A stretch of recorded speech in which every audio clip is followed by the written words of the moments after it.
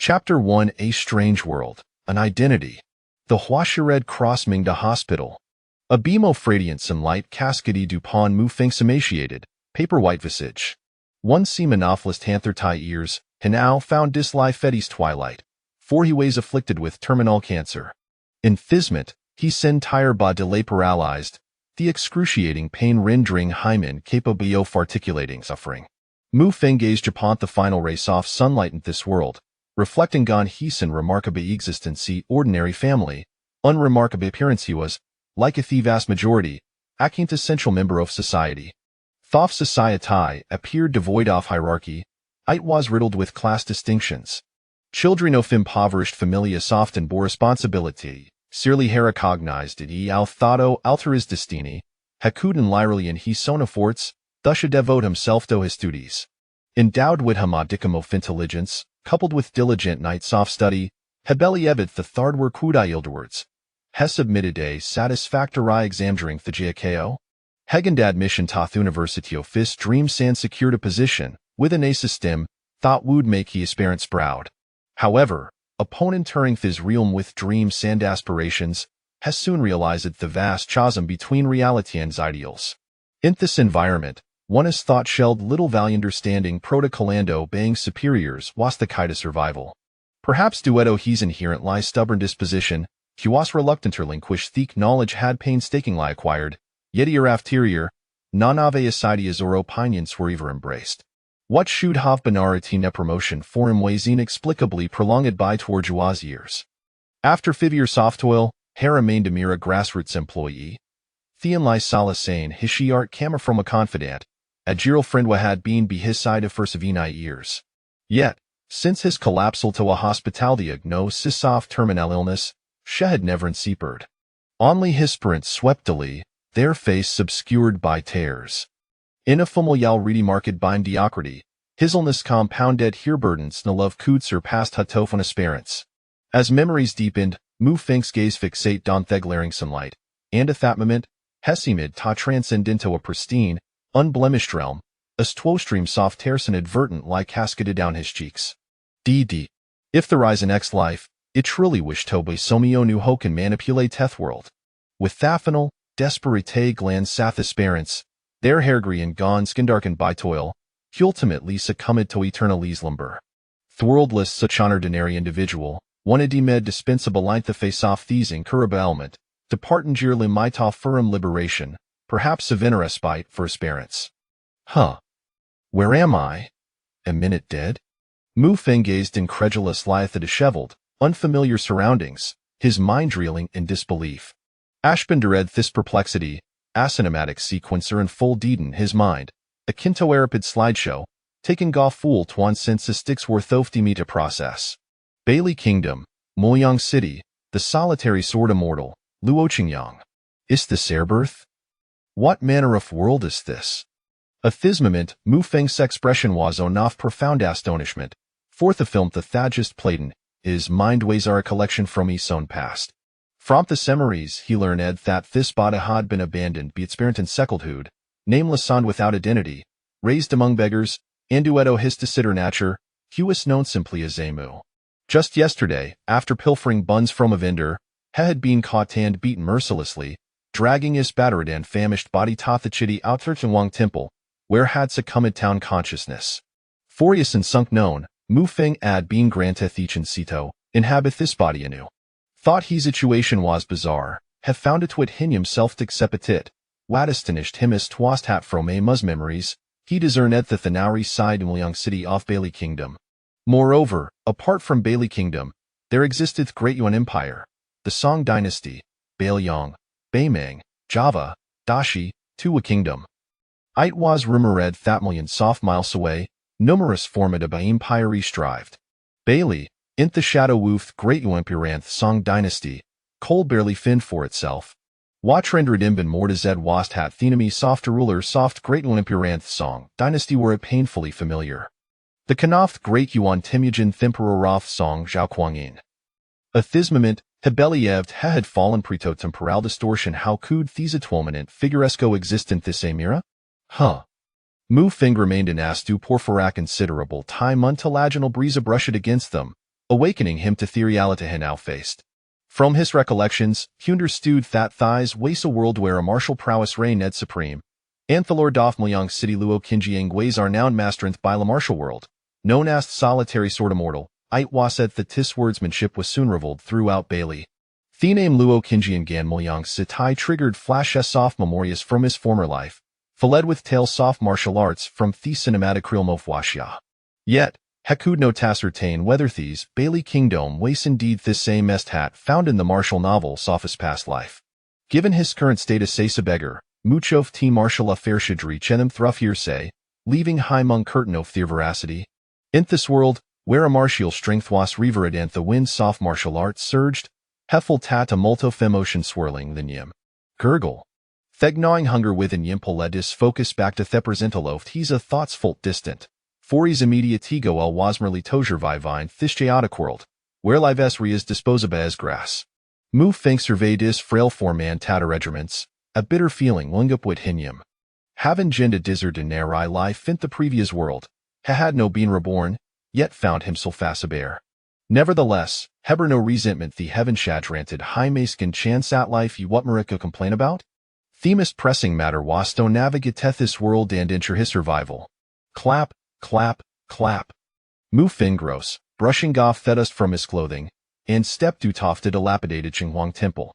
Relying in his memories, have found himself surprisingly familiar with Thean Sandout Sophmoyang City.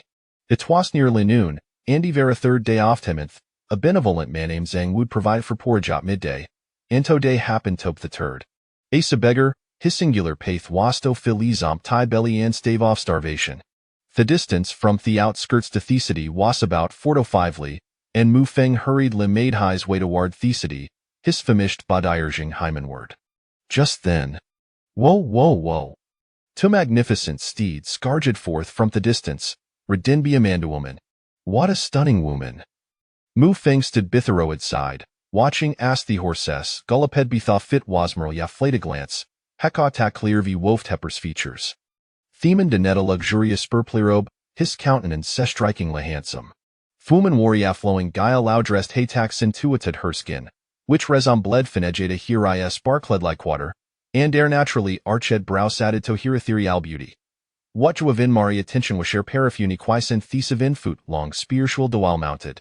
Neither of Tim Pate hest lightest heed to him. The beggar, yetha felt a surge of speculation within. Thizzy young woman, with hair extraordinary eyes and thought formidable spear, led them to conjecture about their identity. Theta tiroft hes perimertal, sikong chongfing sekonchenlua. Dono trush, donot scramble tode, every own shall have a their share. Mu Feng observed the longlanov bagar's ahead, and at the front stood a barrel tiller thanaman, beside a mountain of steamed cornbread. These was his destination for today's midday meal.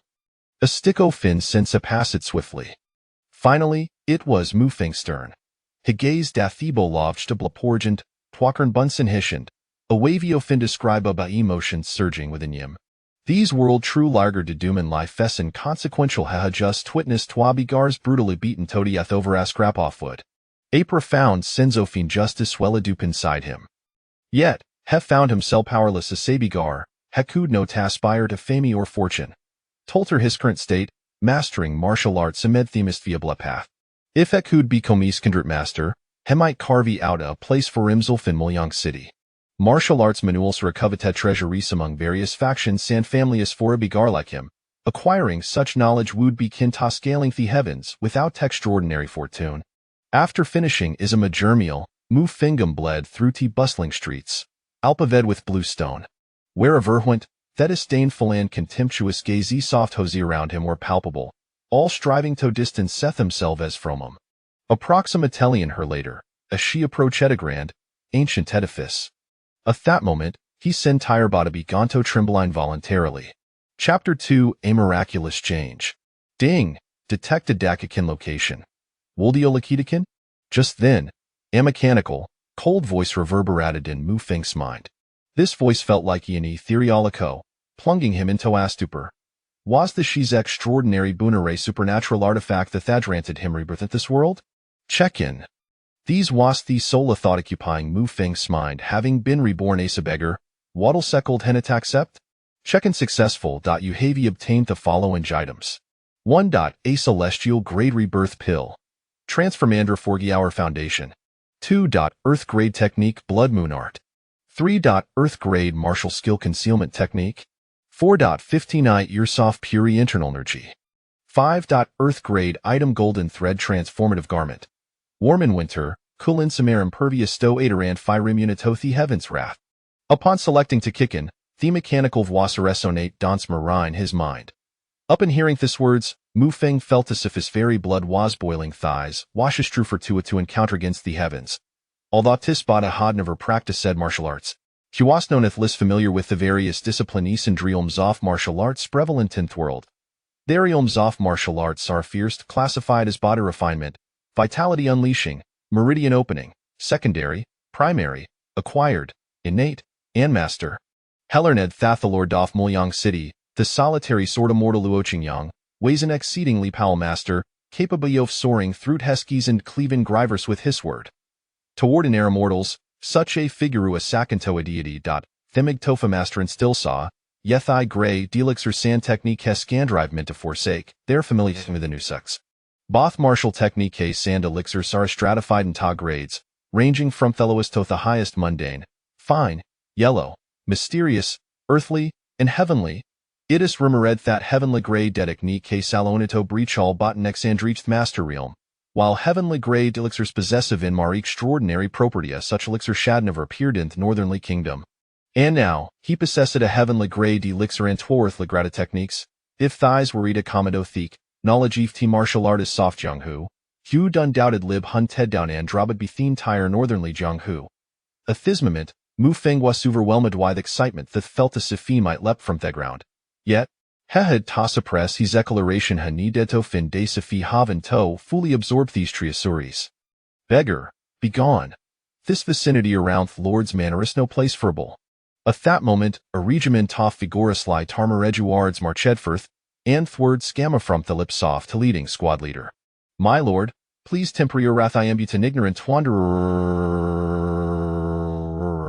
and I shall depart attence. Mu Feng winced in pain at the scolding these individual was clearly a practitioner of internal martial arts. Get lost. Mu Feng couldn't lie scurry away in trepidation. As a beggar before such a formidable guard, huazing conspicuous shu di beslain bionoftum, noon wooderito voicea complaint. At this moment, Heffel Thistle soaring with excitement. Guided by memory, Mu Feng hasti lim made his way towards these cluded mountains fively outside the city, a place devoid of human presence, rarely traversed and where had stumbled upon a remarkably concealed cave perfect for his current needs. This was a Trigiong Orm and Devourdoni another the city with Ferdoperilis, and had to act with caution. After walking for nearly an hour, Mu Feng finally located the cave had serendipita sly discovered in his memory. He observed the lush foliage surrounding it thick of was well hidden by several shrubs, and without carefuls, scrutiny, one would never suspect that the Relayakilan. After meticulous sly surveying, his surroundings and ensuring hat newest near, Mu Feng quickly parted underbrush and into red. After traversing gay fumaturson Totha cave, have found a Flaterion grace feliciate himself cross-legged, claiming heavenly grade birth pill. Mu Feng fervent lyra sitted within Yishi art. Swish! Suddenly, Adela box appeared in Hishans. As the box opened, an intoxicating fragrance swaft through he cave, captivating his senses.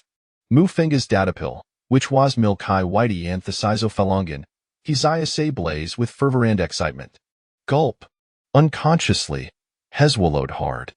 Transforming from the ground up, re-establishing his foundation thighs, wasamething hekud natrifuse. Gulp! Without a moment's hesitation, he immediately swallowed the pill. Abruptly, a sheen guested the elixir, his spot felt as the fifth had become a human-shaped, furnace was enveloped in a deep crimson hue, as if you were being roasted alive. In less than a tia's time, his cloas and disheveled hair turned to fineish. At this moment, Mu Feng felt as if he had been thrown into a furnace at his insides were ablaze, and his insides organs being seared beneath the fierce flames. He longed to scream, yet no sound emerged. This torment felt as thought it would drive him to madness. The sagony persisted for an indeterminate duration, until felt something within Yimshiter, a torrent of overwhelming white energy enveloping him tightly, as if you were greedily absorbing the longer way to drain. From an external perspective, after the passagio fatiestime, the fiery moving begin toigs, whitey silken cocoons, akin to the transformation of a silkworm into a butterfly, and in an instant, hebek hemin enormous quorum chrysalis. Astem epigrest, it was no tuntil tuo fu lowershade lapsid that the chrysalis in transformation. Hiss hiss. With a serious soft sounds, the chrysalis begin town furl like a blooming lotus, layer by layer from the top down. After halfadius time, one seal the silken thread shad fallen away, Thefrayland disheveled by had vanished trace. He had now transformed into a robust young man, with porcelain-like skin, flowing black hair, and strikingly handsome features. His muscular chest and abdomen presented an impression of solidity and strength. Huff!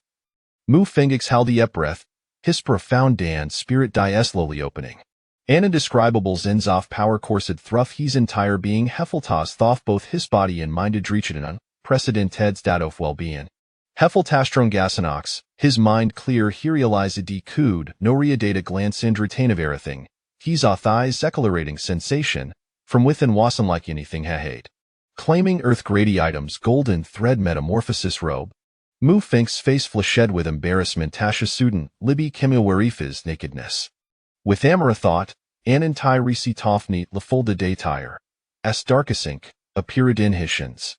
The golden thread metamorphosis robe appeared not different from ordinary martial attire first glance, viewed upon closer inspection, one could see golden threads glimmer in genty light. Moreover, its material weighs exceptionally soft and elasticit fit him perfectly, as if tailored specifically for him. Indeed, Anish judged Bether attire, and at Thisment, Mu Fin Grezomble Derafin gentleman, utter lie, unrecognizable from the emaciated beggar had been just or spreer. Chapter 3. Cultivation Techniques Receiving the Earth-Grade Technique. Blood Moon Formula. After donning his garments, Mu Feng swiftly seated himself on the ground, his long-desired martial arts method tantalizingly within reach. The forces of heaven and earth. Waxing and waning of the moon. The moon enters the dantian. The upper essence condenses the moon, circulating the elixir, pulsing within the moon, subtly penetrating the center. The blood moon reigns supreme, connecting the governor and regulator channels.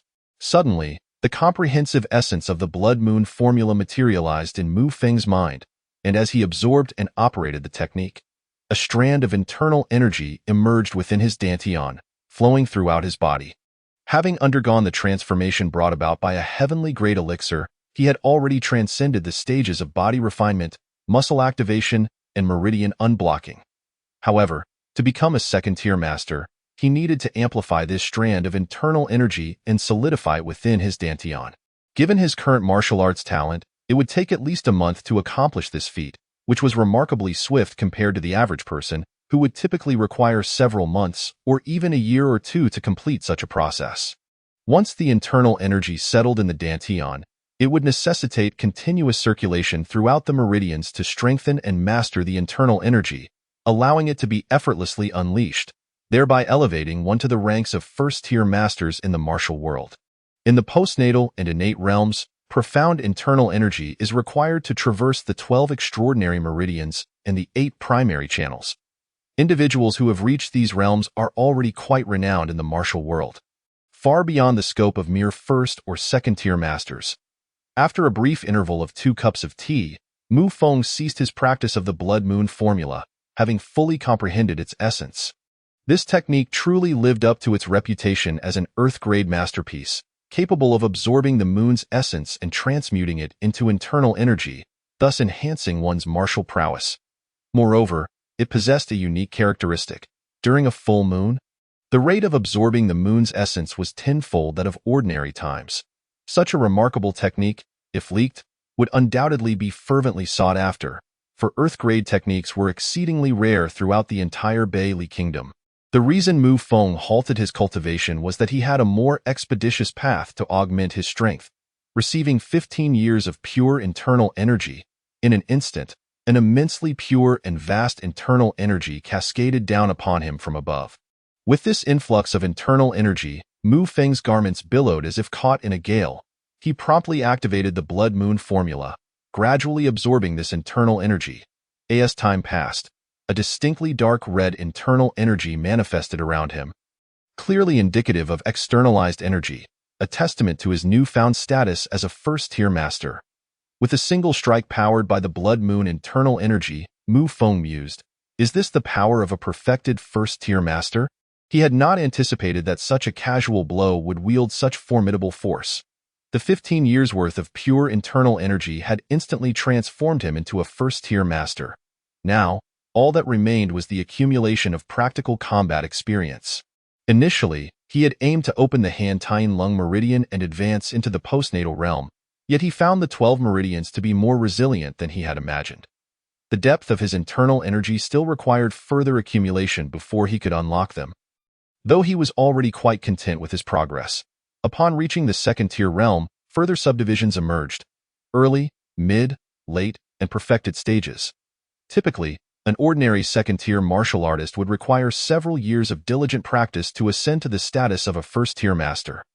In a mere few hours, he had transformed from a powerless beggar into a perfected first-tier master.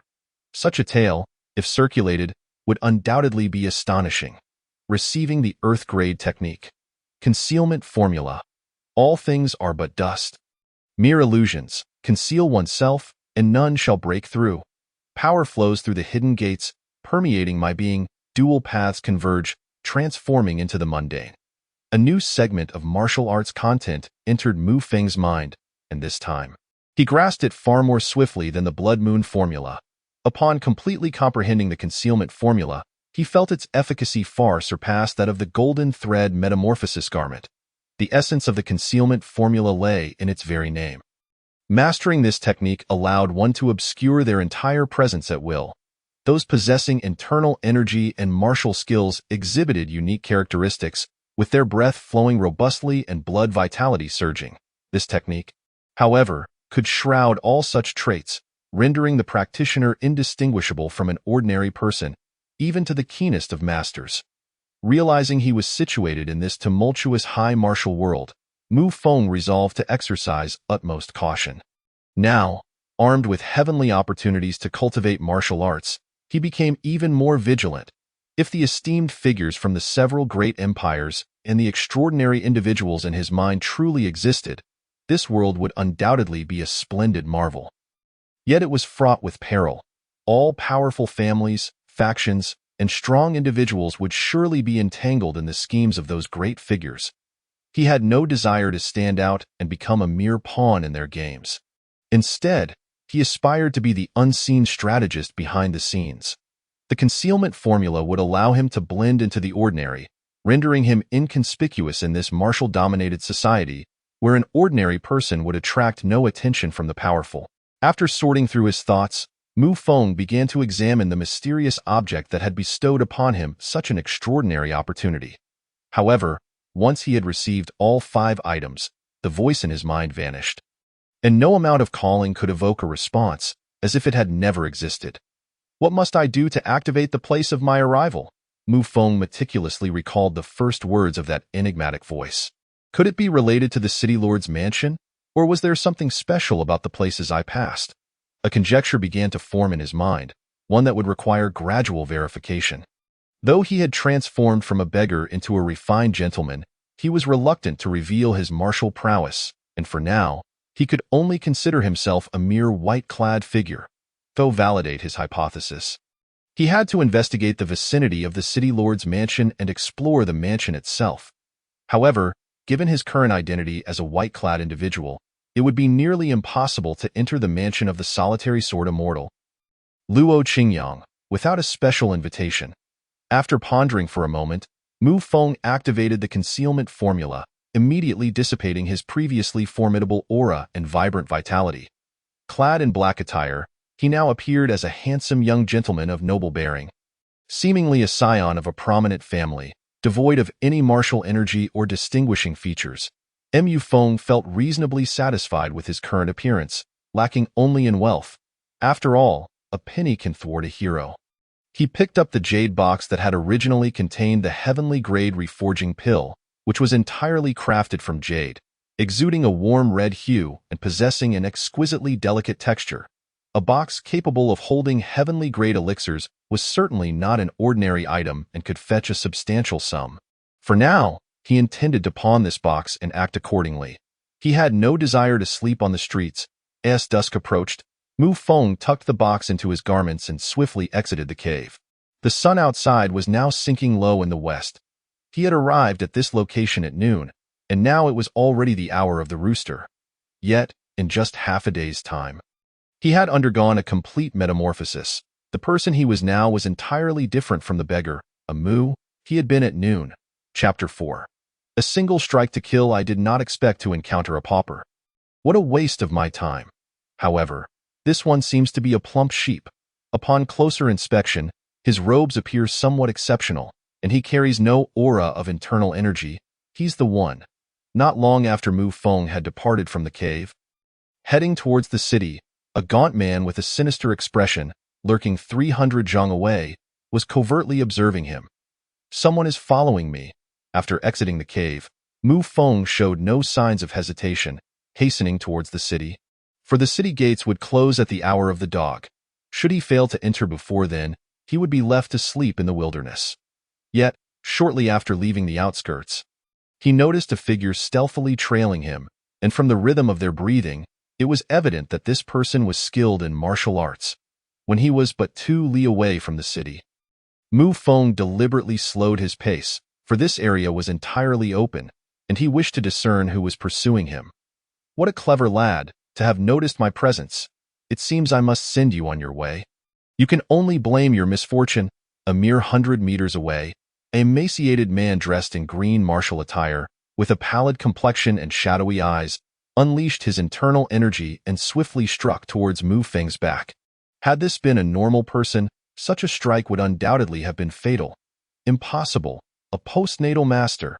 As the assailant closed in on Mu Feng, he suddenly felt as though he had been struck by a boulder. His body was sent flying back several zhang, his internal organs crushed by Mu Feng's formidable internal energy, resulting in a gruesome demise, his expression frozen in utter disbelief. He died with unresolved resentment. A second-tier late-stage master attempting to ambush an utterly defenseless lamb, only to have the lamb transform into a ferocious tiger rivaling postnatal prowess. Seems I exerted too much force, he thought, recognizing the insignia of the Zhang clan. Exceptional technique. Revival art, he mused, and what's this? 100 taels and silver notes. Mu Feng approached the lifeless body of the middle-aged man he had just slain, crouching down to search it, discovering 3 items. A unique token belonging to a prominent clan, a book on rejuvenation techniques, a pouch of broken silver, and a banknote. Although he had employed the concealment technique to mask his presence, his status as a peak expert allowed him to sense the surroundings. He had already activated his internal energy the moment the man had launched his attack, but to his astonishment, the man had been unable to withstand even a single blow. Unbeknownst to Mu Feng, the purity and strength of the inner force associated with earth-grade techniques far surpassed that of individuals practicing refined methods. His current power was robust enough to rival that of an average acquired martial artist. Even if they were of the same realm, eliminating the man would not have posed a significant challenge, especially considering the vast disparity in their respective levels.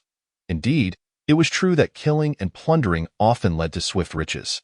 Once Mu Feng had thoroughly searched the man, he quickly departed the scene, relieved that aside from the 100-tael banknote, there were also several taels of broken silver, alleviating his immediate financial concerns. He had anticipated feeling extreme discomfort at his first kill. Yet to his surprise, he felt utterly indifferent. It seemed that even a benevolent household harbored its share of filth. Gazing at the distinctive Zhang family token in his hand, Mu Feng furrowed his brow. In Muliang City, such tokens were exclusive to the household of the benevolent Zhang. The man he had just killed was a second-rate martial artist, yet he bore the Zhang family token, indicating that he was no insignificant figure within that household. However, his ruthless demeanor suggested he was a habitual offender, one who had met his demise at the hands of a seemingly innocuous individual. It served as a reminder that one must never judge by appearances in the martial world. Actions must always be taken with prudence and caution. As the sun descended in the west, Mu Feng called out, "Waiter, bring me 2 pounds of fragrant beef, 2 of your specialty dishes, a pot of wine, and prepare a private room for me." By the time he arrived in Muliang City, the sky had already darkened and many shops along the streets were closing, yet the thoroughfare remained bustling with a steady stream of passers-by. He chose the Fulakexuan Inn, situated closest to the Lord's mansion, and stepped inside. "Certainly, young master, that will be 3 taels of silver, please." The waiter, clad in a uniform, slightly bowed with an exceedingly warm smile. "The remainder is a tip for you," Mu Feng replied, pulling out 5 taels of broken silver. "Thank you, young master. May you be prosperous and auspicious." The waiter's smile widened at the sight of the silver. "I have just arrived in Muliang City and am somewhat unfamiliar with the surroundings. Could you share any intriguing happenings in the city? I thought you looked unfamiliar. So this is your first visit to Muliang City." "To be honest, I'm just a humble waiter and don't know much. However, I've heard from our patrons these past few days that the 4 city lords seem to have reached some sort of agreement. Today, the daughter of the 3rd city lord from Throa City, Sikong Qianluo, and her senior brother Tang Lian have come to Muliang City. That is indeed intriguing. I have heard that the city lord, Luo Qian, has been in seclusion for many years without showing his face. Is it possible that the esteemed Miss Qianluo has come to meet him?" Mu Feng inquired with feigned curiosity. "I have heard whispers that the city lord's profound skills have recently emerged from seclusion, and he has privately met with the other 3 city lords." The waiter lowered his voice and confided, "Such rumors. This is the first time I have heard of it. I too have merely heard it from others. Please take a seat. I will fetch your food and drink." Indeed, the 2 individuals Mu Feng encountered on the outskirts of the city were Sikong Qianluo and Tang Lian. He absorbed the waiter's words. His heart raced with the realization that he had arrived in the realm he had once read about in a Huaxia novel, a world he never thought to exist, and astonishingly, he had been reborn into this chaotic and intricate universe. The 4 cities of Bailey, Baishanqi, Nangguiyu, Dongwushuang, and Zimuliang. The fame of these 4 cities within Bailey stemmed from the fact that Tianqi City served as the capital, presided over by the national master, Qi Tianqin. The other 3 cities shared names with Tianqi City because their lords were all unparalleled masters of their time. The solitary sword immortal of Muliang City, Luo Qingyang, stood at the pinnacle among the 5 sword immortals. His swordsmanship unrivaled, and Beeline Mu Feng's mind drifted back to his memories from Huaxia. Upon reflection, he realized that this place diverged significantly from the depictions in the novels in those tales. Muliang City was portrayed as a solitary realm, home only to the solitary sword immortal, Luo Qingyang. Yet here, Muliang City flourished as a grand metropolis, sprawling over 100 miles with a population exceeding 1 million, and boasting a formidable garrison of 10,000 soldiers. It seemed he would need to personally explore this chaotic world. With a satisfying gulp, he savored the wine. The quality of this wine was indeed commendable, as he relished the dishes served by the waiter. The fragrant aroma of the wine brought his thoughts back to clarity. "Brother Zhao, tonight at the hour of the dog, is the debut night of the new courtesan Qianqian from Chunman Tower. I wonder who will lavishly bid for her first night. Ha ha ha, Brother Gu, you truly share my sentiments. Let us go and witness the excitement together." While Mu Feng enjoyed his meal and drink, the 2 young men seated beside him engaged in hushed conversation. Shortly after, they rose and departed the inn. Mu Feng was familiar with Chunman Tower from his memories. It was a renowned establishment in Muliang City. Chapter 5. Chunman Tower. Mu Qianqian. The ladies of Chunman Tower were not only alluring and slender, but each possessed exceptional beauty, with the courtesan herself being a paragon of grace. Not only was she well versed in literature and the arts, but her skills in the bedroom were said to drive men to ecstasy. However, at that moment, Mu Feng's thoughts were not consumed by such matters. Rather, he pondered the identity of the individual behind Chunman Tower. Such an establishment was undoubtedly an excellent venue for gathering information, and the influence that allowed Chunman Tower to thrive in Muliang City could not be underestimated. "Young master, your room has been prepared, located at the 3rd floor, room 13. After Mu Feng had dined heartily, the waiter approached with a beaming smile.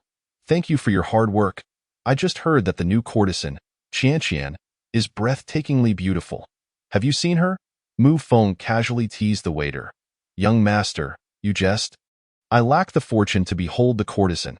However, This Qianqian is quite mysterious. She was selected last month, and to this day, no one has seen her true visage.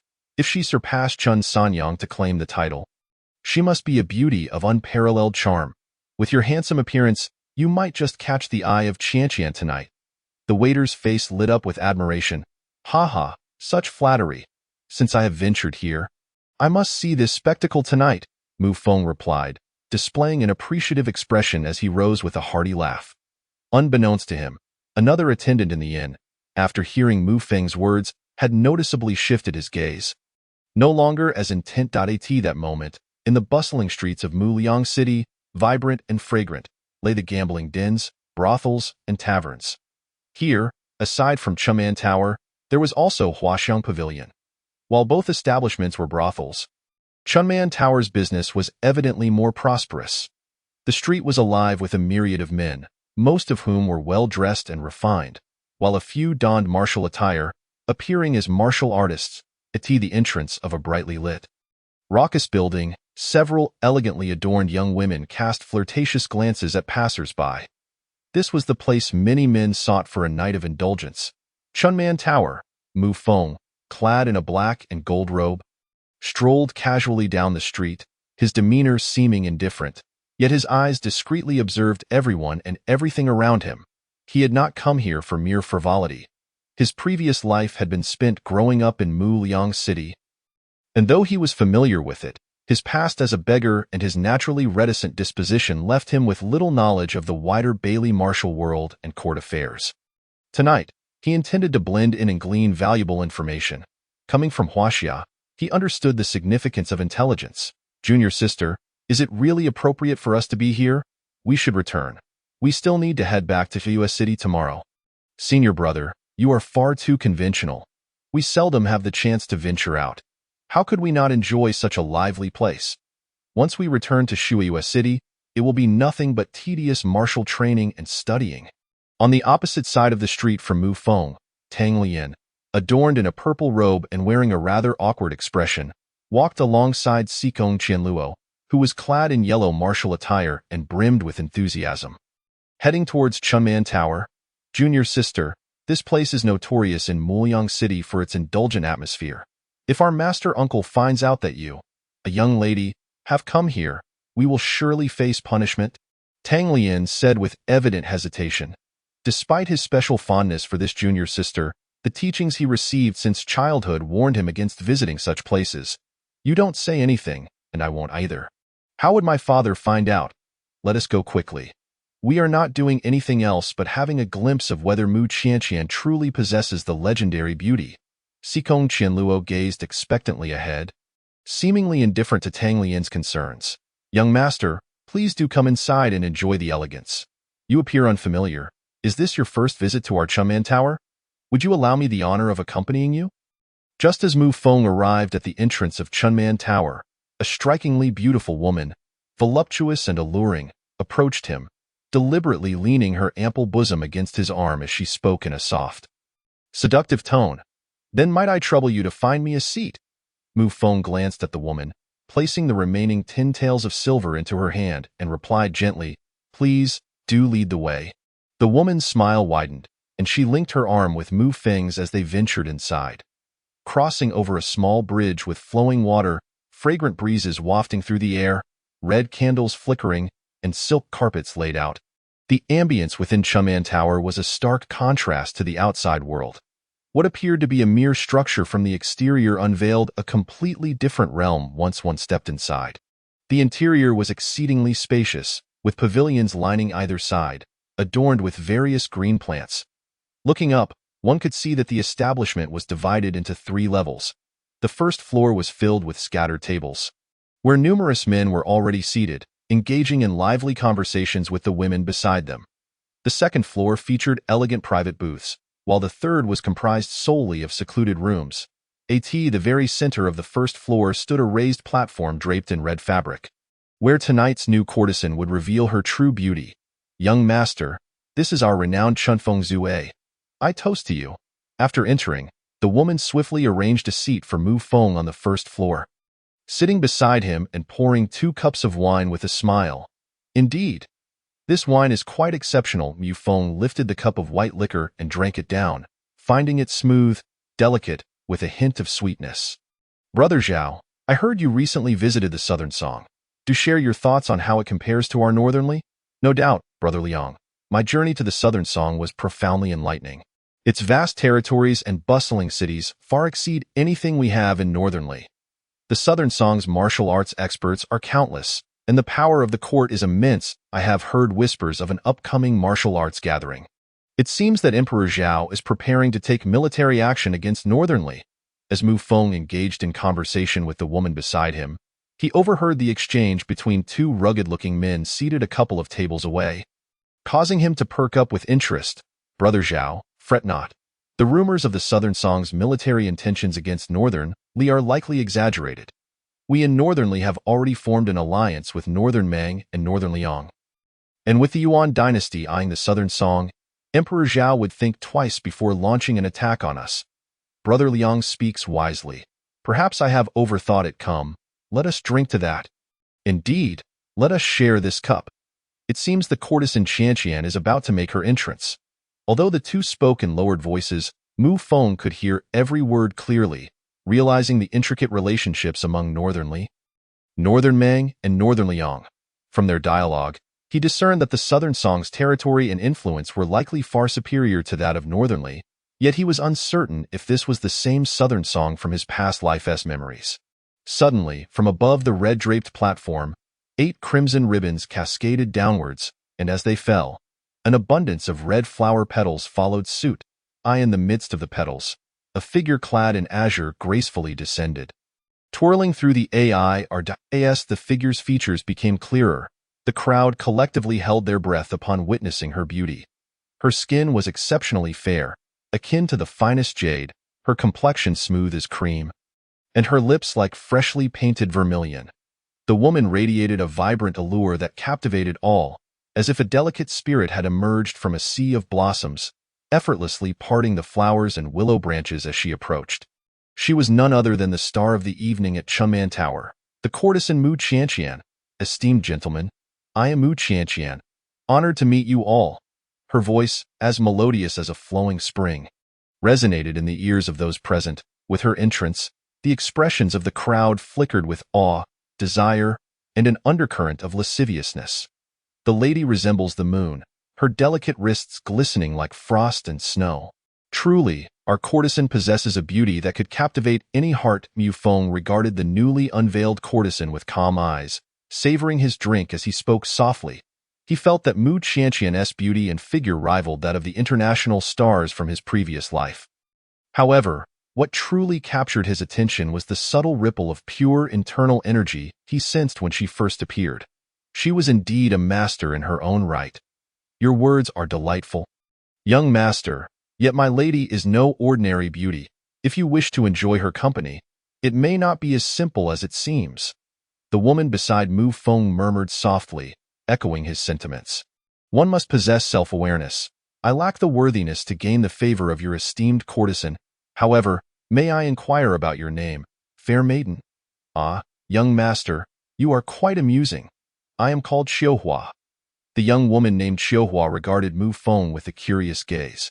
Though she had encountered many types of men, never had she met one who could discuss matters so openly and without a trace of greed in his eyes.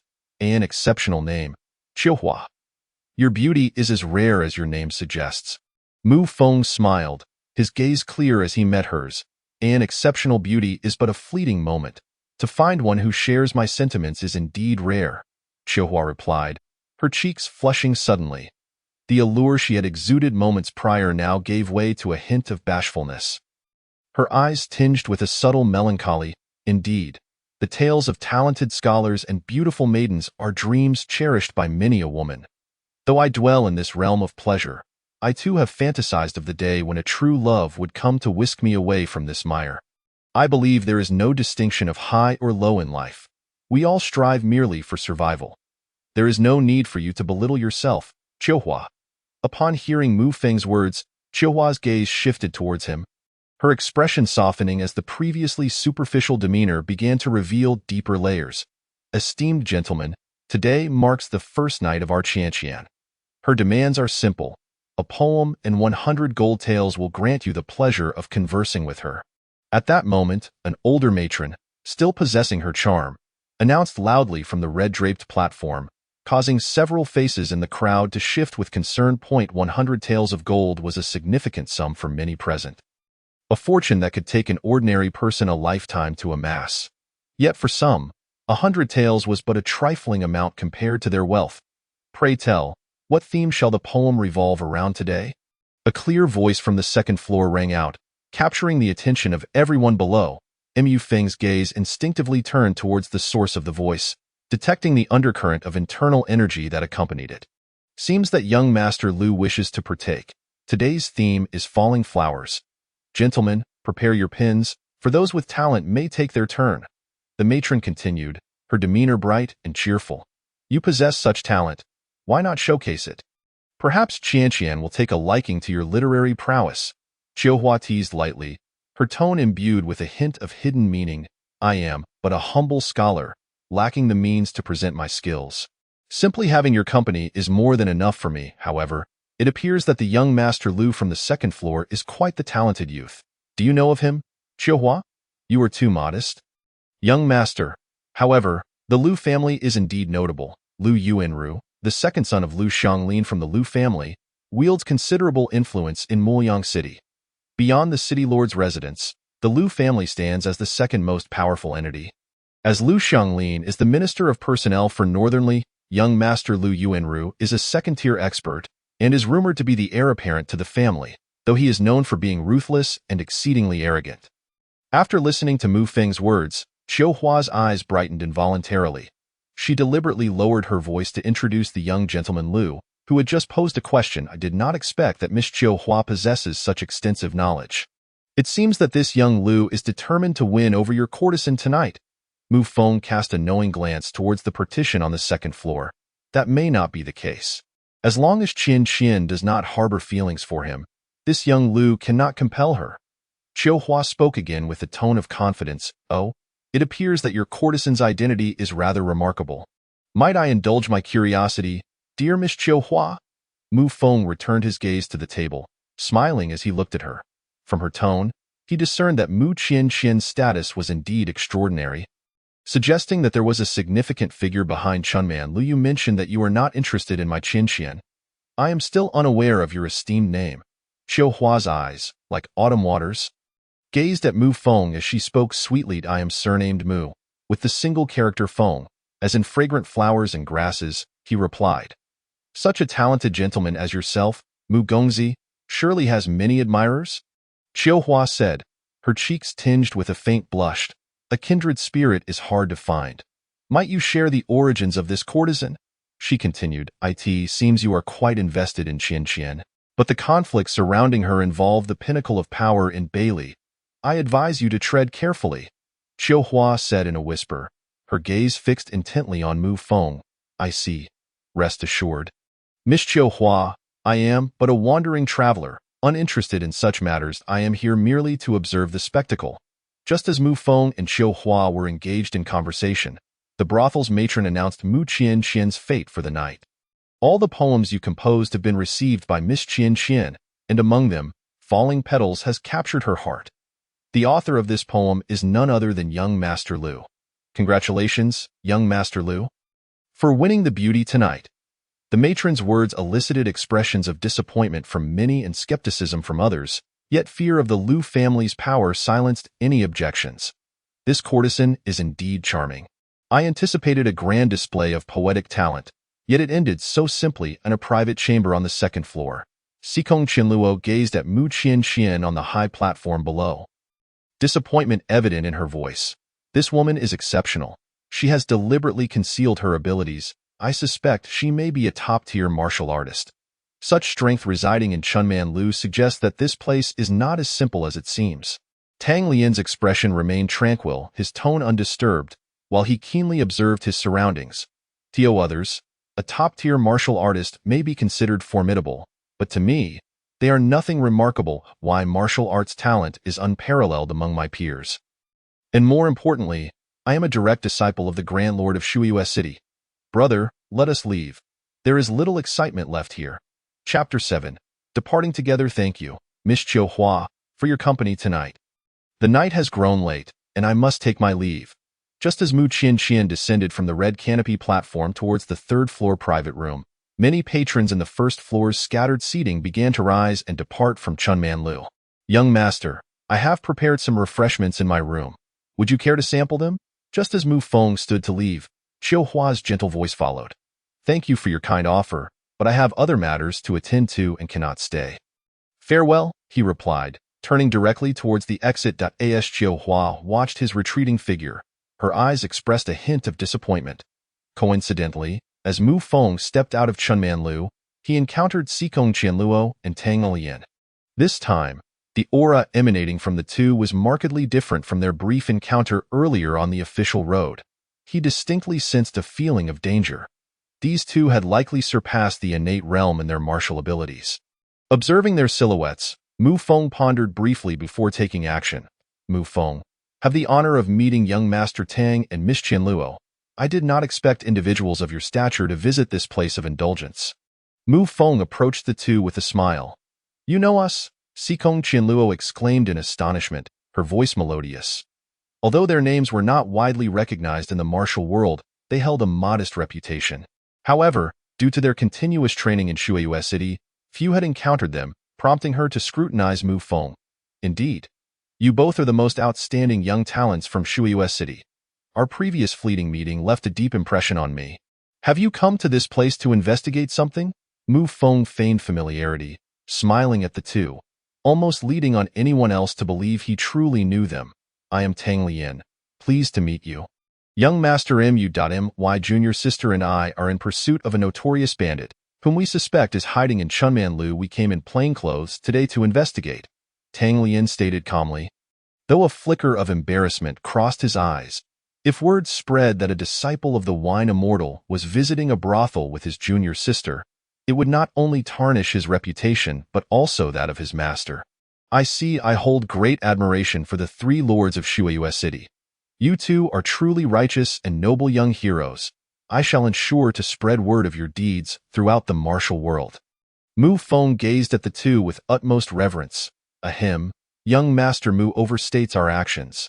This matter is trivial and hardly warrants such attention, Tang Lian replied, his expression slightly altered.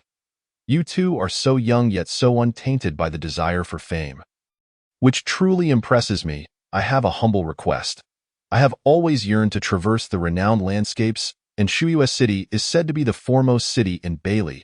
I have long wished to behold its true form. You both are likely to return to Shuiyue City soon. Might I accompany you?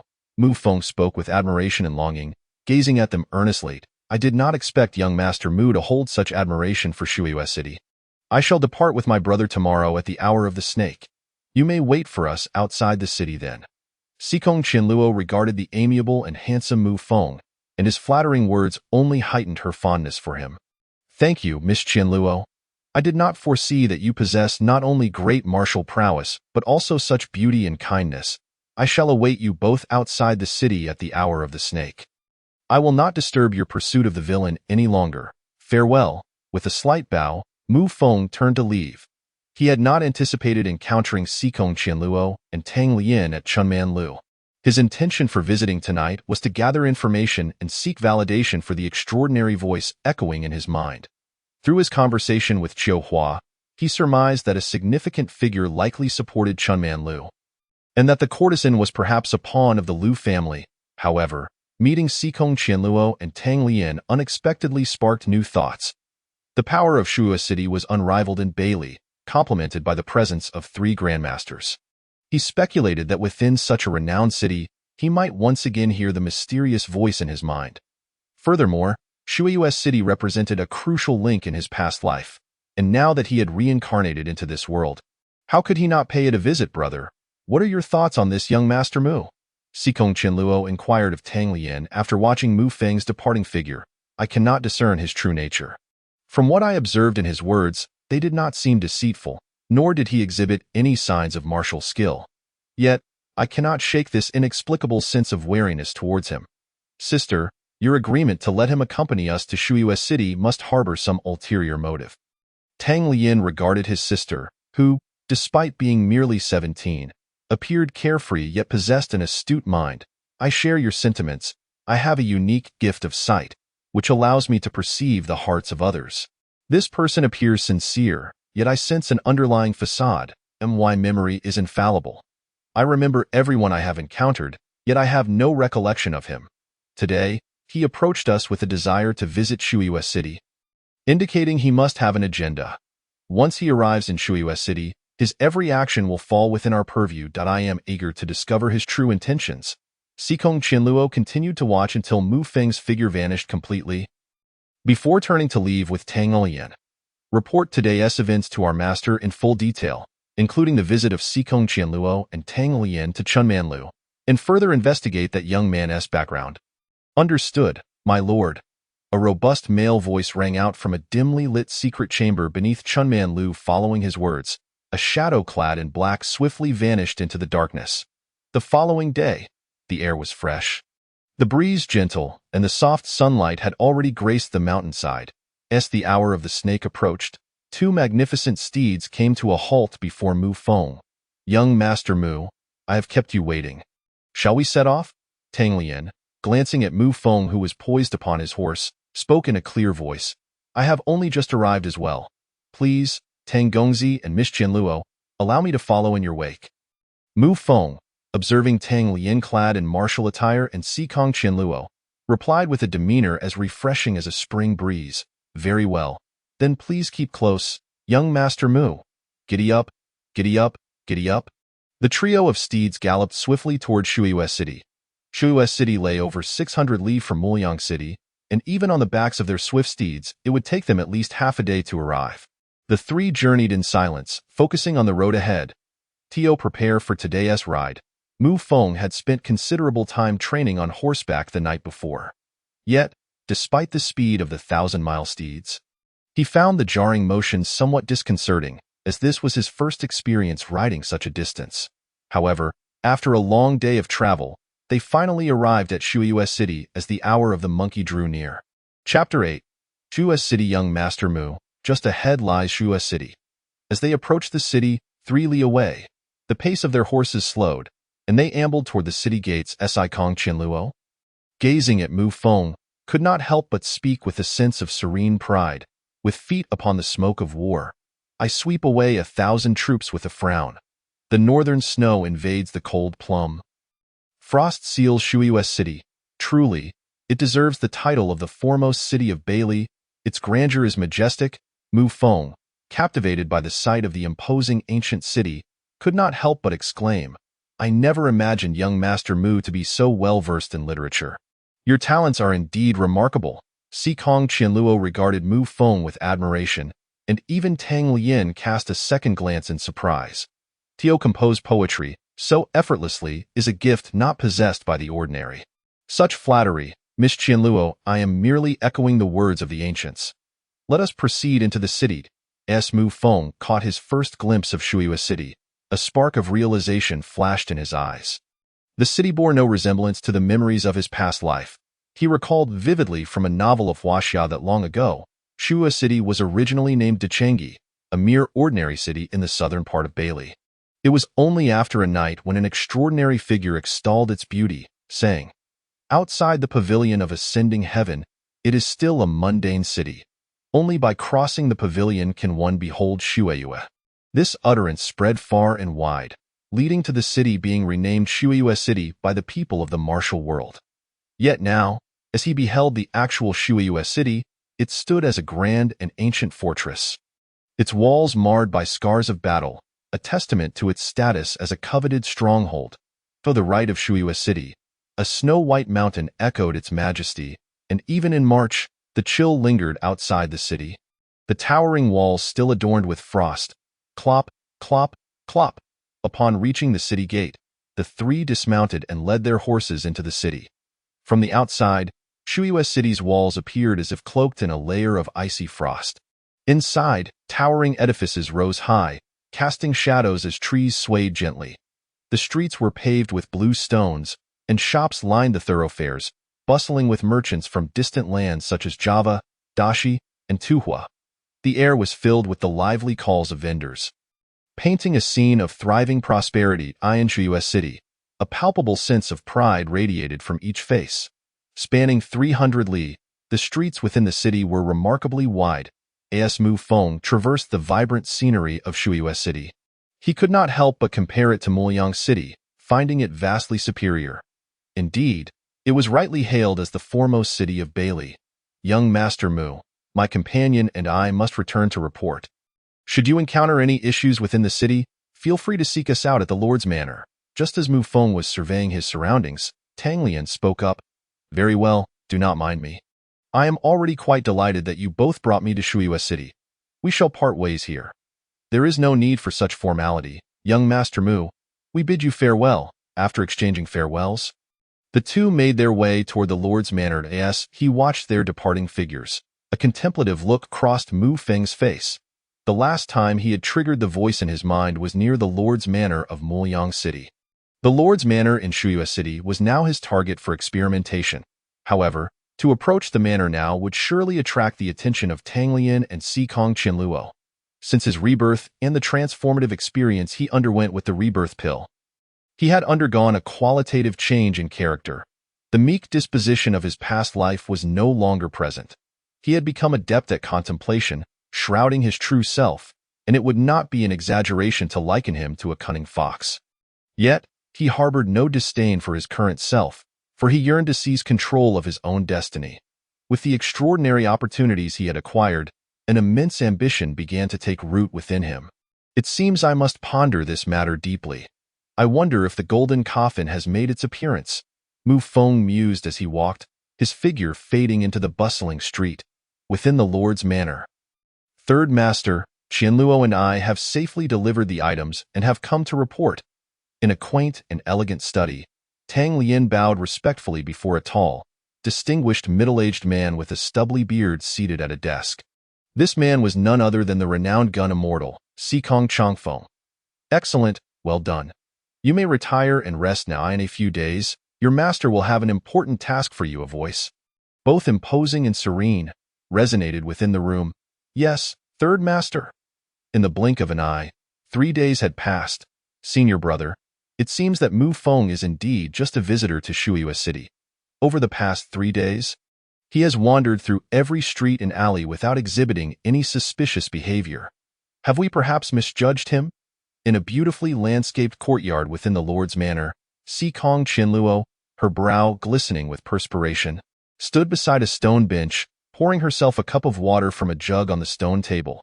She turned to Tang Lian and remarked, "From what we can see, this Mu Feng poses no threat. Perhaps we have been overly cautious, Miss. Young Master Tang, a young man named Mu Feng is waiting for you outside the manor. He claims to be your friend." Just as Tang Lian finished speaking, a guard from the Lord's Manor entered the courtyard and bowed before Sikong Qianluo and Tang Lian. "Please invite him in. We are acquainted," Sikong Qianluo said, her eyes reflecting a hint of surprise. She had not expected Mu Feng to come seeking them. "Understood, Miss." Moments later, Mu Feng, clad in black attire, stepped into the courtyard. "Greetings, Miss Qianluo, young Master Tang. I apologize for my sudden intrusion. I hope you will forgive my boldness." Mu Feng, upon entering the courtyard, saw Sikong Qianluo and Tang Lian seated by the stone table and offered a slight bow. "Young Master Mu, please take a seat. Have you found your stay in Shuyu City to your liking?" Tang Lian, rising to greet him with courtesy, asked, "My visit to Shuyu City has been truly enlightening. I initially came to bid farewell to you both. Yet a lingering regret has compelled me to make a request of you." "Oh, what regret do you speak of? Please, do not hesitate to share. If we can assist you, we shall not decline," Sikong Qianluo graciously replied. "Thank you, Miss Qianluo. During my explorations of Shuyu City over the past 3 days, I have been captivated by the saying, 'Outside the pavilion of ascending heaven, it remains a mundane city.' Before I depart, I wish to behold the pavilion up close. Might I trouble you both to assist me with this?" Mu Feng's gaze was earnest as he looked at them. In truth, the reason he had traversed Shuyu City over the past 3 days was to see if he could once again trigger the mysterious voice within his mind. However, he had been left disappointed. Even within the manor, the voice had yet to make an appearance. There remained 2 places within Shuyu City he had yet to explore. One was the Pavilion of Ascending Heaven, and the other was Wayukshuan, the largest brothel in the city, which hosted the grandest festival of the year, the 100 Flowers Festival, every April. His intentions today were twofold: to visit the Pavilion of Ascending Heaven and Wayukshuan. Mu Feng was somewhat reluctant to give up.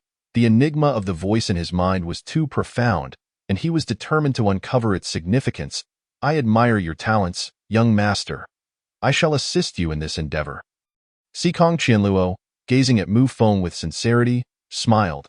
However, as soon as Mu Feng finished speaking, she and Tang Lian exchanged a knowing glance, both harboring the thought that his purpose for visiting Shuya City was indeed connected to the Pavilion of Ascending Heaven. Many in the martial world aspired to ascend the pavilion, yet entry was fraught with peril.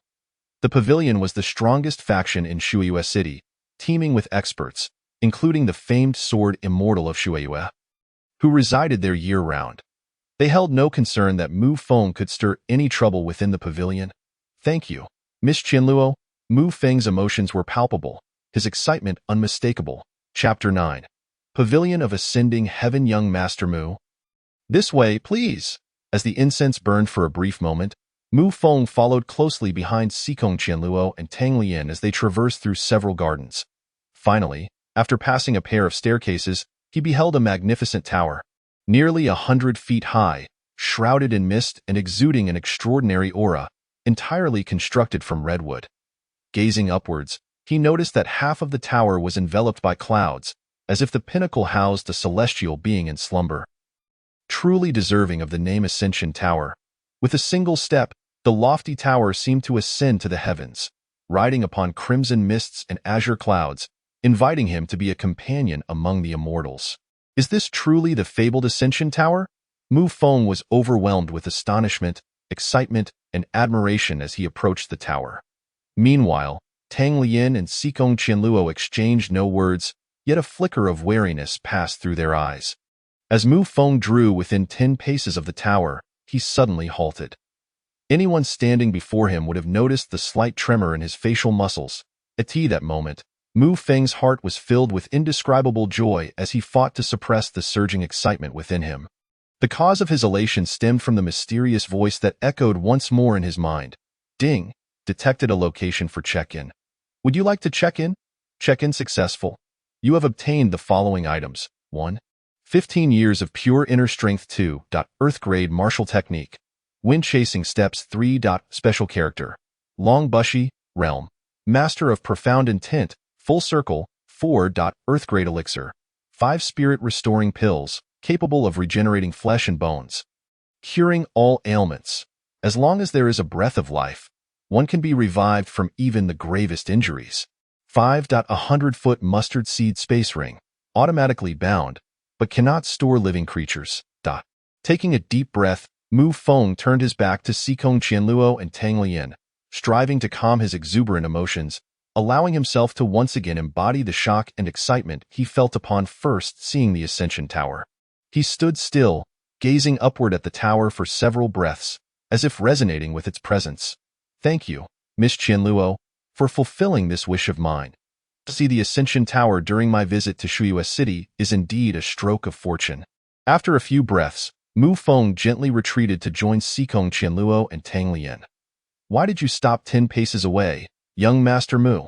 Although you cannot enter the Ascension Tower, you may still observe it closely. Tang Lian inquired. The lofty tower rises 100 feet.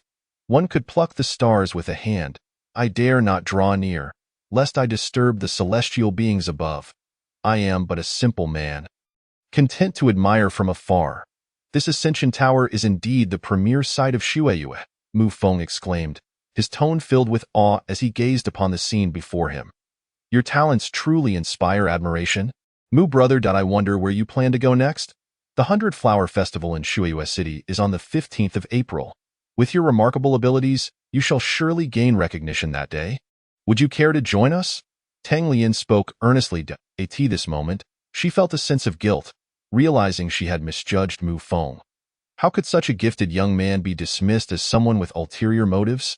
Young Master Tang, you flatter me. The 100 Flower Festival is a grand event in Shuya City, a stage for the exquisite beauties of Bailey and the young talents to showcase their abilities. I am unworthy. My skills in literature and martial arts are lacking, and I would not wish to embarrass myself at the festival. Today, having seen the Ascension Tower, I have no regrets in Shuai City. I shall depart this evening, and have heard that the scenery of Qingqing Mountain is also exceptional. I wish to travel there, Mu Feng, noticing the shift in Tang Lian's address and demeanor, began to understand her thoughts. You are indeed peculiar, a youthful prodigy yet devoid of ambition, indifferent to fame and fortune, only seeking to wander the mountains and rivers. Though you possess no aspirations? Sikong Qianluo remarked, her tone somewhat reproachful as she scrutinized Mu Feng. Why, knowledge is limited, and I cherish my freedom, unlike the illustrious Gun Xian, who can secure peace with his pen and stabilize the world with his sword. In this life, I wish only to revel in the mountains and waters, accompanied by clouds, and to have poetry and books as my neighbors. Mu Feng was puzzled by Sikong Qianluo's sudden reproach. He had not offended her, so why the sudden outburst? Forgive me, Mu brother, why junior sister means no harm. She merely feels it is a pity that your talents remain unutilized, Tang Lian quickly interjected. Surprised by Sikong Qianluo's harsh tone. Miss Qianluo has a straightforward personality. I take no offense. Today, my wish has been fulfilled, and I thank you once more. Miss Qianluo, I shall not intrude upon this tranquility any longer. Farewell, Mu Feng said, bowing politely to the two. I shall accompany you. Young Master Mu. Please, useless scholar, utterly hopeless. Sikong Qianluo muttered under her breath as she observed Mu Feng and Tang Lian's retreating figures. Qianluo, is he the young man who returned with you? Father, must you always appear so mysteriously?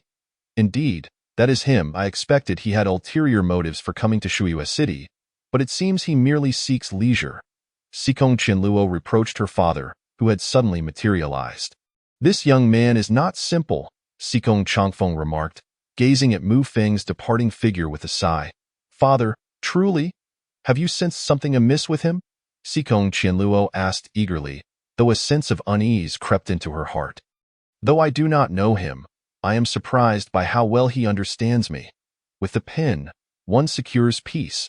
With the sword, one stabilizes the world. Qianluo, do you not think these lines perfectly describe me? Sikong Changfeng mused deeply, savoring the verses. Sikong Qianluo was left speechless, swiftly turning to leave, wishing to escape her father's presence for even a moment longer. This individual is indeed extraordinary. Just after Sikong Qianluo departed, Sikong Changfeng leaped into the air, swiftly reaching the 30th floor of the Ascension Tower. There, he encountered a masked figure seated cross-legged, who spoke in a gentle tone. You have noticed as well. This person must be practicing some unique technique, preventing us from discerning his martial prowess. Sikong Changfeng gazed outward, his expression solemn. The external threats are severe, and internal strife has begun anew. This time, who among us can alter the tides?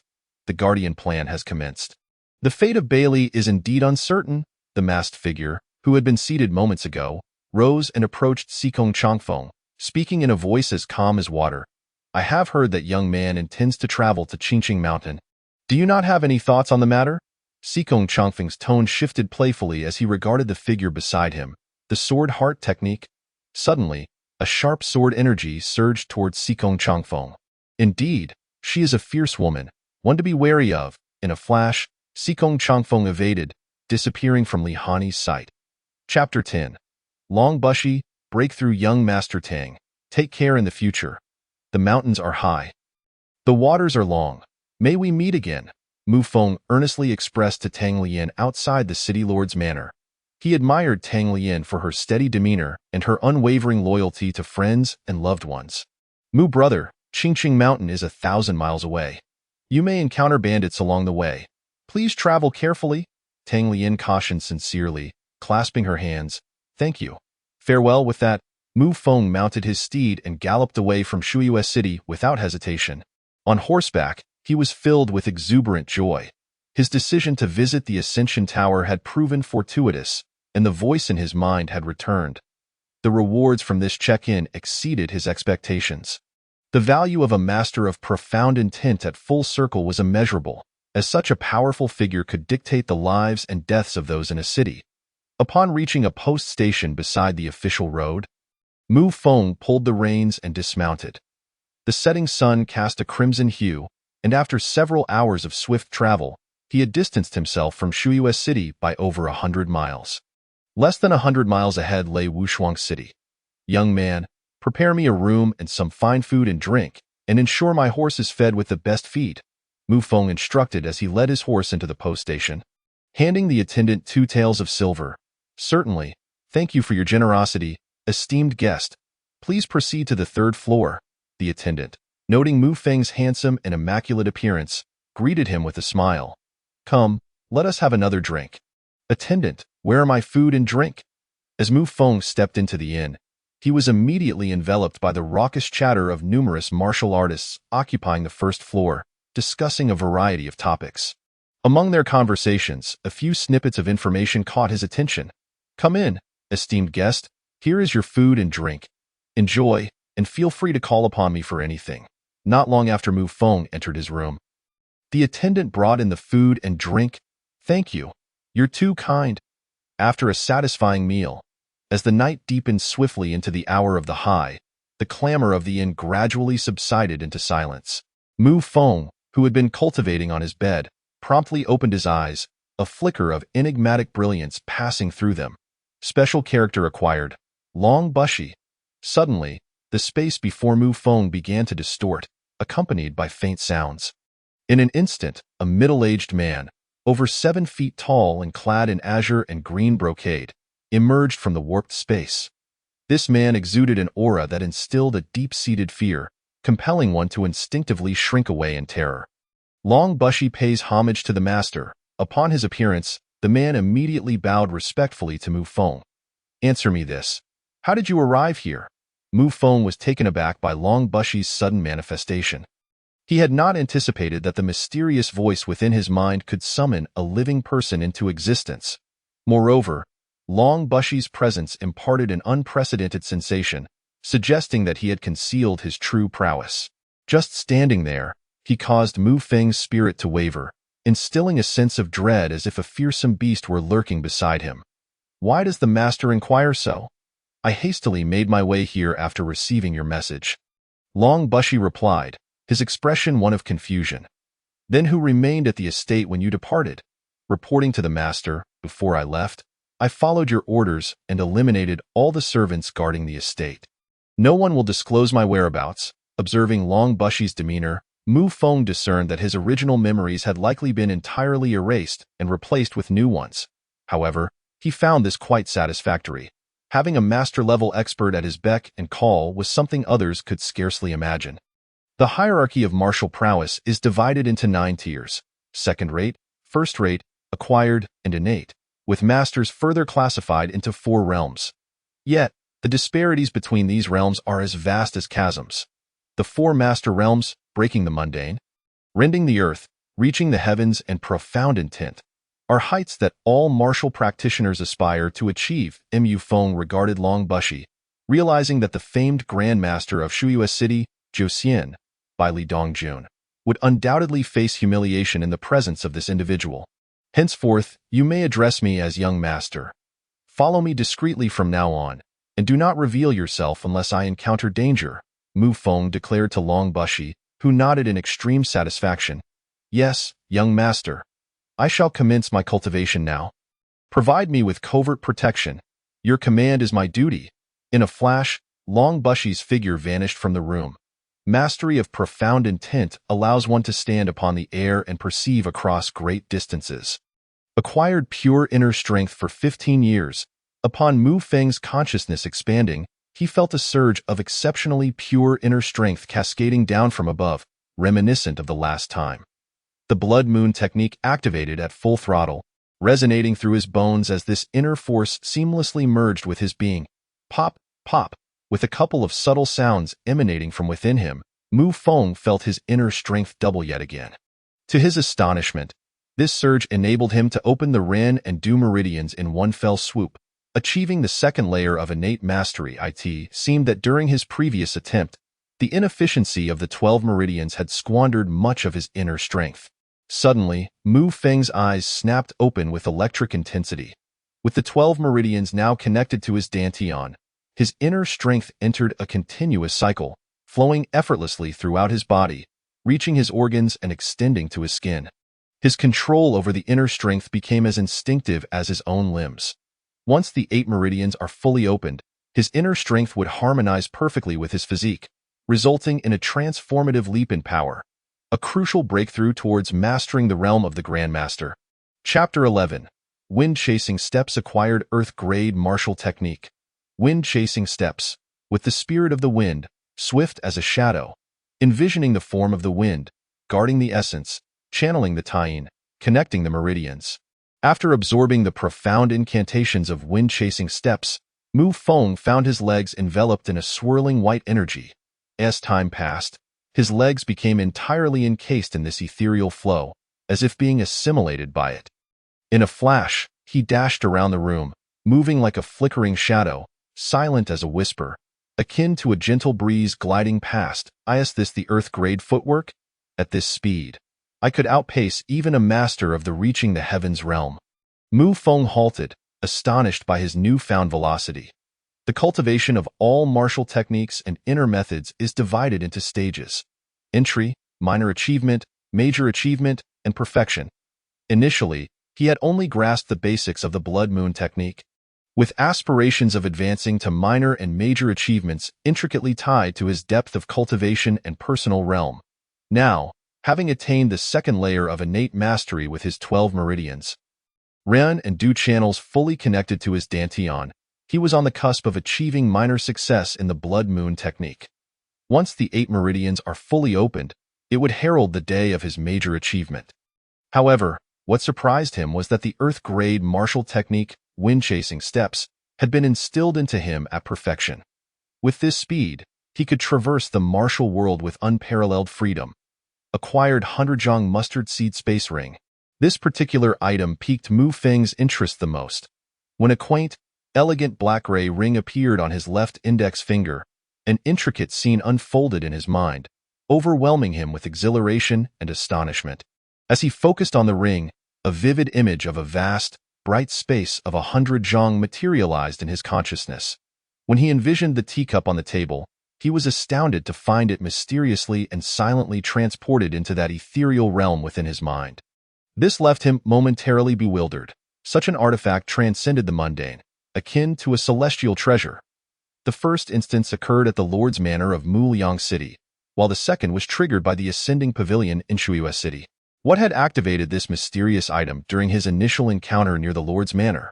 Was it due to the presence of the solitary sword immortal Luo Qingyang, or perhaps his legendary nine-song sword? If so, could it be that all 4 renowned cities of Bailey held the potential for such encounters? After calming his thoughts, Mu Feng sat at the table to contemplate. He was now certain that his revival in this tumultuous world was entirely due to this enigmatic artifact residing within his mind. Yet, he did not reject it. He was no longer the same person as in his past life. He intended to seize control of his destiny in this realm and ascend to its pinnacle. This mysterious artifact would undoubtedly be an essential tool in his rise to power. As half a tea's time passed, Mu Feng formulated an initial plan. He would first visit Wushuang City to ascertain whether it indeed held the potential for such encounters.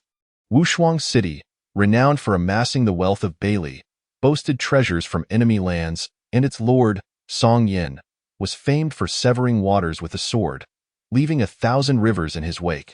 Tio become the lord of the unparalleled city. One must not be an individual to be underestimated. However, the city of Tianqi among the 4 great cities feels rather distant to him now. The territories of Bailey consist of a total of 21 cities, with considerable distances between them, the nearest being hundreds of miles apart, while the farthest stretches over 1,000 miles. Tianqi City is a mere 10,000 miles away from Wushuang, and Shuiyue lies even farther. In his recent plan, Tianqi City was intended to be his final destination in Bailey due to the unique nature of Bailey's territory. The southern and eastern borders are populated by numerous small nations, such as Yuqian, Java, Dashi, and Tuhua, and it is precisely due to the guardianship of Shua and Wushuang that these small nations dare not harbor ulterior motives. To the west of Bailey lies the juncture of Bailiang and Beimang, jointly guarded by General Yi Xiaoying and the city of Muliang. The southern, eastern and western regions of Bailey are relatively close together, forming a triangular defense around the most prosperous and expansive northern region. The imperial city of Bailey, Tianqi City, is situated here, bearing the greatest pressure as the northern border is dominated by the ambitious Song dynasty. Moreover, from the information he gathered today, it seems that the exciting events are just beginning to unfold, and the protagonists bearing the fortune of Bailey are about to reveal themselves. Although he does not wish to be directly involved, there are elements within that he yearns to obtain. Giddy up. The sun shines brightly as a dark red steed gallops along the official road. Less than 10 miles from Wushuang, he set off early from the post station, and as noon approaches, after half a day's journey, he finally catches a glimpse of the blurred outline of Wushuang City. Originally, Mufeng had hoped to experience the wind chase step, but he found that utilizing it for such a long journey would exhaust his internal energy far too quickly. This realization caused him to look up, and upon spotting the black dot 100 feet above him, he felt a twinge of envy. When one reaches the Master Xian in Tent Realm, one can truly walk through the air. That black dot above him was long bushy, covertly providing him protection. This is Wushuang City. Although it does not possess the charm of Shuiyue City, it is not lacking in its own allure. Upon entering the city, Mufeng observed the bustling scene within and could not help but compare it to that of Shuiyue City. "Buddy, please exchange this silver note for 4 20-tael ingots and convert the remaining 20 taels into small silver." Inside the Dadong Money Exchange in Wushuang City, Mufeng, holding a 100-tael silver note, addressed a clerk. This silver note was something he had discovered while searching for corpses after a kill, and it was a privately issued note from Dadong Money Exchange. With no silver left on him, he could only redeem this note. "Young master, please take a seat. I will have our manager fetch your funds." "Very well. In less than the time it takes to brew half a cup of tea." The clerk returned, carrying a tray filled with silver from the back room. "Young master, here is your silver. Please count it." "No need. Just pack it up for me." Shortly after Mufeng exited the money exchange, the 100 taels of silver he had acquired had already vanished into his space ring. Chapter 12. Long Bushy takes action. Giddy up. Make way. At that moment, 3 steeds raced down the wide streets of Wushuang City, having just entered through the city gates, heading straight for the Lord's mansion. "Who are they? How dare they gallop through the city like this? Don't you recognize them?" Only those from the Lord's mansion would have the audacity to ride so recklessly. Among the 3, the one in the middle was Lu Yuzhai, the eldest disciple of Wushuang City. It is said that he broke through to the Master Realm years ago and has recently returned from a mission in the Tuhua Nation. Given his hurried entrance into the city, it seems something significant is afoot. As the 3 galloped through the streets, they sparked whispers among the onlookers. Mufeng, observing Lu Yuzhai, who donned a luxurious martial attire yet bore an ordinary appearance, felt a surge of speculation. It seems the golden coffin has finally emerged. For some, the golden coffin represents leverage. For others, it embodies supreme martial arts, a revelation, a future, or even vengeance. He deduced that in just a few days, the golden coffin would be escorted to Jilong Temple by Tang Lian. The grand spectacle is about to commence, and the items he seeks are nearing their revelation. As Mufeng watched Lu Yuzhai disappear, a smile crept upon his lips. "Master, may I ask what urgent matter necessitated my swift return?" Within the Lord's mansion of Wushuang City, Lu Yuzhai respectfully addressed a middle-aged man before him. "Yuzhai, you must have heard that Master Wuyo of Hanshui Temple passed away recently." Yet before his passing, he left behind a golden coffin. As the foremost figure of Zen, Master Wuyo not only mastered the 32 secret techniques of the Luosha Hall, but also attained one of the highest martial arts of Buddhism, the 6 senses of Buddhism.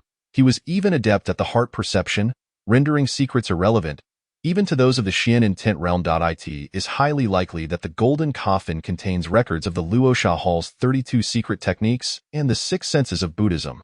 Many factions will undoubtedly move in response, vying for it. The appearance of the golden coffin will surely plunge Bailey's martial world into chaos. "You are my most trusted individual, and I summoned you back to retrieve the golden coffin. Once it arrives in Wushuang City, I will personally return it to the Buddhist sect, thus averting this impending catastrophe." Dressed in resplendent attire, the amiable and kind-hearted Song Yanhui gazed at his eldest disciple with a gentle voice. "Master, I shall not let you down. However, I am unaware of the Golden Coffin's current whereabouts. The Golden Coffin will be escorted to Jilong Temple in 5 days by Tang Lian. However, the journey to Jilong Temple is long, and various factions will surely converge to contend for it, resulting in inevitable bloodshed. 3 days from now, you shall set off with a team to protect and retrieve the Golden Coffin. This time, I will have Wushuang accompany you. He recently broke through to the Earth's split realm and possesses the Wushuang sword box. He will be of assistance to you. As Song Yinhui mentioned Wushuang. A look of satisfaction washed over his face. Yes, master, Lu Yuzhai exclaimed, astonished. I never expected my junior brother to possess such extraordinary talent. At merely 15 years of age, he has already reached the Earth's split realm. Among the younger generation of Bailey, he must be the foremost. I believe that in just a few years, Wushuang will restore Wushuang City to its former glory. Lu Yuzhai's expression turned slightly astonished and envious. Approaching 30 years of age, he himself had only just reached the Earth's split realm, and the prized Wushuang sword box had lain dormant for many years without anyone able to unlock it. Yet his junior brother could wield it. Regardless of how unwilling he was to admit it, only Wushuang could elevate Wushuang City back to its zenith. The foremost? Song Yinhui could not help but recall 2 memories. The first was of a strikingly handsome youth, whose talents rivaled those of the divine, having broken through to the celestial realm at merely 17. The second memory was of an enchanting maiden. His 3 encounters with her had ended in defeat. Both possessed talents that surpassed even Wushuang's. While Wushuang's gifts are indeed remarkable, his character remains somewhat immature. This journey will serve as a valuable opportunity for growth. You must take good care of him along the way. Master, I shall do my utmost to protect my junior brother, Lu Yuzhai declared earnestly. Now, let us go meet your junior brother, Mufeng. Having collected his silver, chose a tavern to stay in, remaining there for 2 days. During this time, he traversed the distinctive streets and alleys of Wushuang City, outwardly appearing as a carefree youth enjoying his time in the city. Is it truly impossible to trigger the checkpoint in Wushuang City? As the sun dipped below the horizon, darkness enveloped the sky. Sitting in his room, Mufeng felt a profound sense of confusion. Based on his deductions, all 4 great cities should be capable of activating this mysterious supernatural voice. Yet, having explored every corner of Wushuang City over the past 2 days, even employing the Wenchei step to covertly wander through the Lord's mansion last night, he still had not encountered that enigmatic voice in his mind. This left him baffled. Wushuang City, could it be that something is required to trigger it? After much contemplation, a glimmer of insight sparked in his eyes. He harbored a hypothesis but required further validation. At that moment, deep within Wushuang City, in a secluded pavilion, Song Yinhui, who had been meditating with closed eyes, suddenly opened them, sensing a powerful aura rapidly approaching his location. Swish, swish, swish, 5 elderly figures clad in gray robes and wearing masks appeared within Song Yinhui's pavilion. May I inquire who you are? Is it not somewhat disrespectful to enter Wushuang City in such a manner? Standing atop the pavilion, Song Yinhui addressed the imposing middle-aged man before him, who stood in mid-air, draped in satin and exuding an air of grandeur. At that moment, he felt an overwhelming shock. The aura emanating from this individual instilled a sense of dread within him. And it was evident that he was a formidable being of the Xian intent realm, standing aloft without any external support. I have heard that Wushuang City possesses an item known as the Wushuang sword box. My master wishes to borrow it for a glimpse. I implore the city lord to relinquish this item. Mundane words are imbued with an endless aura of dominance and an air of unquestionability, while the speaker is none other than Long Bushi, who has come bearing a mandate. Your Excellency, this unparalleled sword box is the treasured heirloom of my Wushuang City, as dictated by our ancestors. It cannot be borrowed. Should your esteemed son wish to behold the sword box, he is welcome to visit my residence in Wushuang City, where I shall extend my warmest hospitality and present the sword box for his viewing. At this moment, Song Yinhui's heart simmered with restrained anger. It was the first time he had encountered such brazen and overbearing words. It was evident that they sought to seize the Wushuang sword box while masquerading it as a mere request. Yet, he suppressed his wrath and continued to speak politely, mindful that this individual was a formidable master of the Xiani realm.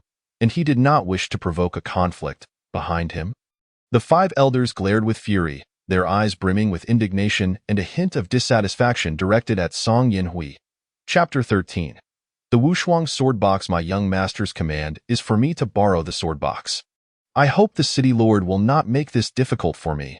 With Long Bushy's words, a tremor coursed through the hearts of all present, akin to being scrutinized by a fearsome beast, leaving them in a state of oppressive anxiety.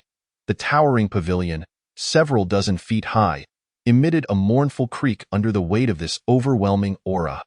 Your Excellency, do you not find your actions excessively tyrannical and impudent? Wushuang City is not a mere soft persimmon to be squeezed at will. Song Yinhui gazed intently at Long Bushy, his voice icy. The formidable aura emanating from him surged, akin to the unyielding force of a great river. The five elders behind him also unleashed their full might. 4 of them were at the initial stage of the Master Yaotian realm, while the elder in the center had already attained the mid-stage of Yaotian. Master, we are here too. At this moment, Lu Yuzhai and a youthful lad, modest in stature yet possessing a striking countenance, appeared behind Song Yinhui. Most notably, this young man bore a sword box, ancient and exquisitely crafted. Measuring half a zhang in length and 3 feet in width, he was none other than Wushuang, the extraordinary talent of Wushuang City, appearing once in a century. Wushuang City, indeed, was somewhat misnamed. Were it not for my young master's directive, I would frankly say that, given your 6 Yaotian realm and 2 Lai Di realm cultivators, you lack the qualifications to converse with me. The world of martial arts is one where the weak are devoured by the strong. Today, I merely seek to borrow your sword box. I shall ask one last time. Will you lend me the Wushuang sword box or not? In an instant, a torrent of overwhelming might erupted, casting a shadow over the entire city lord's mansion, the sound akin to a dragon's roar and a tiger's growl resonating in the ears of those present. Long Bushy, upon seeing these 8 individuals, remained unfazed, for they posed no threat to him. What an arrogant individual you are! Yun Suo, Qing Shuang, Rao Jiro, Yu Ru Yi, Feng Xiao. Just then, a resolute voice, belonging to a young man, rang out. Swish, swish, swish, 5 swords of varying shapes and hues, imbued with a murderous aura, shot towards Long Bushy. Wushuang had taken the initiative. Buzz! Is this the sword from the box?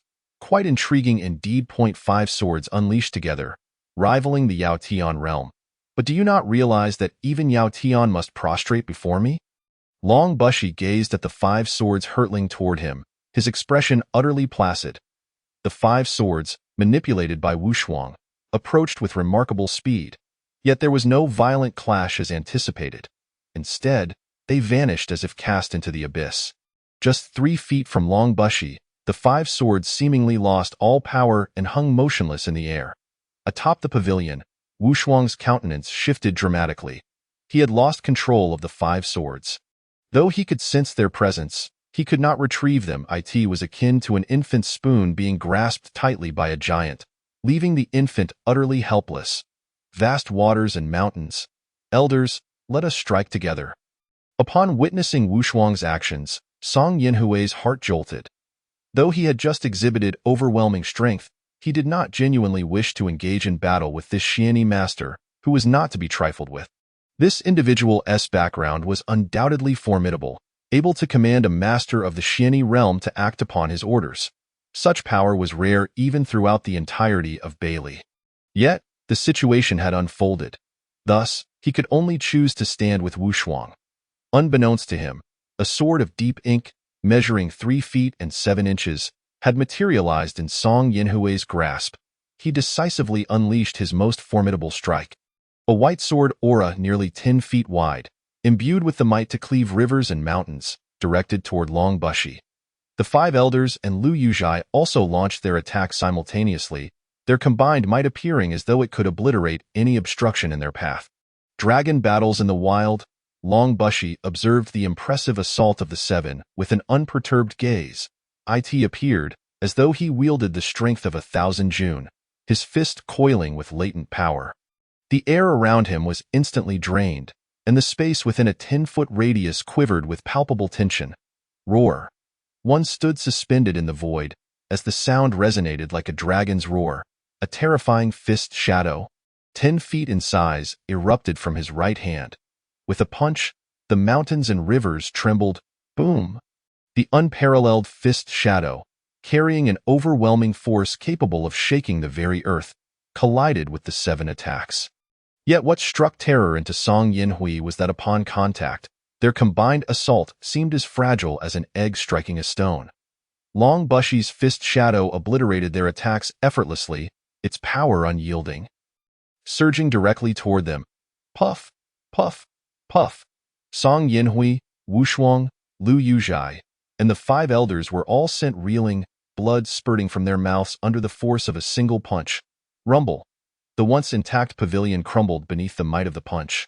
Collapsing in ruins. Puff. The great Xianyi realm. Song Yinhui gazed in horror at the figure hovering in the sky, not far away, a master of 4 steps, each step leaving a chasm.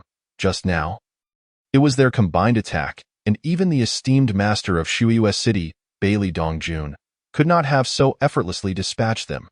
Moreover, the most terrifying aspect was that this individual had clearly held back. Otherwise, at least half of their group would have suffered casualties. What? The great Xianyi realm. Upon hearing Song Yinhui's words, Wu Shuang, Lu Yuzhai, and the 5 elders were all taken aback, their faces a mask of shock and fear. How could such a powerful figure personally intervene, especially for the sake of the Wu Shuang sword box? In the past, Bailey Dongjun, the Grandmaster of Shuiyue City, had suppressed the entire southwestern region of Bailey upon entering the Xianyi realm. This individual was evidently far more formidable and terrifying. This realization sent a chill down the spines of all present, as they had just dared to provoke such a being, overestimating one's capabilities. Swish! Long Bushy effortlessly summoned the Wu Shuang sword box from afar, while the others, grievously wounded, could only watch helplessly as it flew from their grasp. Once my young master has finished inspecting it, the sword box will surely be returned. As his voice faded, his figure vanished. After the Wu Shuang sword box and Long Bushy disappeared, only the despondent faces of the gathered remained. Wu Shuang clenched his fists tightly, for this was the greatest humiliation of his life. Yet he felt utterly powerless. Song Yinhui's expression darkened like water. The treasured heirloom of Wu Shuang City, the Wu Shuang sword box, had been forcibly taken, an event that would surely become a source of mockery in the martial world, tarnishing the reputation of Wu Shuang City beyond repair. Though his heart brimmed with unyielding resentment, he ultimately found himself powerless. Since his breakthrough to the late Yao Tian stage, he had felt confident in his ability to contend with even the greatest sword immortals. Yet today, he realized how insignificant he remained before the great Xianyi realm, his most potent strike failing to even ruffle the feathers of his opponent. This blow ignited a frenzied thought within him. He would stop at nothing to enhance his strength. The humiliation of today would undoubtedly be repaid. Clenching his fists, Song Yinhui departed the ruins with a countenance as dark as stormy skies. In a mere moment, Long Bushy silently arrived in the chamber of Mu Feng. "My lord, behold. This is the Wu Shuang sword box you requested."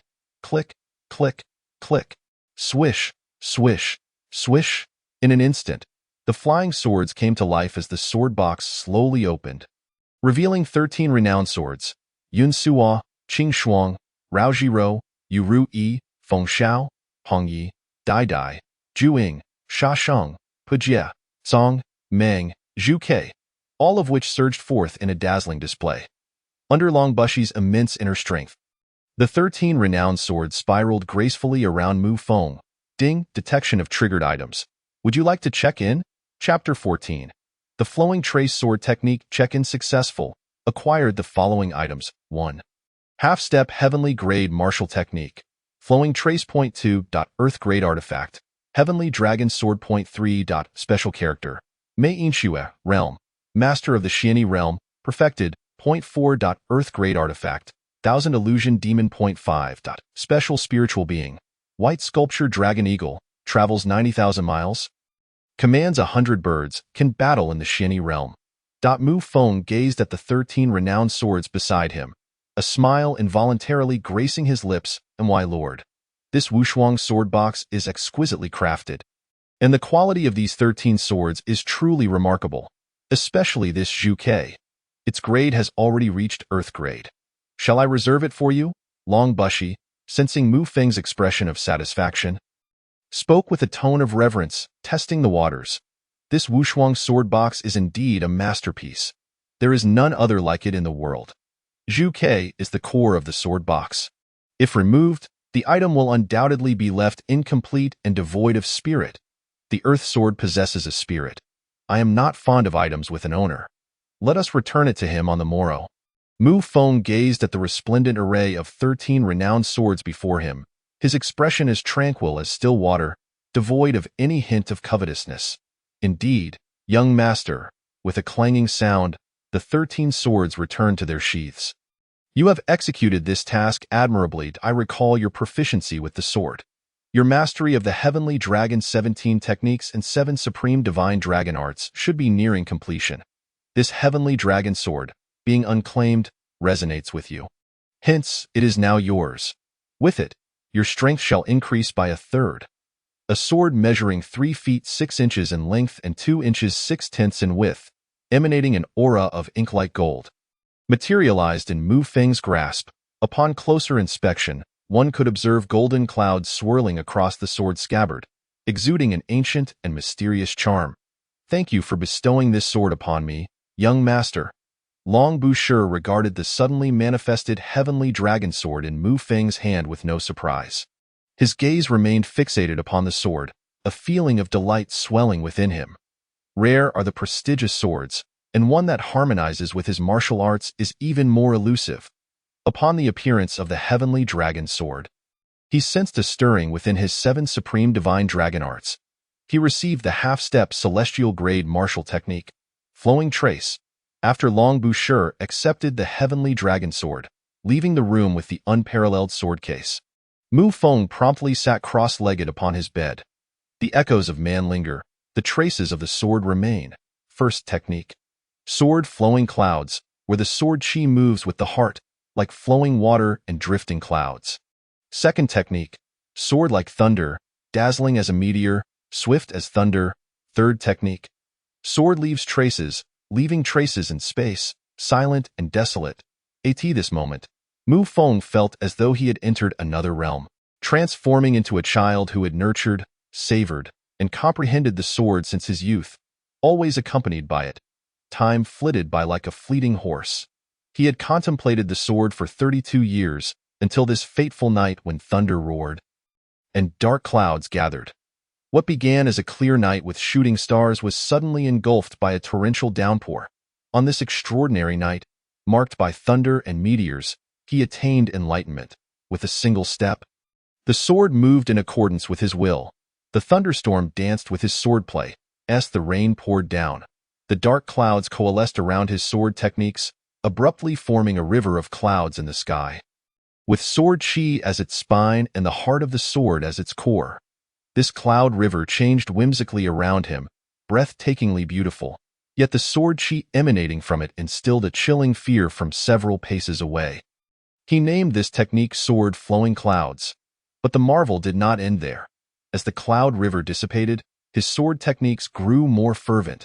With a resounding crash, thunder erupted once more.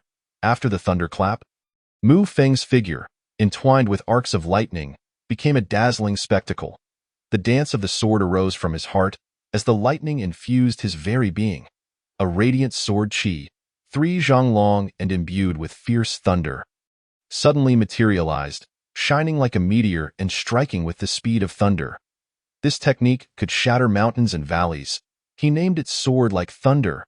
In an instant, the storm subsided, and the sky regained its clarity, leaving the earth awash with water and the air fragrant with the scent of rain-soaked soil. Mu Feng, who had just been dancing in the void, now stood still as a statue. It was unclear how much time had passed. But the sky seemed illuminated by a falling meteor, albeit only for a fleeting moment, resembling a mere illusion. Yet, unbeknownst to him, Mu Feng's figure had shifted 100 zhang away, leaving behind a clear, visible white trace in the void. He named this technique Sword Leaves Traces. The traces left in the void were something even the grand essence could not achieve. Is this the half-step celestial grade martial technique? What then is the true celestial grade's might? Half-step sword heart. So there exists such a distinction in the sword path. Mu Feng slowly opened his eyes, instantly illuminating the room with a radiant sword light. If anyone were present, they would surely notice the newfound aura of maturity and depth about him. He now resembled a treasured sword returned to its scabbard, sheathed in dust yet capable of startling the heavens. Through his 30-plus years of sword comprehension, he had gained insight into the sword path, cleansing his heart's realm. The path of the sword is boundless. To ascend to the pinnacle of swordsmanship, one must cultivate both internally and externally.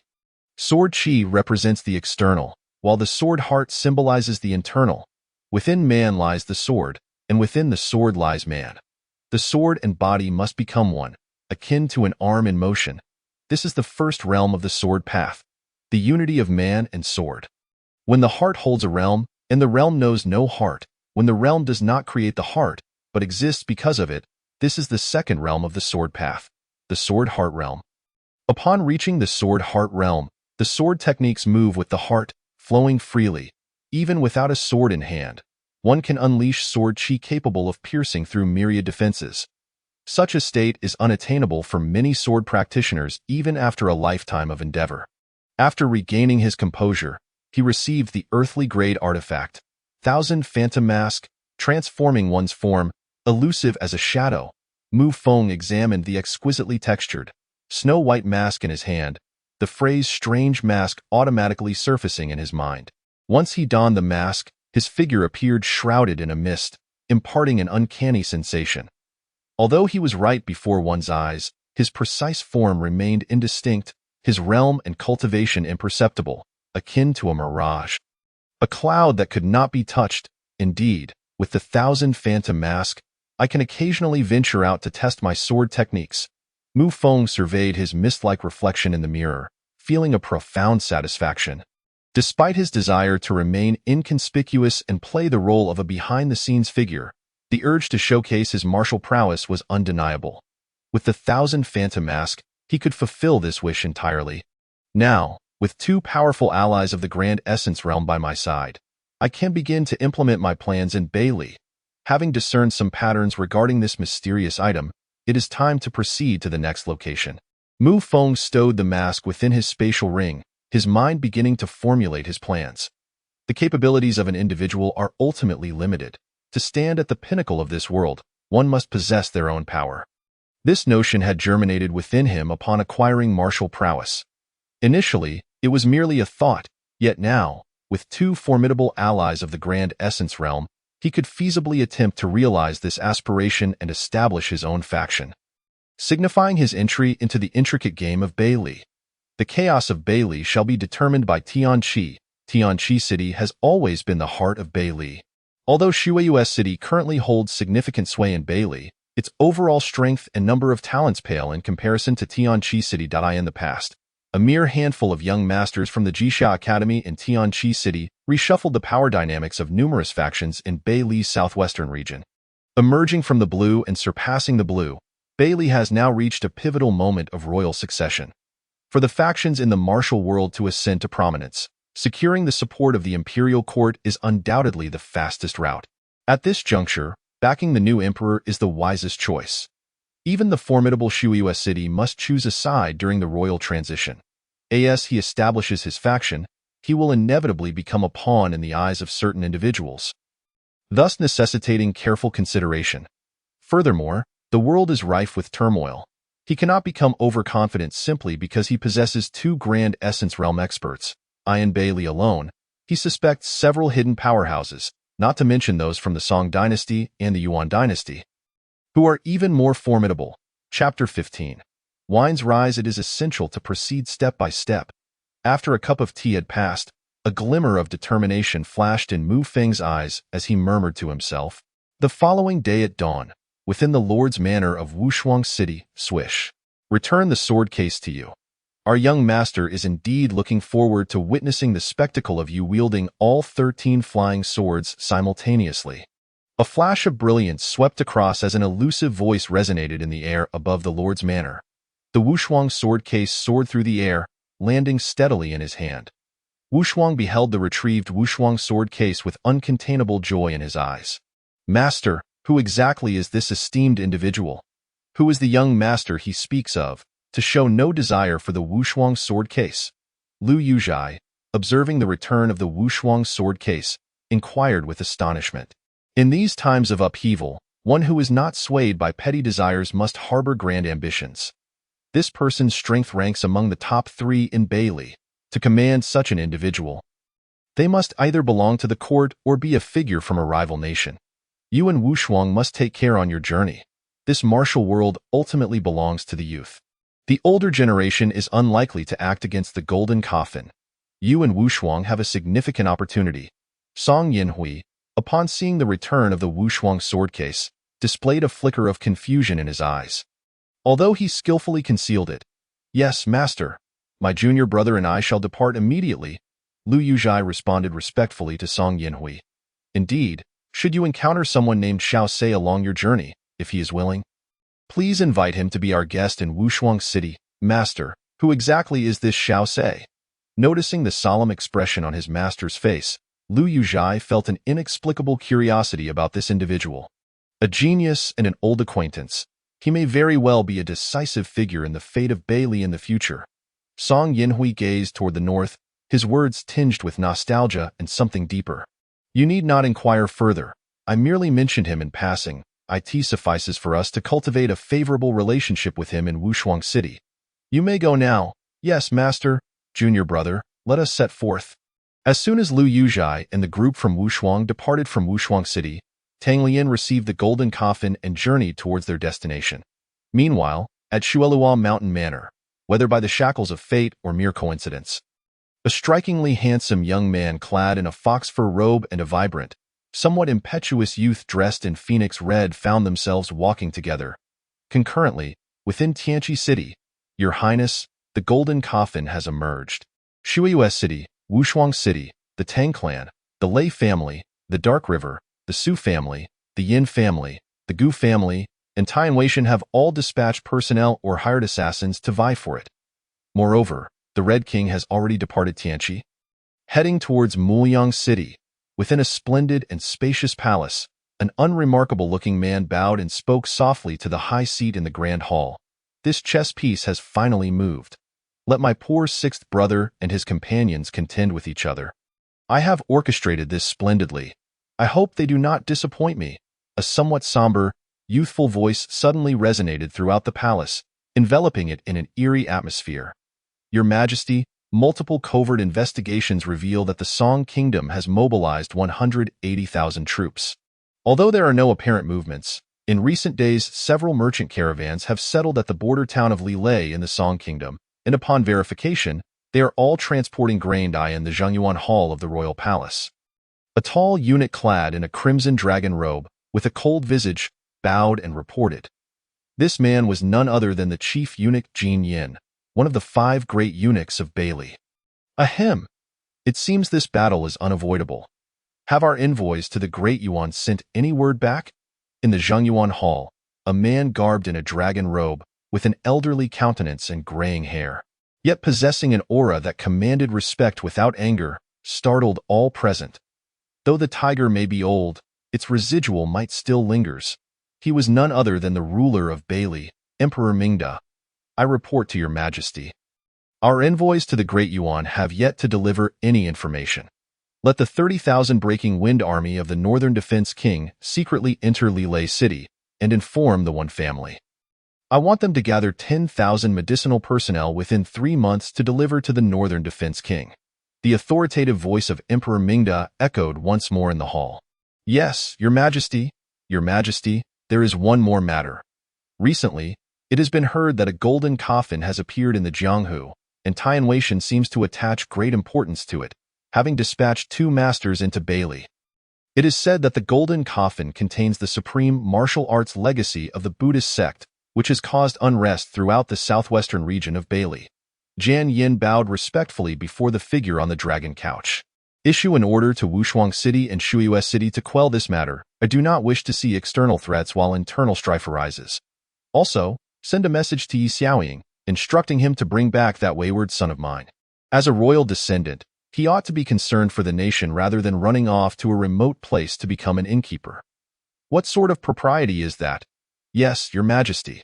With the issuance of these two commands by Emperor Mingda, the Jianghu of Bailey would soon become tumultuous. Giddy up. On the official road leading to Wushuang City, Mu Feng was galloping towards Hanshui Temple. Located in Hanshui Town, Hanshui Temple is named after the nearby Hanshui River. The temple is renowned for the saying, "Hearing the bell toll clears worries, wisdom grows, and Bodhi arises," largely due to the presence of Master Wuyo, whose martial prowess is said to rival that of the great Buddhist temples such as Tianlong Temple and Dafan Temple. After traversing 300 miles south of Hanshui Temple lies the sacred Taoist ground of Qingqing Mountain. Mu Feng's original destination was Qingqing Mountain, yet he felt a tinge of curiosity about Hanshui Temple. He speculated that Master Wuyo's martial arts mastery might have long reached the realm of Xian Yi, if not higher. Upon entering the realm of a grandmaster, one could condense their life force. Living far longer than the average person, Master Wuyo, though only 60 years of age, was a prominent figure in contemporary Zen Buddhism and had also cultivated the supreme martial arts of the Buddhist sect, Buddha's 6 communications. How could such a figure have so mysteriously passed away? The more he pondered, the more suspicious he became of the circumstances. Since he was passing by Hanshui Temple, he resolved to personally investigate the origins of this incident. Giddy up, as the steed galloped, the sky had begun to darken.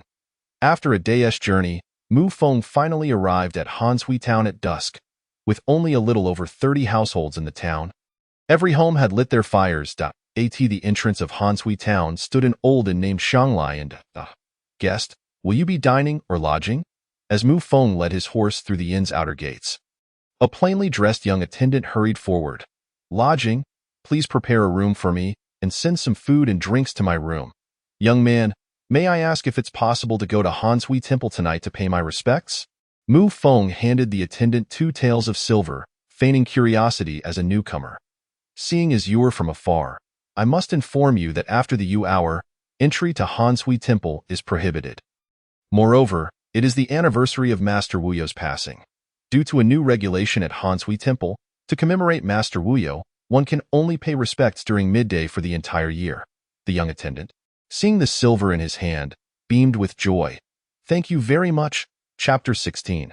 Hanshui Temple in the dead of night, with the moon shining brightly and stars sparse. "Young master, I have been observing outside Hanshui Temple for an hour and have detected no unusual activity. The acolytes and monks within do not seem to possess any formidable strength. However, upon entering the bamboo grove inside the temple, I felt as if someone was secretly watching me. I searched throughout the grove, but found no trace of anyone." Having returned from his investigation, Long Bushy bowed to Mu Feng. "You, a consummate master in the Xianyi realm, cannot discern your observer? This individual must be quite extraordinary." Hearing Long Bushy's findings, Mu Feng felt a new suspicion arise within him. "I report, young master, that above the Grand Master realm lies the true mythical realm of martial arts, the Great Grand Master realm. I have been stagnating at this level for several years, yet I have yet to gain any insight into the Great Grand Master realm.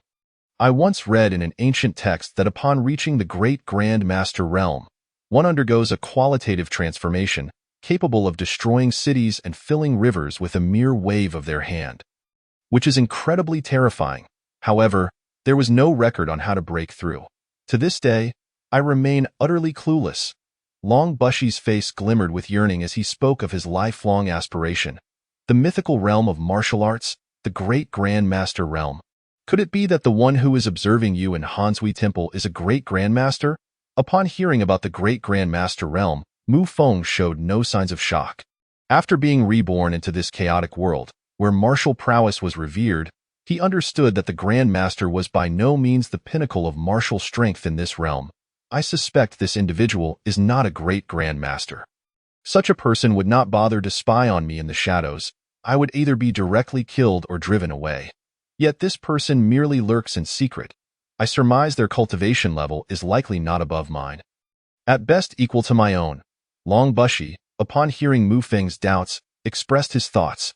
"You make a valid point, but you need not overly concern yourself for my safety. Tomorrow, I will approach Hanshui Temple as an ordinary person. ensuring not to attract the attention of this mysterious individual. However, for added security, you should deliberately use your aura to lock onto the bamboo grove tomorrow to see if they will reveal themselves. I am quite eager to uncover the true identity of this person. Mu Feng added a double layer of protection for himself. Such a mysterious figure, whose identity remained elusive, could potentially be the mastermind behind the chessboard of Bailey. He had no desire to fall within this person's gaze. Understood, young master. A peaceful night passed, and Mu Feng slowly rose from his meditation at dawn. Creak. Young master, you are awake. What would you like to eat? As Mu Feng opened his door and descended to the first floor, the young attendant from yesterday cheerfully approached him. Bring me a pot of fine tea and some snacks. Certainly, young master. Please wait a moment. The young attendant, glancing at the silver in his hand, beamed with delight. Young master, here is your exquisite Biluakun tea, along with your snacks. Enjoy. Moments later, a pot of fragrant tea and 2 plates of snacks were placed on the table. Thank you, by the way, young man. I have heard that Master Wuyo of Hansui Temple is known for understanding people's hearts and alleviating worries. I have traveled a great distance to seek his guidance, but I was disheartened to learn that he has already passed on to the Pure Land, and why worries and troubles weigh heavily on me like grain in a sack. Do you know if Master Wuyo had any personal disciples who might assist me? Mu Feng spoke with a troubled expression to the young attendant. Young master, I cannot answer that question, as I am not well acquainted with Hansui Temple. Young man, I hope you can provide some guidance. I would not wish to have traveled such a distance in vain. Mu Feng once again placed a couple of silver coins on the table, his eyes brimming with expectation as he gazed at the young servant. Young master, considering your arduous journey, I shall discreetly inform you that Master Wuyo indeed has a personal disciple, apparently named Wuxin. However, this little monk seldom leaves the monastery, and very few have laid eyes upon him. It is said that after Master Wuyo's passing, this young monk vanished completely. Moreover, in recent days, many figures from the martial world have arrived in Hansui town, though their intentions remain unclear. The nimble young servant swiftly pocketed the silver coins.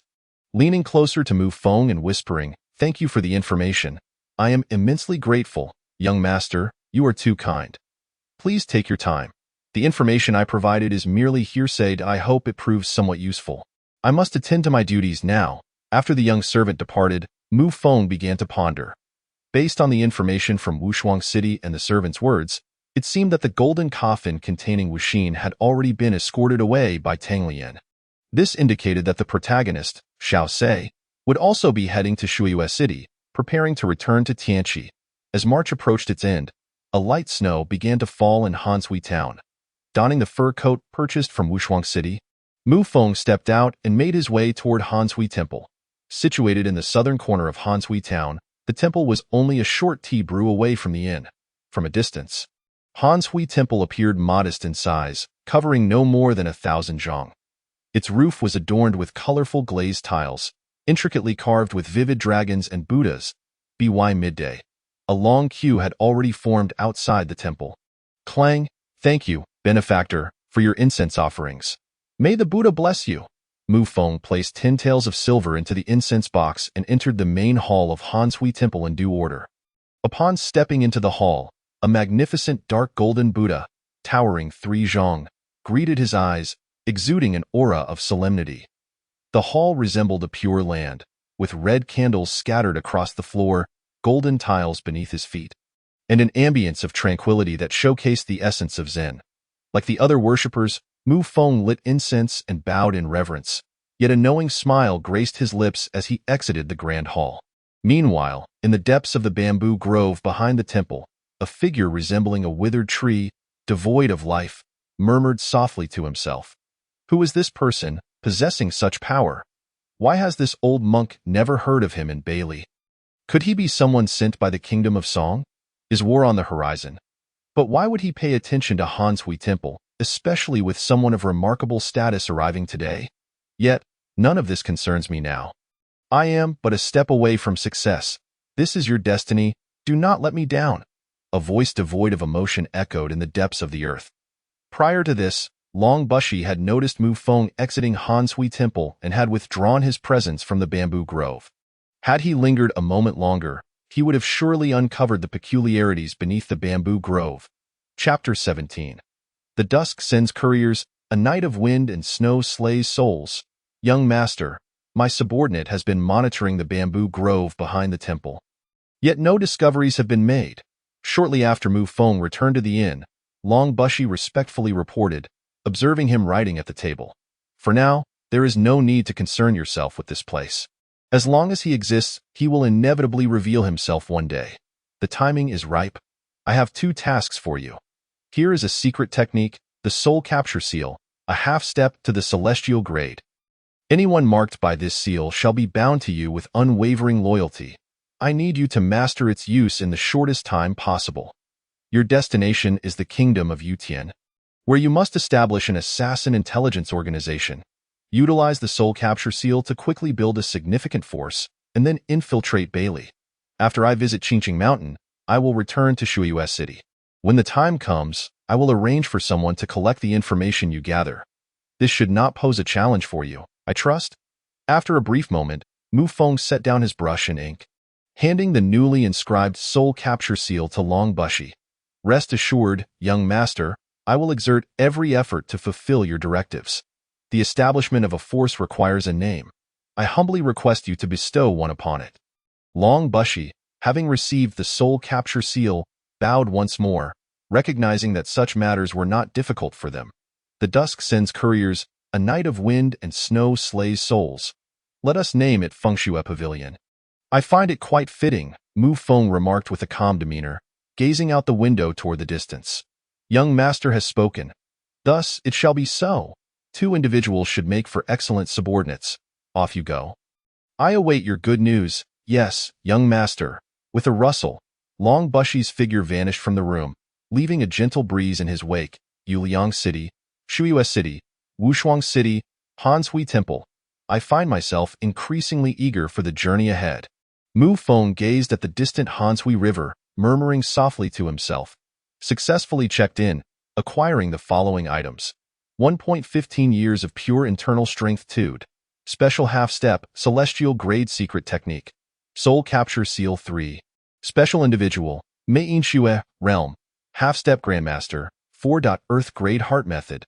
Ice heart technique. These were the rewards he had obtained within Hanshui Temple. Upon returning to receive the soul capture seal, he was greeted with a tremendous surprise. Humans possess 3 souls and 7 spirits. Capture the heroic spirit to enslave them. Discern the clear seal, the slave soul becomes their true self. The law harms heaven and earth. Tread carefully, first layer. 10 for servitude, loyalty unchanging. Second layer. 100 for servitude, swearing to die in silence. Third layer. 1,000 for servitude, pledging loyalty unyielding. Fourth layer. 10,000 as slaves, fidelity unwavering. In less than half a T's worth of time, the soul capture seal was fully infused into his mind. This technique bore similarities to Taoist methods. However, it consumed one's own spirit to forge soul seals that enslaved others, and the seals crafted were exceedingly domineering. Anyone whose realm was lower than his would be bound by the soul seal. Upon mastering the first layer of the soul capture seal, he could control up to 10 individuals. Should he attempt to exert the seal on more than 10? His spirit would become disordered, and in severe cases, he could even lose his sanity. Mu Feng entrusted Long Bushy with the complete 4 layers. Once fully cultivated, he would be able to command tens of thousands. He resolved that anyone who checked in with this mysterious item would be required to learn the soul capture seal, thus ensuring his ease, amassing a formidable number of subordinates while safeguarding himself against heavenly retribution. He then received the Earth grade heart method. Ice heart technique. With a heart as clear as ice, the heavens collapse without concern. Amidst myriad changes, the spirit remains tranquil, free of dust and impurities. Untouched by worldly affairs, the void serene, entirely formless, with brows unfurrowed, the spirit's abode remains tranquil. Free of attachments, the mind is unbound. An esoteric and obscure heart method mantra permeated his consciousness, as the ice heart technique began to circulate within him. An aura of icy clarity enveloped Mu Feng, and as this aura intensified, a unique, stable energy field formed within a zhang's radius around him. Anyone who approached would feel an overwhelming sense of comfort and tranquility, their worries dissipating under its influence. Moreover, under the sway of this aura, Mu Feng's demeanor became notably cooler. With the heart technique perfected, the icy clarity coursed through him, the spirit's abode illuminated, and the demons of the heart found it difficult to invade. After a little over an hour, what might take others decades to cultivate to fruition, he had attained in full measure through this mysterious item. He then received the special individual, Mei Inxue. With a soft rustle, just like last time, the space before him suddenly warped in an instant. The room was aglow. A girl appeared, clad in luxurious red garments, her fingers delicate, skin like cream, a rosy hue permeating her snow-white complexion. Her face resembling a peach blossom, slender and enchanting, with a mesmerizing figure that could captivate any man. Master, is that poem meant for me? I never imagined Inxue held such a place in your heart. The newly appeared Mei Inxue smiled at Mu Feng, her voice melodious and sweet, causing the entire room to soften instantly. Though her tone was exceedingly respectful, it bore an undertone of endless allure. What a temptress, thankfully. I have the ice heart technique. Mu Feng mused inwardly. He had encountered many beauties in his past life, but such a one was truly a first. The phrase stunningly beautiful was wholly apt for her. Just call me young master. You received my message? In the calm induced by the ice heart technique, he quickly regained his composure after a momentary lapse, gazing at Mei Inxue and inquiring cautiously. Yes, young master. Upon receiving your message, Inxue wasted no time in coming. Upon hearing Mei Inxue's reply, Mu Feng understood. Like Long Bushi, she too bore no memories of her past. He chose not to dwell on this further. As long as they remained loyal to him, that was sufficient. Please wait for me 5 li south of this town. Yes, young master. A unique fragrance wafted through the air, and the silhouette of Mei Inxue had vanished without a trace. He gazed upon the pure inner strength amassed over 15 years, ultimately choosing to suppress the temptations within his heart and refrain from claiming it. His recent rapid ascension and cultivation had been extraordinary. In less than half a month, he had transformed from a beggar devoid of any skills into a formidable practitioner at the second stage of innate mastery. This 15 years' worth of inner strength could potentially catapult him into the realm of a grandmaster. Yet he resolved to consolidate his foundation before making such a leap, unwilling to pursue the speed of advancement at the expense of a solid foundation. Chapter 18. The White Sculpted Dragon Eagle with a Sigh. He reined in his horse, surveying the desolate surroundings with a sense of satisfaction. Claim the white sculpted dragon eagle. A commanding and resonant cry echoed through the void.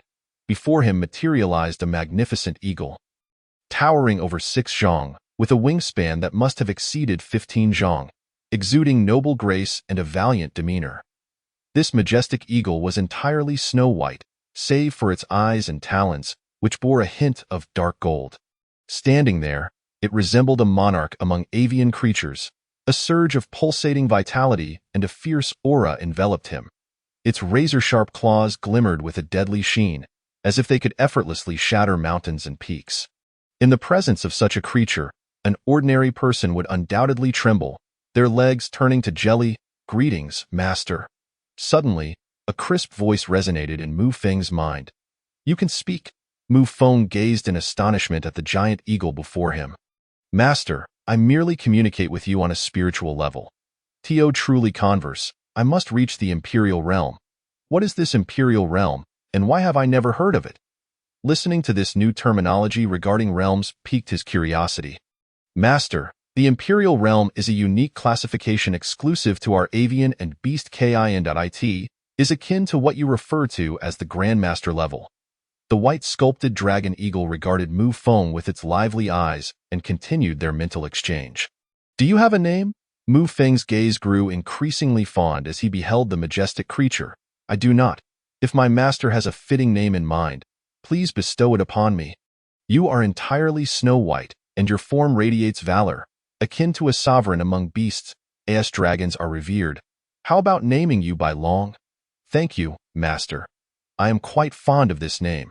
The regal, resounding cry of the eagle reverberated once more through the skies. Master, this bird you have raised is truly colossal. Mei Inxue, having descended from the void since Bai Long's appearance, stood beside Mu Feng, her eyes wide with wonder at the sight of such a grand creature.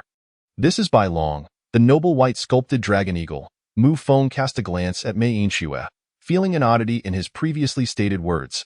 Come, Bai Long, let us proceed to the southern Qingqing mountain. Adorned with the thousand illusions mask, as if shrouded in mist, Mu Feng leapt into the air and landed upon Bai Long's expansive back. Young master, I wish to ride your bird as well. With a single flap of its wings, the great rock rises with the wind, soaring to heights of 90,000 li. Bai Long took flight, soaring into the clouds, traversing vast distances with ease. This was Mu Feng's first glimpse of the scenery from such lofty heights. Gazing down, he beheld the sea of clouds, embraced by mist, surrounded by towering peaks, with peaks emerging from the fog like lotus blossoms rising from the water, nestled among the undulating mountain ranges that shimmered with golden light under the sun, creating a breathtakingly magnificent and splendid spectacle.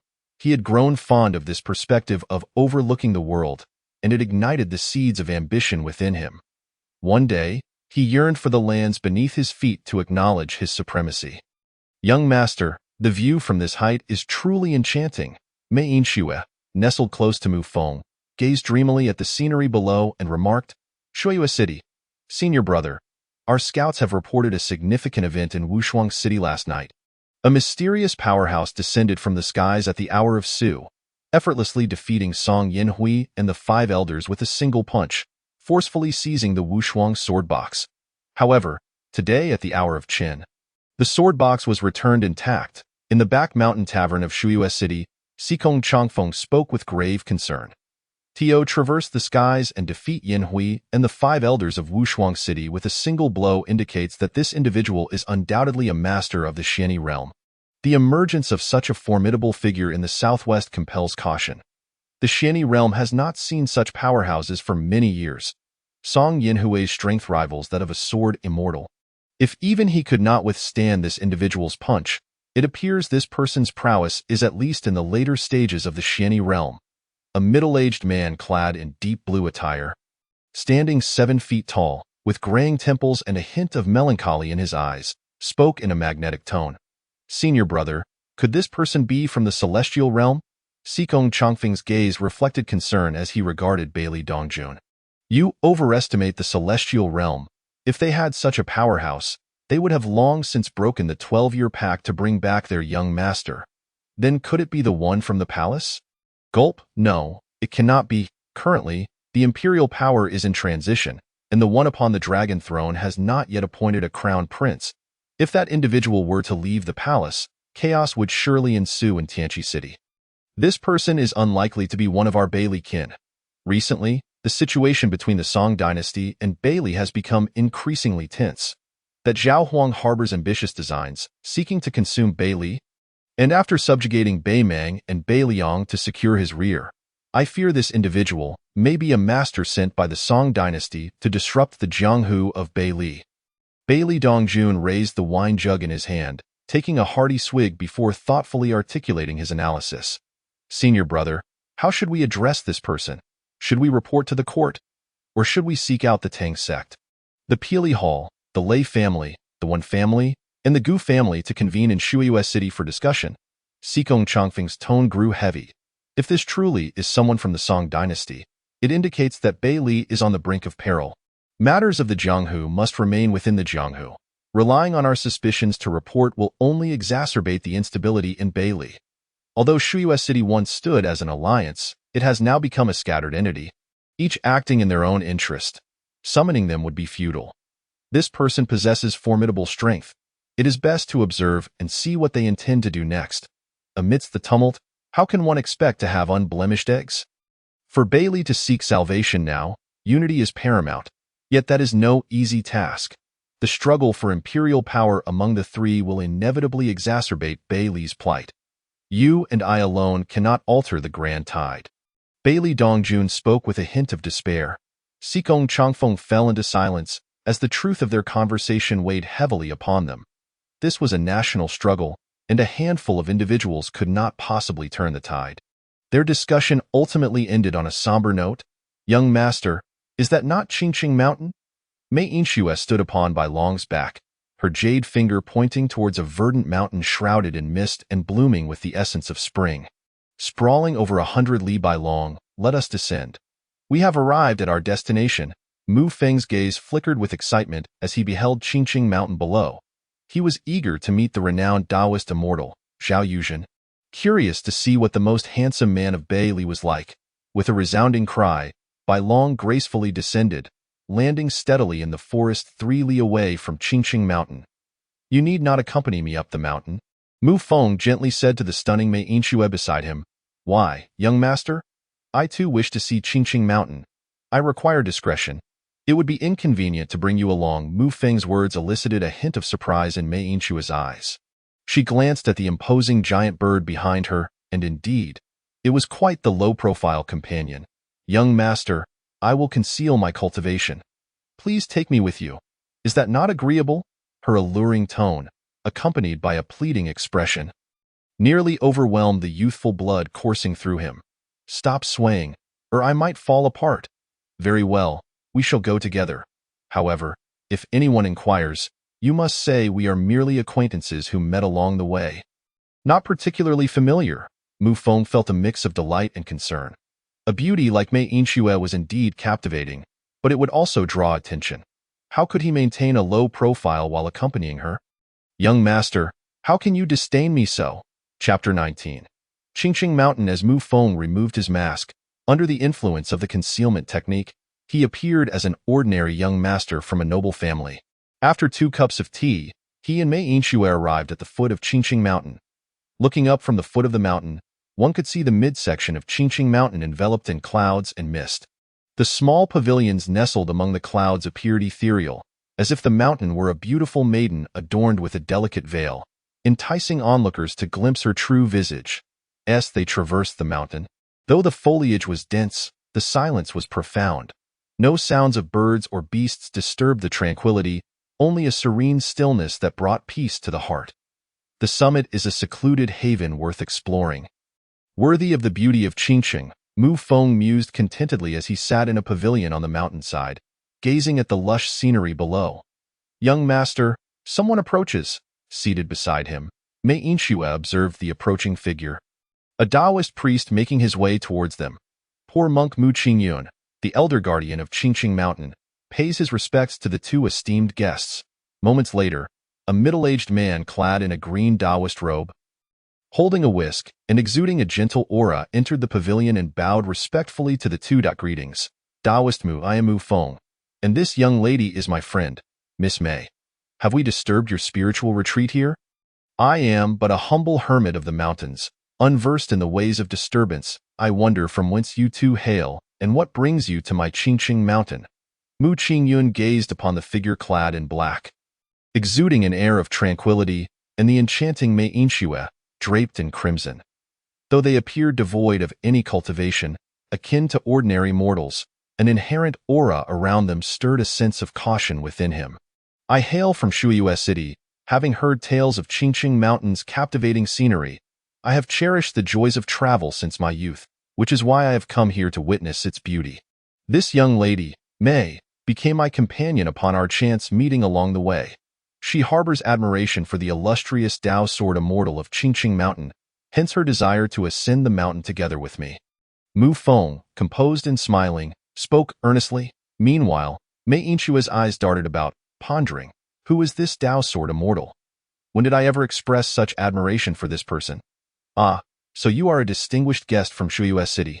Might I inquire if you have ever visited the Tingtiang? Mu Qingyun's mind began to form conjectures about Mu Feng's identity, sensing a profound connection between the Tao Sword Immortal of their clan and that of Shuiyue City. Should this youth be here on a mission, any unforeseen complications could lead to enmity with both Sword Immortals, a predicament he could ill afford. As a mere commoner, I am unworthy to ascend the Tingtiang. However, I have gazed upon it from afar, Mu Feng replied, recalling the moment vividly. Ah, I see.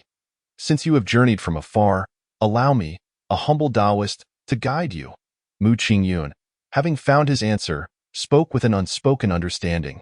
It is indeed an honor for me to have the Taoist lead the way. Please, this way. Mu Feng was momentarily taken aback. Were the Taoists of Qingqing Mountain truly this warm and hospitable?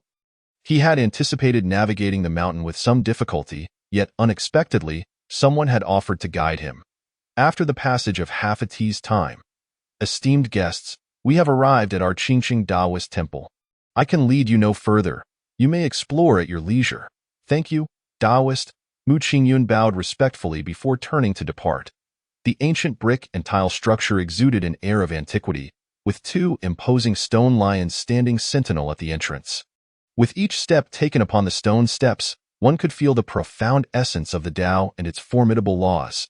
"Young master, there is a rather capable individual watching us," Mei Yinxue whispered.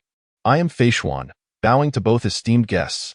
Just as Mu Feng approached the temple's entrance, a plump little Taoist with an endearing demeanor addressed him and Mei Yinxue with a cheerful tone. "We have the honor of meeting Taoist Fei Xuan." Upon seeing Fei Xuan, Mu Feng's eyes gleamed with delight.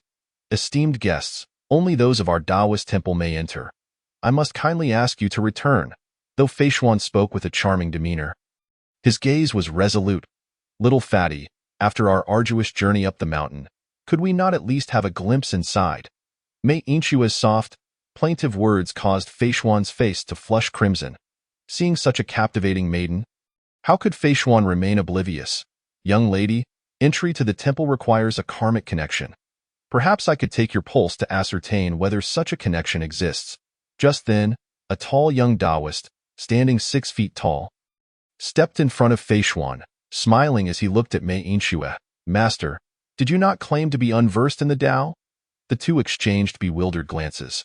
"Since outsiders find it inconvenient to enter, we shall not disturb your serene cultivation further. Esteemed Taoists, I hope our paths may cross again in Shuyue City." Mu Feng calmly addressed the amusing duo. "The Tao follows nature, returning to the essence. You are from Shuyue City." Suddenly, a figure appeared atop the temple's roof, speaking in a tone laden with melancholy. "I pay my respects to my master. I pay my respects to my grandmaster." Upon seeing this figure, Li Fansong and Fei Xuan immediately bowed. "The Tao Sword Immortal. I did not expect to have the fortune of witnessing the true form of the Sword Immortal. Indeed, I have come from Shuyue City, yet I am unacquainted with that renowned Sword Immortal." Mu Feng beheld Zhao Yuzhen, clad in a purple Taoist robe, exuding an ethereal presence, his handsome visage tinged with a hint of fragility. Inwardly, Mu Feng mused, "He is indeed a striking figure. Were he not sequestered in Qingqing Mountain, he would surely be the dream of countless maidens in the world of Jianghu. There is a fair maiden afar, her beauty as exquisite as jade. The sun rises upon the flowers in the fields. At night, she returns with grace. One day, upon a chance encounter, longing penetrates the bones. Murmuring softly, love remains unwavering." This poem, I believe, reflects the Sword Immortal's infatuation. However, I hold the belief that fate should lie within one's own grasp, rather than be dictated by the heavens. After uttering these cryptic words to Zhao Yuzhen, Mu Feng turned and departed. Every individual treads their own chosen path, and Zhao Yuzhen adhered to his master's final wishes, safeguarding Qingqing Mountain. "Young master, he may surpass you in looks, and his prowess is commendable. He is but a step away from breaking through to the profound essence.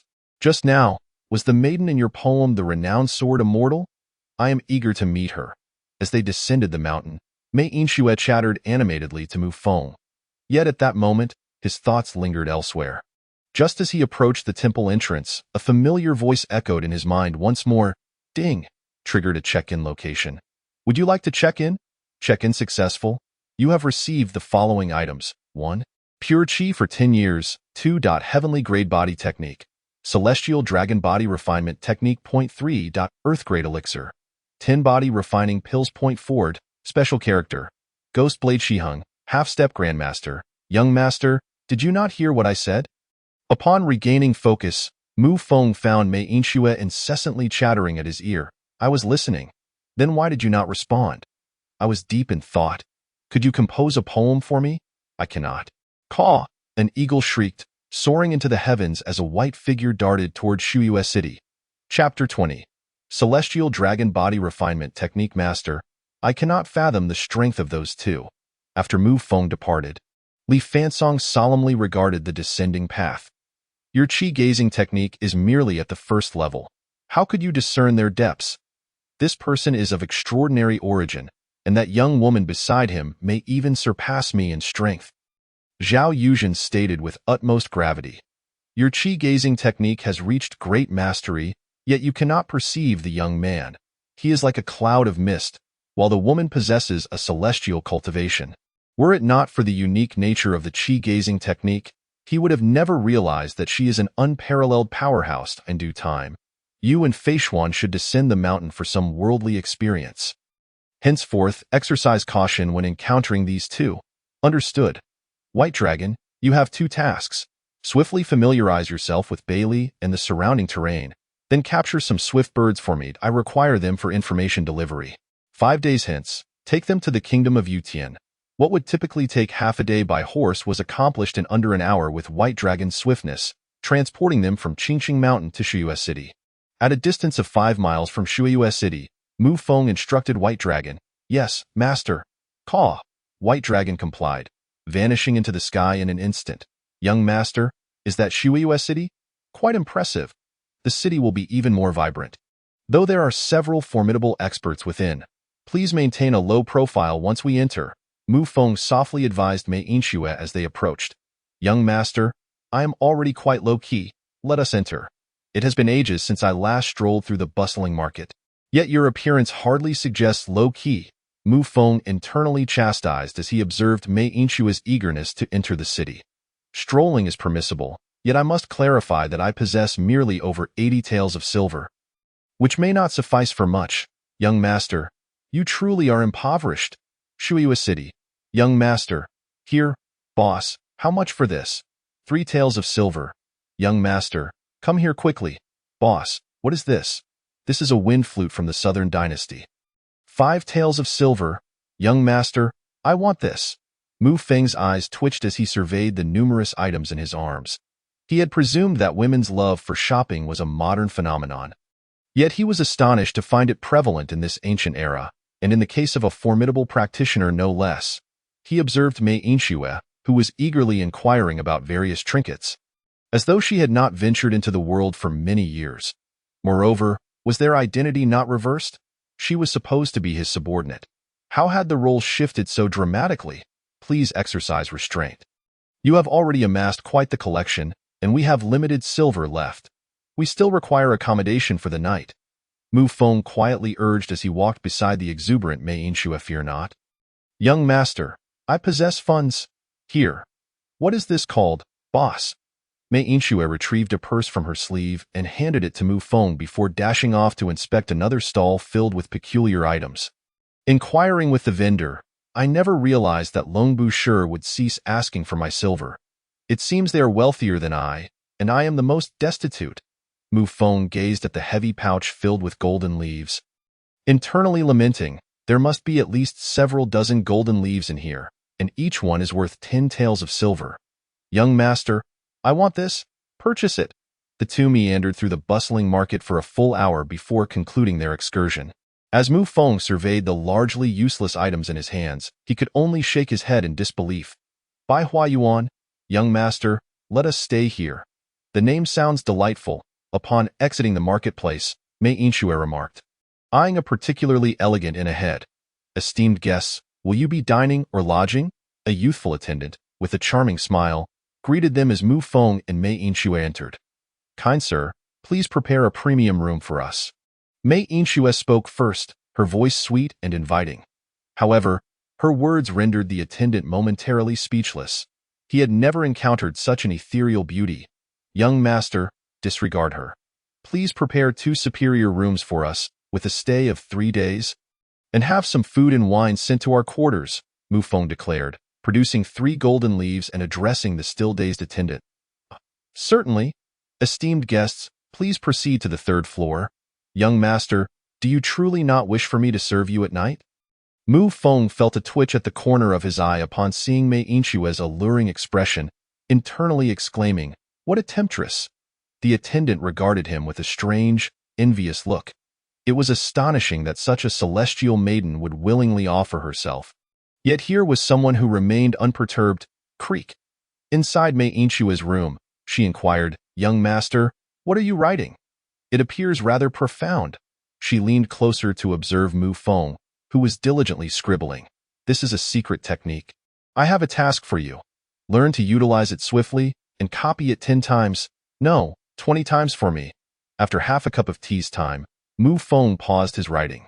"Young master, I have already grasped the first layer while you were writing, and I will endeavor to learn the subsequent 3 layers as swiftly as possible. However, could you reduce the number of copies?" The prodigious talent of this enchantress astonished him. It was remarkable that she could comprehend the first layer of a half-step, celestial-grade secret technique merely by observation. "No, copy it 10 more times. I want it by tomorrow, young master." Creak. The only response she received was the sound of a closing door. Upon returning to his own room, Mu Feng dedicated himself to meditating on the bed.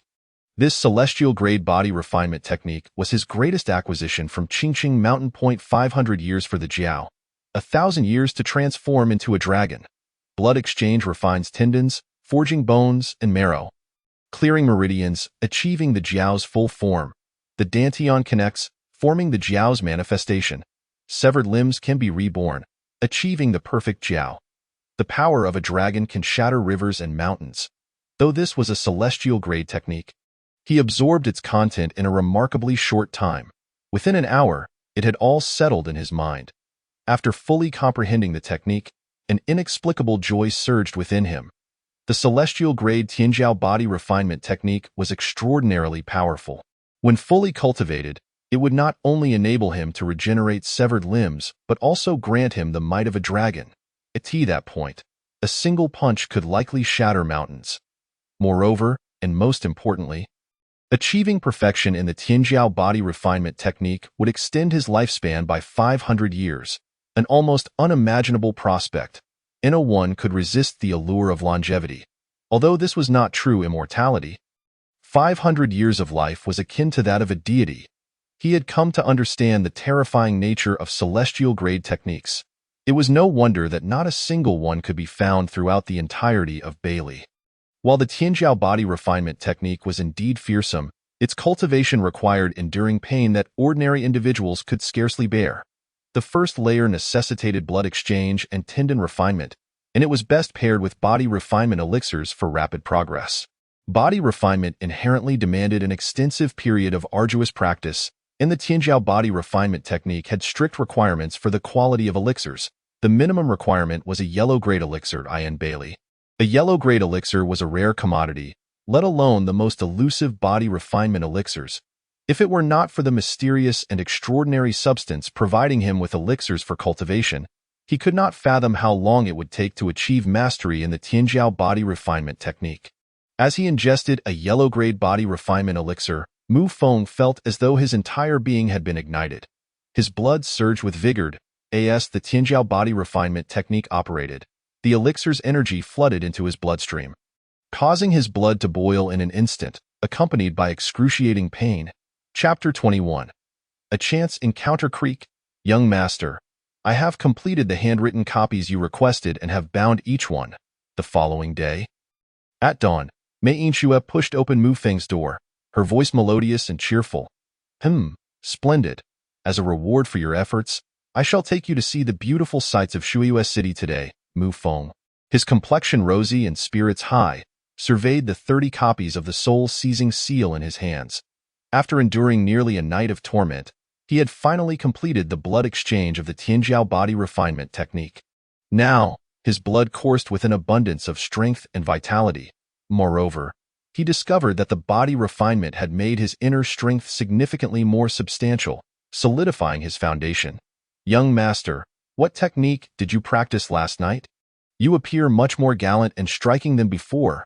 Mei Inshua observed him with curious eyes, scrutinizing him carefully. It's just a body refinement technique. Come, let us have breakfast first. Young master, you just mentioned taking me to see the scenery. What remarkable sights does Shuiyue City hold? Shuiyue City truly embodies the essence of wind, flower, snow, and moon.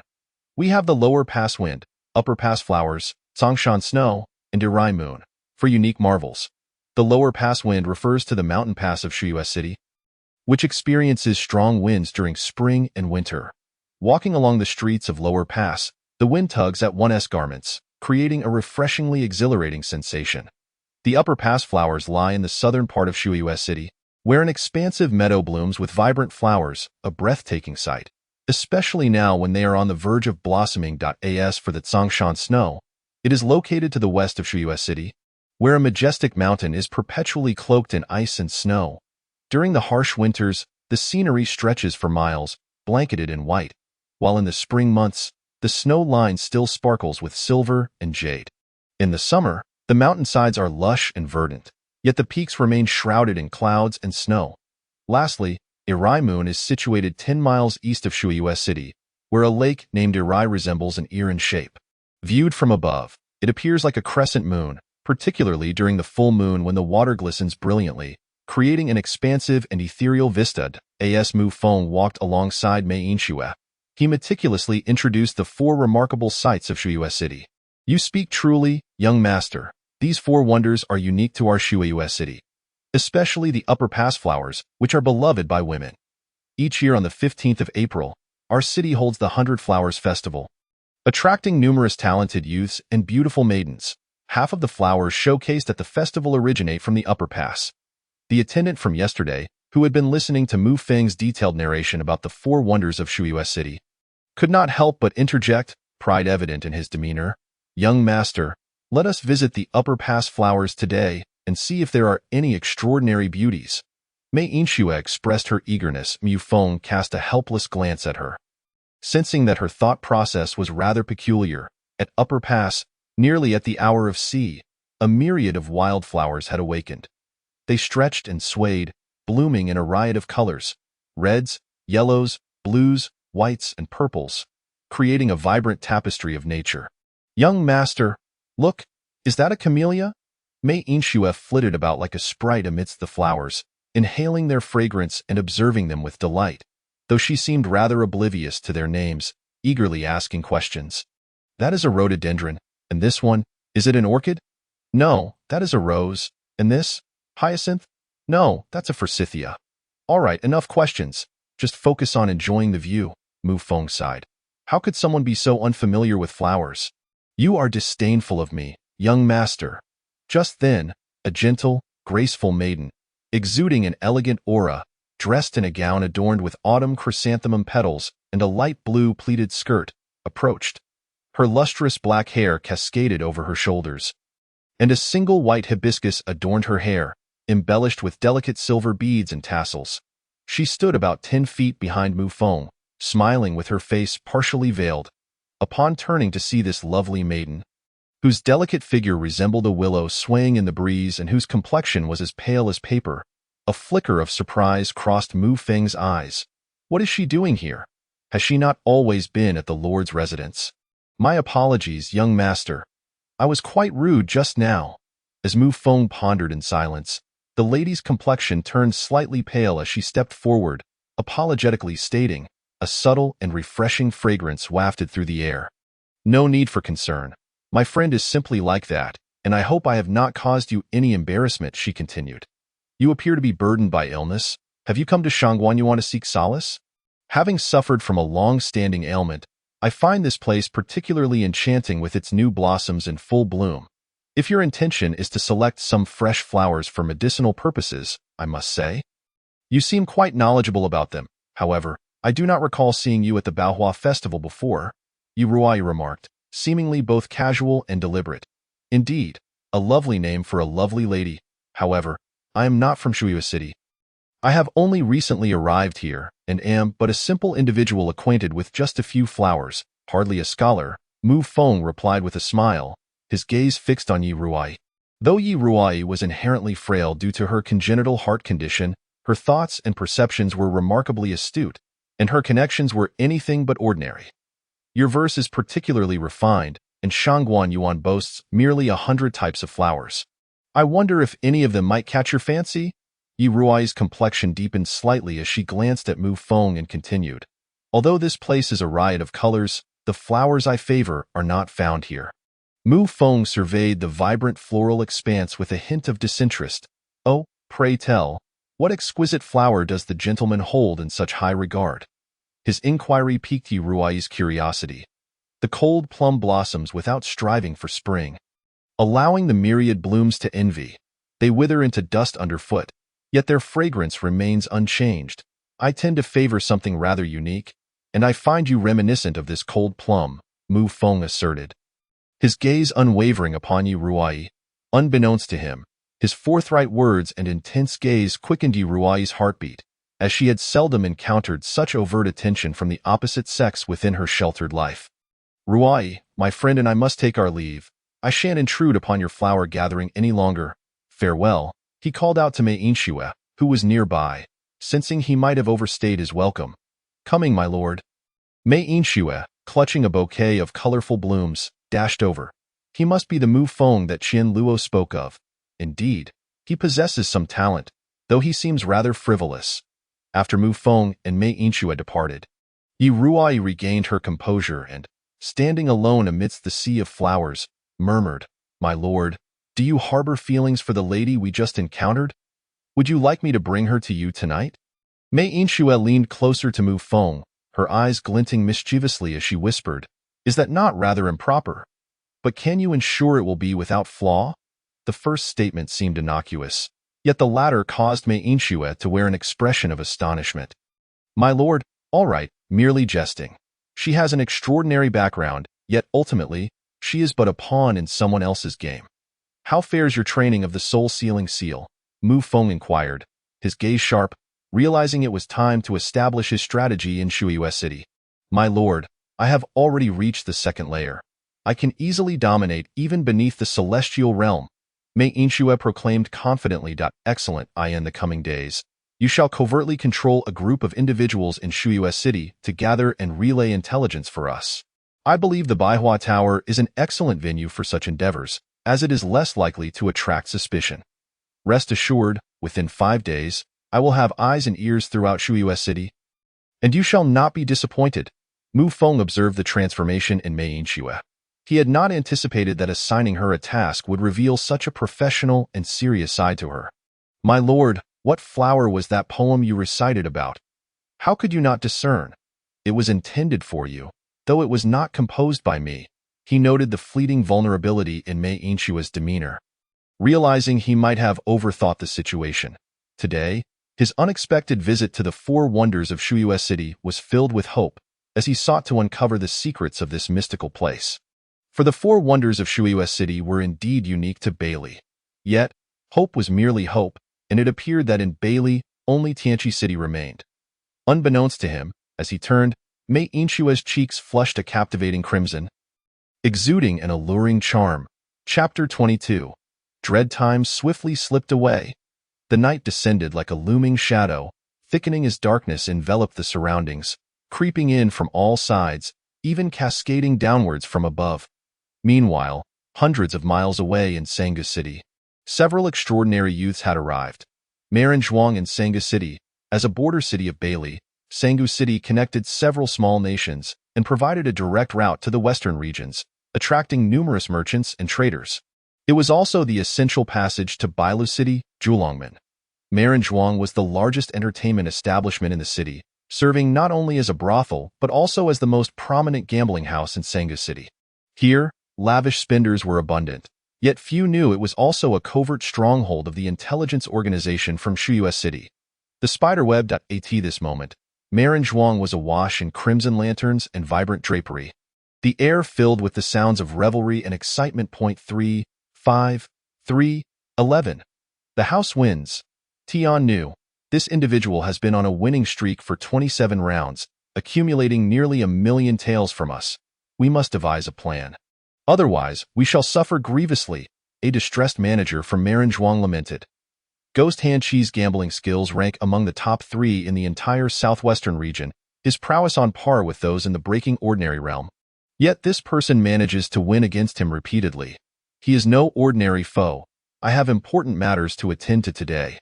I shall confront him personally, Tian Nu Rue remarked, her expression grave as she gazed at a middle-aged man clad in cloud satin robes. Standing tall and relaxed, with an ancient sword cradled in his arms, evoking a sense of dread within her. This esteemed guest, you have already won over 900,000 taels. Allow me to round it off for you to 1 million. Would you care to ascend to the upper floor to enjoy some music and a drink? The alluring Tian Nu Rue casually draped her arm over the man's shoulder, a flirtatious smile gracing her lips. Yet, in the instant she made contact, she regretted her decision. All her cultivated energy vanished without a trace, and she felt as if a colossal dragon was roaring at her. The overwhelming pressure was unlike anything she had ever experienced, filling her with a profound sense of helplessness and fear. Indeed, I have grown weary of gambling. Perhaps I shall heed the proprietor's suggestion. His simple and casual response liberated Tian Nu Rue from her fear. She abruptly realized that everything she had just perceived was but an illusion, yet the terror lingered vividly in her mind, causing her to tremble uncontrollably. Please, lead our esteemed guest upstairs.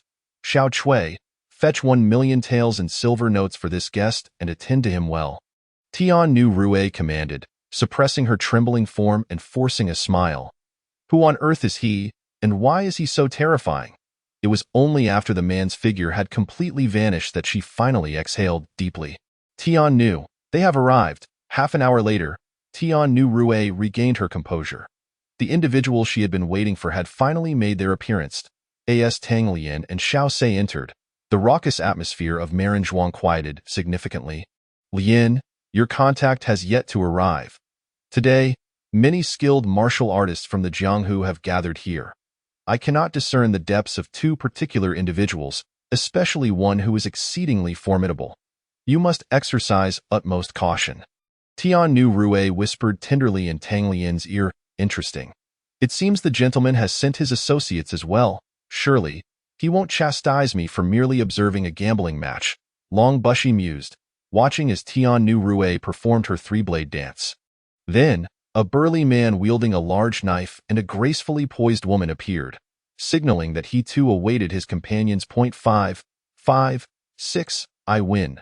With the gambling match concluded, it was time for him to depart. He had tasks assigned by the gentleman awaiting him. Who goes there? Just as Long Bushy suddenly materialized behind Ming Ho and Yu Ji, blades were drawn, and both attacked simultaneously. Not bad, not bad. One in the mid-stage of cracking earth, the other at the peak of breaking ordinary. Though their cultivation levels fall slightly short, their killer instinct is commendable. This wait was not in vain. Long Bushy expressed satisfaction, disregarding their assaults as he appraised Ming Ho and Yu Ji with keen interest. Who are you? Yu Ji inquired, her expression tinged with fear. As their weapons approached within 3 feet of him, they found themselves unable to advance further, their own power dissipating as if they had been rendered immobile by an unseen force.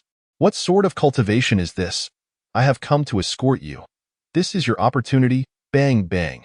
As the voice of Long Bushy faded, both the Mingho and Yueji succumbed to unconsciousness, collapsing limply onto the ground. This is him. This man possesses an unfathomable level of cultivation, utterly terrifying. Tian Nu Rue exclaimed, her face paling in fear as she beheld the two formidable figures, who together could rival the transcendent realm. Rendered as powerless as children before this individual, without even a single move exchanged, Tang Lian observed Long Bushy, his palms slick with sweat, acutely aware that they were not of the same caliber. Meanwhile, Xiao Se trembled slightly, the scene stirring memories of a fateful rainy night when he too had been at the transcendent level, facing a similar fate of utter helplessness. Only now it was the Mingho and Yueji in his stead. It's you. Do you still remember me? Xiao Se suddenly shouted passionately at Long Bushy.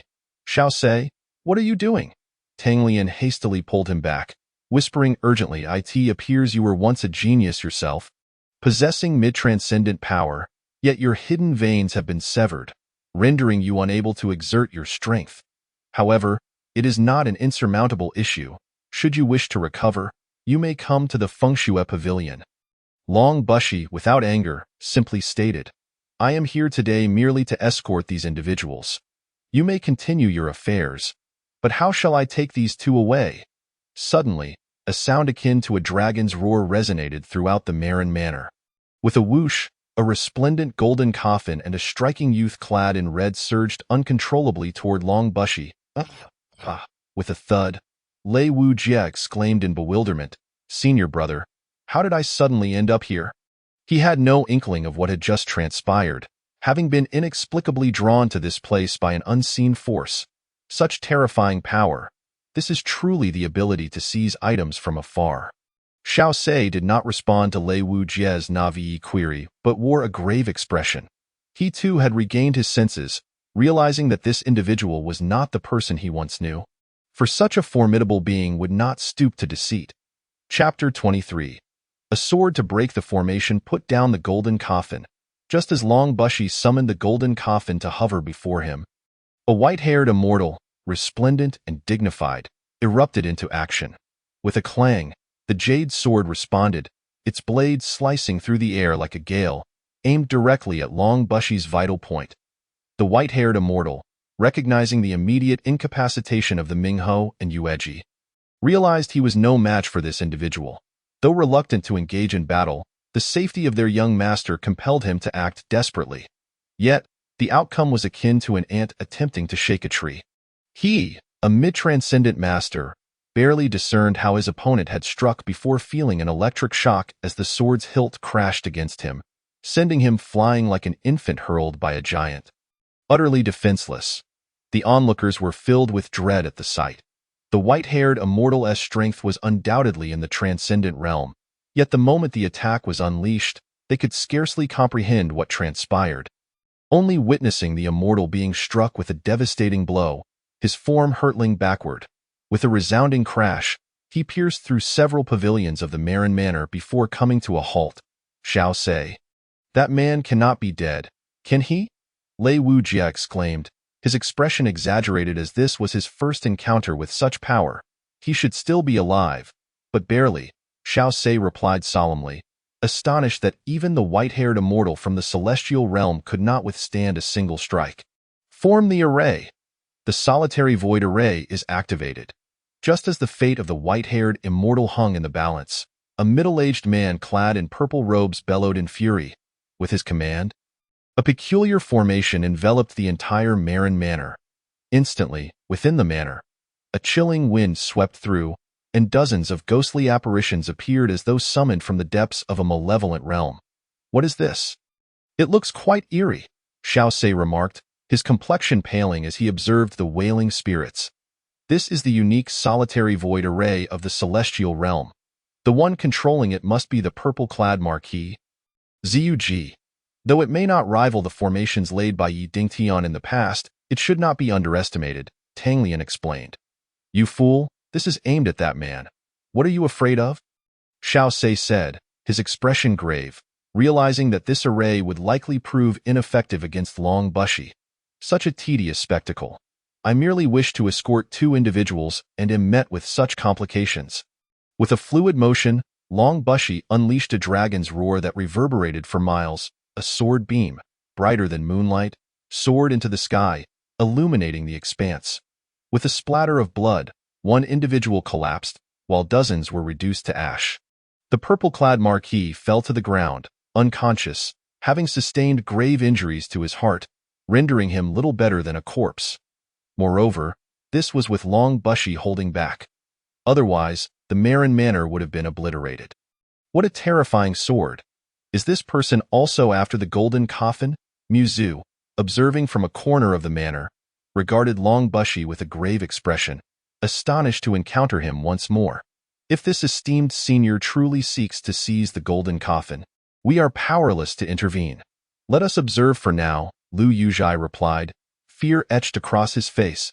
A single sword strike, comparable to that of a sword immortal, Xiao Sei murmured, captivated by the display of might. Finally, it is quiet. With a clang, Long Bushi swung open the golden coffin, and within it, Wuxin instantly leaped out. Although confined within the coffin, he was acutely aware of all that transpired outside, the terror of Long Bushi igniting waves of apprehension within him. Bensing Wuxin has met the esteemed senior, he declared, recognizing the youthful genius before him, who had already reached the late stages of earth-shattering power at such a tender age. Interesting, little monk. Perhaps we shall meet again soon. Long Bushi remarked as he utilized his power to transport the Mingho and Yueji into the golden coffin. casting a discerning glance at the bowing Wuxin. He then ascended into the air with the coffin in tow. "May I inquire your esteemed title, Senior?"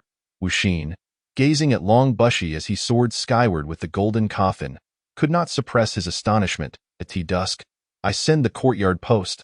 On a snowy night, I slay the soul." Celestial dragon attendant, Long Bushi. With a cryptic statement that left many perplexed, Long Bushi's figure vanished from sight. Theo traversed the air, indeed a master of profound intent. When did such a powerful being emerge in Bailey? Xiao Se pondered, his brow furrowed as he watched Long Bushi depart.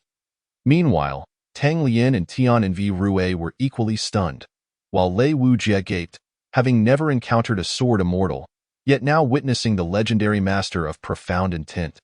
A sight beyond his wildest imagination. The emergence of a mysterious master of profound intent inadvertently dropped a heavy bombshell across the southwestern territories of Bailey Point 2 days later. News spread that a master of profound intent had appeared at Marin Manor, abducting the Mingho and Yueji, causing ripples of unrest among the lords, clans, and factions throughout the southwestern region. For some impassioned youths, the appearance of a master of profound intent merely filled them with awe, serving not as a deterrent to their aspirations. Meanwhile, Xiao Se, Lei Wujie, and Wuxin journeyed onward to the Yutian kingdom. "Young master, have you finally emerged from your seclusion?" In a tranquil estate within Shuiyue City, Mei Yinxue approached the young man who had just exited his chamber, speaking softly. "I merely took a brief respite. The Wang family you control is quite prominent in Shuiyue City. Do you have any significant information?" Mu Feng, with heavy steps, made his way to a nearby pavilion. Reporting to the young master, although the Wang family has resided in Shuiyue City for generations, they have primarily focused on commerce and possess little knowledge regarding the martial world. However, Wang Mian mentioned that recently, the Tang sect and the Pailai Hall, led by the Lei family, have been in constant conflict, seemingly on the verge of a major confrontation. Due to Long Bushi's actions at Marin Manor, the web of Shuiyue City has dispatched 2 experts to investigate the situation. It seems that the master behind Baihua Tower is connected to the 3rd city lord of the city lord's estate. To avoid alarming the snake, I abandoned Baihua Tower and instead took control of Tingyu Pavilion. Though less bustling than Baihua Tower, Tingyu Pavilion is favored by cultured gentlemen, and its proprietor is a pawn inserted by the Qingtian Observatory of Tianqi City. With him, I can trace the royal family's roots, Mu Feng explained. "Young master, there is another matter. Bai Li Dongjun has already begun to take notice of you." Mei Yinxue seated herself beside Mu Feng, recounting the details. "Well done. While Bailey is ultimately small, it suits my development perfectly. I have arranged for someone to seek out the Red King, Xiao Yu. It is time for a change in Bailey's leadership. As for Bai Li Dongjun's inquiries into my matters, there is no need to concern ourselves. I anticipated such a conclusion after my visit to Qingqing Mountain. Let them label me as the Red King's man. I require an identity to navigate this martial world. However, keep a close watch on the information regarding Imo, Yi, and Li Chongqing. Their cultivation is no trivial matter. I shall devote myself to training for the next few days. So unless there are particularly urgent matters, you shall decide the course of action." Mu Feng took a sip of the clear tea poured by Mei Yinxue and spoke softly. "Ever since I moved to this manor of the Wang family, I have been diligently practicing the 2nd stage of the celestial flood dragon body refining technique, known as muscle refinement. However, the challenges of this stage far exceed my expectations. As the saying goes, for every inch of muscle gained, life is prolonged by 10 years. Muscles connect various joints in the human body, assisting the muscle groups in exerting force. Although I have the support of Earth-grade elixirs, it has taken me 2 days to complete only half of the muscle refinement. My muscles feel like drums, and the pain and itchiness I experience during this process have driven me to the brink of madness. Today, I stepped out of my room simply to alleviate my discomfort before continuing. Yes? Young master, I shall take my leave now to make the necessary arrangements." Chapter 24. The Wind and Snow Pavilion. What are your thoughts on that mysterious figure from the profound intent realm? In a pavilion halfway up the Tsang Mountain, Bai Li Dongjun gazed at the fair-skinned, snow-like beauty before him, her hair thick and woven, eyebrows shaped like willow leaves, lips red as cinnabar, and delicate jade-like hands gripping a frost-like sword measuring 3 feet and 6 inches. This person is likely not from Bailey, however, Since they mentioned, the twilight sends the court invitation, on a snowy night, the soul is slain. Tianlong's servant puppet, Long Bushy. It can be inferred that this individual is undoubtedly affiliated with a certain power. The latter part should be their code name and identity. But why did they abduct the Ming Ho and Yu Ji? Could it be related to the tragic incident at the Wangi Tower? A clear and melodious voice, tinged with confusion and uncertainty, responded. Zhu Wang reports that after leaving the Beauty Manor, this person vanished without a trace. However, just yesterday, a new assassin organization called the Wind and Snow Pavilion emerged within the Yutian Kingdom, offering 500,000 taels of gold to slay a great profound intent practitioner and 100,000 taels to kill a sword immortal. Gulyalu, after taking a hearty sip of Donggui wine, Bai Li Dongjun spoke in a measured tone. Though his voice carried a hint of fluctuating emotion, the price is indeed reasonable. Why senior brother implies that this powerful individual is likely associated with the Wind and Snow Pavilion. Li Hani's expression revealed no discernible emotional shift, yet his grip on the sword tightened involuntarily. We cannot ascertain this yet, but the phrase, "The twilight sends the court invitation, on a snowy night, the soul is slain," makes me feel that this person is closely connected to the Wind and Snow Pavilion. I hope I am overthinking this. After finishing his words, Bai Li Dongjun furrowed his brow slightly. Did you come today merely to discuss this matter with me? Following the battle at the Beauty Manor, 2 of the experts from the Tianwei were left injured and dead. They will surely send skilled practitioners to assist. Chang Feng wishes to personally escort that hostage away to resolve this matter swiftly and prevent further chaos in the southwestern Jianghu. I would like you to discreetly investigate this matter. After it is resolved, you can proceed to the Yutian Kingdom to personally uncover the origins of the Wind and Snow Pavilion. There is another matter that may pique your interest. The young man who returned with Tang Lian visited Qingqing Mountain and even sent a poem to Zhao Yuzhen. In the distance, there dwells a beauty, radiant as jade. By day, I admire the flowers along the path. By night, I return leisurely. One day, I chanced upon her, and from my bones, I felt longing, whispering a few lines. Love remains unwavering. Bai Li Dongjun regarded Li Hani with a hint of jest in his gaze. The poem is delightful. I have seen this individual from afar at the Ascending Heaven Pavilion. He possesses some talent and should be skilled in martial arts. However, the crux of your discussion should not rest solely on this poem, but rather on this individual. Li Hani gazed into the distance, his tone remarkably calm as he replied, "Indeed, this person is named Mu Feng. According to Zhu Wang's investigations, he is not from the southwestern region, but made a sudden appearance in Muliang City half a month ago. Strangely, he descended from Qingqing Mountain and arrived at Shuiyue City in merely 1 hour. He currently resides in the Wang family's southern manor, and they seem to hold him in considerable esteem. His identity is undoubtedly complex. What course of action do you propose? I wish for you to investigate whether he is affiliated with the Jixia Academy, or if he is connected to either the White King or the Red King." Bai Li Dongjun gazed at the clouds ahead, his voice steady as he queried, "Why must I undertake this investigation? Cannot you handle it?" "Because you are the Qinglong. This is your forte.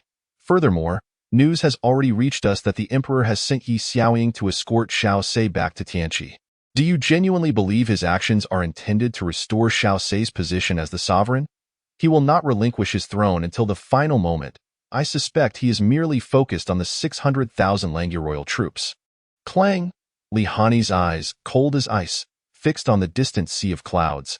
Suddenly, a beam of sword light sliced through the air, parting the clouds above in an instant. Bang! My muscles feel like drums. The muscle refinement is finally complete.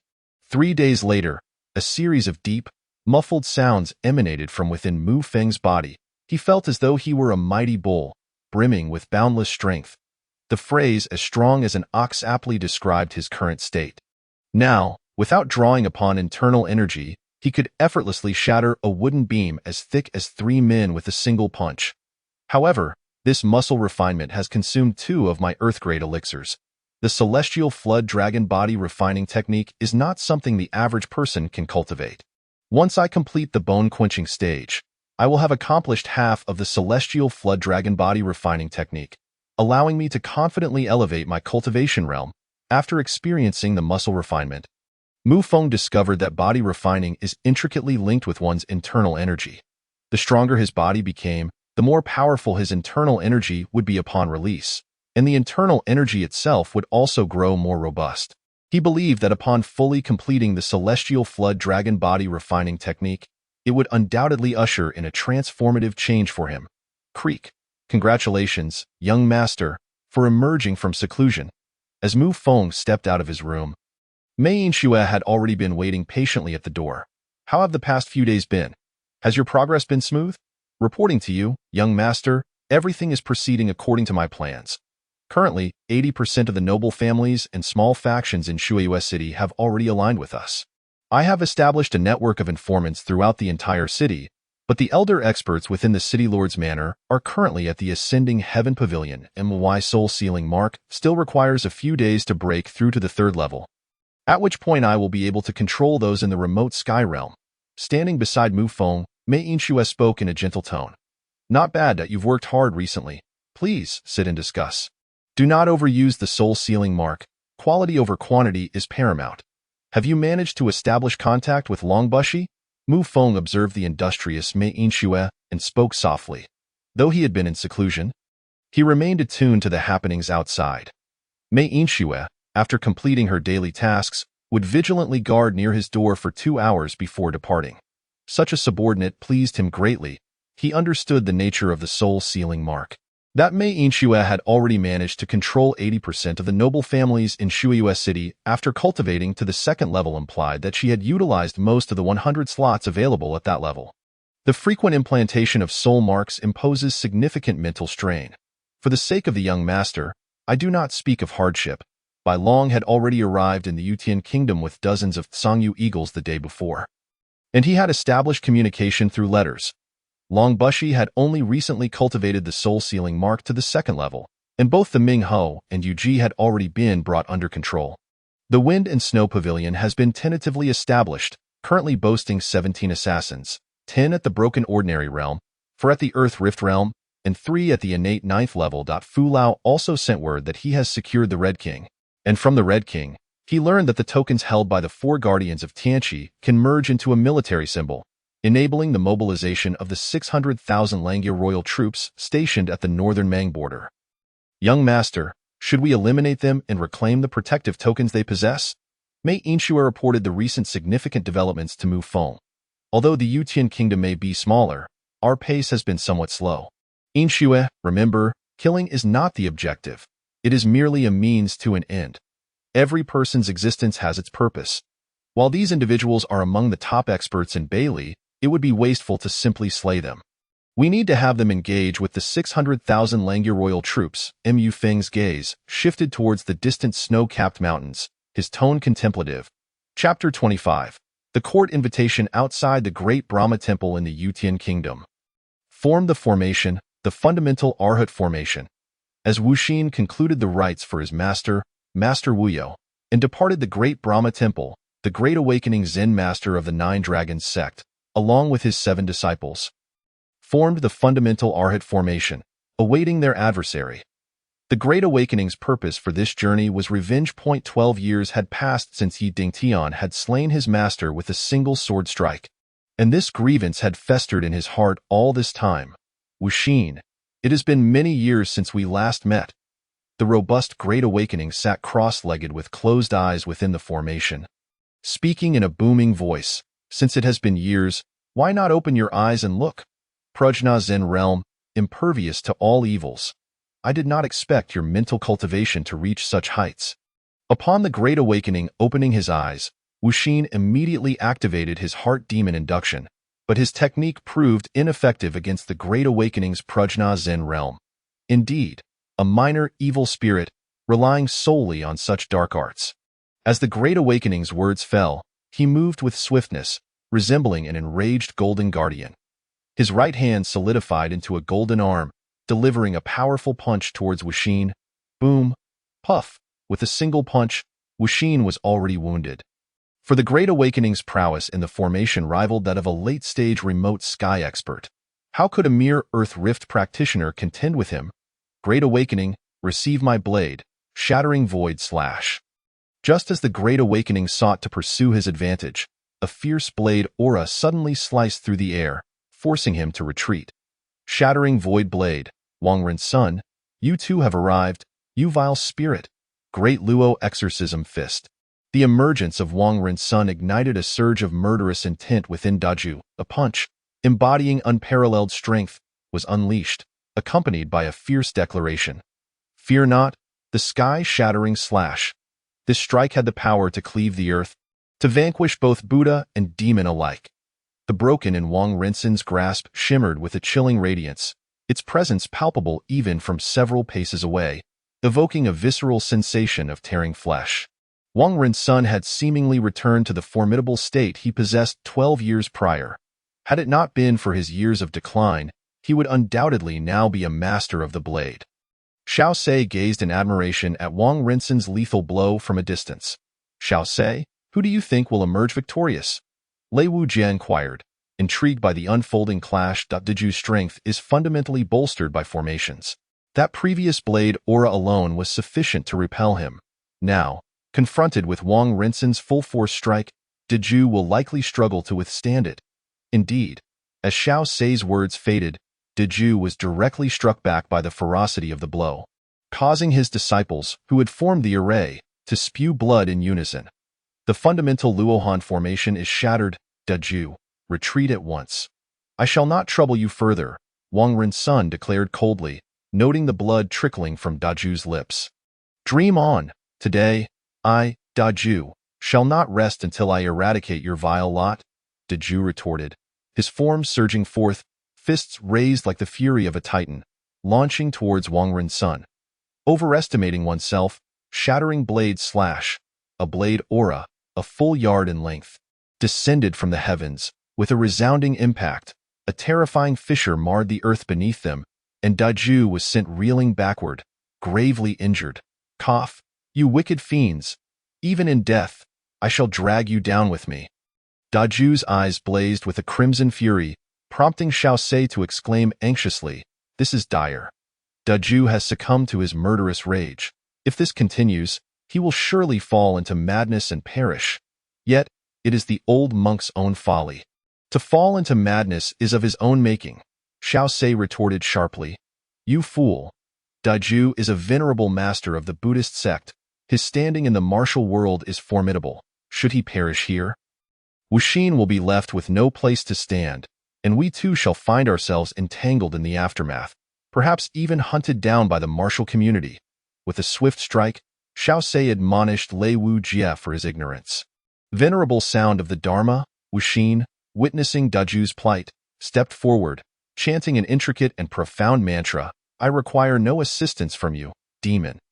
As the mantra washed over Daju, he gradually regained clarity, realizing that his earlier turmoil had led him astray into madness. Yet upon recognizing Wuxin as his savior, he instinctively resisted. Daju, you accuse me of being a demon, yet I have never engaged in such malevolent deeds. Your disdain arises solely from your resentment towards my practice of the 32 secret arts of your Rakshasa Hall. Today, I shall return them in full measure. Wuxin, what are you doing?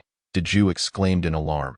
Following Wuxin's declaration, an extraordinary force enveloped him, and he was horrified to discover that both his and Wuxin's internal energies were rapidly dissipating and merging. In the blink of an eye, both men found themselves devoid of any internal energy fluctuations.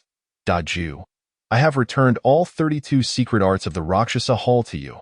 From this moment forth, I, Wuxin, owe you nothing. Ha ha ha, what a farce. Daju, the Zen master, laughed heartily, staggering away into the distance. It was unclear whether he laughed at unavenged grievances or at the squandering of his own life.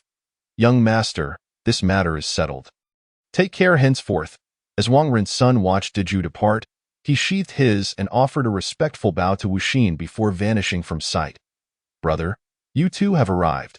Shortly after Daju and Wang Ren's departure, Tang Lian, Xikong Qianluo, and Wu Zhan arrived at the scene. Just then, a thunderous sound of galloping hooves approached swiftly. Ah, it seems we have arrived just in time. You appear to be preparing to leave. Before any further words could be exchanged, dozens of mounted warriors encircled them. Unmatched city. Lu Yuzhai, are you attempting to block our path to Shuiyue City? Tang Lian confronted the leader of the mounted figures with a cold voice. I do not seek to obstruct you. But we of unmatched city require that monk. Lu Yuzhai pointed his spear at Wuxian. By what authority? Not by ours, but by mine. With Tang Lian's words barely spoken, a figure, standing 5 feet tall, with a refined countenance and a dual sword scabbard upon his back, dismounted from his steed, speaking with a hint of arrogance. I am unmatched. His name resonated with audacity, and Lei Wujie murmured, what a brazen name. This name is not without merit. He is formidable, Xiao Sei observed gravely. His gaze fixated on the sword scabbard behind unmatched. You can wield the unmatched sword scabbard, Tang Lian exclaimed in astonishment as he beheld unmatched opening the scabbard. I have heard my master speak of it. The unmatched sword scabbard is a treasured artifact of unmatched city. Those who can wield it are destined to become sword immortals. Yet it is said that no one has opened the scabbard in a century. How surprising to see it today. Is it truly so remarkable? With a surge of energy, four flying swords surged forth from the scabbard, soaring into the air. Kill with the sword. One sword lunged towards Xikong Qianluo, another towards Lei Wujie, a third aimed at Tang Lian, and the last targeting Wujan. Phoenix Flute. Yet another sword shot forth, hurtling towards Xiaosi. In an instant, the group found themselves beleaguered by the 5 flying swords. Their speed not only astonishing but also treacherously unpredictable. Slay.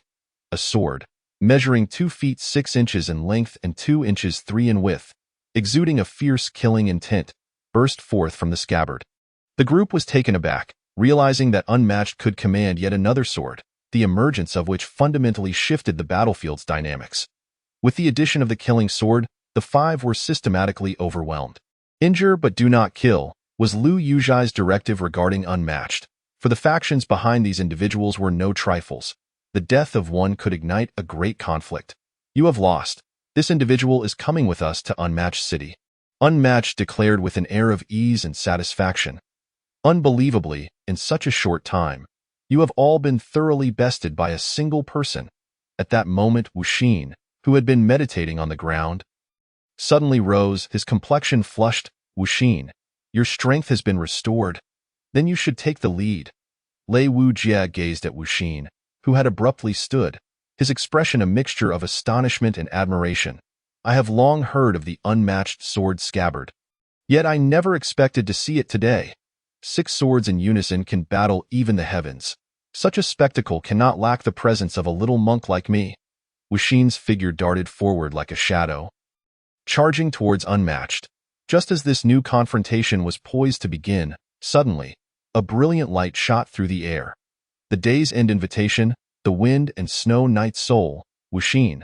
Someone has placed a bounty of 100,000 taels of gold on your head. This is the invitation from our wind and snow pavilion. After nightfall, someone will come for you. Wuxin stared at the palm-sized invitation, entirely white, adorned only with a wild, cursive character that read death, and his pupils involuntarily constricted.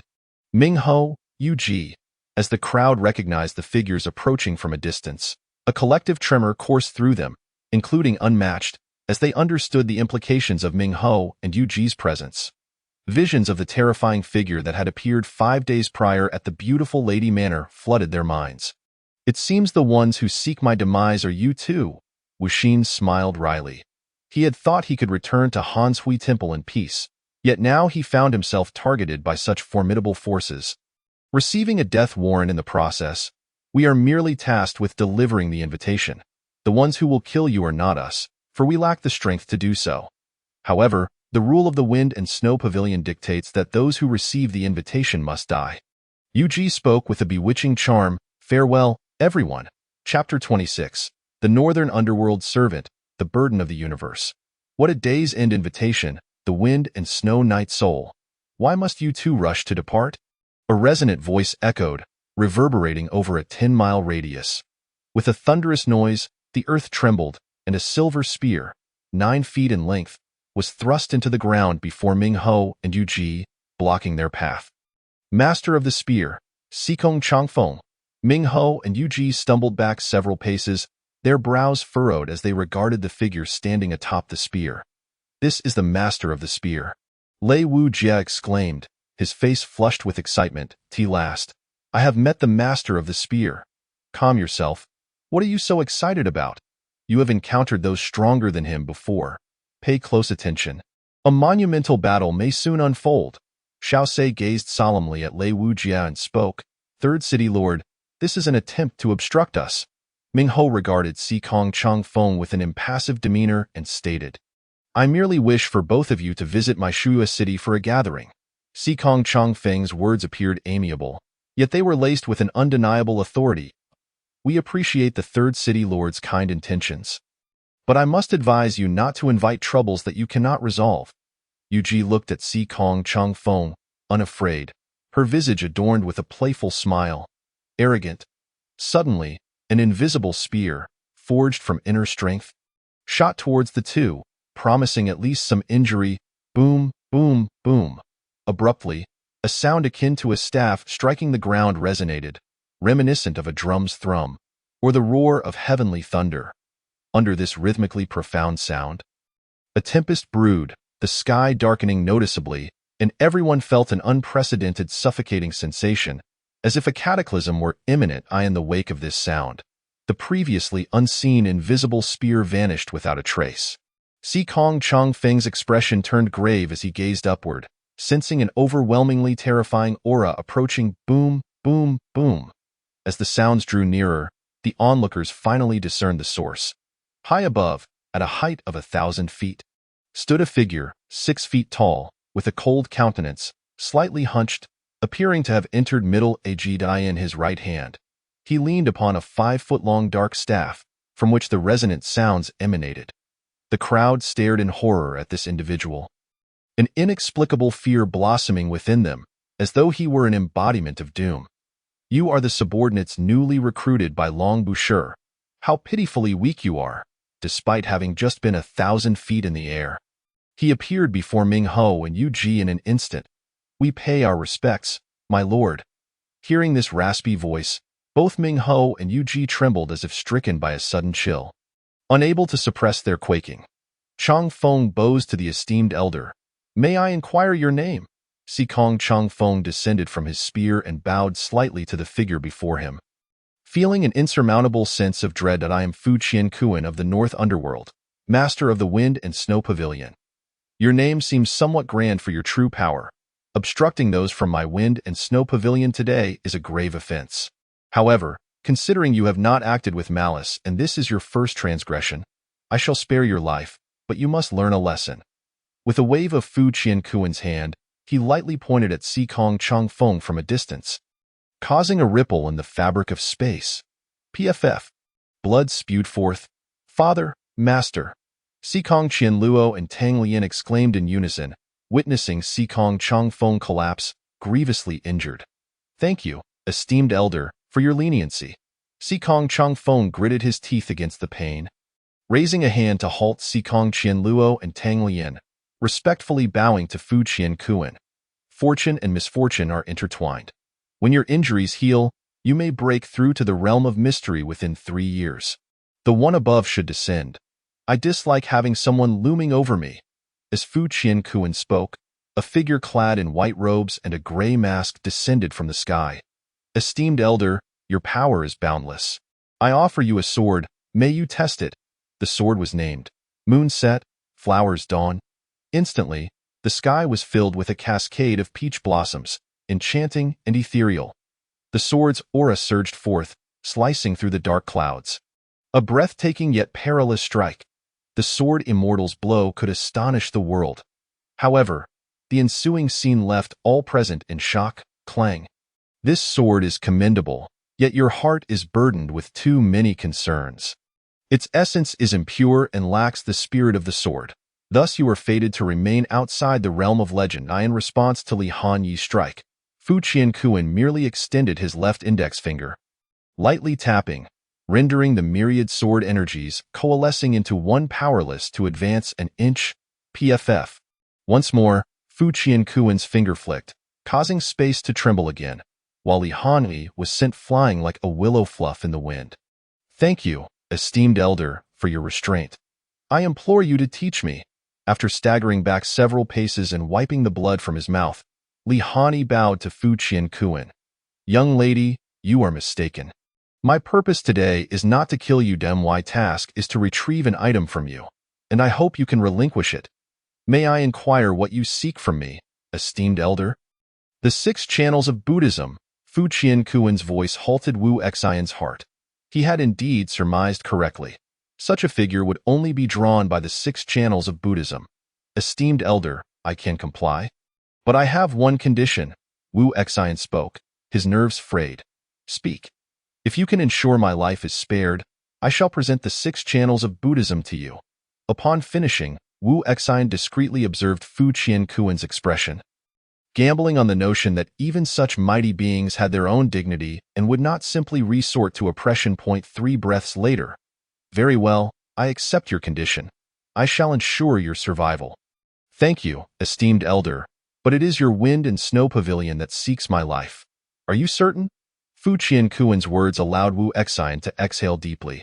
He had wagered correctly, yet unease lingered. For those who sought his life were of the same faction as this formidable individual. Why, word is my bond. The task to kill you was assigned by Long Boucher, who ranks lowest among our 12 puppets. He cannot defeat me, and I assure you, he will not succeed in killing you. Now, hand over the 6 channels of Buddhism. Hiss. Fu Qian's declaration sent chills down the spines of those present, their minds in turmoil, unable to settle. What had they just heard? They had assumed this figure was among the highest echelon of the wind and snow pavilion, yet he claimed there were over a dozen others with similar strength. What could possibly exist beyond these 12 puppets? None dared to contemplate. It shattered their worldview. Chapter 27. A cataclysmic battle. Fu Qian. Your actions show a blatant disregard for my authority.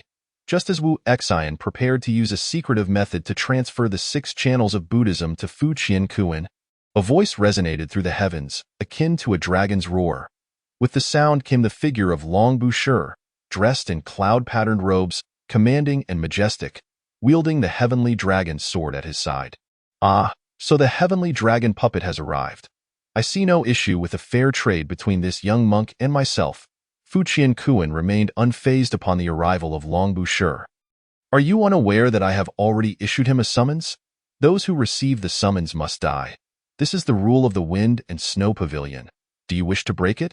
Long Boucher's expression turned. I see why. That's so? I did not observe a summons. Young monk, did you receive one? Fu Qian's gaze shifted to Wu Xian, his raspy tone questioning. Both of you, do not involve me in your celestial quarrel. I am merely the victim. What does that gaze imply? Did he receive the summons or not? At that moment, Wu Xian's face was a picture of distress, inwardly lamenting his plight, his right hand unconsciously brushing against the summons. Esteemed elder, I assure you, I have not received any summons. Meeting Long Boucher's gaze, Wu Xian clenched his fists tightly. You see, he claims he did not receive it, thus, I made a trade with him. Fu Qian looked at Long Boucher, calmly stating, Then what is this? The heavenly dragon puppet. It is unseemly to bully the weak. This person I have vowed to protect. Just as Long Boucher reached for Wu Xian's right hand. In a critical moment, Fu Qian's North Underworld staff swiftly intervened, forcing Wu Xian back.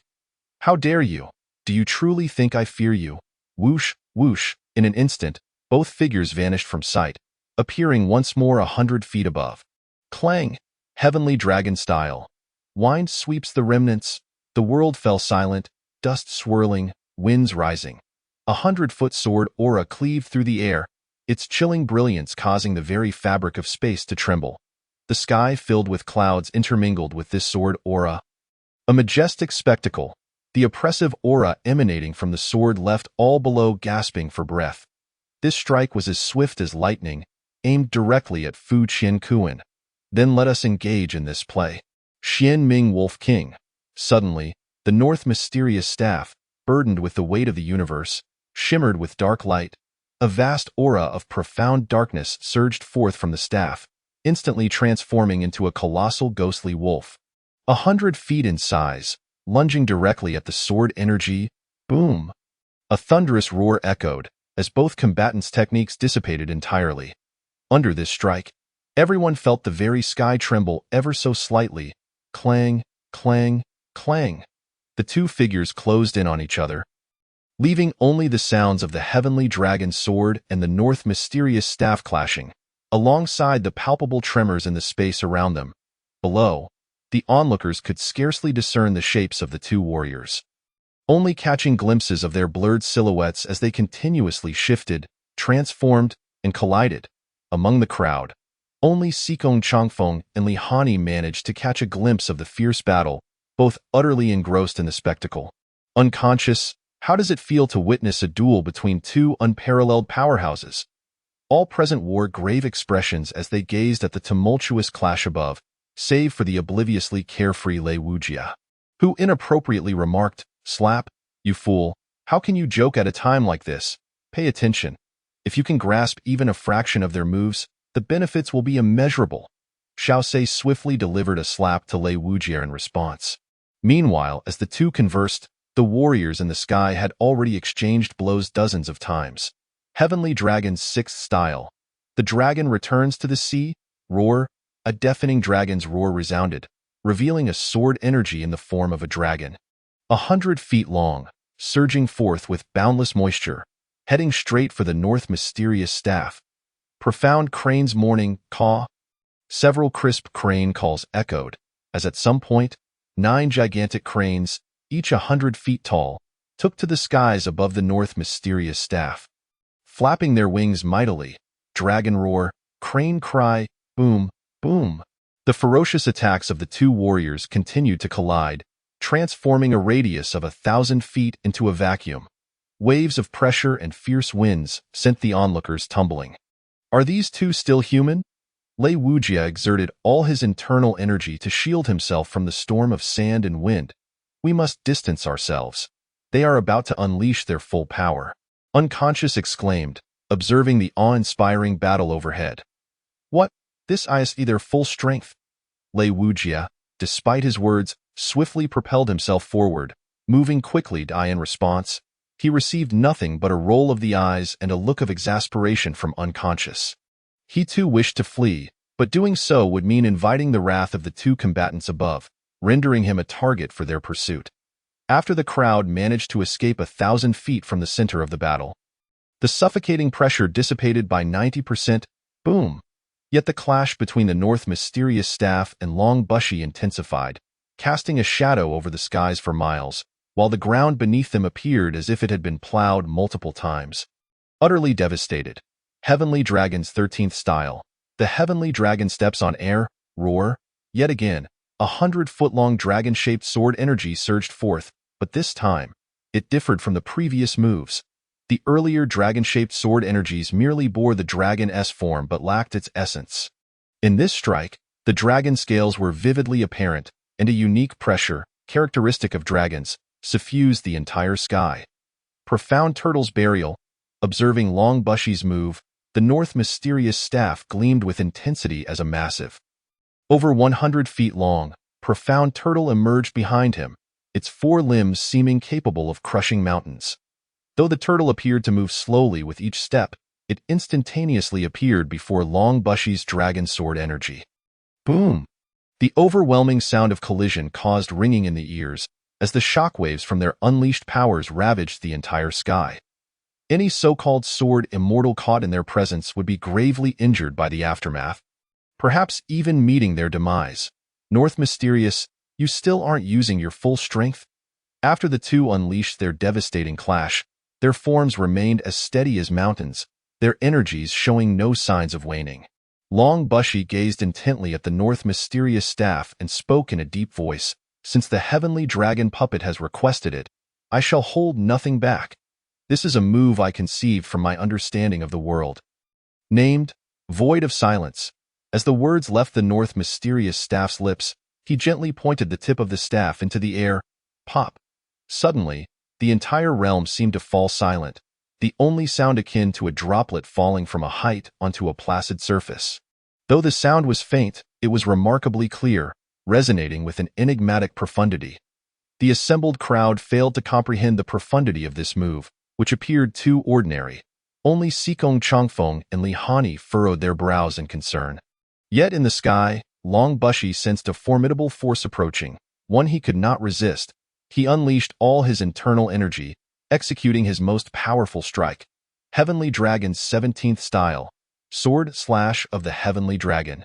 This technique was a pure amalgamation of countless sword energies and internal force, imbued with an esoteric intent.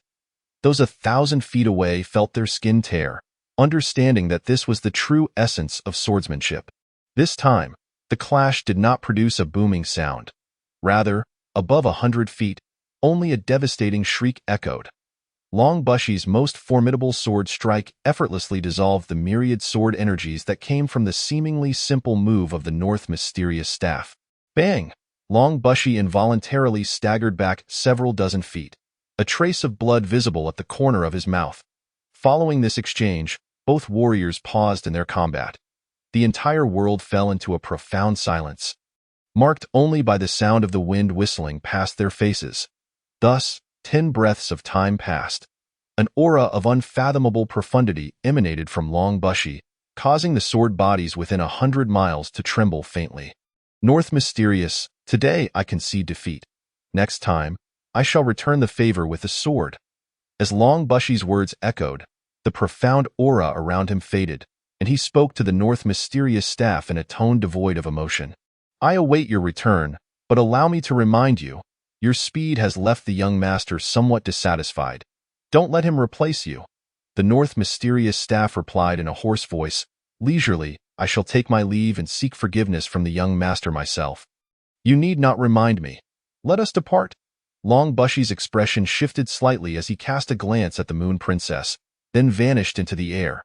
Congratulations, Senior, on your victory, Unconscious said, bowing to the North Mysterious staff, who had suddenly appeared before him. It was merely a simple exchange, but next time, it may not be so clear-cut. Little monk, your life is now secure. I have obtained what I sought. The North Mysterious staff's voice remained hoarse, devoid of any emotional fluctuation, yet his gaze was as sharp as two heavenly blades, instilling a sense of mental collapse. And Unconscious, I am already prepared, and I shall now pass it on to you. Senior, Unconscious, drenched in cold sweat, forcibly suppressed his fear and conveyed the complete Buddhist 6 channels he had prepared to the North Mysterious staff. Why are there only the first 3 channels? What of the rest? A voice, filled with dissatisfaction, thundered in Unconscious's ear. Senior, I beg forgiveness. My mind truly holds only the first 3 channels of the cultivation method, which my master imparted to me. Whoosh! A gentle breeze caressed his face as Unconscious felt an overwhelming tension rising within him. I hope you speak the truth. Otherwise, you shall face soul-searching and death next time. Upon hearing the North Mysterious staff's words, he could not help but release a long breath of relief. Senior, I dare to ask one more question. Unconscious called out urgently to the departing North Mysterious staff. What do you wish to inquire? Dare I ask? What realm lies beyond the realm of profound intent? Unconscious asked, filled with anxiety and anticipation as he gazed at the North Mysterious staff. Little one, do not reach too far. Knowing too much merely adds pressure. When you reach the consummate stage of profound intent, you will naturally understand. You possess the 6 channels method, albeit incomplete. Nonetheless, it is among the highest martial arts of the Buddhist sect. The realm of profound intent should not be too difficult for you. As the North Mysterious staff finished speaking, his figure vanished without a trace, leaving behind a crowd in stunned silence. Chapter 28. Minor completion of body refinement. To witness such a battle is to have lived a worthwhile life. Sikong Changfeng stood beneath where the duel had just transpired, mumbling softly to himself. The realm of this individual likely surpasses even that of my master. Why has such a terrifying force come to Bailey? A melodious voice resonated beside him, as Li Hani looked on with a puzzled expression. Such a powerful force must surely be backed by a colossal entity, one beyond our comprehension. Let us first attend to the matters at hand. Xiao say, these two are truly terrifying. If I could become as formidable as they are, I would be satisfied. Slap, you fool, stop dreaming. What shall we do now? Where do we go next? You still owe me 800 taels of silver. The outside world is too perilous. Hurry and repay me so I can return to my Shuilua mountain manor. Greedy ghost. Unconscious, Where do you intend to go next? Lei Wujie turned his gaze back to unconscious. I plan to return to Hansui Temple with Brother Wuchen to delve into the Buddhist teachings. Shuai City shall escort Yi Engshi back to the sect. Sikong Chongfeng's voice suddenly rang out from above the group. The sword immortal seeks to compel me to return. This is not coercion. You are the young master of the outer heaven, and the 12-year period has now elapsed. You ought to return to your sect. In respect, we from Shuai City shall send the Shuai sword immortal to personally escort you back. The voice of Sikong Chongfeng rendered Wuxin speechless and unable to retort. It is fate. The little monk is fortunate to have befriended you all in this lifetime. Farewell. Ultimately, Wuxin departed from Bailey, embarking on his mission to the realms beyond. 5 days hence, the earth-shattering battle between the two attendants of the Fengshui Pavilion at the Fengshui Pavilion sent tremors through the entire Yutian kingdom. Their renown skyrocketing, transforming the name of Yutian into a taboo. Such a terrifying force, merely a guild of assassins. How could this not instill a sense of unease? As April commenced, the southwestern lands began to blossom. The scenery a vivid tableau of winter giving way to spring.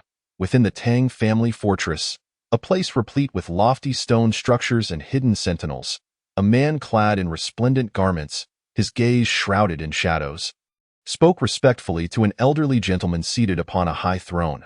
This elder, with silver hair, a diminutive stature, and a slight paunch, held a long smoking pipe in his hand. Old master, it has been confirmed beyond doubt that Li Hani personally escorted Yi Shiren back to the sect and has yet to return. Meanwhile, Xiao Chuha and his companions have already arrived at Shuai City, and that young scion of the Lei family is set to challenge the Ascendant Pavilion in 3 days, reported Tang Ao with a bow. It appears this is all part of the Lei family scheme. I asked the Prince of Yong'an preparing to take action? The elder mused. What shall we do next? Intelligence from Tianqi suggests we must swiftly seize the military talisman. Tang Ao continued, remaining bowed. The Xuanwu order is already in our possession, while the Qinglong is in Li Hani's grasp and the Zhuke rests with Sikong Chongfeng. However, obtaining the talismans from these individuals will prove rather challenging. Xiao Chuha wields the Baihu order, and with the covert support of Bai Xiaotang providing intelligence, his possession of such a talisman indirectly signifies he has already acquired 3. Who do you believe he will target next? Do you think Fengshui Pavilion can assist us? The elderly Tang patriarch suddenly shifted the tone of his discourse, speaking languidly. Are you suggesting we enlist the aid of Fengshui Pavilion? Although they have recently established a presence in the southwestern region, their overwhelming strength has caused the various factions and families to unite in avoidance. If we were to entangle ourselves with them, we would likely face the wrath of the entire southwestern territory. Moreover, their services are exorbitantly priced. Perhaps you ought to reconsider. Tang Ao's expression turned grave. Originally, the southwestern assassins were under the dominion of Anha, but since the arrival of Fengshui Pavilion, everything has changed. Anha now retreats before them. The various family factions are in a state of disquiet. Short-sightedness prevails. Do you truly believe these factions fear Fengshui Pavilion? I suspect many have already pledged their allegiance in secrecy. Our dealings with Tianqi are merely mutual exploitation and cooperation. Time is of the essence. Do you wish for me to relinquish the talisman willingly to that Tang Lian? What if the military talisman were to fall entirely into our hands? What would become of our Tang family then? The elder gazed into the distance, his eyes ablaze with determination. Old master, I shall make the necessary arrangements at once. Yes, ascertain the cost for seizing without slaughter, and what it would entail to annihilate the Lei family. In Shuai City, a cacophony of cracking joints filled the air within an expansive, antiquated training chamber. At this moment, Mu Feng's entire being contorted in peculiar motions, revealing the underlying bones beneath his muscles shifting incessantly. A faint golden glow emanated from his body. Should one possess the ability to peer within, they would witness the miraculous transformation occurring within Mu Feng's sinews, bones, and blood. His blood bubbled as if boiling. Akin to the magma of a volcanic eruption, his tendons radiated a luminous jade-like sheen, an extraordinary sight. Most astonishingly, his bones, once pallid, now appeared gilded, resplendent in their brilliance. Blood like broth, tendons akin to jade, bones transformed into gold. This is the hallmark of the minor success of the Tianjiao body refinement technique. After 2 full hours, he completed the metamorphosis of his jade Tinlihani, then shifted the topic, furrowing his brow as he spoke. Indeed, upon arriving at each city, they hastily erect their own snow and wind pavilions, as if fearing that others might remain oblivious. This is the first time I have encountered such an assassin organization. Sikong Changfeng could not help but retort with a sardonic expression. What do you think their intentions are?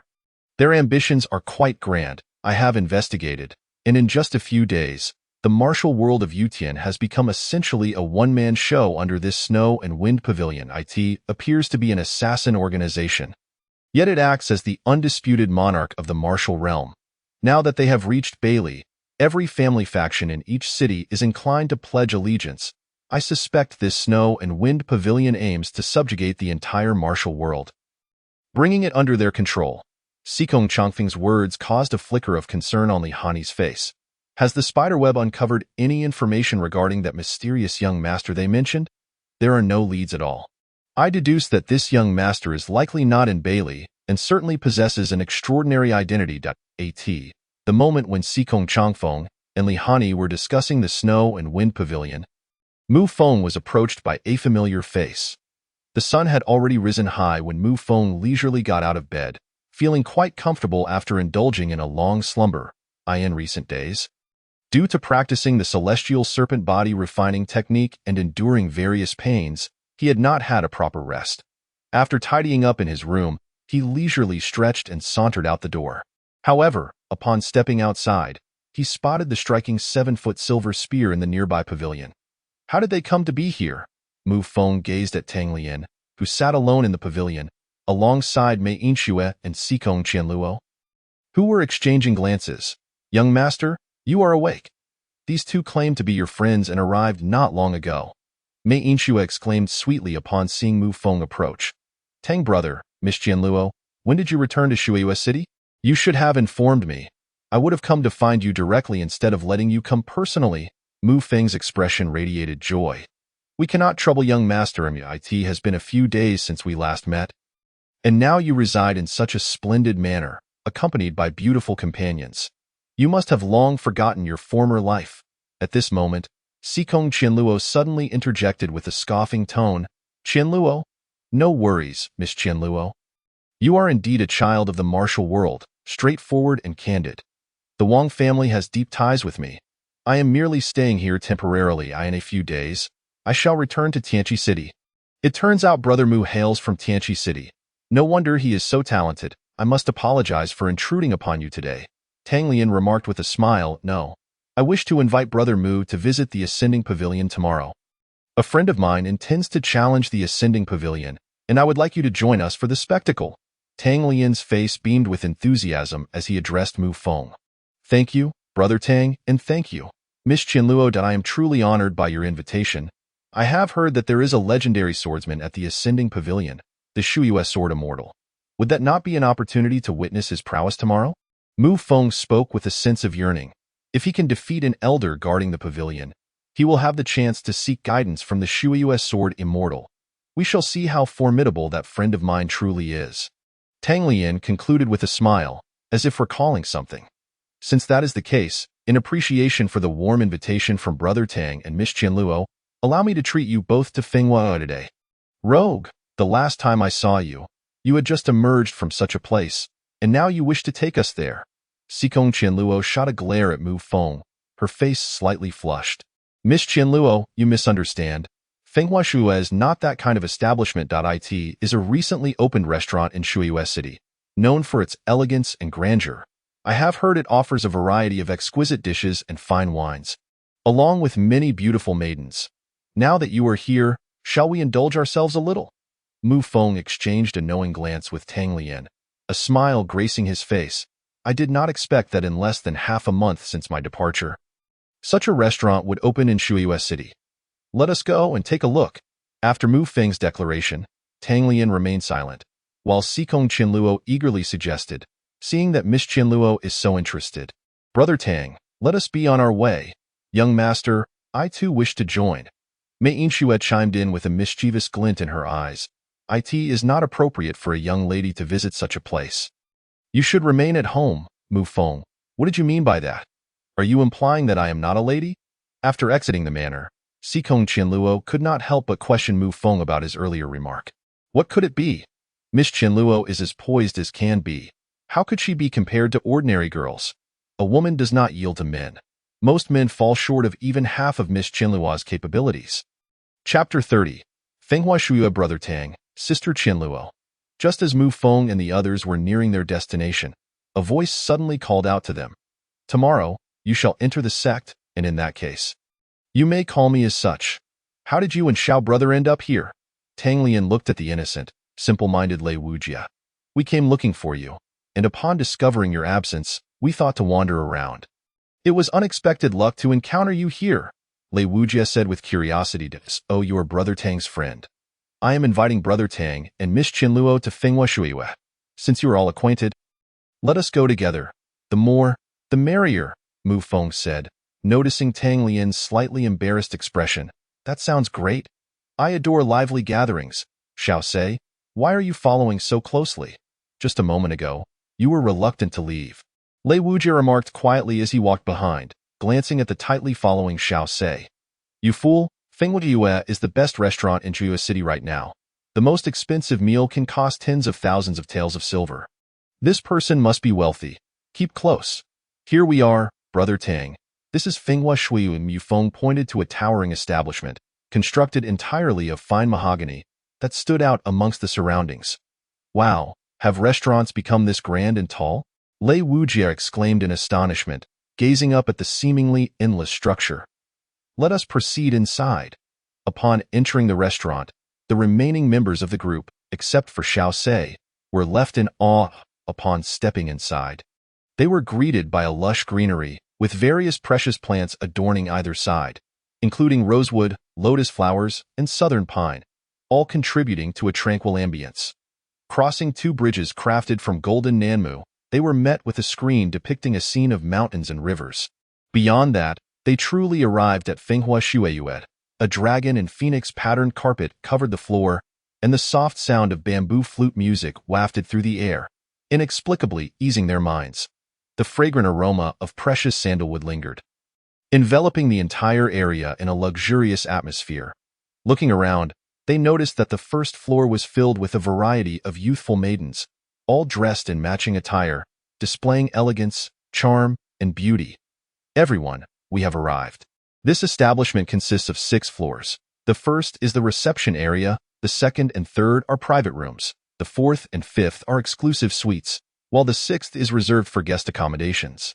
As they entered, 2 demure young ladies politely guided the way. Let us head to the 5th floor. The view is splendid, and we can also see that Songshan scenery, Mu Feng suggested to the group. May I ask, what is a guest elevator? Lei Wujia whispered, his mouth agape since entering. Young master, the guest elevator is an invention of our owner. It operates like an elevator. Standing inside, you press the button for your desired floor, and it will take you up. Wow, how amazing! Lei Wujia exclaimed in wonder at the rising contraption. Please, gentlemen, come inside. An incredibly spacious private room greeted them, adorned with luxurious western silk carpets, a long golden nanmu low table at the center, and a delicate sound of a bell being struck by a servant girl, accompanied by the gentle strumming of a zither. Several musicians awaited with various instruments in hand, while the soft ringing of the bell harmonized with the music, creating a melodious atmosphere. The fragrant smoke from the incense burner curled in the air, further enhancing the opulence of the room.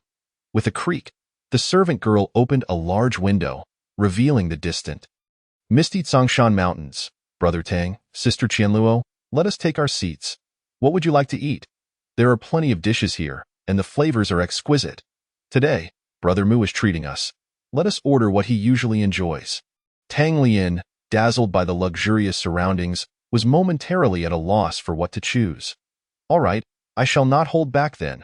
I will order squirrel fish, 5 servings of Buddha jumps over the wall, Wensi tofu, longjing shrimp, baked lobster in broth, braised pigeon, shredded bean curd, lychee meat, clear soup with swallow's nest, and boiled cabbage for now. Please also prepare a few vegetable dishes, and bring us 2 jars of Jingfin wine very well. Young master, please wait a moment. Subsequently, the maid gracefully exited, and in but a moment, the emerald pot and jade cup, along with the tumultuous winds and rains, were ushered in, as the saying goes, when fate beckons. Even 1,000 miles cannot hinder a meeting. Our gathering here is indeed a matter of destiny, and we shall toast to that. Brother Mu is quite right. Let us drink to this occasion. Under the harmonious melody, Tang Lian felt utterly relaxed and raised her wine cup, exclaiming, "Xiao Sei, this is exquisite wine." After finishing his drink, Lei Wujie felt invigorated and said, "With your prowess, this pot is worth 1,000 taels." How could it be anything less? Upon hearing this, Lei Wujie nearly lost his grip on the cup. Before we proceed, let me properly introduce you, Brother Mu. This gentleman here is Xiao Sei, the proprietor of the Snowfall Mountain Villa. And this is Lei Wujie of the Thunder Hall, who shall also be making his ascent to the Celestial Pavilion tomorrow. Tang Lian eagerly introduced the 2 gentlemen seated across from her to Mu. A man of such elegance, a paragon unmatched in the world. I perceive that Brother Xiao possesses an extraordinary demeanor, exuding an indescribable air of nobility. It is indeed an honor to make your acquaintance. Then I am honored. After exchanging pleasantries with Xiao Sei, Mu's gaze shifted to Lei Wujie, who impatiently interjected, "Come, let us drink, let us drink." Pfft. Both Xikong Qianluo and Tang Lian were amused by this scene. Just a jest. The Lei family's firearms are renowned throughout the land. This young man must be a promising talent among the younger generation of the Lei family, embarking on his journey to the Celestial Pavilion tomorrow. I raise my glass and salute to you, Brother Lei. Indeed, Brother Mu, your knowledge and eloquence are commendable. I, Lei Wujie, shall henceforth consider you a true friend. Mu's extravagant praises instantly elevated Lei Wujie's spirits. You fool, just a few words of flattery, and you're already floating on air, Brother Mu. With your vast knowledge and talent, might you compose a verse for me? Lei Wujie glanced at Xiao Sei and stood up. Addressing Mu with fervor, Xiao Sei, observing this, could only shake his head at this fool's eagerness to request poetry rather than offer compliments. I do indeed have a line in mind. Jia, the dashing youth, raises his cup, casting his gaze to the heavens, as radiant as a jade tree swaying in the breeze. Ha ha ha. How does this line fare for Brother Lei? Mu smiled warmly as he looked at Lei Wujie. Brother Mu, your discerning eye has recognized my beauty. They all laughed heartily, spending 2 delightful hours amidst laughter and joy. Chapter 31. Breakthrough to the Master Realm. Young Master Mu, your total expenditure this time amounts to 3,100 taels. Hearing this, Tang Lian, Lei Wujie, and Xikong Qianluo exchanged glances. As per our usual custom, let it be charged very well, young master. Once outside, Tang Lian awkwardly remarked, I did not expect it to be so expensive here. Thank you, Brother Mu, for your lavish hospitality. Ha ha ha, no worries, it's merely someone else's coin. Next time, whoever of you goes can place it on my account. Brother Mu is truly magnanimous. Lei Wujie looked on with a face full of yearning. Then, Brother Mu, I shall see you tomorrow. Excellent. We shall witness Brother Lei's grandeur at the Celestial Pavilion, Mu replied cheerfully. Miss Qianluo, do you have any matters to attend to? Mu looked at the still stationary Xikong Qianluo with curiosity. That beauty from your manner, what is her relation to you? Xikong Qianluo replied sternly, a friend, a very good friend. Really? Indeed, I will take your word for it this time. Mu mused as he watched Xikong Qianluo depart, his mind racing with thoughts. Could it be that Mei Shui's identity has been exposed? Young master, where did you become acquainted with this individual? On the way to the city lord's mansion. Xiao Sei suddenly spoke in a contemplative tone. What is the matter, Xiao Sei? Are you inclined to befriend him? Fool, this person surely has an extraordinary background. The garment he wears alone is worth half of Shuiyu City. You read just rambling, Brother Tang. Listen to what Xiao Sei says. Is that even plausible? Lei Wujie regarded Xiao Sei with evident skepticism. Brother Xiao, though this Mu has no cultivation, his origins might indeed be remarkable. However, your claim seems somewhat exaggerated. This fool cannot comprehend. Have you truly not discerned his uniqueness?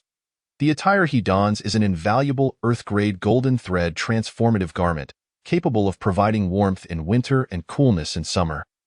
impervious to water and fire, and it suits anyone exquisitely.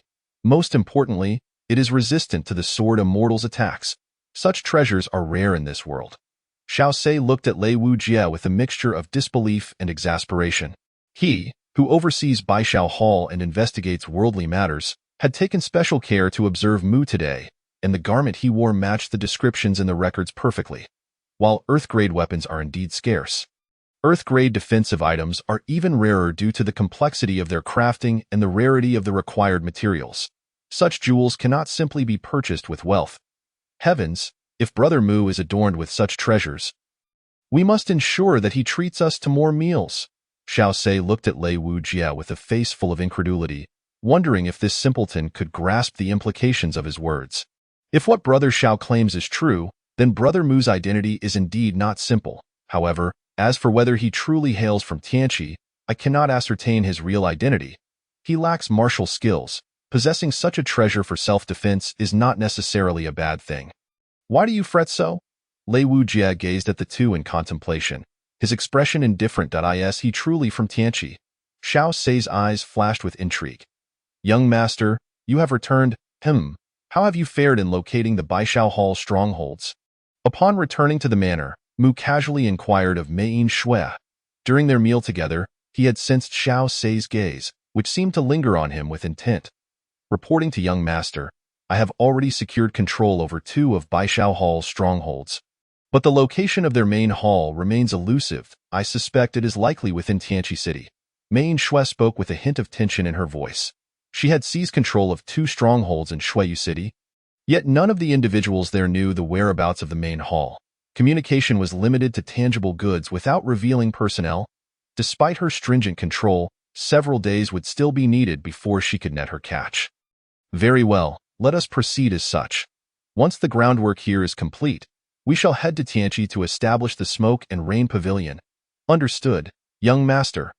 Receiving 15 years of refined internal energy, upon returning to the fully repaired training room, Mu settled into meditation, his thoughts flowing freely. The power of heaven and earth, the moon waxes and wanes.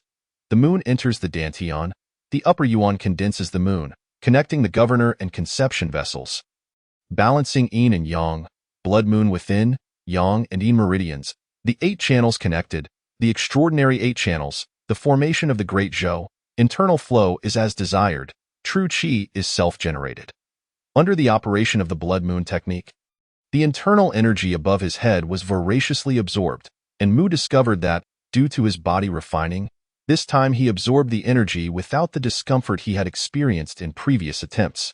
Having already opened the governor and conception vessels, with the accumulation of internal energy, it surged forth like a mighty river, assaulting the Chong meridian. Boom! After the Chong meridian was connected, the next to follow was the Dai meridian, Yang Chao meridian, Yin Chao meridian, Yang Wei meridian, and Yin Wei meridian. Time passed unnoticed as Mu, who had been in seclusion since the hour of the rat, found himself awakening at the hour of the dog. In the training room, through the accumulation and gradual refinement of internal energy, he finally connected all 8 primary meridians within his body.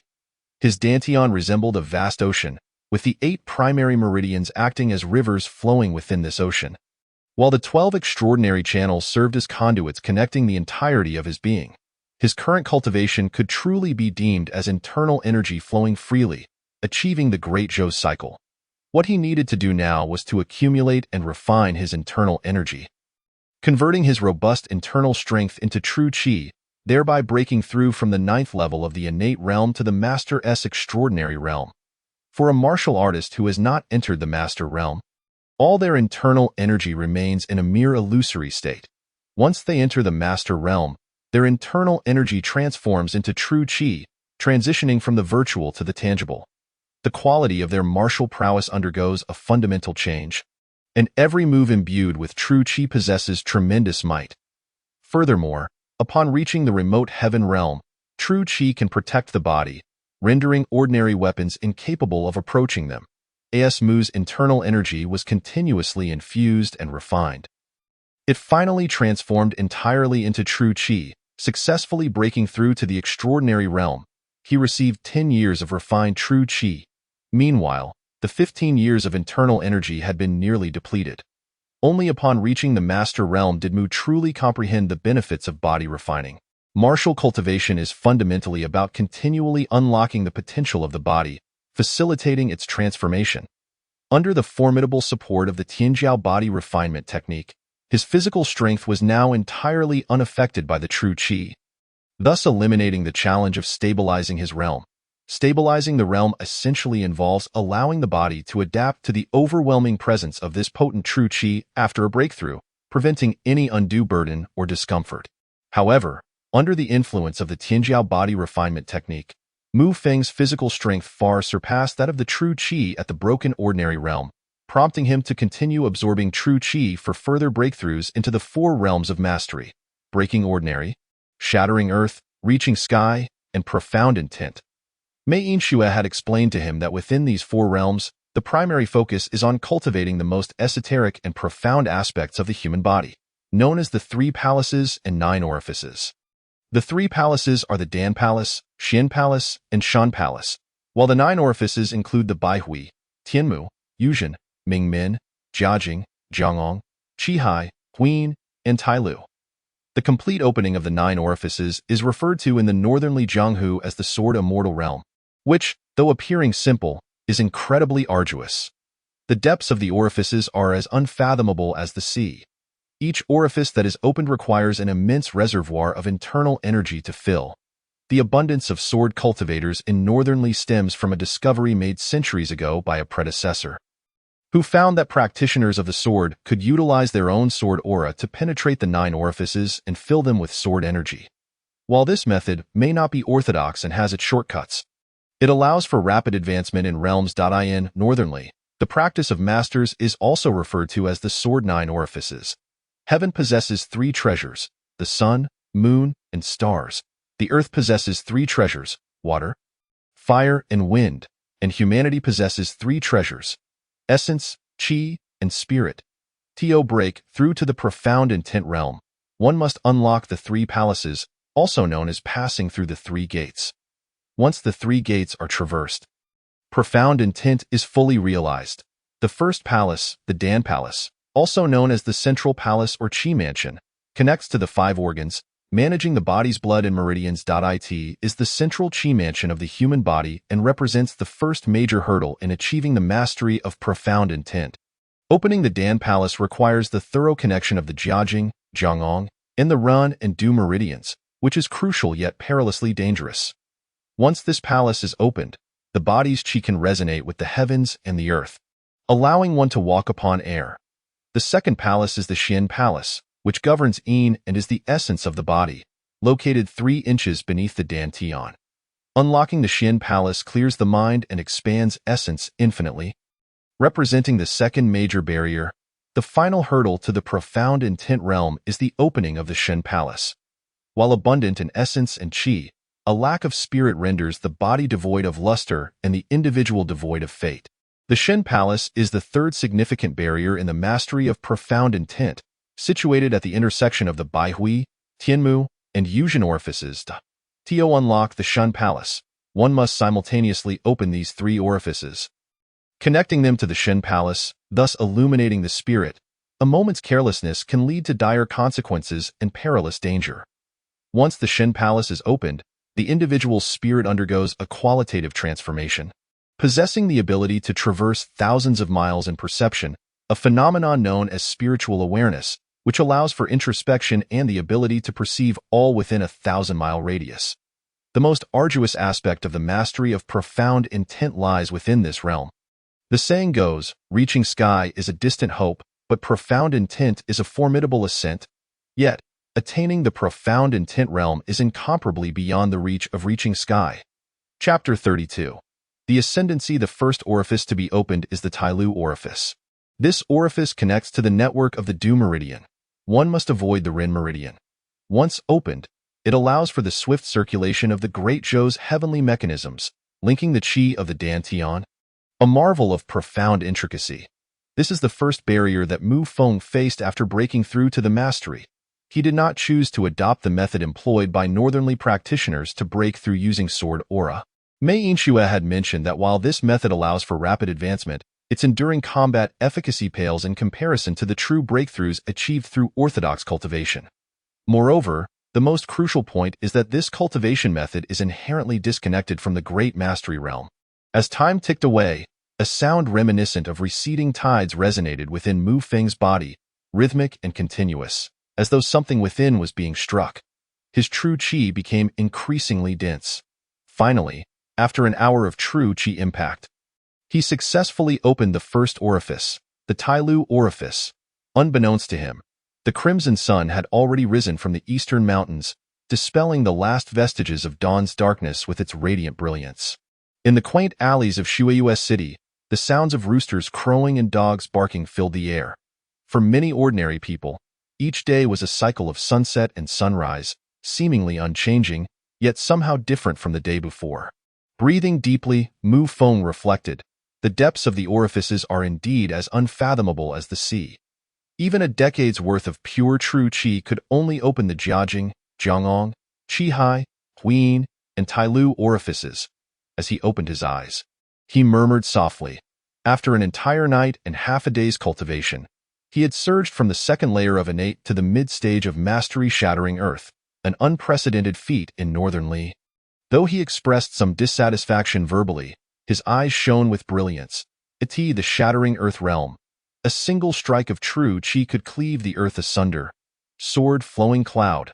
With a surge of his internal power, a sword aura of Tinjiang materialized before him, imposing and grand.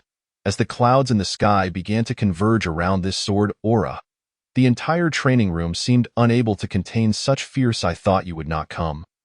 Yet you arrived so late. Have you met Ruai?" Sikong Qianluo exclaimed in astonishment as she gazed at Mu Feng.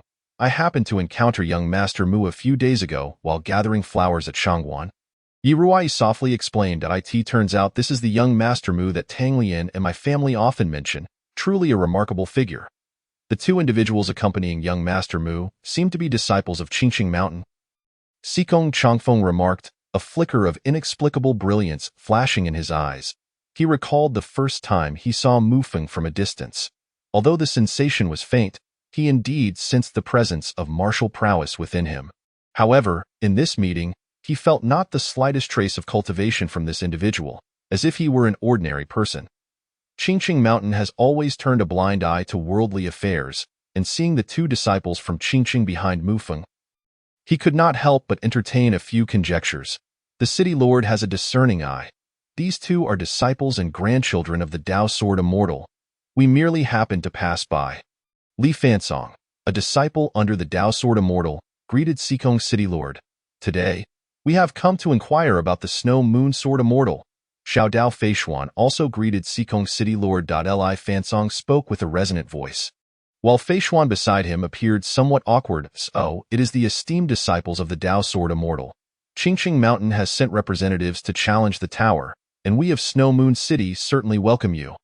Sikong Changfeng's expression remained calm, revealing no trace of emotion. Chapter 33. The Deadly Messenger delivers a message. I wonder how far Brother Lei can ascend in the Tower of Ascension today. I can guarantee he will reach at most the 15th floor, for it is presided over by Senior Brother Tang Lian. How could a mere breaking ordinary realm practitioner hope to contend with a Master Brother of the cracking Earth realm? Sikong Qianluo looked up at the increasingly radiant Tower of Ascension, speaking with unwavering confidence. "Look, Lei Wujia has already reached the 15th floor. A prodigy indeed. It has been many years since someone has managed to ascend so high in one breath. Look, he has already reached the 16th floor. This brings him directly before the elder guarding the tower. In merely the span of 2 incense sticks." The swiftness of Lei Wujia elicited exclamations from the gathered forces surrounding the Tower of Ascension. "Impossible! Senior Brother Tang Lian must have gone easy on him," Sikong Qianluo remarked, astonished at the sudden illumination of the 16th floor. Boom! Crack! Suddenly, a deafening thunderclap resonated from the sky. With the thunder of the 9 heavens, I shatter the void for 90,000 miles. Suddenly, a voice filled with vigor, echoing like thunder, rang out from the Tower of Ascension. "Congratulations, Brother Yunhe, for re-entering the realm of remote heavens. It was unclear when Xikong Qianfeng's figure had appeared on the 16th floor of the Tower of Ascension. Smiling as he addressed a tall man with a severed arm. "Young man, you are quite impressive. Brother Hong has indeed taken a fine disciple." Lei Yunhe regarded Lei Wujie with a satisfied expression. "Uncle Master, you flatter me." Suddenly, a massive white crane, spanning 3 zhang, descended before Lei Wujie. "Brother Yunhe, are you planning to ascend Qingqing Mountain again? In the past, I shattered the Green Mountains with a finger and severed the cosmos with 2 fingers. Yet I was unable to break through his Qingxiao sword with a 3rd finger. A return to the Lei sect now would be quite disgraceful." After casting a glance at Xikong Changfeng, Lei Yunhe leaped onto the back of the crane and soared away. The sight of him riding the clouds and soaring through the heavens was truly enviable. Xikong Changfeng gazed at the departing figure. His eyes filled with admiration. "Lei Wujie, do you intend to continue?" "Of course." Disciple Lei Wujie, under the Thunder Hall of the Lei family, today seeks the Snow Moon Sword Immortal. With a leap, Lei Wujie stood atop the eaves of the 16th floor of the Tower of Ascension, his voice booming throughout the entire tower. "Is this boy perhaps mad?" Xikong Qianluo looked up at the fiery figure above, disbelief filling her gaze. A mere breaking ordinary realm practitioner dares to challenge the renowned Snow Moon Sword Immortal of Bailey. This is something only a madman would attempt. It seems we have quite the spectacle ahead. Disciple Lei Wujie, under the Thunder Hall of the Lei family, today seeks the Snow Moon Sword Immortal. Lei Wujie's gaze was resolute as he reiterated loudly. One of his purposes for coming to Snow Moon City was indeed to meet the Snow Moon Sword Immortal. Although he had seen her briefly outside the Great Fan Temple before, it was merely a fleeting glance, and he had no opportunity to speak, as she had left with Wuxin in haste. "Come down now. Yes, come down. The Snow Moon Sword Immortal is not someone of your caliber to meet. Come down." Various voices of disdain echoed below. The many martial artists watching expressed a mix of incredulity and scorn, laughter ringing out. "You dare to inquire of the Snow Moon City?" A coarse voice, resembling that of a man, suddenly resounded from the air, and with its emergence, all present felt a fierce surge of sword energy approaching. "Please, Sword Immortal, offer your guidance." Upon seeing Li Hani's appearance, Lei Wujie elegantly twirled his killing fear sword, then propelled himself upwards like an arrow released from its bow. "Get lost." Standing on the 30th floor, Li Hani lightly waved his sword sheath, unleashing a sword energy several zhang long in an instant. Bang! Though the strike seemed casual, the resulting sword energy left Lei Wujie utterly defenseless, causing him to plummet from the heights. Despite the fear in his heart, as a master of the breaking ordinary realm, Lei Wujie quickly adjusted his form during the descent, driving the killing fear sword into one of the tower's supporting pillars on the 13th floor, dissipating his momentum. Fire scorching number, sword fire slash. A mere trick, utterly embarrassing. Li Hani swung his sword once more, this time with far greater force than before, causing the very floor beneath them to tremble. Bang, bang, bang. This time, Lei Wujie found himself subjected to an overwhelming onslaught, unable to halt his rapid descent. Just then, Li Fansong drew forth the peach blossom sword from behind him, declaring, "Li Fansong, disciple under Zhao Yuzhen of Qingqing Mountain, inquires of the Snow Moon Sword Immortal." Li Hani, as his voice fell, he lunged forward like a swift gale, his sword aimed directly at Li Hani. The unbounded sword technique indeed bears a resemblance to Zhao Yuzhen's style. Xikong Changfeng observed Li Fansong's form with a tone of approval. "All show without substance, get down." A flicker of unidentifiable emotion crossed Li Hani's eyes as he spun the iron horse and frozen river in his grasp, delivering a powerful horizontal slash that struck Li Fansong's peach blossom sword. Boom! A thunderous roar erupted, sending Li Fansong crashing to the ground like a willow leaf in a tempest, stirring clouds of dust. Yet, within that single, simple strike lay an ocean of pent-up fury. Cough, cough, cough. "Seeing you in such a state brings me some relief." "Brotherly," Lei Wujie remarked, unable to contain his amusement at Li Fansong's plight. Cough. "It is said that the Snow Moon Sword Immortal swordplay is elegant and graceful, but the rumors are misleading. I truly cannot compete." Li Fansong, covered in dust, climbed to his feet, looking quite miserable. Lei Wujie, in complete agreement, shared. "It is indeed entirely unlike what I had envisioned." How about we join forces? A splendid idea. The two exchanged knowing glances and, in unison, leapt into action. One wielded a fiery, killing fierce sword while the other brandished a peachwood sword. Fierce as wildfire and swift as the wind, they charged toward Lihani. Not bad. If barely sufficient, clang. An icy aura suddenly enveloped the atmosphere, causing the very clouds to seem to coalesce. A sword energy spanning several dozen zhang suddenly erupted. This fierce woman truly shows no mercy with her strikes. As Sikong Changfeng spoke, Lihani's iron horse and frozen river unleashed a sword energy that seemed to freeze the very air around it. The fiery sword energy from Lei Wujia's killing fierce sword was akin to a tiny flame extinguished by an iceberg, vanishing in an instant. Who goes there? Just as Lei Wujia and Li Fansong landed, a figure clad in black, face obscured by a cloth, with emotionless eyes, suddenly appeared on the 16th floor of the Tower of Ascension. However, this individual did not make a move to attack. Instead, he swiftly hurled a letter towards Lihani. Whoosh! Upon witnessing Lihani receive the letter, the figure dashed away toward the city lord's residence at an alarming speed. My friend, since you have arrived, why the haste to depart? The 9-foot black moon spear pierced the air like a shooting star, instantly sealing off the figure's escape route. This strike could only be taken head-on. Yet it would surely result in grave injury. Boom! As the dust settled, the black-clad figure lay lifeless on the ground, having evidently succumbed to a lethal poison. Another deadly messenger. Sikong Changfeng's expression darkened as he appeared before the figure in a mere breath, his demeanor notably grim. The observation of the Tower of Ascension concludes for today. Everyone is free to leave. Chapter 34. Discussion and attitude. Upon witnessing the unfolding scene, the expressions of those present were a tapestry of contemplations. It was evident that Sikong Changfeng intended to clear the area, yet the identity of the enigmatic figure clad in black remained shrouded in mystery, along with the reason for their sudden appearance at the Ascending Heaven Pavilion. A question that lingered in the hearts of all assembled. Are you all right, little master uncle? Fei Xian inquired with genuine concern, after using the might of the great dragon elephant to cushion the fall of Li Fansong from the heights. I am unscathed. Though I had not anticipated that even with our combined strength, we could only compel her to draw her sword for a single strike. Let us depart, Li Fansong replied, a hint of resignation in his tone.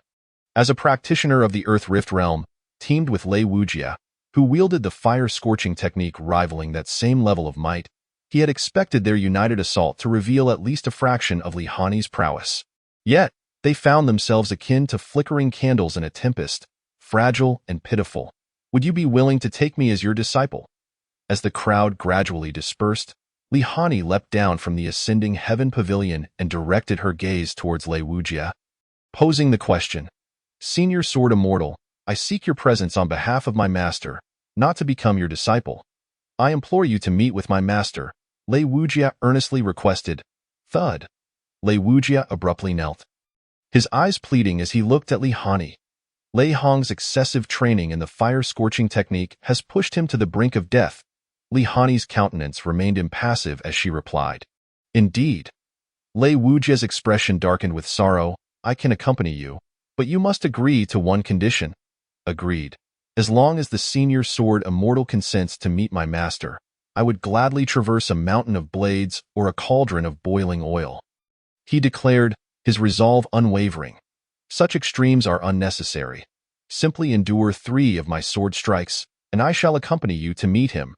Lihani's voice transformed, shedding its former masculine guise to reveal a dulcet tone that captivated the hearts of all who heard it, igniting an irresistible curiosity to behold her true form. Your swordsmanship is astonishing, Senior. Though I am but a novice, I am prepared to risk my life to withstand your 3 strikes, Lei Wujia asserted. His gaze resolute. In your current state, even sacrificing your life would not suffice to withstand a single strike from me. Come to Tsongshan tomorrow, she declared, and with that, her figure swiftly vanished from the sight of the gathered crowd. Congratulations, Brother Lei, on becoming a disciple of the Snow Moon Sword Immortal. We are now fellow disciples, Tang Lian exclaimed, a smile gracing her lips as she approached the still kneeling and bewildered Lei Wujia, offering him assistance to rise. Congratulations, young man, To be accepted as a disciple of the Sword Immortal is indeed a blessing from your past life. Tang Lian continued, her tone jubilant. Congratulations, Brother Lei. At this moment, Lei Wujia, having emerged from his stupor, was taken aback by the unexpected offer from the second city lord of Snow Moon City. Yet, as he turned, he fell into an even more bewildered state. Ahem, Junior Brother Lei, this young lady is a distinguished guest of the city lord's mansion. Miss Y, oh, not be rude. Tang Lian chided gently, observing Lei Wujia's dazed demeanor with a tinge of exasperation. Miss Yi, I am Lei Wujia. It is a pleasure to meet you, he stammered, his words tumbling out in disarray. A strange sensation washed over him. In her presence, he felt a blend of shyness and delight. With just a glance, he had irrevocably decided that this Miss Yi was the one he desired to pursue for a lifetime. Greetings, young hero Lei. Yi Ruai observed Lei Wujia's awkwardness with amusement. Today, witnessing your remarkable presence fills me with admiration. Tang brother, Miss Qianluo, since the ceremony has concluded, I shall take my leave. Mu Feng stepped forward with a smile, his voice resonating. He had already deduced the identity of the black-clad figure upon their first encounter and felt no surprise. In fact, he believed that Tang Min's actions posed no detriment to him, rather providing an opportunity to test the waters of Bailey. If admiration is what you feel, why not treat us? Let us properly celebrate Brother Lei's acceptance into the Snow Moon Sword Immortal S-Fold. Sikong Qianluo proposed mischievously, her gaze fixed on Mu Feng. While I could treat, it would be prudent to gauge the opinion of today's main character. Mu Feng replied, recognizing Sikong Qianluo's intent to seize the moment. Very well, I have no objections. Xiaosa, what say you? Lei Wujia turned to the language Xiaosa, yet his attention remained fixated on the alluring Yi Ruai. Then let us venture to Fenghua Shueyue. Xiaosa's suggestion elicited knowing glances among the attendees, a silent understanding passing between them. Lady Yi, you should join us. Sikong Qianluo urged with a glimmer of mischief in her eyes. Qianluo, I'm afraid that venturing to such a place may not be appropriate, Yi Ruai replied. Her cheeks flushed as she whispered back, revealing her own reservations about the implication. Fear not, Sister Yi. Fenghua Shueyue is the finest and most opulent tavern in Snow Moon City, renowned for its exquisite cuisine and wine. Let us indulge ourselves thoroughly. As the group departed the city lord's mansion en route to Fenghua Shueyue, the three lords of Snow Moon City convened, their expressions grave. Master Brother, the message indicates that tomorrow, the Wind and Snow Pavilion intends to annihilate the Lei family. Given that the messenger is an assassin, how should we proceed? Sikong Changfeng inquired, a cloud of doubt shadowing his visage. Beside him, Li Hani removed her mask, revealing a visage of ethereal beauty, her aura as cold and pure as the snow upon Tsongshan. Despite her calm demeanor, the subtle yet palpable sword intent emanating from her hinted at a storm brewing within. This matter requires further verification. If it holds true, it is evident that someone has covertly employed the Wind and Snow Pavilion, and the mind behind this must be nefarious. Yet if this is merely a ruse concocted by the assassin, it could be a diversion. To err on the side of caution, Changfeng dispatched the web to investigate. Bailey Dongjuan's expression was equally somber, acutely aware of the formidable reputation of the Wind and Snow Pavilion. In the realm of martial arts, the so-called sword immortals held no weight in their eyes. Such a force, when mobilized, could strike with lethal precision. Master Brother, I have already arranged for the web to conduct inquiries before my arrival. Should we deploy personnel to assist the Lei family? Sikong Changfeng's voice bore an edge of urgency as he glanced at Li Hani. Should the Wind and Snow Pavilion truly intervene? Safeguarding the Lei family would require all three of us to stand a chance. However, as you know, such a scenario is improbable. To mitigate risks, we must promptly inform the Lei family to evacuate. Sister, for your safety, you shall seclude yourself in the Ascending Heaven Pavilion tomorrow, Bailey Dongjun asserted, his tone resolute. His words ignited a flicker of something different within Li Hani's gaze, revealing the city's stance.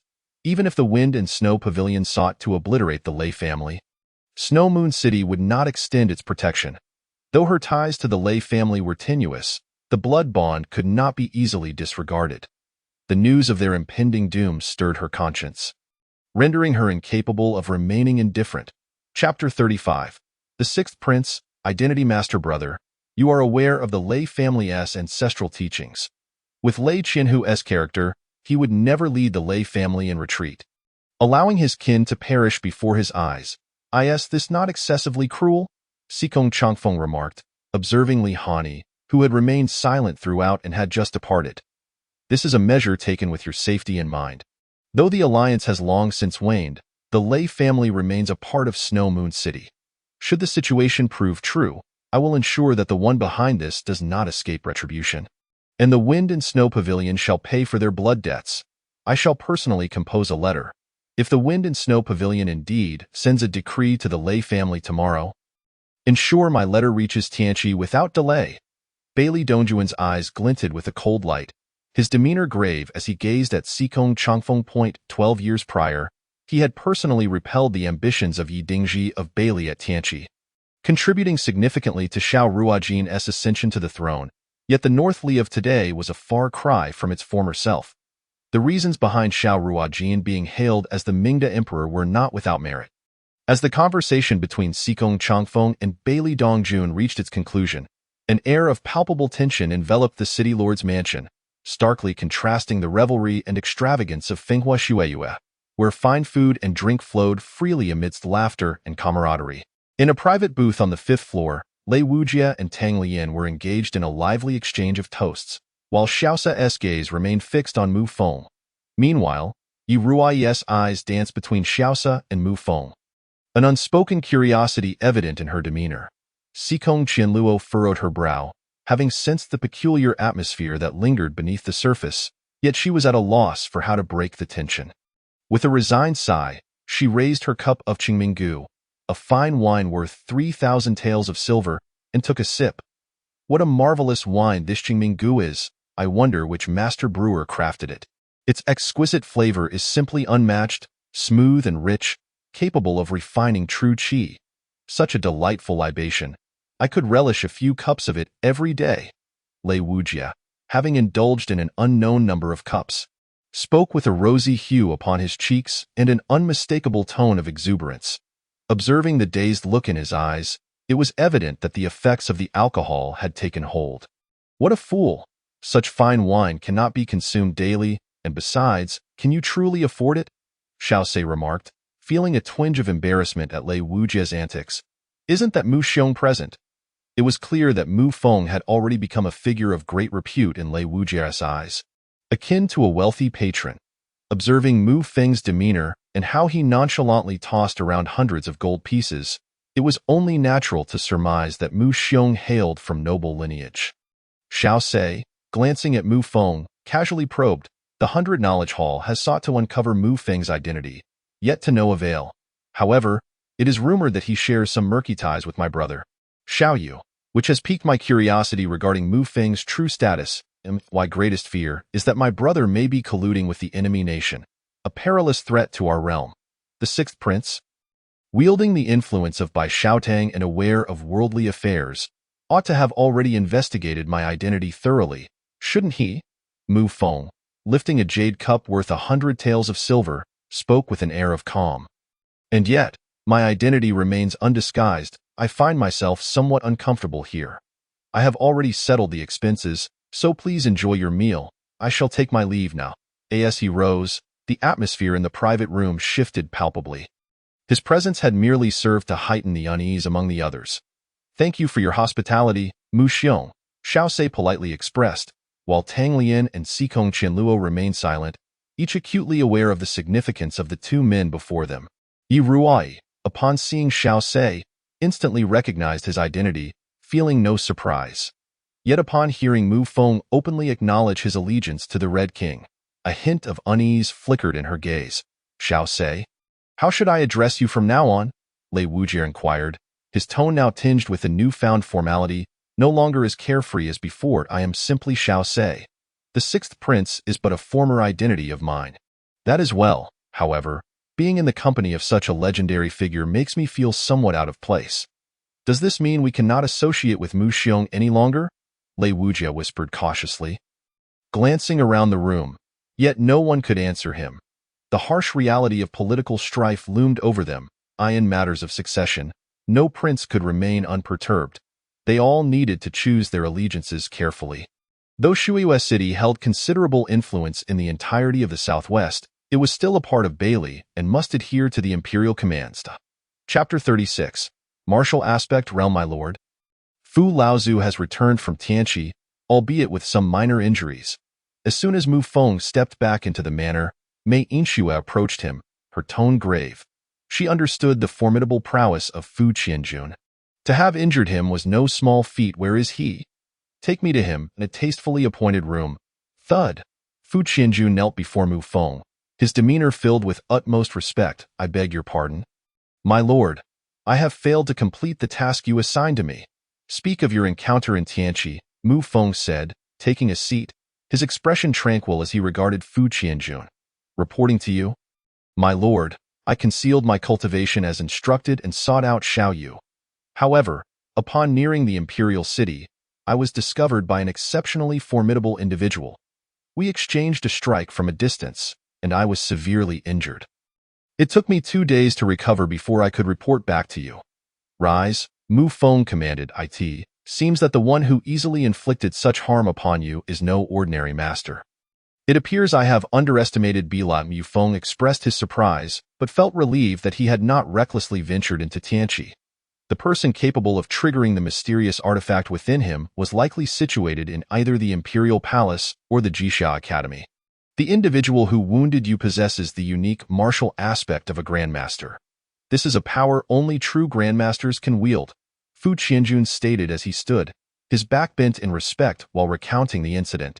Please elaborate on this martial aspect, Mu Feng inquired with curiosity.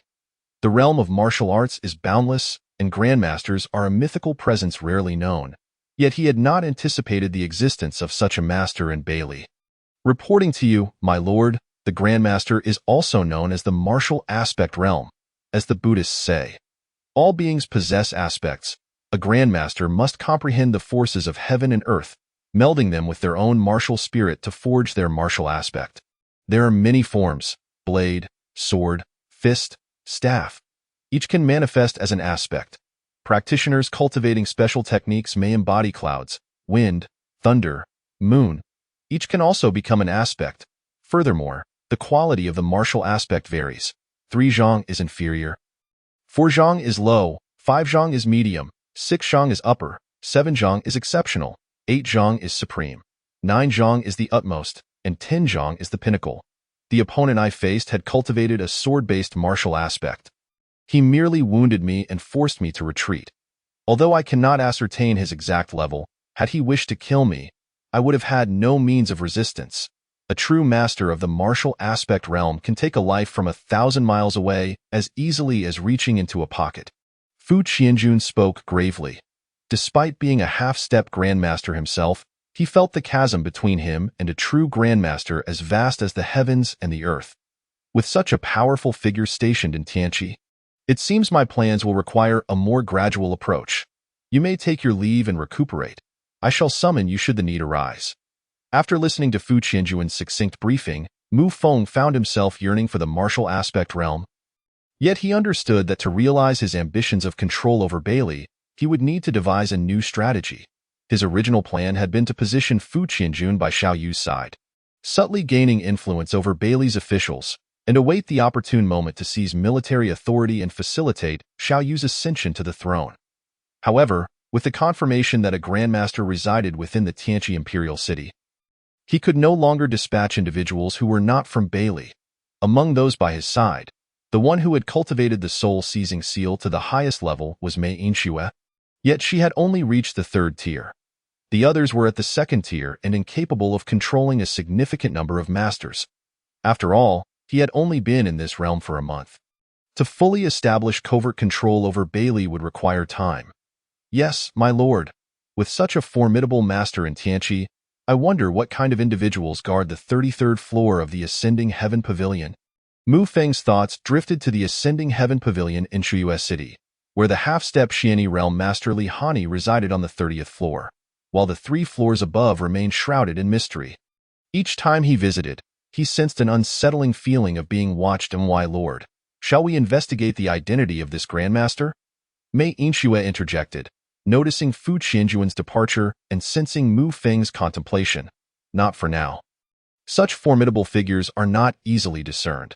Have you uncovered any results regarding the various factions within Tianqi? Upon regaining his senses, Mu Feng's expression shifted. I report to you, my lord, that the martial world of Tianqi City is primarily dominated by 3 sects and 19 houses, alongside 4 major affluent merchants. Among them, Qian Jintai, Tianxiaxian, and Dialo Xiaozhu stand out as the most prominent. The court is supported by the 6 ministers, the 7 censors of the Yushi Tai, the Dali Temple, and the Longtu Kingdom, with the most esteemed figure in the court being the Grand Master, Dong Zhu. Although the Qitian Monitor, Qi Tianqian, does not partake in court affairs, his status is no less significant than that of Dong Zhu. Within the palace, 5 major supervisors oversee all matters, each possessing strength no less than the realm of remote heaven. However, it is rumored that there exists a hidden powerhouse within the palace, one even more formidable than the 5 supervisors, who has never revealed themselves. Additionally, there is the esteemed Jixia Academy, founded by an extraordinary figure in the past. The academy has consistently devoted itself to scholarly pursuits, compiling literature, and seldom engages in court matters. The majority of its students hail from the noble families and wealthy merchants of Bailey, representing the Armée de la Armée of youth. According to intelligence from Bai Xiaodang, the relationship between the Jixia Academy and the imperial family is quite extraordinary. Mei Yinxue stood beside Mu Feng, meticulously recounting the recently acquired intelligence about Tianqi. Allow Xiaoyu to execute his plan for now. Once the Lei family is exterminated, the Zijian Merchants Association you establish will be able to shine forth. This is a local-grade secret technique for concealment. Please transcribe several copies to distribute. Once your soul-retrieving seals and concealment techniques reach perfection, it will be time to venture to Tianqi. Mu Feng retrieved the already transcribed concealment technique from his spatial ring and handed it to Mei Yinxue. With the combination of this technique and the soul-retrieving seals, his power could swiftly rise. Alas, the only lamentation was that those with mid to low-level soul seals could not cultivate this technique. Otherwise, he could have swiftly dominated Bailey. Humans are never satisfied with what they possess. Desire rolls forth like boulders down a mountain. Once set in motion, it cannot be halted. This technique, though not a true celestial-grade skill, possesses such peculiar and tyrannical qualities that if it were to be leaked, it would undoubtedly incite a frenzied scramble among martial artists across the land. This technique could certainly spawn unpredictable bloodshed. Who wouldn't he wish to hold the reins of life and death over others? Chapter 37. Gu Jianmin. The following day, at the hour of the rooster, dark clouds loomed heavily in the sky, appearing as if they might plunge downwards. A cold, indifferent wind cut through the air, sending the blossoming shrubs into a frenzy, while delicate flowers and grasses lay trembling in submission to the ground. A storm was imminent. Suddenly, within the exquisitely adorned and serene Lei family estate, a piercing white light shattered the silence, targeting an expansive grand hall. Feng Shui Ting Tai, a middle-aged man, robust in stature and clad in finely crafted martial attire, with grizzled hair and a red mark on his right cheek, sat imposingly at the head of the table. He gazed intently at a snow-white notice, no larger than a palm, inscribed with a wild and chaotic character that read death. His expression turned grave as he spoke in a resonant voice. As dusk falls, I deliver this notice. On this snowy night, a soul will be claimed. Master of the Lei family, I have been tasked to convey that there is an offer of 200,000 gold for the annihilation of your family. Feng Shuiting will pay you a visit at the 3rd watch. At that moment, a figure clad in a black, hooded assassin's garb, obscuring his features, silently emerged at the entrance of the grand hall. In a hoarse voice, he declared, "Such audacity, to act so recklessly within my Lei family." From a secondary seat in the hall, an elder of the Lei family abruptly rose, his face aflame with fury as he glared at the shadowy figure at the door, exuding an imposing aura that suggested he was ready to strike at any moment. If Elder Lei has any objections, you may act against me now. Suddenly, a sharp sound of a sword resonated from the back hall, as a torrent of pink sword energy surged towards the messenger from Feng Shuiting. The sword energy, fierce and unyielding, caused every face in the grand hall to change. This was no ordinary power that a mere remote heaven could produce. Only a master of the great remote heaven could wield such strength. The assassiness figure, upon witnessing the oncoming wave of sword energy, revealed a flicker of seriousness in his eyes. Military might. In an instant, a towering shadow resembling an ancient warrior appeared behind the assassin. As this figure manifested, Lei Qianhu and the others in the hall wore expressions of disbelief. The warrior bent down, brandishing a 6-foot-long great sword, and with a powerful swing, he clashed with the sword energy. Boom! Following a resounding collision, both the sword energy and the warrior's shadow dissipated simultaneously. Shui Yue's sword immortal, Li Hani, Gu family, Gu Jianmin, two voices echoed in succession. With a swish, Li Hani, donned in white martial attire, exuding an aura of grace, emerged into the grand hall, her face unveiled, revealing her stunning beauty. Jiyu Jianmin, I never expected your esteemed Gu family to become mere pawns of Feng Shuiting. Li Hani's expression was frigid as she gazed at Gu Jianmin. She could not bear to stand idly by as the Lei family faced annihilation, prompting her to leave Shuiyue City and come to their aid today. Good birds choose their trees wisely. Wise ministers select their lords. The strength of Feng Shuiting is beyond your imagination, Li Hani. I remember when you were but a little girl. Who would have thought you would surpass your predecessors and now stand at the threshold of the Xianyi realm? However, you are still not capable of stopping me, Gu Jianmin replied coldly. While others might feel trepidation in Li Hani's presence, he did not. Despite his realm falling short of hers, his true combat prowess was not significantly inferior. I will not obstruct you. The Gu family's return to the martial world is indeed a joyous occasion, but I would advise the Gu family head to reconsider. Feng Shuiting is not a benevolent entity. Li Hani's expression remained icy as she spoke with a tone of counsel. For the sake of your father, I urge you to leave the Lei family estate promptly. You are not on our kill list. This night, the Lord of the Shadow Servants will personally arrive. You should be aware of the terror that is Feng Shuiting. Your presence here is akin to an ant attempting to shake a tree. You alone cannot save the Lei family. With a sound akin to a ghostly whisper, Gu Jianmin's gravelly voice faded as he vanished from the expansive Lei family estate within mere breaths. Hani, could that truly be Gu Jianmin? Lei Qianhu, his face solemn, rose from his seat, his deep voice resonating in the hall. He found it hard to believe that the one delivering the notice to their family was indeed Gu Jianmin. For the Gu family had once been a renowned lineage in the entire southwest, even as Shuya City rose to prominence. Indeed, it is Gu Jianmin. Only he possesses the ability to summon such military might.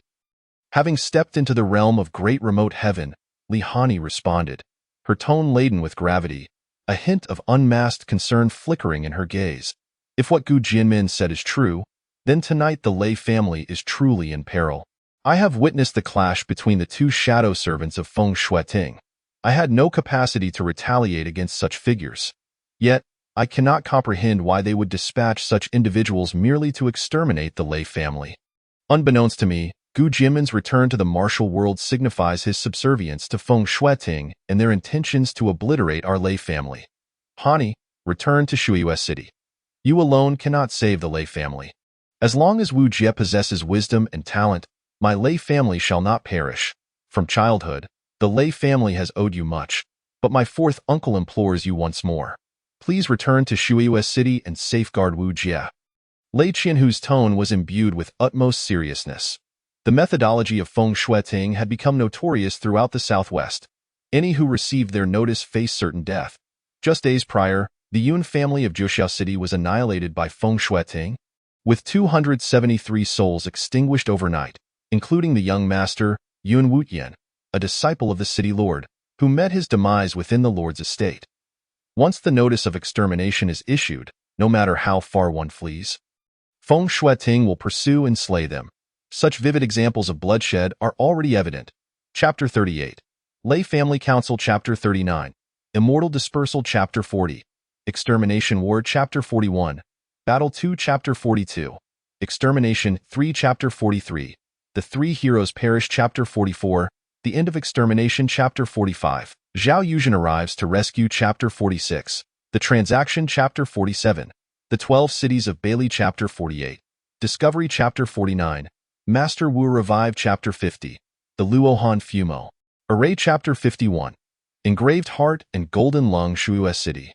Senior brother, I just sensed that it should be in the direction of Wushuang City. It seems a cataclysmic battle has erupted there, on the rooftop of the Donggui Tavern within the city. Sikong Changfeng looked at Bailey Dongjun, his tone tinged with grave concern. Though the battle's aura was faint and distant, he managed to capture a few traces of it. Despite the diminished intensity, the essence of the battle sent shivers down his spine, evoking memories of the combat scenes involving the two shadow servants of Feng Shui-Ting, Bang Bang. As the wine flowed into the jade cup, its fragrant aroma enveloped the entire attic. Indeed, both of these individuals were the pinnacle of master-level warriors, each potentially on the verge of transcending to the next realm. It was likely yet another scheme orchestrated by the Feng Shui Pavilion. Li Dongjun raised his cup and drank deeply, appearing at ease. Yet the gravity and caution in his gaze were unmistakably evident. Senior brother, the power of Feng Shui Pavilion is exceedingly terrifying. Can we withstand it? Sikong Changfeng was persistently haunted by a vague sense of unease. The memory of the previous encounter with those two formidable opponents indelibly etched in his mind. Each recollection would involuntarily draw his gaze to his right shoulder. There are people beyond people, realms beyond realms. At that moment, while Sikong Changfeng and Li Dongjun conversed at the Donggui Tavern, Mu Feng had quietly returned to the manor, resuming his grueling regimen of refining his physique and blood, honing his tendons and tempering his bones. The culmination of his training rendered his body akin to that of a true dragon. He had successfully completed the processes of blood purification, tendon refining, and bone tempering, achieving a minor success in the heavenly serpent body refinement technique. However, the formidable power of this heavenly-grade body cultivation method would only truly manifest through the tempering of the marrow. Ancient records state, in the world, there exist divine treasures, each corresponding to the 5 elements. The heart corresponds to fire, the liver to wood, the spleen to earth, the kidneys to water, and the lungs to metal. Metal generates water, water nourishes wood. Wood fuels fire, fire transforms into earth, and earth begets metal. Conversely, metal overcomes wood, wood conquers earth, earth subdues water, water extinguishes fire, and fire melts metal. The 5 organs correspond to the 5 elements of heaven and earth, and their interrelations allow for an unceasing cycle of life. Upon completing the marrow refinement in the heavenly serpent body refinement technique, one gains endless strength, unyielding energy, the ability to fast, and an extended lifespan. The first step of marrow refinement begins with the lungs. With a gulp, Mu Feng ingested a low-grade body tempering pill, and the heavenly serpent body refinement technique instantly activated. He felt as though his internal organs were being sliced by a sharp blade. The pain of the golden purification was unparalleled, surpassing even that of bone tempering. Due to the imminent opening of the 100 Flowers Conference, the overall population in Shuyu City had surged by nearly 30% over the past few days. The streets thrummed with a palpable energy, teeming with numerous powerful experts. It was rumored that just yesterday, 2 celestial beings clashed above Hanshui town, plunging the heavens into darkness. This was no mere rumor. One of them seemed to be the celestial dragon puppet from Feng Shui Pavilion. How wondrous it would be to witness such an extraordinary battle. The thought was almost unfathomable, for Feng Shui Pavilion's strength was said to be unfathomable. And this celestial dragon puppet alone instilled fear throughout the entire Southwest. We, insignificant figures devoid of power or influence, would never catch the attention of Feng Shui Pavilion. Zhao brother, do not fret. Their minimum requirement for a task is to be an extraordinary master. Ha ha ha, Hu Yin brother, you are no mere figure. Come, let us drink and speak of other matters. Time swiftly passed. The aroma of blossoms filled Shuyu City. Currently, there were over 10 master-level experts within the city, with innate and postnatal warriors numbering over 100. A single innate warrior, if placed within a small family, could serve as a pillar of support and a key to prosperity. The gathering of these innate, postnatal, and master-level experts in Shuyu City undoubtedly represented the cream of the crop among the various factions. And it could be said that nearly 90% of the elite from the entire Southwest had converged here for this occasion. The hour of the rooster tonight, the 100 Flowers Conference would officially commence at Wayuxuan, where these experts would gather together, marking the most grandiose event in the history of the conference. With a long exhale, Mu Feng released several breaths of turbid air. After 2 days and nights of lung refinement, he finally completed the first step of marrow refinement, the golden lung. Although this training was excruciating, the benefits reaped were astonishing. The lungs are the seat of the soul and the master of qi, merging with the skin, transforming the hair, and opening the orifices at the nose. Upon completing the lung refinement, Mu Feng felt a remarkable clarity in his mind. He could perfectly control all his breath. While ordinary people primarily breathe through their nose and mouth, he could now regulate his skin and hair to breathe as well. Especially when combined with the concealment technique, he could seamlessly transform himself into a mere speck of dust. He felt that even a grandmaster, if not vigilant, would be unable to detect any trace of his cultivation aura. In high spirits, he rose, bathed, and dressed in a new, exquisite robe made of the finest cloud silk, colored in moonlit white. A person is often judged by their attire, and with the donning of this robe, the already handsome Mu Feng appeared as a noble orchid and jade tree, his smile as radiant as a bright moon. One could easily mistake him for a young lord of a royal family. Why now? It was already the hour of the dog, and the streets of the city bustled with carriages and throngs of people, the floral fragrance uplifting one's spirits. Typically, the streets were filled with commoners, but today, they were predominantly populated by various young warriors and scions of noble families. Walking in pairs, as Mu Feng made his way, several bold young women shot him flirtatious glances, presenting themselves as ripe for the picking. Many warriors regarded him with disdain, curiosity, or contemplation, and as he walked, he utilized his heavenly ear to eavesdrop on various conversations, some of which piqued his interest. "Young Master Mu Feng, you have arrived. The private room upstairs has been reserved for you." In the first-floor hall of Fengwick Suiyu, a graceful young woman dressed in a uniform ice-blue gown, her figure slender and her features delicate, smiled warmly at Mu Feng. She had been at this establishment since its inception, and through her exceptional skills and keen perception, she had quickly ascended to become one of the managers of the tavern, overseeing over 100 maidens and earning a monthly salary of 100 taels of silver. Yet, she knew little of the tavern's inner workings.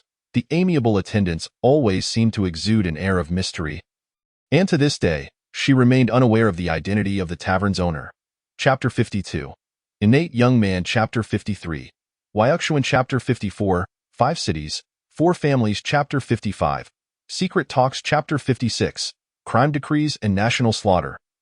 Punitive Edicts and City Annihilation Chapter 57. The Onset of Massacre Chapter 58.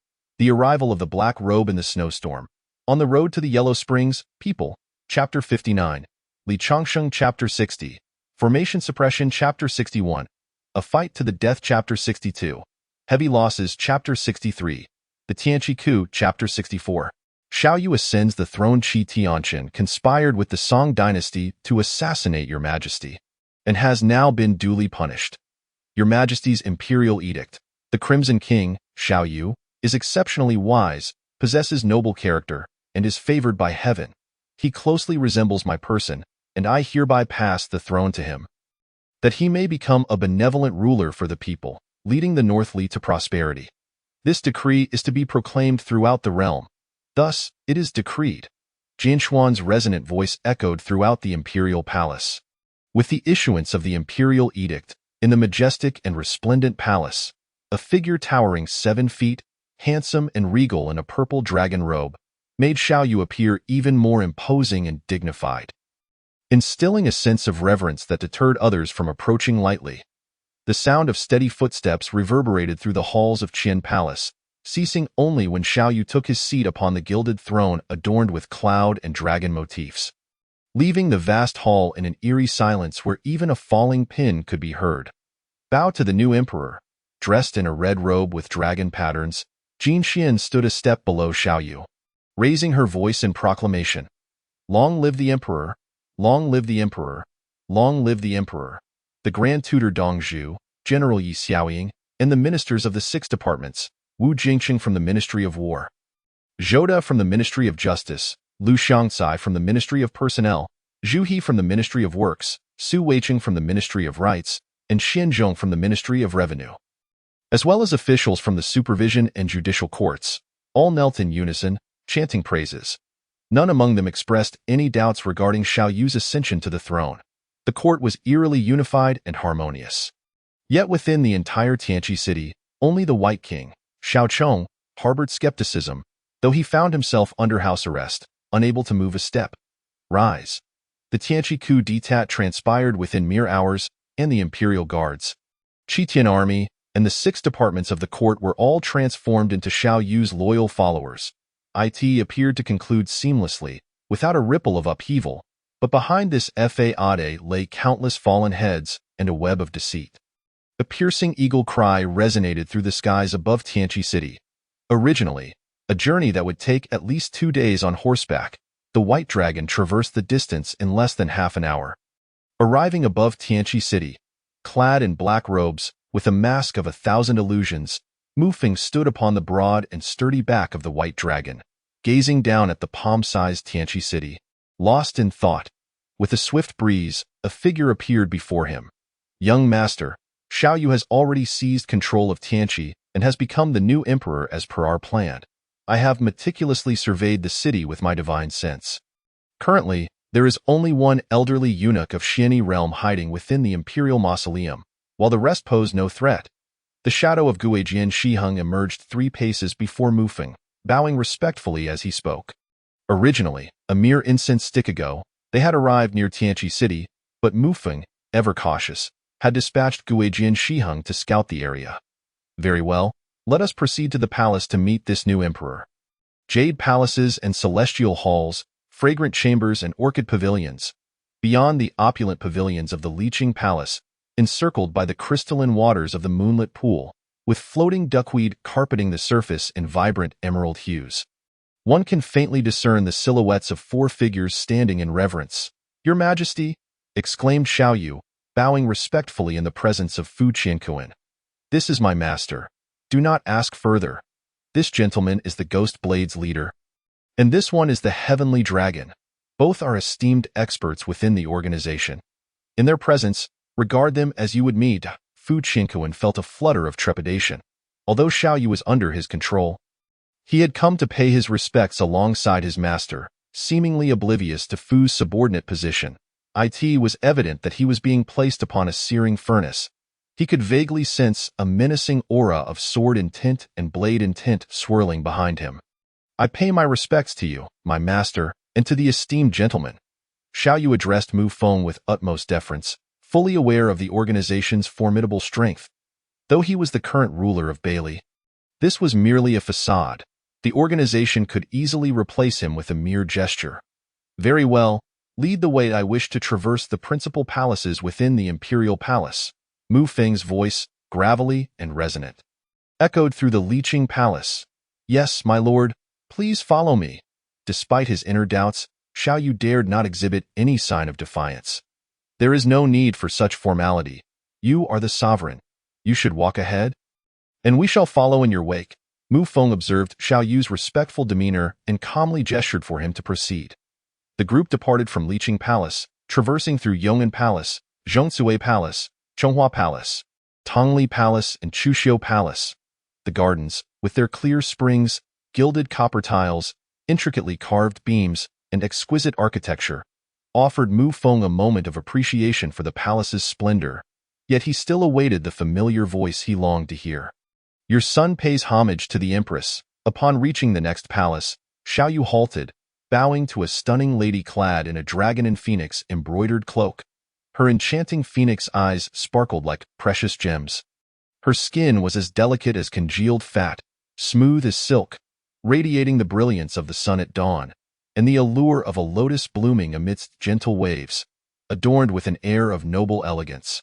This woman was none other than the renowned beauty of Bailey, Yi Wenjun.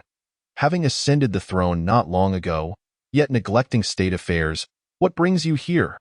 Came a melodious voice from outside the Tsikuan palace. Captivating enough to silence the fish, as the words fell, her phoenix eyes narrowed slightly, casting a profound gaze upon Mu Feng and his companions. Presumptuous, upon seeing the Empress, why do you not kneel and pay your respects? At that moment, A eunuch clad in a green robe adorned with crane patterns harshly reprimanded Mu Feng and the others. However, as his words echoed, an aura of dread enveloped the space, and the once formidable eunuch, in a state of innate mastery, fell to his knees, spitting blood, gravely injured and unconscious. "Forgive us, your majesty. These gentlemen are esteemed guests from the hidden world, unacquainted with worldly customs," Xiao Yu said, feeling a twinge of anxiety. Fearing that inciting the wrath of those behind him could implicate his mother in a matter. "It seems the emperor has pressing matters to attend to. Please, go ahead." Clearly, Yi Wenjun was perturbed by the previous incident. "I shall not disturb you further, your majesty. I take my leave." As they departed, Mu Feng could not help but cast a lingering glance at Yi Wenjun. Her beauty was indeed among the finest he had ever encountered. Coupled with her innate aura of aloof nobility that ignited a desire for conquest within him. "Have I also succumbed to the ambitions of Mengda and the whims of Wei Wu? My lord, we have now reached the final palace of the imperial compound, Liqian Palace." Indeed, Mu Feng's expression bore a hint of disappointment. In less than half an hour, they had traversed all the major palaces, yet he still did not hear the familiar voice he sought.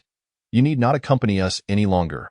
We shall proceed to the Jixia Academy." Chapter 65. Jixia Academy Chapter 66. Xianbing Yulong Technique Chapter 67. Winds of the Song Dynasty Chapter 68. Yinyu Tower Chapter 69. The Five Great Monitors Arrived Chapter 70. Terrifying Speculations Chapter 71. Betrayal Chapter 72. The Seven Disciples of Chuanjin Chapter 73. Inexplicable Weakness Chapter 74. Seclusion Chapter 75. Perfecting the Body Chapter 76. The Forces of the Song Dynasty Chapter 77. Cloud and Rain Chapter 78. Arrival at Jiangning Prefecture Chapter 79. Sealing Yinyu Tower Chapter 80.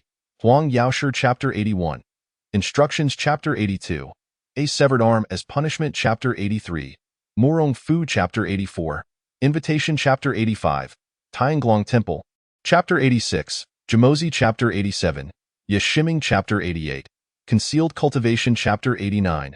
Duan Jixing, Murong Bo Chapter 90. Confrontation Chapter 91. Murong Longqing Chapter 92. A Single Blow to Annihilate the Law Chapter 93. Transcendent Celestial Phenomenon Chapter 94. Knocked Out Huang Rong Chapter 95. Request for Decree Chapter 96. Check-in at Xiangyang City Chapter 97. Breakthrough to Martial Aspect Realm Chapter 98. Ghostly Moon Frost Chapter 99. Setting Sail Chapter 100. Li Shishir Chapter 101. The Fierce Maiden Chapter 102. The Imperial City Guard mobilizes Chapter 103. Yingtian City Chapter 104. Gu Qianfan arrives Chapter 105.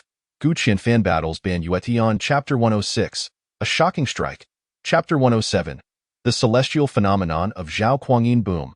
A single punch capable of shattering mountains and severing rivers landed heavily upon Gu Qianfan's dragon-patterned golden staff.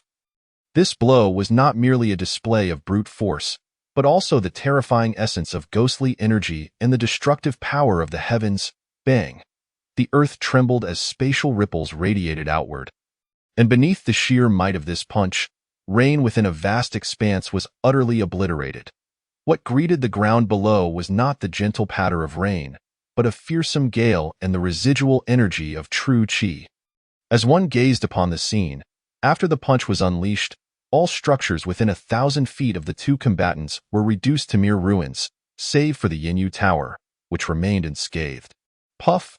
Meanwhile, many martial artists situated 3,000 feet away were caught in the wave of dispersing true qi and the violent winds of space, suffering grievous injuries, in the face of two masters at the pinnacle of the martial aspect. They were as fragile as gossamer. The Zuexian Tower, once nearly 100 feet tall, should have collapsed under the overwhelming spatial disturbance. Yet, as the wave approached, it vanished without a trace. What a terrifying confrontation! Is this truly the martial aspect realm? It feels as if these two are beyond the realm of humanity. Lei Wujia gasped in awe, his legs trembling as he struggled to catch his breath.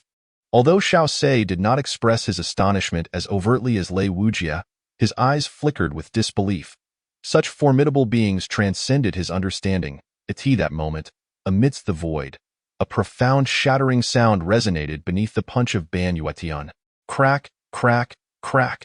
The 7,000-foot golden staff dimmed, and within the span of 2 breaths, it was utterly reduced to fragments, dissipating into the void. Puff. Blood gushed forth, accompanied by small, viscous fragments. Under Ban Yuetian's strike, not only was Gu Qianfan's weapon shattered, but the terrifying essence of ghostly energy also wreaked havoc upon his internal organs. Not bad, to sacrifice your life to withstand my full-force blow. You shall die without regret, Ban Yuetian calmly stated as he observed Gu Qianfan, who was on the brink of death, blood spilling from his mouth. Look, the victor has been determined. Gu Qianfan's weapon has shattered. That half-master has emerged victorious. How can he be so fearsome? Is he truly a being of the extraordinary celestial phenomenon? How terrifying! The consummation of ghostly energy, 9-foot martial aspect. This individual is indeed a prodigy. The experts of the Imperial City Guard are likely to be annihilated today. What on earth is this Yinyu Tower? This Zuaxian Tower is also guarded by top-tier experts. When did such a powerful force emerge? From the 6th-floor window of the Zuaxian Tower, Huang Yaoshi and Ouying Feng exchanged grave glances, their expressions reflecting the weight of the situation and why, Lord, the strength of this half-master is truly remarkable. On the 7th floor of the Zuaxian Tower, standing behind Mu Feng, the robust and wild-eyed Yashiming brimming with battle intent. Beside him, Yin Guoran remained composed, his expression unwavering. Indeed, quite impressive. If you were to forego your true essence, could you surpass him? It would likely end in a stalemate, but one must test it to know. You are quite the fighter. However, Gu Qianfan is on the verge of death. Will you not reveal your trump card? Mu Feng observed the scene ahead with keen interest. Cough, puff. The half-master's power is indeed terrifying. Yet this is the Song dynasty. Even if I perish, I shall take you with me. Gu Qianfan, bloodied and resolute, flung a piece of parchment into the void.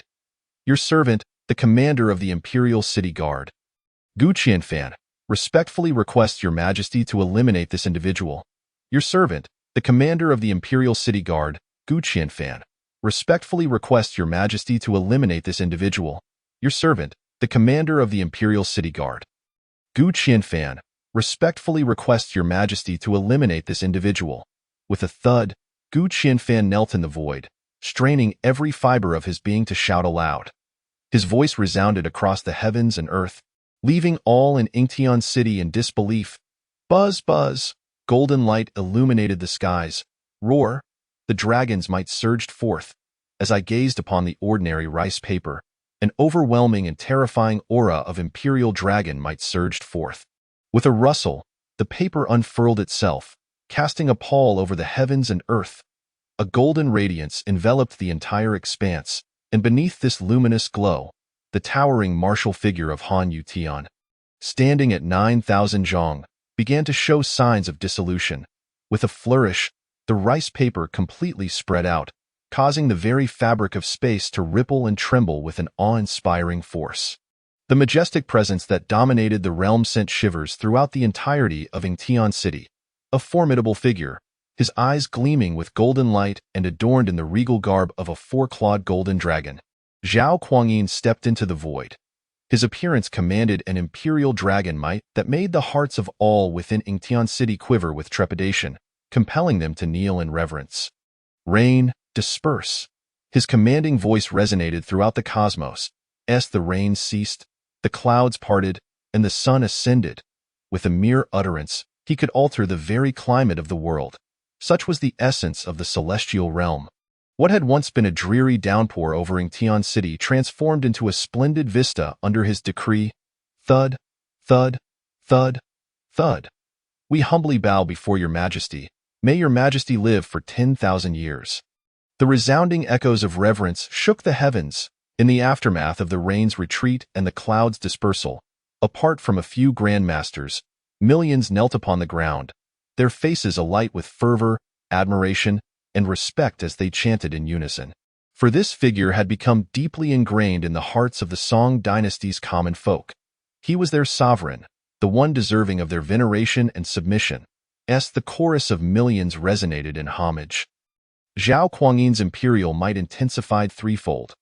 This spectacle drew an awestruck gaze from Mu Feng in the Zuaxian Tower. Stand upright. His voice thundered with celestial authority. Thank you, Your Majesty.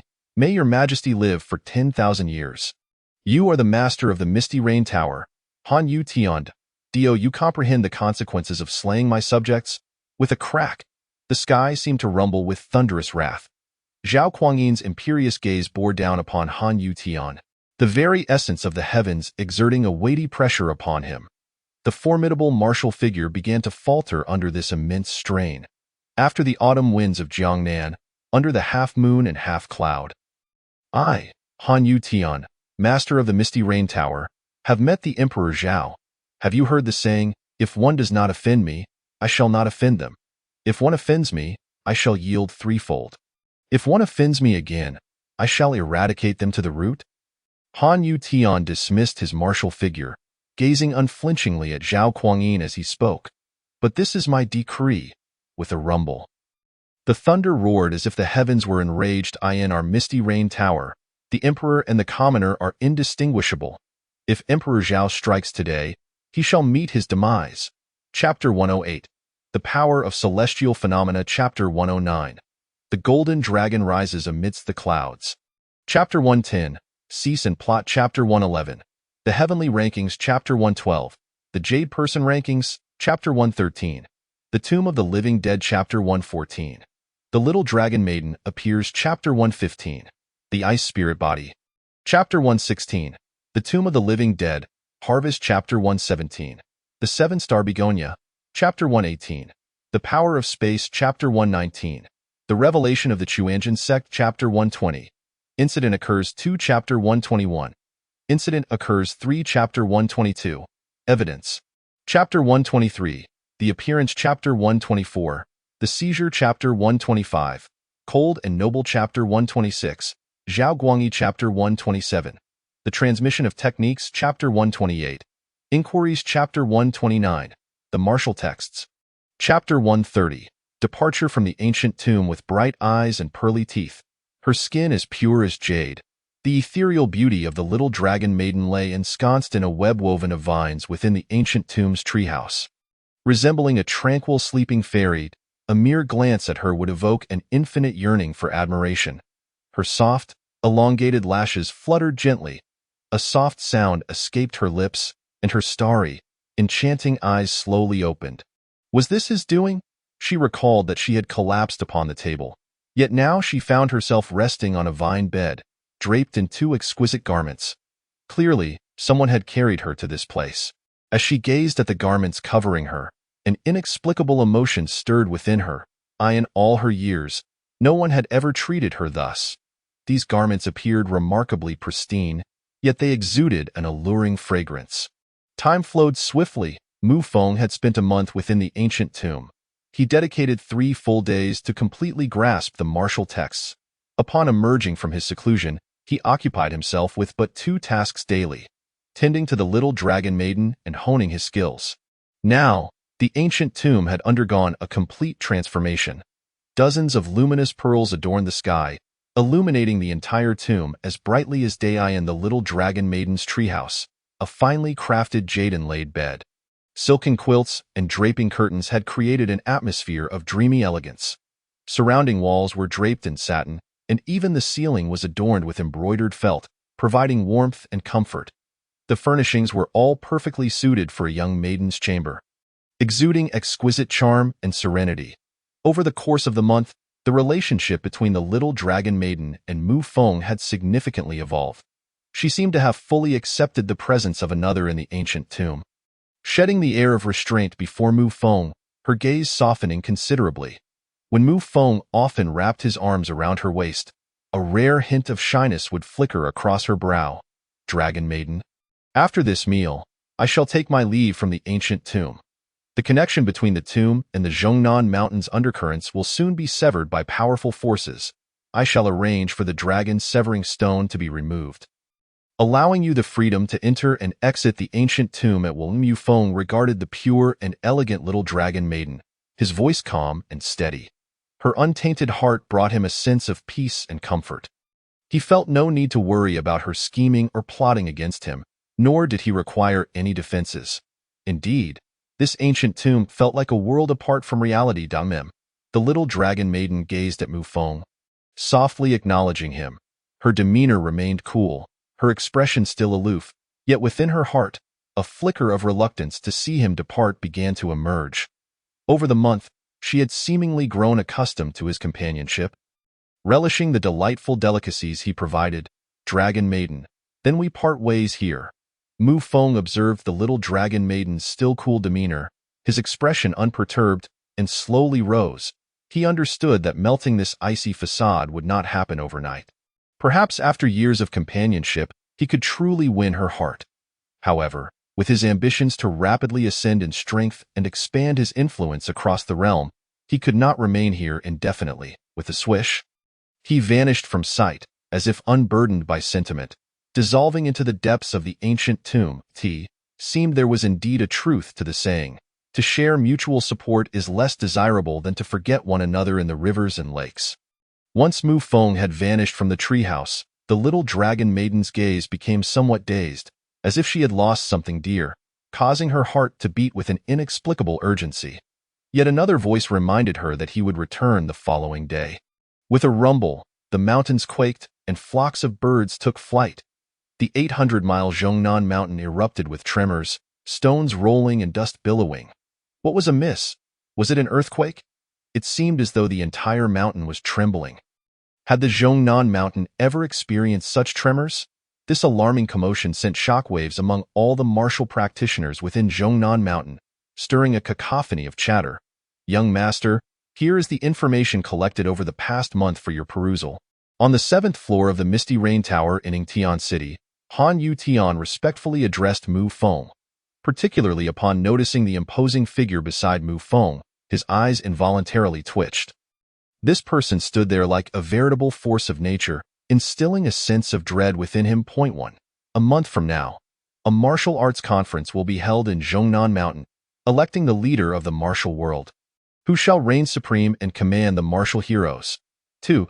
Su Yaozi's eldest disciple, Wu Yazi, was poisoned by his apprentice, losing half of his cultivation, ultimately having all his power absorbed by Duanyu, propelling him into the realm of profound understanding. 3. After Wu Yazi's demise, Li Qiushui from Wuliang Mountain and the Tianshan maiden began to clash, vying for the position of the leader of the Xiaoyao sect. 4. An ancient site has been discovered in Dragon Severing Mountain, suspected to be the burial ground of a formidable warrior. 5. The Jin dynasty is commencing a military restructuring, with 700,000 cavalry advancing toward Yimin Pass. 6. The Golden Wheel Dharma King from the Yuan dynasty is journeying solo from the Yuan to the Song. 7. Morong Longqing has sustained severe injuries at the hands of Hu Xian. 8. Zhao Guangyin is in seclusion. Currently, state affairs are being managed by Zhao Guangyi. 9. The relationships between Hong Qigong, Huang Yaoshi, and Ouyang Feng are notably intricate. Mu Feng carefully examined the note in his hand, a smile gracing his features. The martial arts conference in a month held considerable intrigue. It seemed Zhao Guangyin's breakthrough in seclusion would herald the dawn of a great conflict. Where might Duan Sipin and Morong Longqing be now? Reporting to you, young master, these two are currently hiding in Manduo Villa to recover from their injuries. They were wounded by a single strike from Hu Xian, who has already attained the celestial realm. However, Hu Xian spared their lives and has disguised himself as the Lord of the Beast Valley, awaiting the commencement of the martial arts conference. Han Yu Tian spoke with utmost respect. Amidst the turmoil in Wuliang Mountain, you may seize the opportunity to uncover the whereabouts of Su Yaozi. Mu Feng's gaze was as piercing as a torch. The Xiaoyao sect was indeed one of his intended destinations. Young master, none among the disciples of the Xiaoyao sect are aware of the whereabouts of Xia Yozi. Information about this individual is elusive, as if he has vanished from existence. It seems we must send someone to probe the depths of Wuliang Mountain. Let Fengshuiting proceed to Kaifeng City. I am eager to see whether this Wang Sheng ever leaves the imperial palace. Yes, young master, said Yashimawang, who stood beside Mu Feng. Mandala Mountain Villa. Although they have reached the pinnacle, they are still two excellent pawns. Continue to execute the plan. With a swift motion, Mu Feng's figure vanished even before his words had fully dissipated. On the outskirts of Yingtian City, Gu Lao, clad in a gray robe, gazed at Li Shishir with astonishment, exclaiming, "Congratulations, Miss! Your extraordinary talent has allowed you to successfully break through to the innate realm. Ascending from a secondary martial artist to the innate realm in just 1 month is truly the hallmark of a prodigy. The Nineteen Manual is indeed well suited for me. I find it effortless to cultivate." Li Shishir replied with excitement. "Ji uncle, do you believe I can break through to the master realm in the next month?" Her rapid progress in cultivation made her giddy with joy. Though her cultivation was now at the innate realm, her combat power remained among the weakest of her peers. "With your talent, Miss, a breakthrough should be possible. However, I would advise you to hone your skills further and solidify your foundation before making that leap," Gu Lao suggested, harboring another motive. Once she reached the master realm, her constitution would begin to transform towards that of the Nineteen girl, allowing her essence to be seized through dual cultivation. The consequences of losing her essence could be dire, leading to aging or even death. "Rest assured, Gu uncle, I will ensure my foundation is solid. Perhaps one day, I too can become a formidable warrior of the martial aspect," Li Shishir declared confidently. Suddenly, a figure materialized out of thin air. "Indeed, it seems you have been diligent, reaching the innate realm in just a month." The voice resonated clearly in Li Shishir's ears. "I have met young Master Mu." The unexpected arrival of Mu Feng caught Li Shishir off guard, her cheeks flushing upon seeing his handsome visage. With a demure demeanor befitting a young lady, she softly remarked, "Very impressive. I happened to pass by today to check on you. Here are your elixirs for this month. Once you reach the martial aspect, I will allow you to venture out." Once she attains the martial aspect, her constitution will fully transform into that of the Nineteen girl. This will undoubtedly be of great assistance to me. Mu Feng's expression remained composed as he produced a jade vial and offered it to Li Shishir. "Thank you, young Master Mu. I shall strive to cultivate diligently," Li Shishir said, her cheeks tinged with crimson, yet her tone resolute. After accepting the vial, her gaze remained fixed on Mu Feng, scrutinizing him. "Clearly, he came specifically to see me. Yet he claims to have merely passed by. He is truly striking." Mu Feng, observing the changed demeanor of Li Shishir since their last encounter, felt a twinge of astonishment. It is indeed rare for someone to be so pleased at the prospect of becoming a furnace for another. "Then keep up the good work. I shall return to see you on another day." After casting one last glance at Li Shishir, Mu Feng's figure abruptly dissipated in Jingzhou Prefecture, the northernmost part of the Song dynasty. The Jiangning and Yingtian prefectures were interconnected by the Han River, characterized by rolling terrain. The vast Jingzhou Prefecture stretched across a broad plain, with only a singular prominent mountain, Wuliang Mountain. This mountain was enveloped in an extraordinarily dense forest, appearing from afar as an emerald green expanse, obscuring any view of its underlying terrain. At this moment, atop Wuliang Mountain, where the clouds kissed the sky, stood an ancient and grand hall, the Wuliang Palace of the Shaoyao sect. Typically a sanctuary of tranquility, the Wuliang Palace was presently disrupted by two voices brimming with tension. "Senior sister, do you truly wish to contest me for the Wuliang ring?" asked Li Qiushui, adorned in an exquisite white gown, her slender figure ethereal as her skirt danced with the wind. Her skin was as fair as snow, and her mature beauty radiated allure. Her voice was soft and melodic, yet laced with an unmistakable undertone of threat. "Junior sister, this ring rightfully belongs to senior brother, yet it has always been in my possession. Now that he has passed, he left behind a testament for me to inherit the role of sect leader." "Why do you seek to seize it?" replied Tong Piaoyun, whose stature was modest, eyes sharp as lightning, exuding a natural, imposing presence. "You have held the ring for many years without the approval of the ancestor. And you are not the sect leader, yet you have surreptitiously learned the sect's secret techniques. What penalty do you deserve?" Li Qiushui's gaze was piercing. "With senior brother's death, I am the rightful leader. What is wrong with practicing this technique? Conversely, you, who have maintained an ambiguous relationship with a man for years, dare to hypocritically accuse me." Tong Piaoyun rebuked. "It appears that senior sister is unwilling to relinquish the Wuliang ring." Li Qiushui's eyes sparkled fiercely, her mid-stage martial aspect aura erupting as she advanced toward Tong Piaoyun with unyielding determination. Do not presume that you are the only one who has achieved a breakthrough. Boom! The forces of heaven and earth roared, as a presence that rivaled Li Qiushui's surged forth. The realms were delineated as follows: martial cultivation, body refinement, vitality enhancement, meridian opening, secondary level, primary level, postnatal, innate 9 levels. Master realm, breaking the ordinary, rending the earth, reaching the heavens, profound intent, martial aspect, celestial phenomenon realm.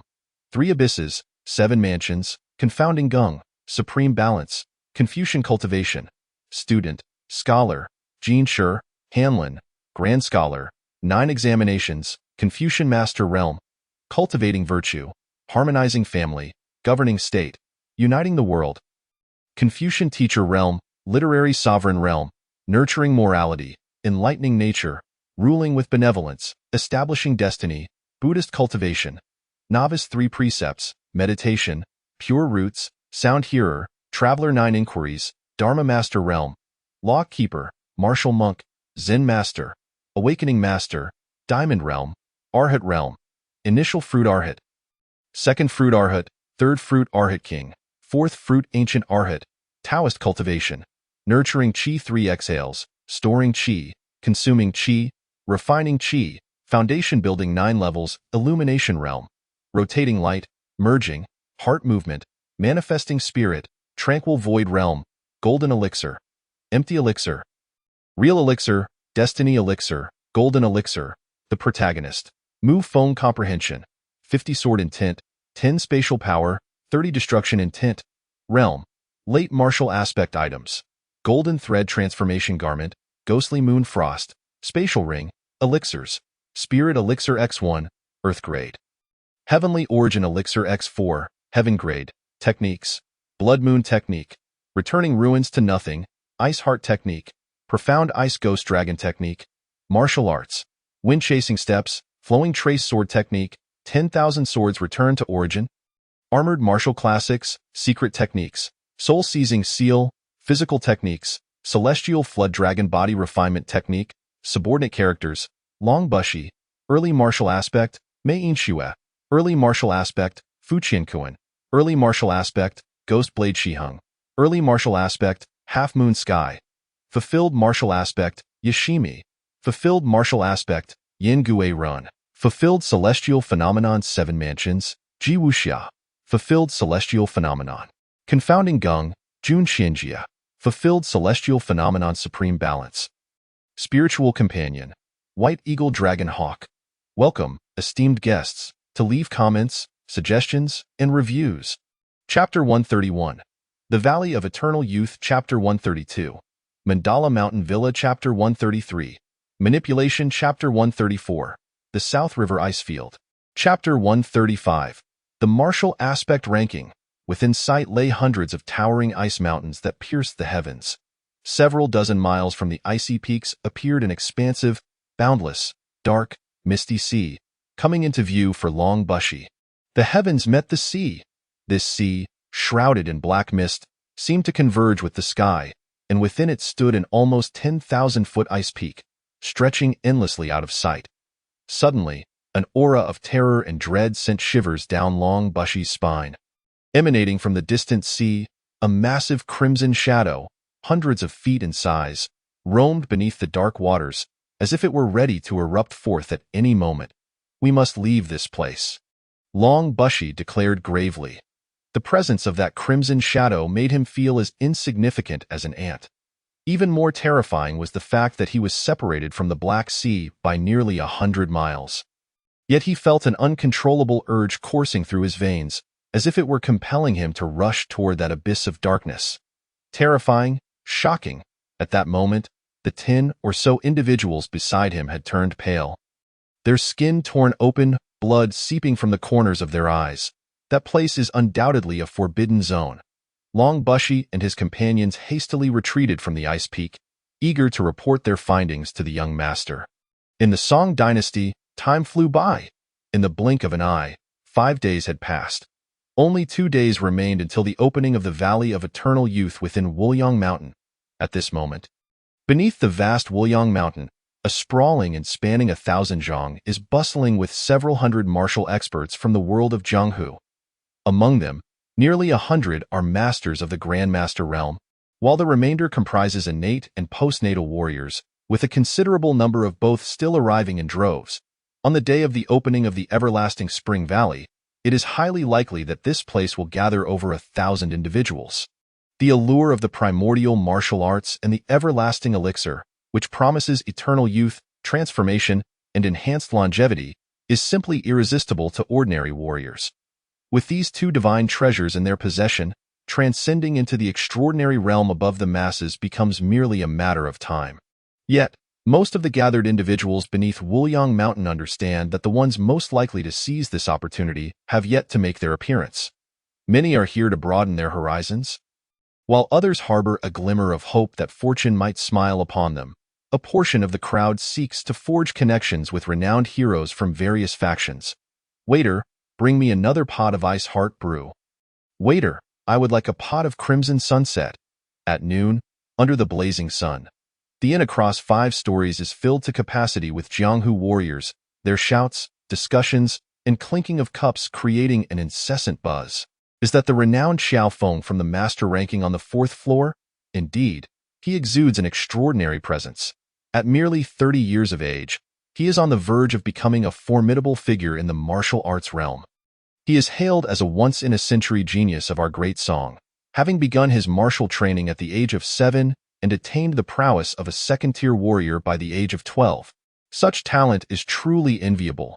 Do you see that graceful and enchanting beauty on the 4th floor, with delicate brows and striking features? She must be Huang Rong, the beloved daughter of the island master Huang. If one could win her favor, it would be a meteoric rise to greatness. Brother Gua, cease your daydreaming. Can't you see she is already taken? Observe the strong, broad-shouldered man beside her, none other than Gua Jing. Ranked second on the master ranking, this man, known as the northern hero among the Jianghu, is reputed for his righteous heart and is beloved by the common folk.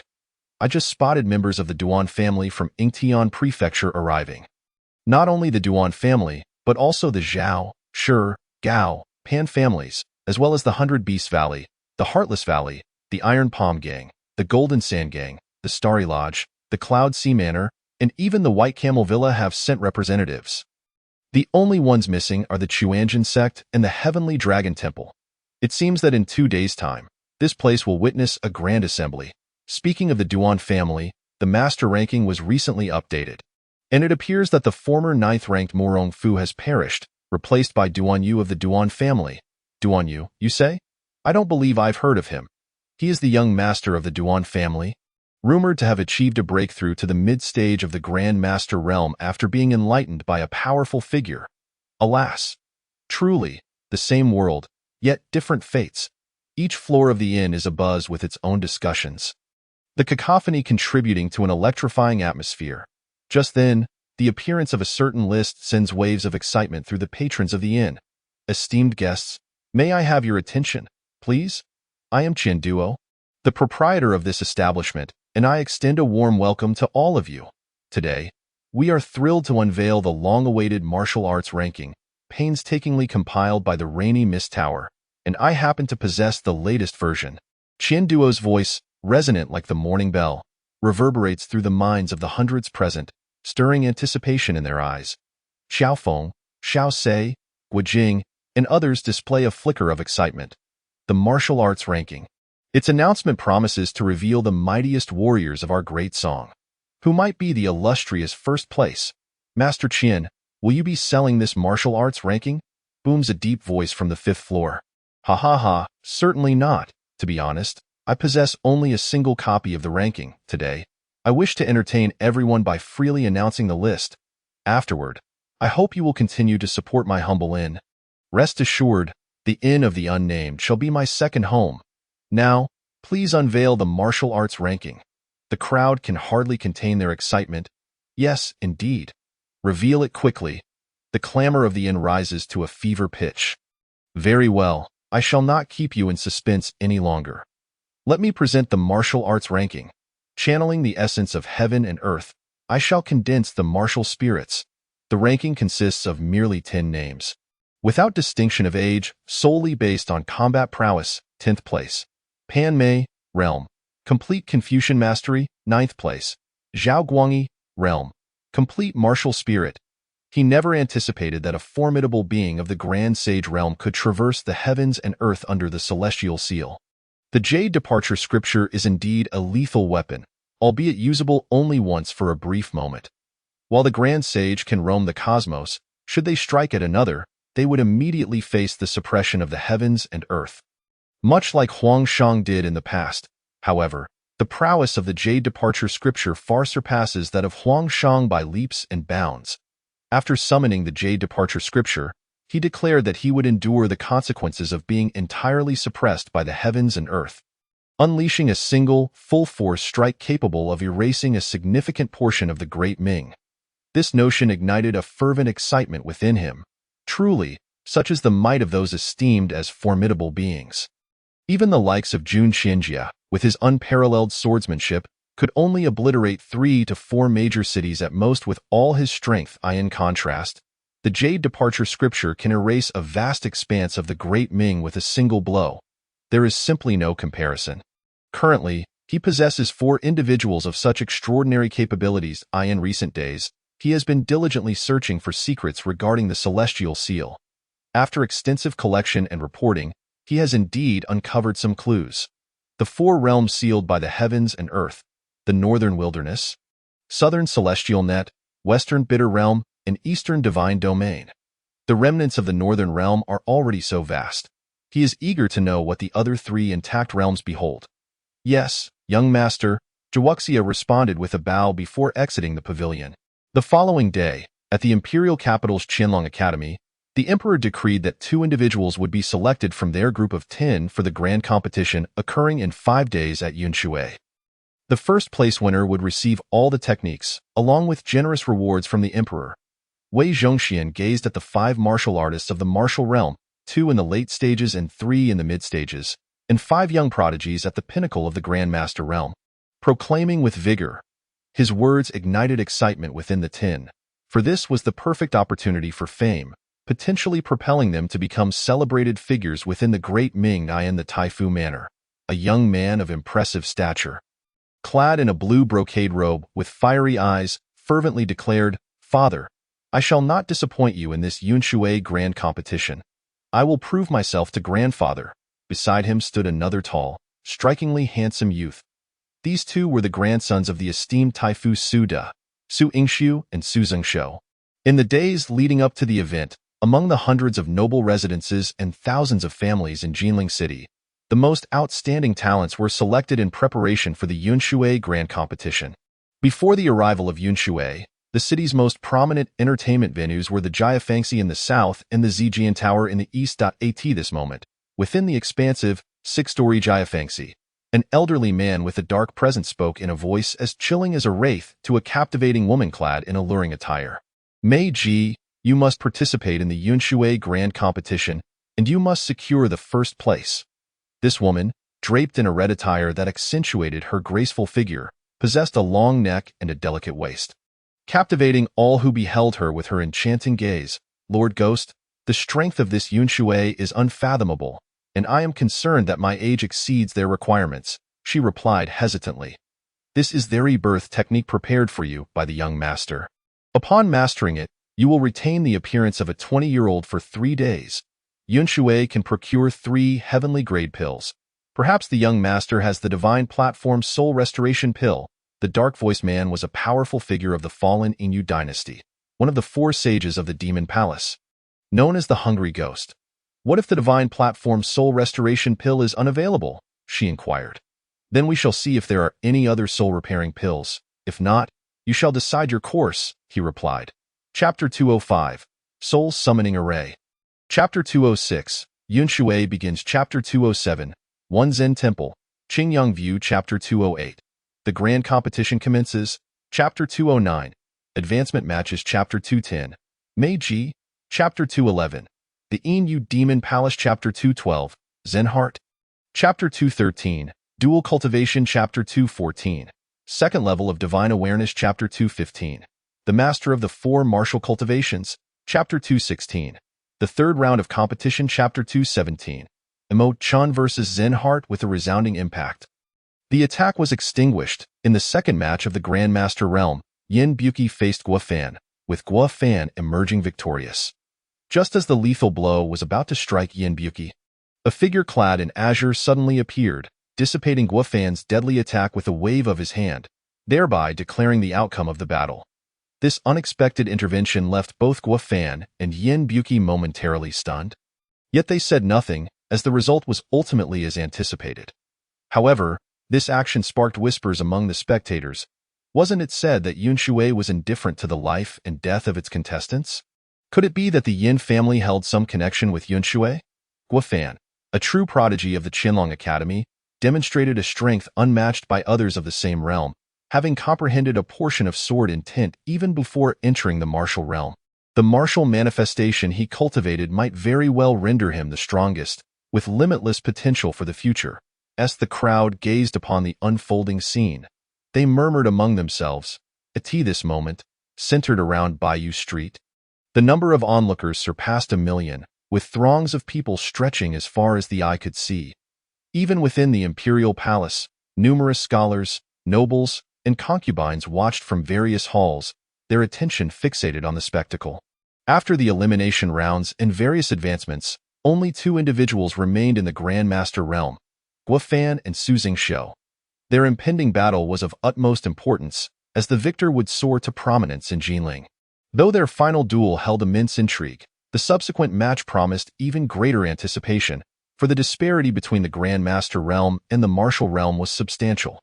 The semifinals of the martial realm commenced, with Zen Heart facing Emo-chan, the match beginning now. The azure-clad announcer's resonant voice echoed. One donned a simple monk's robe, while the other wore an exquisite silk garment. One possessed an ordinary appearance with a serene demeanor, while the other was strikingly handsome, exuding a captivating yet restrained aura. Zen Heart and Emo-chan had already ascended the martial arena before the announcer finished speaking. One stood at the pinnacle of the martial realm, while the other was in the later stages.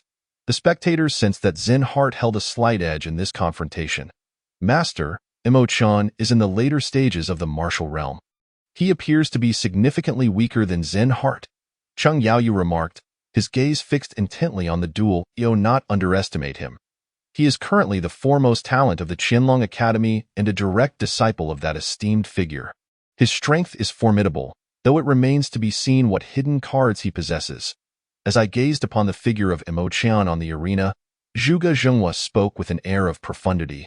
Just as Zhuge Zhenghua has articulated, at this moment, Chan Xian, standing on the martial stage, exhibited a rare gravity in his gaze.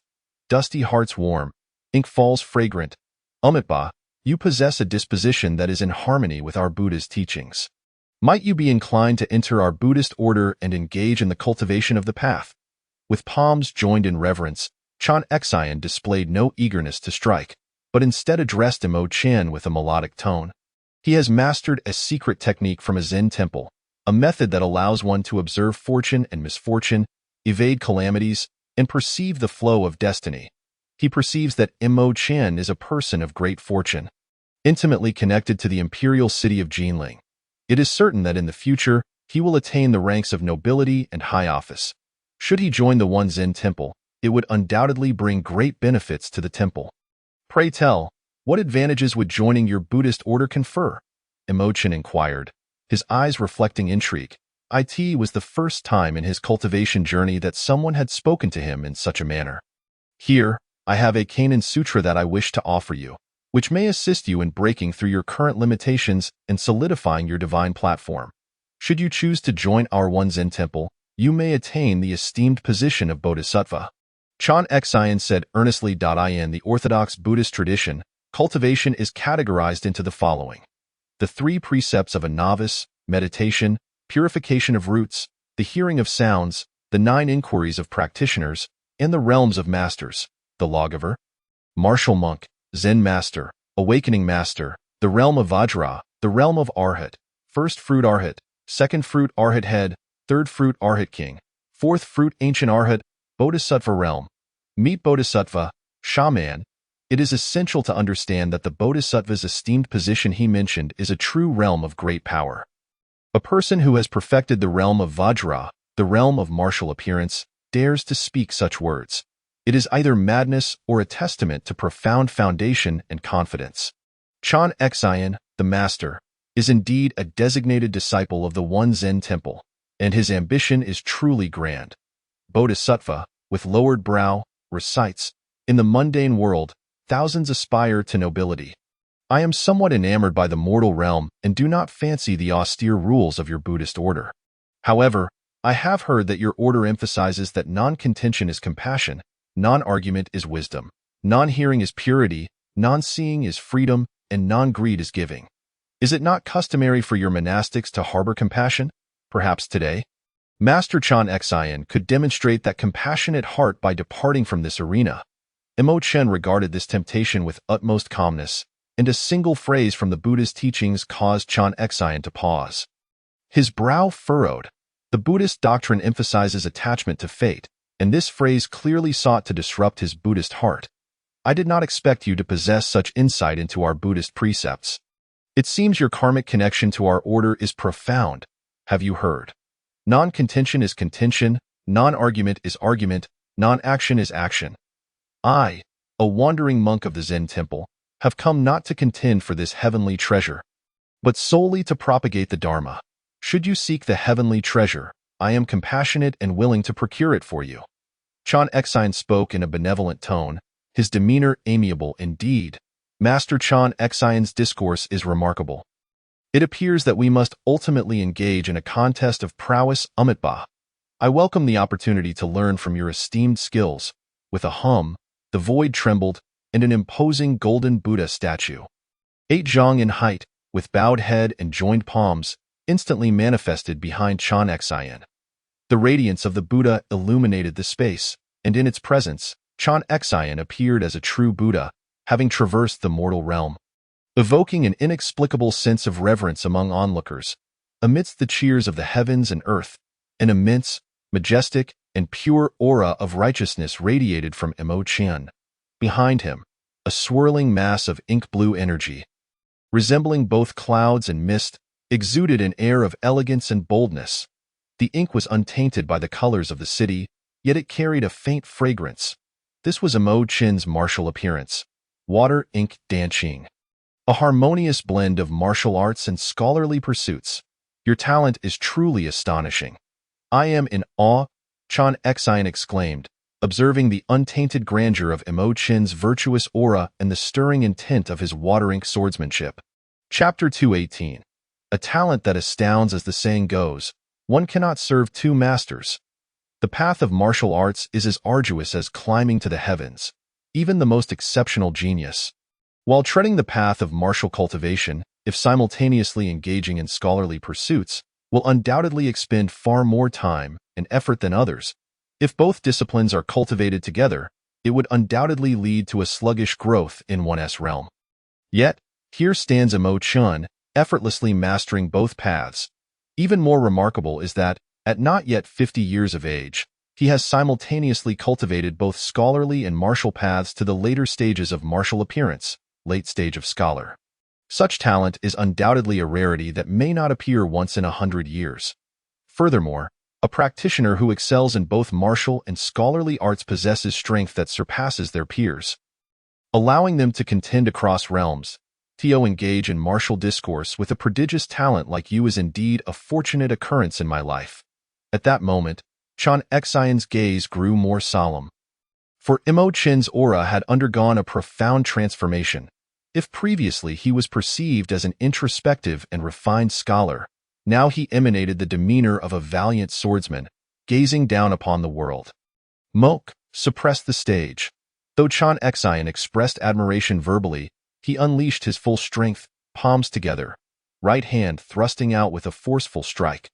Vital energy surged forth, golden radiance illuminating the surroundings, and an enormous golden hand, 100 zhang in size, materialized in the void, descending upon Mo Chen with overwhelming force. Come forth, today, allow me to fully experience the prowess of a disciple of the One Zen Temple. With a pen poised to inscribe 3,000 ink strokes. When the paper reached the tip of the pen, it could no longer be inscribed. In profound contemplation, realization dawned. A sword, the Tai-bai, takes precedence. The sword was formed. Standing in the air, at that moment, Imo-chan resembled an unparalleled swordsman. After his words fell, the water-ink martial appearance rippled with layers of waves. In an instant, the swirling ink-blue energy coalesced into a double-edged sword, 3 feet and 6 inches long, entirely black, radiating a chilling light. The sword's body was enveloped in a mist of ink-blue energy, as if it had emerged from an ink painting. Hook frost, snow bright. Imo-chan grasped the sword with his right hand, the ink-colored energy circulating throughout his body. The minor mastery of water-ink sword intent causing the void to tremble. With a single swing of his sword, 100 zhong of sword light manifested instantaneously. Boom! A thunderous roar erupted from the arena. The palm dissipated as the sword struck. Taking a step forward, the sword intent and momentum enveloped Chan Xian, casting shadows in the void. The sword's brilliance was piercing, as Imo-chan left behind a fleeting shadow in the void. By the time one discerned his form, he had already appeared before Chan Xian, sword in hand. Your skills are truly commendable. This transformation of martial appearance into weaponry has left countless martial practitioners of the same realm in awe. Chan Xian regarded Imo-chan, the epitome of prodigious talent, with a grave expression. For the transformation of martial appearance into weaponry, the fusion of martial appearance and weapon is typically achievable only by those of the heavenly phenomenon realm. Now, Imo-chan, a practitioner at the late stage of martial appearance, had accomplished this feat. How could one not deem him extraordinary? The Vajra Arhat body, as he beheld the sword approaching within 3 feet of him. Chan Xian joined his palms and shouted loudly, "Buzz!" The space trembled, and in an instant, the radiant golden light of his martial appearance fused into his body. This was the fusion of martial appearance. At that moment, Chan Xian embodied a small golden figure, yet this small golden figure exuded an incomprehensibly terrifying might, as if capable of lifting mountains and parting rivers. Clang! Imo-chan's sword was effortlessly blocked by Chan Xian's single palm. With the fusion of martial appearance, his body had become a divine weapon. Indeed, Master Chan Xian is a genius. Today, let us engage in a spirited battle. Observing Chan Xian's fusion of martial appearance, Imo-chan displayed no surprise. After his thrust with the Tai-bai sword was thwarted, with a flick of his fingers, the sword light cascaded, the sword techniques rotating and transforming, thrusting, slashing, sweeping, striking, stabbing, parrying, spinning. Dozens of sword techniques flowed seamlessly, each strike concentrated power aimed at vital points. Despite the ferocity and sharpness of Imo-chan's swordplay, Chan Xian adeptly neutralized each attack, continuously shifting between offense and defense. Clang, clang, clang. Sparks flew, as figures danced through the air, the sound of metal clashing resonating endlessly. The two figures formed golden and ink shadows in the void, engaging in relentless combat, captivating the attention of the millions watching from Jinling City and leaving many martial practitioners dumbfounded. The youth navigates peril as if on level ground. Leaning upon his long sword, defying the realm of Jinzhou, truly, he surpasses his predecessors. Chen Er's prowess leaves me in awe. Brother Imo, you have indeed raised a fine son. On a 5-story pavilion on Linhuai Street, a middle-aged man of refined demeanor watched the two combatants in the arena, his tone filled with admiration. Brother Huangfu, you flatter me. Chen Er is already 28 this year, a time to establish himself. With such cultivation, he has not shamed our family legacy. Beside Huangfu Haoran, a handsome man dressed elegantly spoke modestly, though a smile danced in his eyes, nearly overflowing with joy. He was none other than Imo-chan's father, Imo Kanglin. The Imo family had been a prestigious lineage in Jinling for centuries, yet the family tradition forbade its members from entering government service. When Imo-chan entered the Qianlong Academy, he faced considerable opposition from many within the family. However, after a decade in the academy, Imo Kanglin could hardly believe that his once mediocre son had now emerged so brilliantly. Brother Imo, you are indeed humble. May I inquire if Chen Er is already wed? My daughter Qianing is merely 2 years younger than him. While I dare not claim her beauty rivals the heavens, she is certainly gentle, virtuous, and wise. Our families have long-standing ties. Perhaps we should arrange for them to meet. Huang Fu Haoran cast a sidelong glance at the seemingly concealed Imo Kenglin beside him, his voice softening as he exclaimed, "Ha ha ha, well said, well said." The martial manifestations of weapons, the embodiment of martial prowess, these two, along with that Xinghe, represent the pinnacle of the younger generation in Lingzhou. Zhuge Zheng observed the two figures suspended above the arena, his gaze filled with admiration. Such strength at such a tender age is indeed rare. In his youth, he too was a prodigy, yet he never shone as brilliantly as these two Qiyu. Has there been anything unusual from Yizhan Temple and Qingyang Temple today? He inquired. Master, ever since the appearance of Zhenxin and Qinghe, both the temple and the Taoist shrine have opened their doors wide, seemingly preparing to reveal themselves to the world. It appears these two are their walkers of the world, Cheng Yayu replied respectfully, his tone grave. These two factions had always been the focus of the Six Doors' attention, yet now, after a century of seclusion, they exhibited signs of re-emergence, which could not help but put them on high alert. The sudden emergence of Yan Shuijian was already suspicious, and now with these two factions showing movement, could it all be for that? Is it truly hidden within? Chapter 219. Surrender. Zhuge Zheng's eyes glinted with contemplation as a conjecture bloomed in his mind. At this critical juncture, a mysterious and profound place, guarded by a great scholar, had suddenly appeared, while Yizhan Temple and Qingyang Temple simultaneously unveiled two walkers of the world. This could hardly be mere coincidence. Yu, send people to continue monitoring these two factions. I must visit the palace, Zhuge Zheng stated solemnly. Recognizing the gravity of the matter, he needed to report to the sovereign. While the Ming dynasty may seem to be Zhu Yuanzhang's domain, in the eyes of certain transcendent powers, this so-called dynasty hardly commanded any respect. Yes, master. At this moment, the combat on the martial stage had reached a fever pitch. Clang, clang, clang. The afterimages of the two combatants flickered in the void.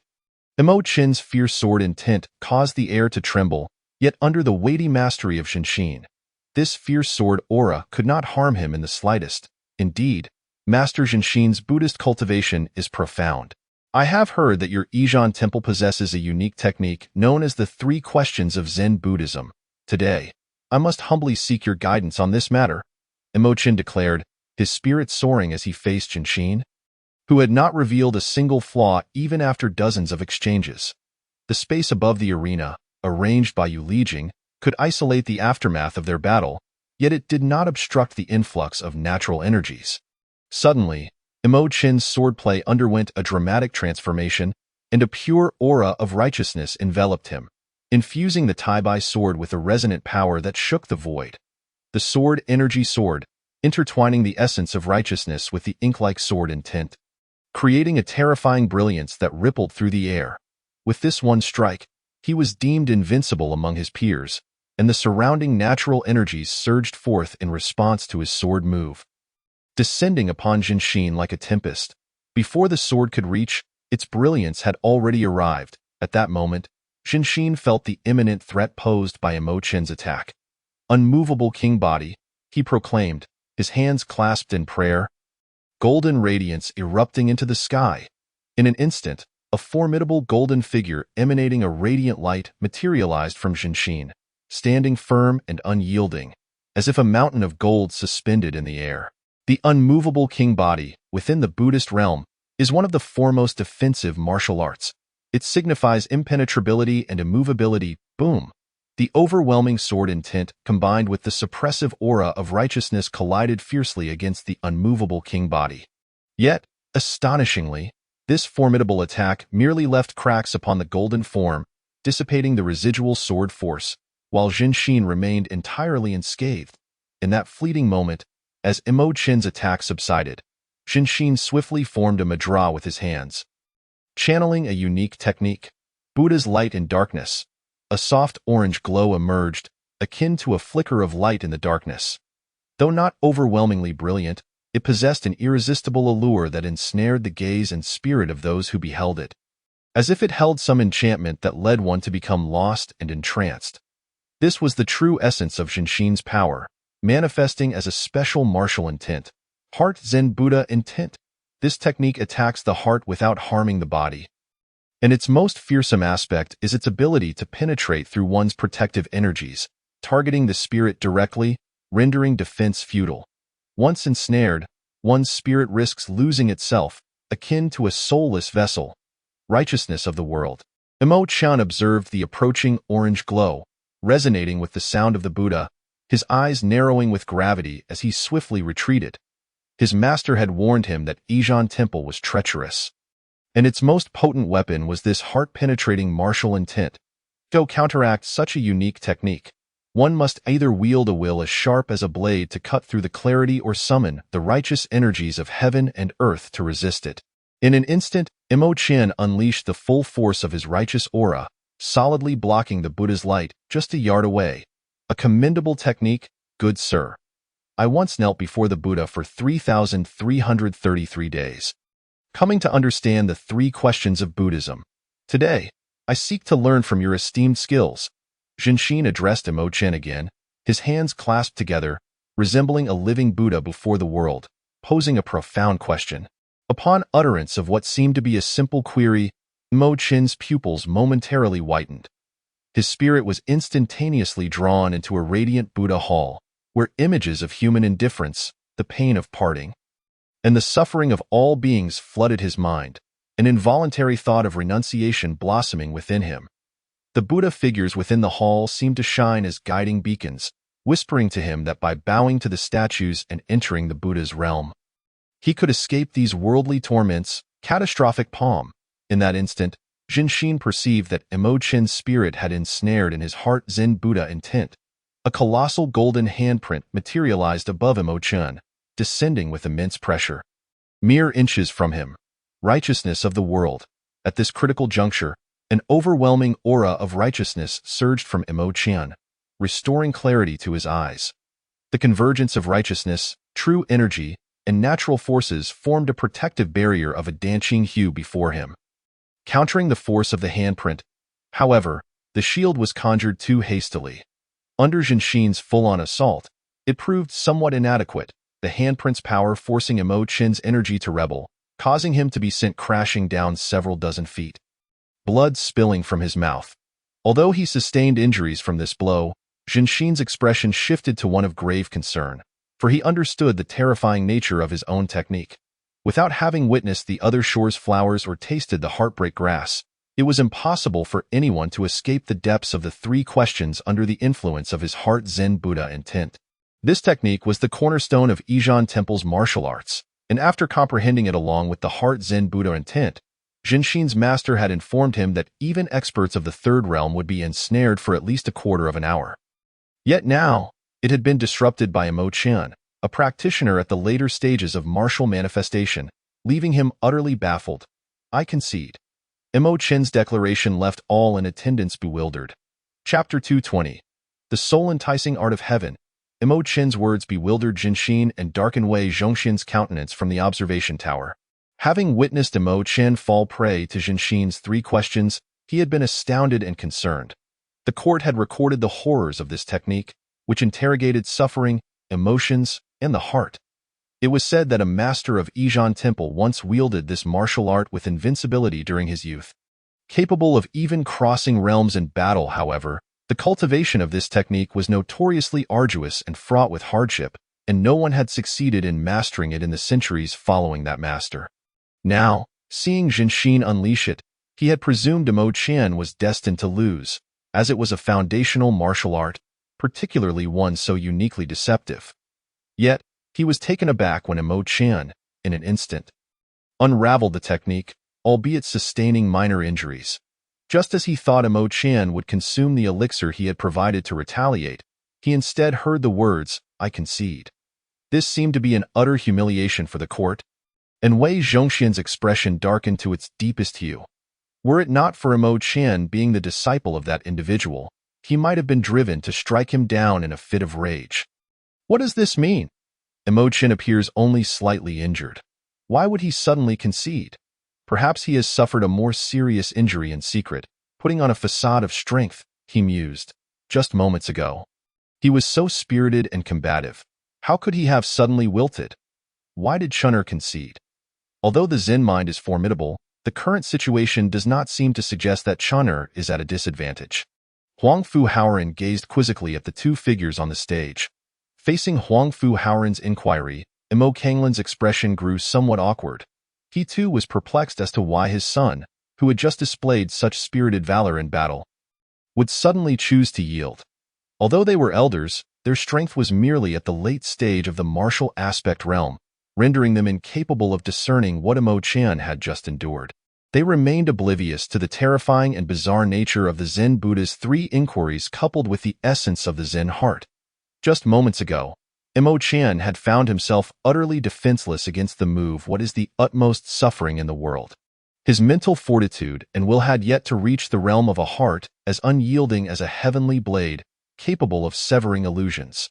His subsequent awakening was, in fact, facilitated by Yu Li Jing, who had secretly employed the slave seal to counter this mental assault with the lamp of the soul's guiding light, thereby restoring his mental state to normalcy. Should he engage in battle again, his chances of victory would barely be 4 out of 10. Furthermore, today's duel in the martial aspect realm had already been predetermined, and he was not among the participants in the semi-finals of the martial aspect realm. Zenheart faced off against Imo Chen, with Zenheart emerging victorious. Now the Cloudwater Grand Competition had reached its final moments. In a quarter of an hour, the Master Realm battle would commence, featuring Guo Fan against Su Zhengxiu. Following that, the battle in the martial aspect realm would commence, with Zenheart pitted against Qing He. The ultimate victors from both contests would have the privilege of visiting the Zhongling Pavilion to meet the Jade Master and select their rewards. The proud figure of Jin Shenxiu, cloaked in an expansive azure robe, reappeared in the void, his voice resounding through heaven and earth. Imo Chun, why did you refuse to take the elixir we provided and instead chose to concede? Upon the announcement of the results, Wei Zhongxian looked at Imo Chun, who had just departed the stage, with a questioning gaze. Why, Lord? The Zen Buddha's 3 inquiries are capricious and solely target the mind. Even if I had consumed the elixir, I would still be no match. Just now, I was able to counter that attack solely due to a technique left to me by my master. If he were to launch another strike, I would undoubtedly be unable to withstand it. Imo Chin's demeanor remained calm, his aura resuming its refined and reserved nature as he half-truthfully remarked, "Then it is now up to Guo Fan."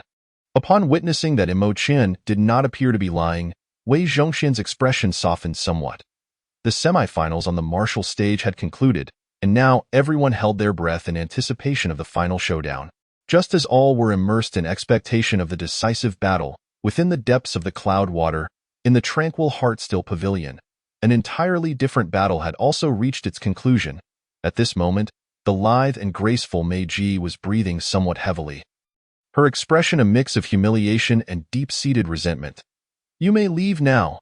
Mu Feng gazed at Meiji, who glared at him with malice. After toying with her jade-like figure, he casually descended from the bed curtain and donned a comfortable outer garment. "If you do not kill me today, I will never let you go." Meiji clutched the silken blanket tightly, her fingers whitening from the strain. "I look forward to your visit, but before that, you must survive within your Een Moon Demon Palace. If your young master discovers that your primordial Een has been taken, and you are no longer a maiden, you may not live to see another day. However, I possess a kind heart and cannot bear to see you fade away, so I have 2 techniques for you. One is the Earth-grade martial art concealment technique, and the other is the Heaven-grade technique 9 in Scripture. The concealment technique will allow you to hide your cultivation, while the 9 in Scripture is particularly suited for those with extreme Een constitutions, enabling rapid cultivation akin to 1,000 miles in a day. Although your primordial Een has been compromised, you still possess a profound Een body coupled with insights from the celestial aspect realm, which may require some time for recovery. However, regaining the martial aspect realm should pose no difficulty. Once you reach the martial aspect realm and combine it with the concealment technique, that ghostly figure of yours will not be able to discern anything if he does not scrutinize closely. I offer you these 2 techniques as a gift." With a swift turn, Mu Feng produced 2 volumes of silk scrolls, approaching the bed curtain to gaze at Meiji as he spoke. "Is this your form of compensation?" Meiji's tone held a hint of sarcasm, yet her eyes betrayed a flicker of interest. Although she had been sullied by this scoundrel and had lost 70% of her cultivation, she still yearned to exact vengeance upon him to alleviate her inner turmoil. Yet today, she also came to understand that the Demon Palace's long-standing investment in her was intended to cultivate her as a furnace for their young master. Now that her cultivation had regressed, her profound aim had been shattered. Should the Demon Palace discover her predicament, she would undoubtedly be doomed. Initially, she had resigned herself to death, but this scoundrel's proposition of these two martial techniques presented her with a lifeline. This is a transaction, not compensation. However, I desire one answer. The question I asked you earlier. Have you been practicing any special techniques? Mu Feng placed the two volumes before Meiji, directly sitting at the edge of the bed curtain. His gaze fixed upon her as he inquired, Elitian Mei Hun Gong. This is the technique I have practiced since childhood, but it dispersed automatically when you absorbed my true essence. Meiji watched Mu Feng warily, her gaze wavering before she relented and provided him with the answer, Elitian Mei Hun Gong. Let us make another deal. You help me transcribe this technique, and we shall exchange equally. Chapter 221. The Dragon Vein. In Mu Feng's heart, a suspicion arose that the Li Tian Mei Hun Gong might be cultivable in conjunction with the profound Yin body, allowing it to serve as a furnace. In doing so, when absorbing its primordial Yin true essence, it could assist the cultivator in breaking through, while also enhancing their spiritual soul to ascend to the divine platform.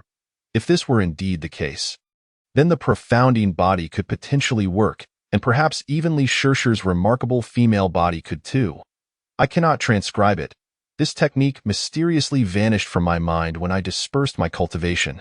Meiji's tone reflected resistance, her voice tinged with coldness. She initially wished to say nothing, yet felt an innate fear and trepidation towards this man, leading her to disclose the truth. Vanished. Then where can this technique be found now? Is it within your demon palace? Mu Feng's sharp gaze bore into Meiji, discerning no deceit in her expression. I do not know. This technique is exceedingly peculiar. If it exists, it should be in our young master's possession. I know you harbor resentment towards me, but it would be prudent not to deceive me. This technique is immensely profound. The fragmented version you practice will yield results only as a gift to another. If one were to master the complete technique, it could result in a significant surge in cultivation and combat prowess. What a pity. You may leave now. Mu Feng extended his right hand, grasping Meiji's chin with a look of deep regret. After speaking, he released her and rose to exit the inner chamber. His words successfully ignited some contemplations within Meiji. She began to believe Mu Feng's claims, for indeed, during her cultivation, a mysterious and boundless pink energy would circulate within her body, gathering entirely within her soul after circulating for a full cycle. It was precisely this technique that had transformed her into such a bewitching figure, and it had expedited her refinement of the divine platform, allowing her to break through to the celestial aspect. Yet, the accumulated pink energy had remained trapped within her soul sea, unable to be absorbed. She had always thought this was due to her incomplete mastery of the technique.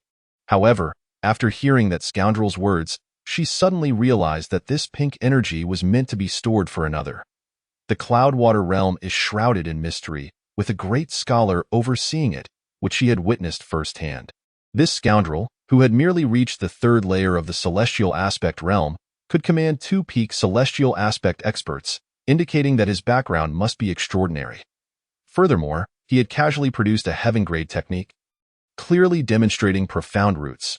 Yet, his keen interest in her Li Tian Mei Hun Gong suggested that this technique indeed possessed remarkable significance. If she could obtain the complete version, it might allow her to swiftly restore her strength and even elevate her cultivation level. A glint of determination flashed in Meiji's eyes as she suppressed her discomfort, casting a resentful glance in the direction Mu Feng had departed. She hastily donned her garments, stowing away the 2 volumes of techniques before swiftly exiting the Heartstill Pavilion. Young master, this woman is cunning. Allowing her to leave unimpeded may disrupt the plans for Cloudwater. Shortly after Meiji's departure, Ji Wuxia appeared in the front hall, speaking respectfully. The plan is not set in stone. Even in her absence, other disruptors will emerge. I have already cast out bait for her. This little fish will not stir up much trouble. I intend to lure out the bigger fish behind her.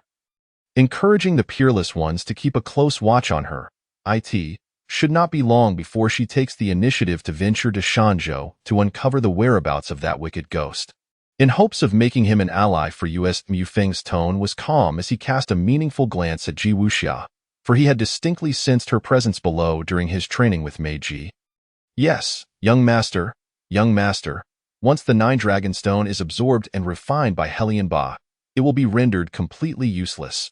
Without the Nine Dragon Stone as a medium, Jun Xinjia's blood slave seal will be exceedingly difficult to execute. Currently, 70% of the merchant guilds and 50% of the noble families in the Ming dynasty are under your control. Have them search for any leads regarding the Nine Dragon Stone. After the competition, the Yinyu Tower in Qingzhou can be established. While you implement your plans, also assist me in gathering information about heaven-grade body refining elixirs and individuals with extreme inconstitutions. As Mu Feng gazed at Ji Wuxia, he remarked, "It has only been about a year.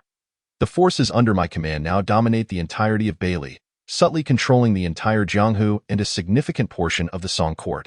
My endeavors in the Ming dynasty have already yielded considerable results, with a third of the Jianghu quietly falling into my hands. The sense of unwillingness that lingered in my mind before my demise in my past life now seems to be gradually materializing. This world is vast. Perhaps one day, I shall truly become the crownless king of this realm. What I yearn to understand most is the connection between this world and the blue star of my previous life, and whether I might still return to the blue star. Young master, you seem to be troubled." Ji Wuxia observed the young man lost in thought, his expression tinged with nostalgia and melancholy, and could not help but inquire softly. "It is nothing. How goes the excavation of the underground passage?" Mu Feng dismissed the premature thoughts swirling in his mind and inquired about the matter of greatest concern to him at present. His earlier investment in acquiring Baiyu Street to establish Yunshuijian was primarily aimed at gradually undermining the court's personnel and laying the groundwork for the impending conflict between Buddhism and Taoism. Additionally, it was to tap into the dragon vein beneath Jinling City. After summoning the Jadely Classic, he realized that there lay a colossal dragon vein beneath Jinling City. The dragon vein is the foundation of an empire's fortune. The essence of its sovereign is also the root of the gathering of heaven and earth's spiritual energy. Only with a dragon vein can a dynasty ensure peace and prosperity with favorable weather conditions. Should the dragon vein be compromised, calamity will surely follow. It is precisely due to this dragon vein that Jinling City and the entirety of Lingzhou are blessed with extraordinary talents and exceptional individuals. The Jadely Classic informed him that with the current sealing of heaven and earth, the spiritual energy is sparse, and the most concentrated essence lies directly above this dragon vein. If one could cultivate using the spiritual energy from the dragon vein, the speed of their cultivation would undoubtedly accelerate. Young master, we have already excavated 7,000 zhang underground. If I ascend another 2,000 zhang, we shall reach the dragon vein. Please allow a few more days. My subordinates will completely open this underground passage. Initially, with the strength of Mu Feng's subordinates, breaking through a 10,000 zhang passage was a simple and swift endeavor. However, such an undertaking required their full exertion, which would likely cause significant tremors throughout Lingzhou. To avoid causing a disturbance, Ji Wuxia arranged for 20 martial artists of the martial general realm to labor tirelessly, day and night, slowly advancing the excavation. Letting martial artists dig, who knows if there will be successors, but certainly, there have been none before. Do not keep me waiting long. I shall go witness the grand finale of the competition, while you attend to your tasks." Mu Feng approached Ji Wuxia, gently brushing a silver strand of hair from her temple. Gazing upon her unparalleled beauty and perfect figure, a surge of impure thoughts stirred within him. Yet, he forcibly suppressed it, uncertain whether it was due to his cultivation technique or his own nature. The Ice Heart Sutra could render his mind as tranquil as water, unperturbed by ancient waves, but upon encountering the allure of a woman, it was as if he had tasted the marrow and craved more. The Ice Heart Sutra became increasingly difficult to wield against these ignoble desires. Once Mu Feng departed, Ji Wuxia, who had appeared calm moments prior, felt her ears turn crimson. After taking a deep breath, her figure vanished from the pavilion. Chapter 222. The final battle commences with eyes as bright as stars and a nose like a jade pillar. Adorned in black robes that exuded an elegant and cool demeanor, Mu Feng slowly entered Yunchuich. His presence did not attract the attention of the various factions within, as a martial artist at the 7th level of the innate realm was hardly conspicuous here. However, several ladies within Yunchuich stole glances at him. Although they were all bound by the loyal soul imprint of the Jadely Classic, their emotions remained akin to those of ordinary people. "This way, young master, please." A lady of exquisite beauty, dressed in a purple floral butterfly dress, offered a slight bow. To the 4th floor private room. Mu Feng surveyed his surroundings as he entered Yunchuich. Despite being the true master behind the scenes, this was his first time stepping inside since its establishment. Among his subordinates, aside from those he summoned, almost no one was aware of his identity. "Right this way, please." The lady's eyes lit up. She had not anticipated this handsome young man to be of wealthy stature. It was well known that Yunchuich had 6 levels, with the first floor being free. Entry to the second required 100 taels of silver, merely for a place without any additional offerings. Should one wish to enjoy wine, music, or dance, those would incur separate charges. Altogether, a visit to Yunchuich felt akin to being robbed. "Young master, please sit inside. Let me know what you require." A private room of exquisite antiquity, tranquil elegance, and lavish yet refined decor came into Mu Feng's view. The room was imbued with a faint scent of musk, offering a perfect vantage point to admire the beauty of the Qinhuai River while also providing a clear view of the martial arts platform suspended in the void. "Just a pot of fine wine will suffice. Please wait. I shall arrange it," the lady politely responded before exiting the room. She speculated that this individual was likely here to watch the competition, especially with the impending climactic showdown on the martial arts platform. The grand finale of the Yunshui tournament begins now, the first match of the master-level finals, Guo Fan vs. Su Xingqiu. Shortly after Mu Feng entered Yunchuich, the voice of Ao Jian Qianqiu resonated from the martial arts platform. At last. "It is about to begin. Come, place your bets. Bet on Guo Fan to win. 1 pays 2. Bet on Su Xingqiu to win. 1 pays 5. Guo Fan is a genius from the Imperial Long Dragon Institution. I bet on Guo Fan. I too bet on Guo Fan. I find the Long Dragon Institution to be unremarkable. Did not Mo Chen concede? I bet on Su Xingqiu to win. A big gamble. 100 taels. On Su Xingqiu to win." Upon hearing these words, the martial artist watching from Bayou Street erupted into a clamor. All eyes fixated on the martial arts platform. In stark contrast to the lively and noisy surroundings, the martial arts platform exuded an air of stillness, with both combatants acutely aware of each other's breaths. This was a decisive battle, and both Su Xingqiu and Guo Fan approached with utmost caution. At this moment, Su Xingqiu regarded Guo Fan with a hint of trepidation. The combination of his 2 portions of sword intent with the Qi Xia sword posed a significant challenge. "Clang!" the sword sang as it was unsheathed. Seeing Su Xingqiu hesitating to initiate the attack, Guo Fan tightly gripped the Qi Xia sword, stepping forward with a sword thrust aimed directly at his opponent. He yearned to swiftly defeat Su Xingqiu and bask in the applause that awaited him. Spring Thunder Rain Shower. He executed the first move of the 4-season sword technique. Spring Thunder Rumbles. Rain Pours. The sword's momentum surged like thunder, the sword energy cascaded like rain. The red summer sword enveloped in a torrent of sword chi, locking onto Su Xingqiu. Upon witnessing Guo Fan's proactive assault, Su Xingqiu unleashed his full power, his battle intent swirling around him, true chi converging, his iron fist moving like wind, a force of 1,000 pounds, buzz. With a surge of battle intent, his true chi manifested like a blade, his blood surging fiercely. 100 battles, 1 fist. With a sudden lunge, his right fist revealed a shadow resembling an ethereal gauntlet, charging directly towards Guo Fan's attack. Boom. The air howled. The fist intent shattered the sword energy. The sword intent tore through the fist's might. Clang. The fist collided with the Qi Xia sword in a fierce clash, seeming to indicate that the two were evenly matched. Yet the sharp sword tip could not pierce through the fist by even a fraction. "Battle armor fist? I didn't expect your brother to even lend you his weapon," Guo Fan remarked with a hint of amusement as he observed the gauntlet on Su Xingqiu's fist. This battle armor fist is also a prized weapon of the Earth grade, one of the Su family's treasured heirlooms. Then receive my next move. Heaven and earth shine bright. Sunlight roasts in June. The sword technique shifted, the thrust retracted, and he swept the sword horizontally.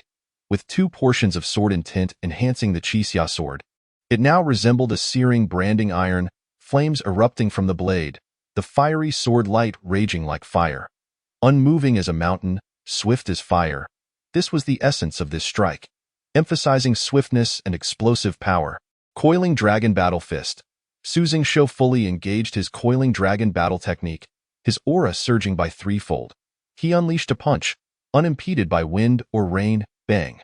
The fist and sword collided once more, but this time, Su Zhengshou's fist exhibited a hint of weakness. Staggering back, the advantage of the two portions of sword intent remained evident. The fiery sword light on the Qixia sword appeared to singe the gauntlet, the intense heat of the sword technique causing Su Zhengshou to feel a burning sensation throughout his body. Yet Guo Fan seized the opportunity to press the attack. He discerned that Su Zhengshou had barely managed to withstand his previous strike.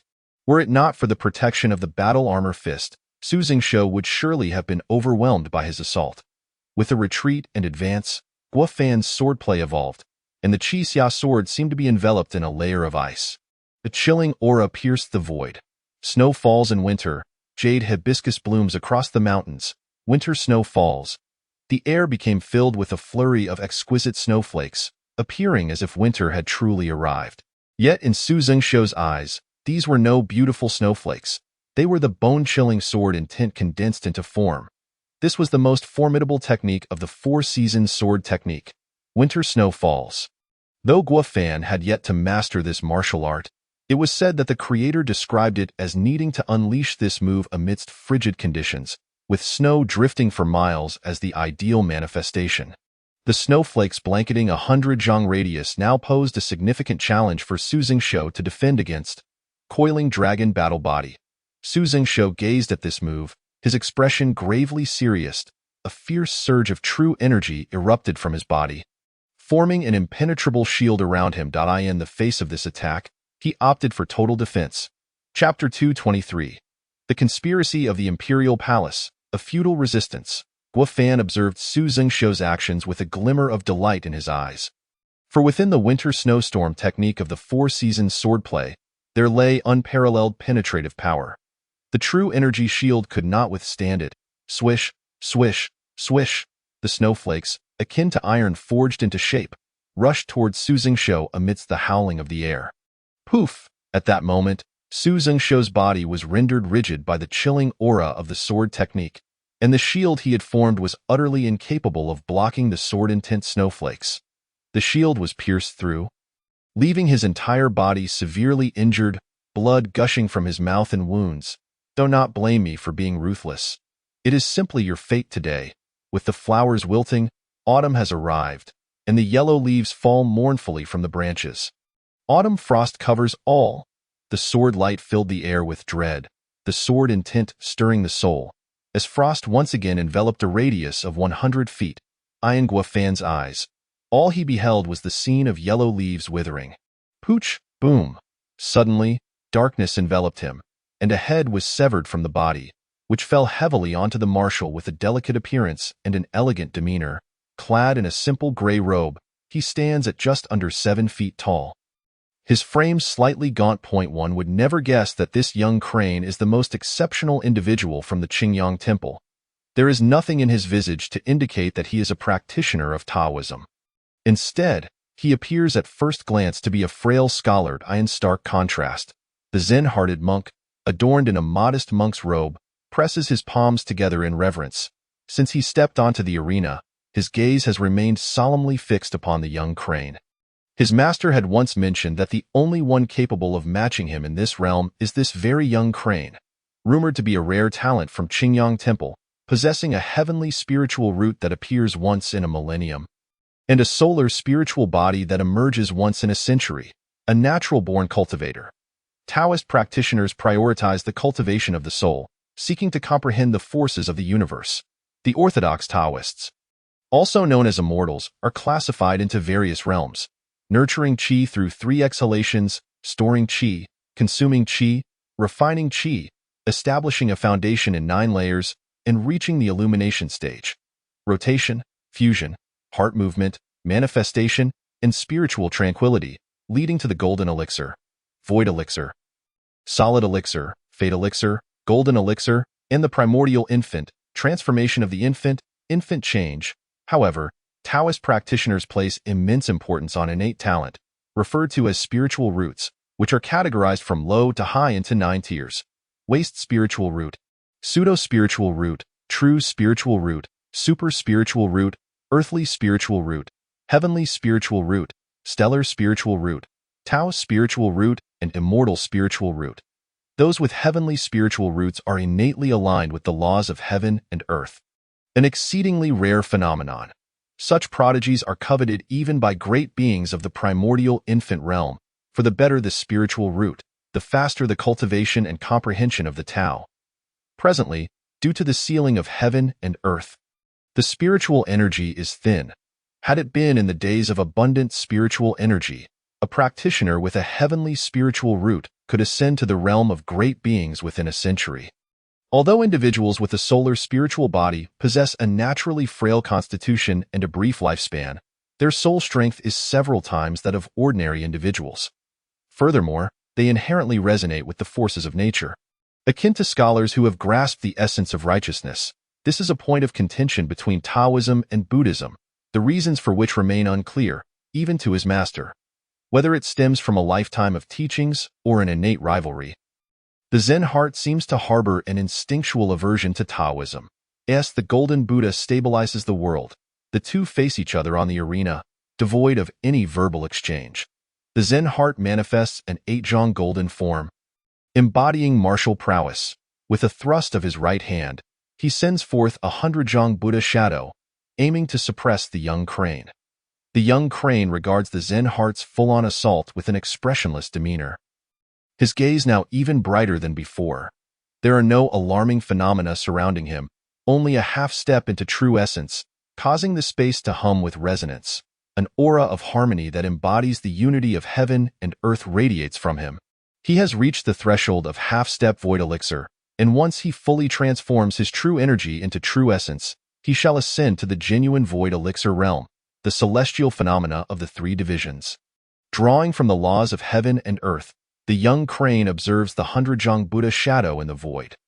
His hands, concealed beneath his robe, swiftly rise, forming a special seal. A unique wave of energy emanates from the void. As a 100-zhang earthen-colored mountain peak materializes instantaneously. With a thunderous roar, the space erupts. This mountain peak perfectly blocks the Buddha shadow cast by the Zen heart. The 5 elements of metal, the heavenly sword of the Tao, manifest as the sword of divinity, resonating with the essence of purity. After completing the hand seal, the young crane abruptly alters his gesture. The void reverberates with a resonant clang as over 1,000 gleaming golden swords materialize, all aimed at the Zen heart. Each sword exudes a pure aura of lethal intent. Immovable king body. The Zen heart gazes at the flurry of flying swords with a grave expression, immediately invoking a defensive move. A radiant golden figure of the furious King Kong materializes in the void, towering with imposing presence. The 5 elements of water, cloaked in ice. Another spell is formed in an instant. A river appears out of thin air, its chilling aura causing a layer of thin ice to form upon the arena. The river rushes forth, encasing the immovable king body in a 100-zhang ice sculpture. But the onslaught does not cease here. The 5 elements of fire, igniting devastation. As the river recedes, a sea of flames emerges, the terrifying heat instantly igniting the previously frozen figure of the Zen heart, transforming it into a glowing ember. Akin to a smoldering coal, command the sword, essence of purity, go. The clangor of 1,000 swords, like the sharp blades of the heavens, delivers a final assault. The swords rain down upon the king body with the ferocity of a tempest. Crack, boom. The king body shatters completely, the 100-zhang golden form dissipating into nothingness. The attack from the young crane's trio of combined spells causes the once formidable immovable king body to collapse into the void, leaving only cracks behind. Forced to re-establish a new defense, The Zen heart conjures the golden lotus seal. A resplendent jade-colored lotus encircles him, as the young crane's barrage of swords strikes against the lotus, yielding no effect, like water failing to erode stone. The golden lotus seal is the most powerful defense imparted to the Zen heart by a master, a pseudo-primordial grade martial art, impervious to mere attacks. The sound of swords ceases, and the arena trembles with the impact. Though the Zen heart remains unharmed, he is filled with trepidation, gazing in shock at the young crane, who remains unperturbed. Chapter 225. The Great Shin Classic. In mere moments, the fierce exchange between the Zen heart and the young crane unfolds, eliciting gasps from the millions of spectators.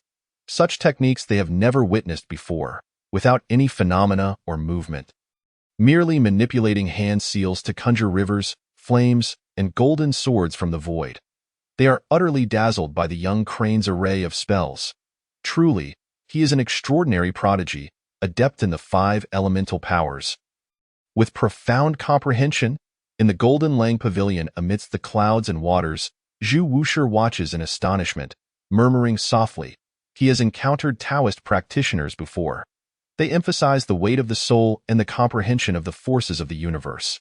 Typically, a Taoist practitioner focuses on mastering one elemental force. To master all 5 elemental forces is a talent deemed monstrous, comparable to those who comprehend 3 or 4 martial intents. Lord God Martial. The 6 doors have a secret directive for you. Just as Zhu Wushi observes the combat arena, Shangguan Haiteng enters, softly speaking and presenting a sealed golden letter imbued with the power of heaven and earth before him.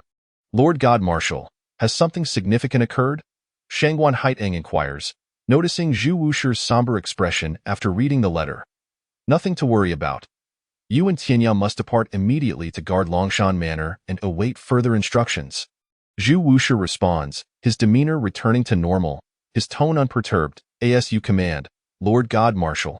After Shangguan Haiteng leaves, shadowy figures coalesce around Zhu Wushi, transforming into 4 masked warriors clad in martial attire.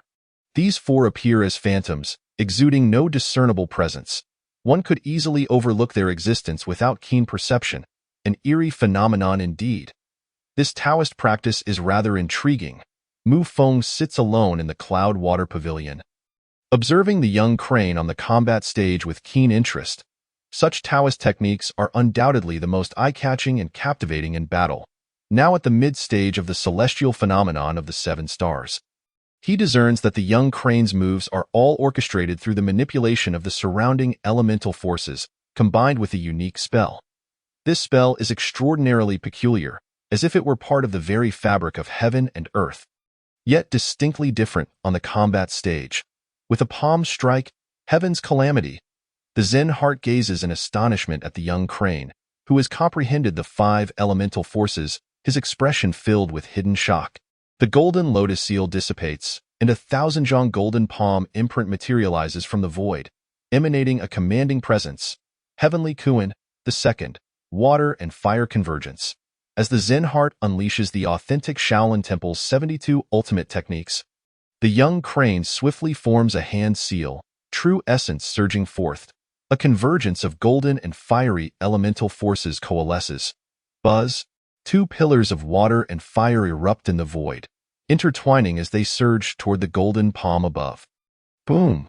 The void erupts with a thunderous roar, waves of energy undulating through space. In this exchange, it appears they are evenly matched.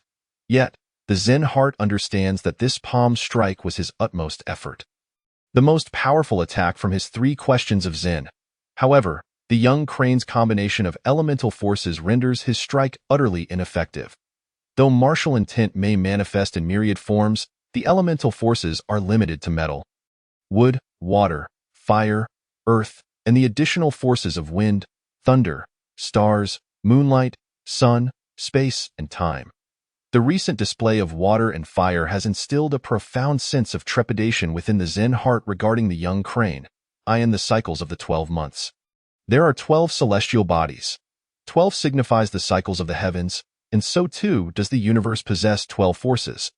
The 5 elemental forces, along with the powers of wind and thunder, are the foundational forces constructing the cosmos. referred to by Taoists as the seven sacred forces. Meanwhile, the powers of stars, moonlight, and sun are known as the three sovereign forces, while space and time are regarded as the foundational sources of creation. Known as the two ultimate forces, the two supreme powers, the interplay of the five elemental forces is a marvel of boundless potential. The azure crane comprehended the quintessence of the five elemental forces. And now, it could harness these five powers in unison, evidently having attained a profound understanding of the energies of heaven and earth. Should it advance further to grasp the might of the three sovereigns of the nine heavens, its future accomplishments could rival those legendary figures within Taoism. Today, its contest against this azure crane was, as foretold by his esteemed master, a battle of fate, one fought not only for himself but also for the Buddhist sect. Faced with such an extraordinary adversary, he could not afford to be outmatched. With surging vital energy, a radiant aura of Buddhist light shimmered upon his form, imbuing him with an air of antiquity, grandeur, and compassion, akin to the manifestation of a true Buddha upon the mortal realm. Before the Buddha, he inquired, what constitutes the utmost suffering in this world? The essence of his Zen heart and Buddhist intent surged forth. With hands clasped in reverence, a gentle orange glow enveloped the entire arena, as his heart sought only to penetrate the minds of his adversaries. The Zen Buddhist triad of inquiries directed itself toward the azure crane. In the presence of the Taoist of Xiandu, who had diligently studied the profound texts, even the most erudite might find themselves at a loss. The energies of heaven and earth converged, the rays of the great profound illuminating the space. Upon witnessing the zenith of the Zen heart's ultimate technique, the azure crane's gaze flickered with a hint of caution. After all, this was the original martial art born of the heavens and earth. Possessing unparalleled might, a cloud-white luminescence coursed through its being, as it deftly formed an intricate and esoteric hand seal. In an instant, a towering, golden talisman of 9 zhang appeared before it, which rendered the vibrant orange light pulsating around the azure crane ineffective. This was the authentic martial technique of the true martial sect, the great profound scripture. Observing this display, Zen heart felt a surge of alarm. His master had once spoken of the Azure Goat Temple as a strategic foothold for the true martial sect within Jinling City, creating a stalemate with their own Zen temple. However, the great profound scripture was a sacred technique reserved for the true disciples of the true martial sect. Although the Azure Goat's strength was formidable, it had not cultivated this orthodox and profound martial art. Could it be that this azure crane is a disciple of a prominent figure within the true martial sect? Zen heart's mind was suddenly rife with doubts. The sect's regulations were exceedingly strict, allowing only those who had reached the Void Dan realm the opportunity to vie for the title of true disciple. Even if the azure crane possessed extraordinary talent, it was impossible for it to have attained the status of true disciple at the spirit quietude realm, as true disciples were the anomalies among geniuses, requiring both innate talent and formidable prowess. What, then, is the essence of love in this world? Zen heart's previous thoughts momentarily dissipated before coalescing once more. With a piercing gaze, his golden aura intensified, eyes ablaze with determination, as if seeking to unveil the azure crane's innermost thoughts. Yet, his body appeared to be riddled with countless fine fissures. This inquiry was more enigmatic and elusive than the previous one regarding suffering, rendering it considerably more challenging to execute. Zen heart's attempt to employ this technique strained his very being. Barely managing to unleash iti in this moment, should a flicker of emotion reside within one's heart, one would unwittingly fall prey to its influence. At this juncture, the azure crane found itself ensnared in reminiscence, conjuring images of its mother's smile, her nurturing presence, its father's love and reprimands, as well as its master's earnest teachings. There was also an indelible figure, breathtakingly stunning, etched in its memory, without having undergone the trials of shedding tears of longing, drinking the waters of forgetfulness, and severing the ties of the world. It could not overcome this ordeal. A fortuitous opportunity arose. Observing the azure crane now entranced in a stupor, Zen heart concentrated his vital energy, channeling it into a colossal hand that descended with astonishing force. Boom! The arena trembled as the might of this strike seemingly transcended its intended power. Zen heart, momentarily taken aback by his own strike, was gripped by an uneasy premonition. As the turmoil subsided, two figures remained upon the arena. One standing, the other lying. One alive, one dead. It appeared a conclusion had been reached. The azure crane seemed lifeless. Indeed, it was truly dead. How formidable was Zen heart? Was it not said that the Buddhist sect refrained from taking life? What might he choose as a heavenly offering? Whispers filled the air as many spectators, drawn by the spectacle, now murmured amongst themselves. The death of the azure crane was no trivial matter. For centuries, the Zen temple and azure goat temple had stood in opposition in Jinling City, mirroring the southern and northern factions of the Shaolin temple and the true martial sect. Numerous powerful entities were aware that the two factions were backed by the revered Songshan Shaolin and the Wudong true martial. This stalemate rendered the imperial court powerless to intervene. Although the two factions had coexisted for centuries without direct conflict, the demise of the azure crane, a prodigy of the azure goat temple, at the hands of Zen heart, was akin to igniting a fuse on a powder keg. The repercussions of this event would undoubtedly be cataclysmic. With a flash of movement, Zen heart emerged victorious in the martial arts tournament, claiming the top honor. Ladies and gentlemen, the Yun Shui Grand Tournament concludes here today. We extend our heartfelt gratitude for your attendance. Starting tomorrow, the Yun Shui Pavilion will be fully open to the public, welcoming all to enter. Gua Fan, Zen heart, please accompany me to meet the Jade Sovereign and select your respective rewards.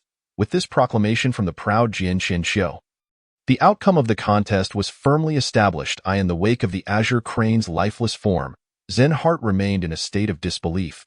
His strike should not have been capable of delivering such a fatal blow. He understood the power of his technique. That last strike, while formidable, ought to have merely gravely injured the azure crane, rather than extinguishing its life without resistance. The azure crane's death unsettled his mental state. This turmoil did not stem from the act of killing, but rather from the knowledge that the azure crane was a disciple of the azure goat temple's master. This act would inevitably alter the delicate balance between Buddhism and Taoism, potentially reigniting the age-old conflict. Such a development was not one the Buddhist sect desired. Amitabha. In an instant, Zen heart regained his composure, donning his humble monk's robes and clasping his hands in prayer. Yet, his gaze remained fixed upon the figure of Jian Qianxiu above. He felt almost certain that the root cause of these events was intricately linked to the Yun Shui Pavilion. The emergence of the Yun Shui Pavilion was indeed peculiar and shrouded in mystery. Could it be that they are remnants of a once mighty faction, seeking to observe the chaos unfold? Or do they harbor ulterior motives? As Zen heart pondered these thoughts, a sudden shift in the atmosphere ensued. A potent surge of spiritual energy and an enigmatic resonance swept through the crowd, causing every soul present to tremble. They remained unaware of the source of this phenomenon, but beneath its influence, they felt their very essence elevate. Suddenly, the earth trembled with a celestial roar. A 6-jonglong, crimson 5-clawed dragon's aura seemed to erupt from the depths of the earth, soaring into the sky. With a flourish, the dragon's energy spiraled, as if in search of its master, before swiftly entering Zen heart's body.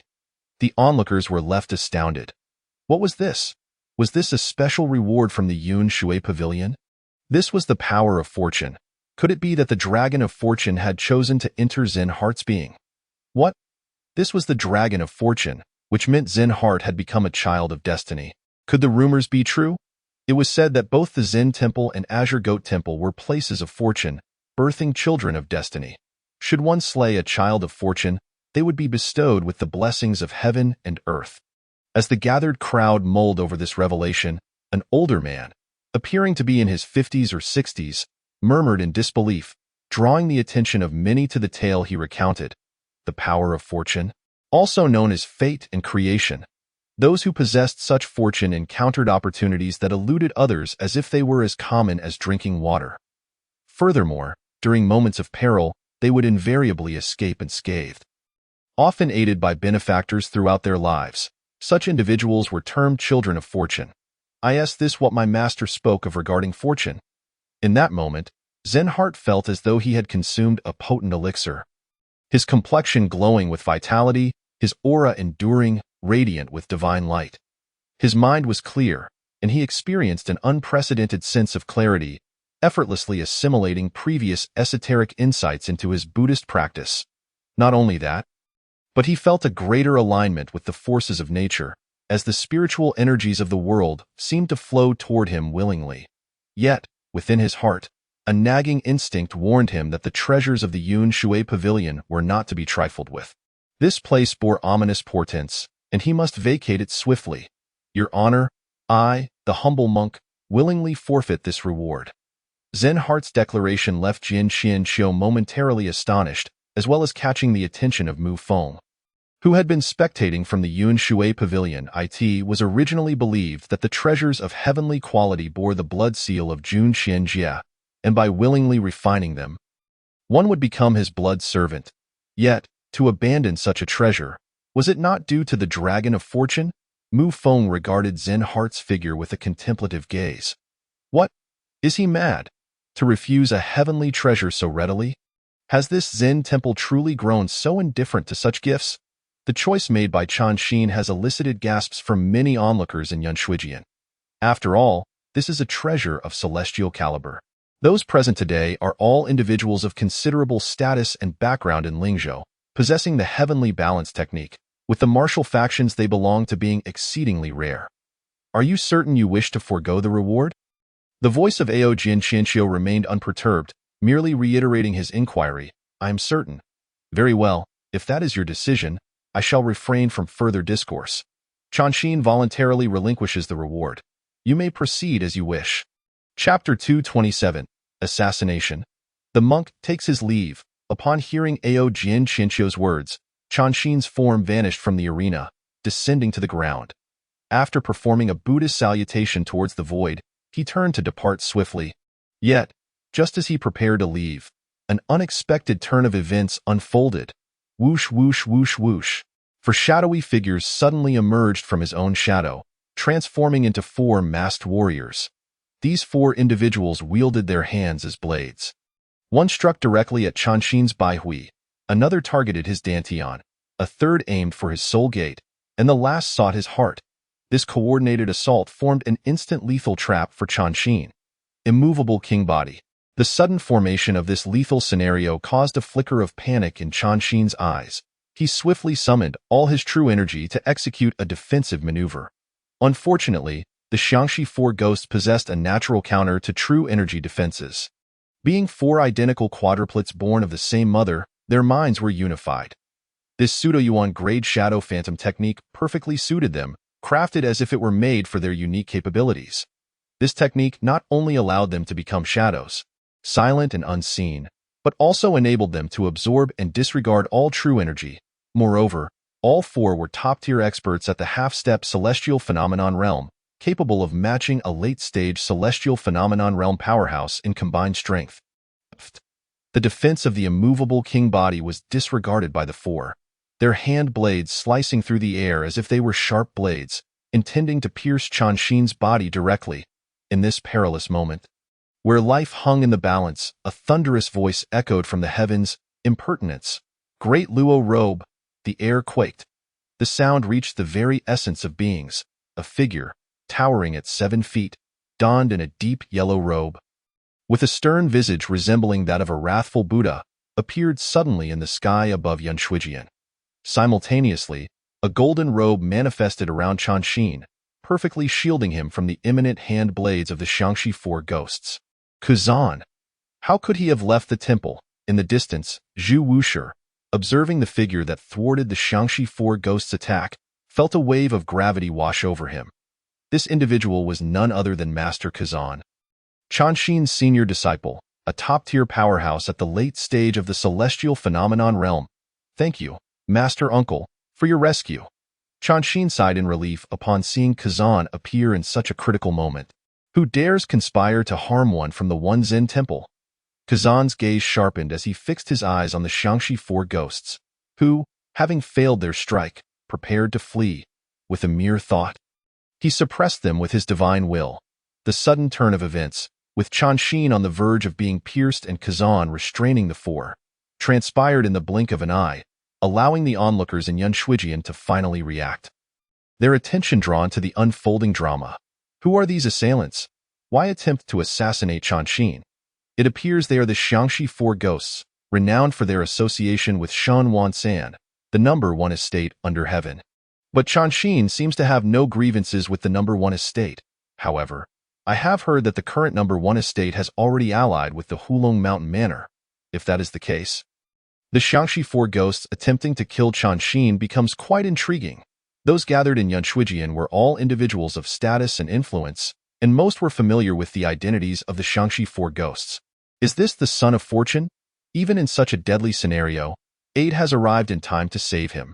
This is Zhu Yuanzhang's plan of killing two birds with one stone. Mu Feng observed the recently transpired events with a calm gaze. A smile gracing his lips. The Xiangxi Four Ghosts striking against Changxin and Yunshuijian was evidently orchestrated by unseen hands to stir chaos. Should both Qinghe and Changxin perish here, the Wenzhen Temple and Qingyang Temple would undoubtedly react. The mastermind behind this sought to incite conflict among Yunshuijian, the Wenzhen Temple, and Qingyang Temple, observing their strengths while preparing his next move. However, the identities of the Xiangxi Four Ghosts would surely lead Yunshuijian to uncover the Hulong Mountain Manor's involvement, inevitably drawing Zhu Wushi into the fray. Thus, this scheme was certainly not orchestrated by Zhu Wushi. Yet, only Zhu Yuanzhang could compel Zhu Wushi to willingly participate in such a trap. Clearly, Zhu Yuanzhang had maneuvered the Hulong Mountain Manor onto the board, and they might ultimately become his pawns. In the presence of an emperor, even kin can become mere pieces on the chessboard. Suddenly, zing! The heavens rang with an ominous sword intent that erupted instantaneously. Under the astonished gazes of the crowd, blood gushed from the mouths of the Xiangxi Four Ghosts as they crumpled to the ground, lifeless. Upon closer inspection, it became evident that their souls had been annihilated by a singular sword intent. Severing their heart veins, the assailant stood firm in the void. Ao Jin Shinxiu. Umitba, what intention do you harbor? Kazan's expression turned grave as he regarded Ao Jin Shinxiu, who met his gaze unwaveringly. Deep within, he sensed that he was not a match for this individual. In Yunshuijian, one must engage in combat on the martial stage. Otherwise, to act otherwise is to invite certain death. This is the rule. These four have acted with malice in Yunshuijian, and their demise is deserved. Take your people and depart from this place. As Ao Jin Shinxiu's words fell, the surrounding martial artists revealed expressions of astonishment. They had not anticipated such audacity in executing the Xiangxi Four Ghosts. Umitba, I take my leave. Kazan cast one last penetrating glance at Ao Jin Shinxiu before departing swiftly with Changxin, for he sensed the approaching presence of a powerful foe from Qingyang Temple, comparable to his own strength. As expected, whoosh! Just as Kazan hastily led Changxin away, a figure emerged in the skies above Yunshuijian, clad in a blue mountain and river robe. His handsome face and extraordinary demeanor marked him as a middle-aged man. Kanglin, the deputy head of Qingyang Temple. His arrival signified that the situation in the Ming dynasty's martial world was poised to erupt into chaos, and Hulong Mountain Manor was in grave danger. Your Majesty, you have truly set a grand chessboard. Zhu Wushi's gaze darkened as he beheld Kanglin, who had reached the peak of the celestial phenomenon realm. Kanglin's identity transcended that of merely the deputy head of Qingyang Temple. More crucially, he hailed from Wudong Mountain. As a noble of the Ming dynasty and a member of royal blood, he was privy to certain secrets. His knowledge pertained to the dragon vein beneath Jinling City. Years ago, Liu Bowen had utilized a secret method to damage the dragon veins of the Four Nations, enabling the Ming dynasty to unify and establish its reign. The injuries inflicted upon the dragon veins had led to turmoil within the Four Nations. Yet after the Ming's establishment, Liu Bowen had employed secret arts with Zhu Yuanzhang's imperial dragon energy to extract and consolidate the dragon veins beneath Jinling City, forming a magnificent spiritual dragon vein. This formation ushered in an era of prosperity for the Ming dynasty, ensuring peace and stability, as well as the emergence of formidable figures throughout the centuries. Chapter 228. Probing questions, however, a century ago. Liu Bowen, who had remained in seclusion within the Qianlong Institute, re-emerged. The first action he undertook was to harness the spiritual dragon vein for the purpose of seeking the dragon and asking for the cauldron, in pursuit of the fabled immortal cauldron. Yet, as he employed his powers to reinforce the dragon vein in search of the cauldron, he unexpectedly spat blood, and the entire Jinling city trembled. No one anticipated such a turn of events, causing the enigmatic and unfathomable Lu Bowen to sustain injuries. Ultimately, it was determined that the cause of his injury and the city's tremor stemmed from the Wenzhen Temple and Qingyang Temple. These two factions were positioned in proximity to Jinling City, one to the south and the other to the north, precisely at the head and tail of the spiritual dragon vein. When Lu Bowen sought to reinforce the dragon vein, the two forces employed some unknown method to simultaneously seal the head and tail of the spiritual dragon vein, resulting in a backlash that left him wounded. This incident rendered the dragon vein devoid of its spiritual essence, making it impossible to utilize the dragon vein for seeking the dragon and asking for the cauldron. Lu Bowen had once informed Zhu Yuanzhang that the dragon vein had attained sentience, leaving even him powerless to harm it through secret techniques. The Wenzhen Temple and Qingyang Temple had expended great resources merely to suppress it for a century. After this period, the seal would naturally dissipate. At that time, the spiritual dragon vein would awaken once more, and a person of great fortune would surely arise within the Ming dynasty. Receiving blessings from the dragon vein would then be possible to locate the immortal cauldron using the dragon vein. And through the cauldron, offerings would be made to the heavens, rejuvenating the spiritual energy of the world and ensuring the Ming dynasty's longevity for generations to come.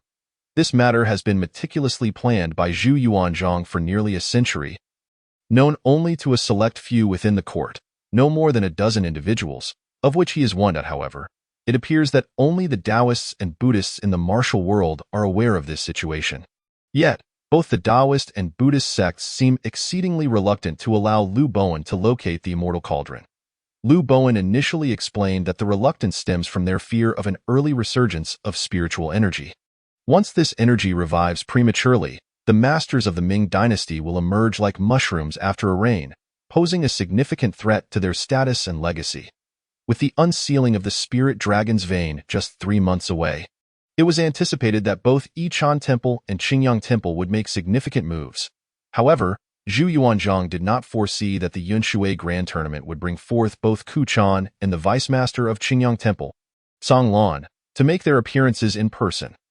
The presence of these two undoubtedly signals to all factions within Jinling City that Yichang Temple and Qingyang Temple are no longer reclusive. They intend to reveal themselves to the world. This situation is evidently part of Zhu Yuanzhang's long-laid plans, and his Hulong Mountain Villa will be thrust into the fray, positioning him as the first to confront and engage with Yichang Temple and Qingyang Temple. Esteemed sir, I have come solely to retrieve the body of my disciple, Song Lan remarked, casting a solemn glance at the figure of Ao Jian Xiao, cloaked in blue. Not far away, he had always believed that his cultivation was superior to anyone of his realm. Yet upon seeing this individual today, an inexplicable sense of danger stirred within him. The arrival of the Tsang master graces our Yunshui with honor, he continued. Song Lan, once a prodigious talent, regrettably found himself in a situation where he sought an audience with the Tsang master, extending an invitation for a private discussion. If it is the request of the Jade Master, it would be my honor. Please, lead the way, Song Lan replied, his tone marked by deep respect, having just received a secret message from Mu Feng, urging him to gauge Song Lan's intentions. Upon hearing that the Jade Master wished to see him, Song Lan's gaze sharpened.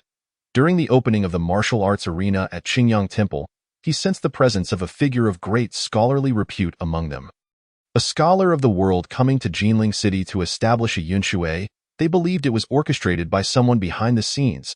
He was eager to discern the true identity of this Jade Master and the powerful individuals supporting Yunshui. Please, this way with that. The figures of Ao Jian Xiao and Song Lan vanished into the void, leaving behind a multitude of expressions: apprehensive, suspicious, astonished, contemplative, and horrified. Within the Zhongling pavilion of Yunshui, upon entering, Song Lan beheld a tall figure clad in a finely tailored blue silk robe, exuding an air of refinement and grace. His demeanor was gentle, his eyes warm as jade, radiating the essence of a scholarly spirit. Although this individual bore no visible aura of cultivation, he appeared as an ordinary scholar.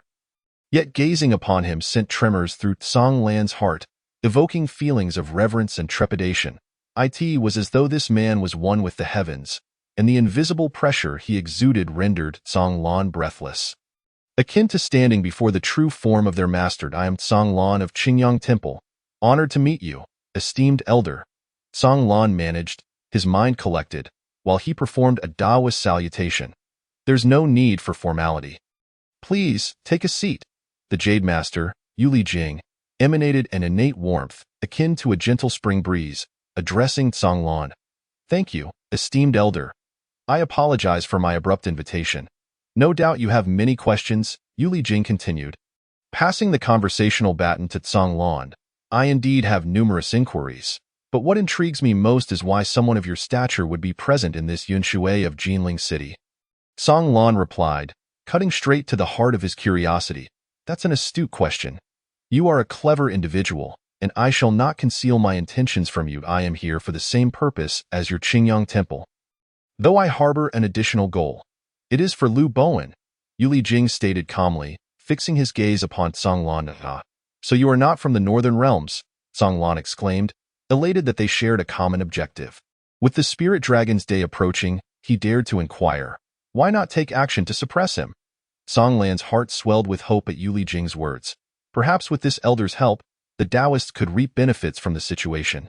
The ancient comet, spiritual energy reviving, the heavens unsealing, and the divine realm emerging. The time has not yet come for me to emerge from my slumber. I shall not act lightly, yet I do wonder why your Taoist masters, despite their multitude, have remained indifferent to this matter all these years. Yuli Jing mused. Esteemed elder, you jest. With the comet's approach, the suppression of the heavens is incredibly stringent. For our Taoist masters to step beyond their sanctuaries is a luxury we cannot afford. Zhu Yuanzhang, residing in Jinling City, renders us powerless to threaten Lu Bowen. If you are willing to intervene, Qingyang Temple will certainly lend you our full support. Tsang Lan replied respectfully, having placed his trust in Yuli Jing's assurances. Should I choose to act, I will require some information in exchange. I have been sealed away for many years, and do not wish to emerge only to falter and lose my wisdom. Yuli Jing continued to weave his persuasive narrative. Indeed, you speak wisely, esteemed elder. However, you need not fret. While your power may be limited, it is still far beyond the capabilities of Lu Bowen and Zhu Yuanzhang. Lu Bowen, in his past endeavors to destroy several dragon veins, sacrificed tens of thousands of warriors merely to minimize his own involvement. Though he remains capable of traversing the world, his strength is now greatly diminished. Zhu Yuanzhang relies on the Emperor's dragon chi and dragon veins augmentation, dominating the heavens. While our Taoist masters may not match him, we are confident in our ability to withstand him for a brief period. However, we must be wary of Lu Bowen's confining dragon-locking heaven formation set within the Qianlong courtyard. Its power rivals that of the Yuan rank. Once activated, those within its grasp will be ensnared and strangled by the dragon vein's energy. This spirit dragon vein has already transformed. In your prime, you would have no fear, but with the heavens now sealed, your strength is suppressed. Should you find yourself trapped within this confining dragon-locking heaven formation, it may pose a significant threat to you. However, I believe that with your cultivation, you will be able to avoid falling into this trap. Once you have subdued Lu Bowen, he will no longer be able to utilize the spirit dragon to locate the immortal cauldron, preventing them from merging. At that time, the heavenly sealing band shall no longer need to extend for a millennium. A century hence, the comet's day will naturally arrive, and the heavens will be unsealed, allowing spiritual energy to revive. In that event, our Taoist sect will owe you a favor. Tsang Lan divulged all he knew, eagerly awaiting Yuli Jing's response. The confining dragon-locking heaven formation is indeed a troublesome affair. But I will address it in due course. My purpose here is to thwart Lu Bowen's plans. Yet, we must wait a century for the comet's day to arrive. We have been sealed away for far too long. And 100 years is but a fleeting moment. Why, young master is no longer willing to wait. Does your Taoist sect possess no means of breaking this heavenly sealing ban? Yuli Jing inquired. Having extracted this hidden information from Tsang Lan, yearning for the answer he sought. Indeed, there are those behind this individual. Tsang Lan's eyes glimmered with intrigue. While we Taoists are unable to lift this heavenly sealing ban, a seal forged a millennium ago. I have heard tales of a peerless figure who, thousands of years ago, broke the shackles of heaven and earth, seeking to shatter this heavenly sealing ban. Ultimately, the ban remained, but this extraordinary figure vanished from existence. It is said that he was the first to emerge from the northern realms. This great being was known as Ling Donglai, revered by several of our Taoist masters as a celestial figure of martial prowess. As Tsang Lan spoke, a hint of admiration flickered in his gaze, his voice betraying a sense of awe. Having cultivated for over a millennium, he had reached the pinnacle of the celestial realm. Yet the prospect of ascending to the heavens remained an unattainable dream. Those who could reach the heavens possessed unimaginable strength. To my knowledge, your Taoist sect has several individuals who are not inferior to him. Yu Lijing responded, his tone unruffled, gazing at Tsang Lan with a smile. You flatter me, esteemed elder. When do you plan to act against Lu Bowen? Tsang Lan inquired, his expression a blend of curiosity and anticipation. He had intentionally mentioned Ling Donglai to set the stage for their dialogue, eager to gauge the elder's reaction and gauge the strength of their Taoist sect. However, he was met with disappointment. The elder exhibited no semblance of surprise, and instead posed a question that eluded even Tsang Lan's understanding. Rest assured, when the time comes for me to act, I shall have someone inform you in advance. However, before that, I wish to pay a visit to the esteemed Jinwu sect of Wudong Mountain. Respected elder, I regret to inform you that I am unable to make such decisions. The protective formation around Wudong Mountain has been activated, and I cannot enter freely. Nevertheless, I assure you that I will convey your request to the sect leader, and I will personally come to inform you of the specifics when the time is right. The words of Yu Lijing startled Tsang Lan momentarily. Although a great scholar poses no lethal threat to the Jinwu sect, in this current era of celestial and terrestrial dominion, should this individual take advantage of the situation, it would inevitably place the Jinwu sect in a precarious position. This matter requires consultation with our sect leader and the formidable figures within the sect before any decision is made. I shall await your news, Yu Lijing observed Tsang Lan, who appeared torn and indecisive, and spoke in a calm tone. Please forgive me, respected elder. I shall not impose further and will go to inform the sect leader regarding this matter.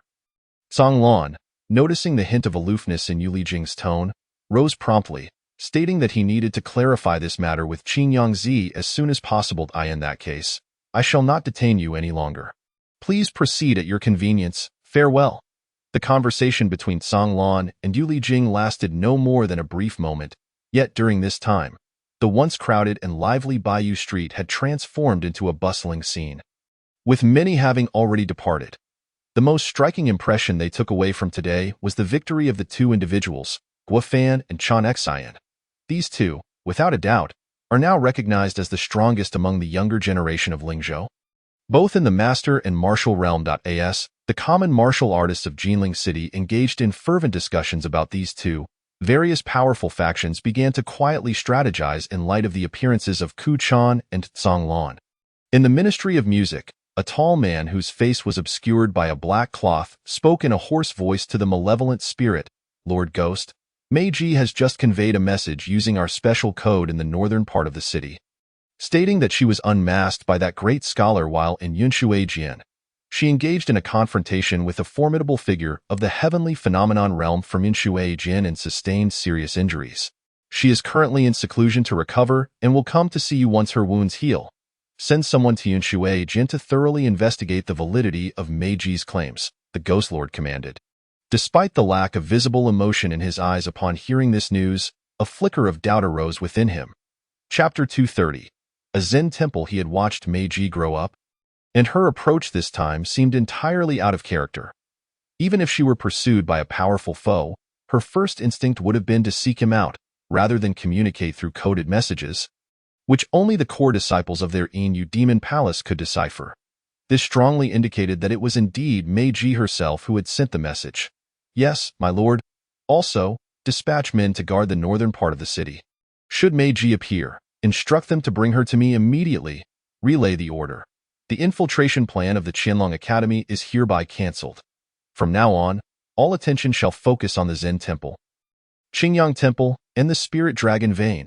Understood, my lord. My lord, however, We have received new intelligence from within the Qinlong Academy.it appears that there is a forbidden formation within the Dragon Spirit Pavilion, and besides Liu Bowen, there seems to be a highly mysterious individual whose existence is unknown even to Zhu Yuanzhang.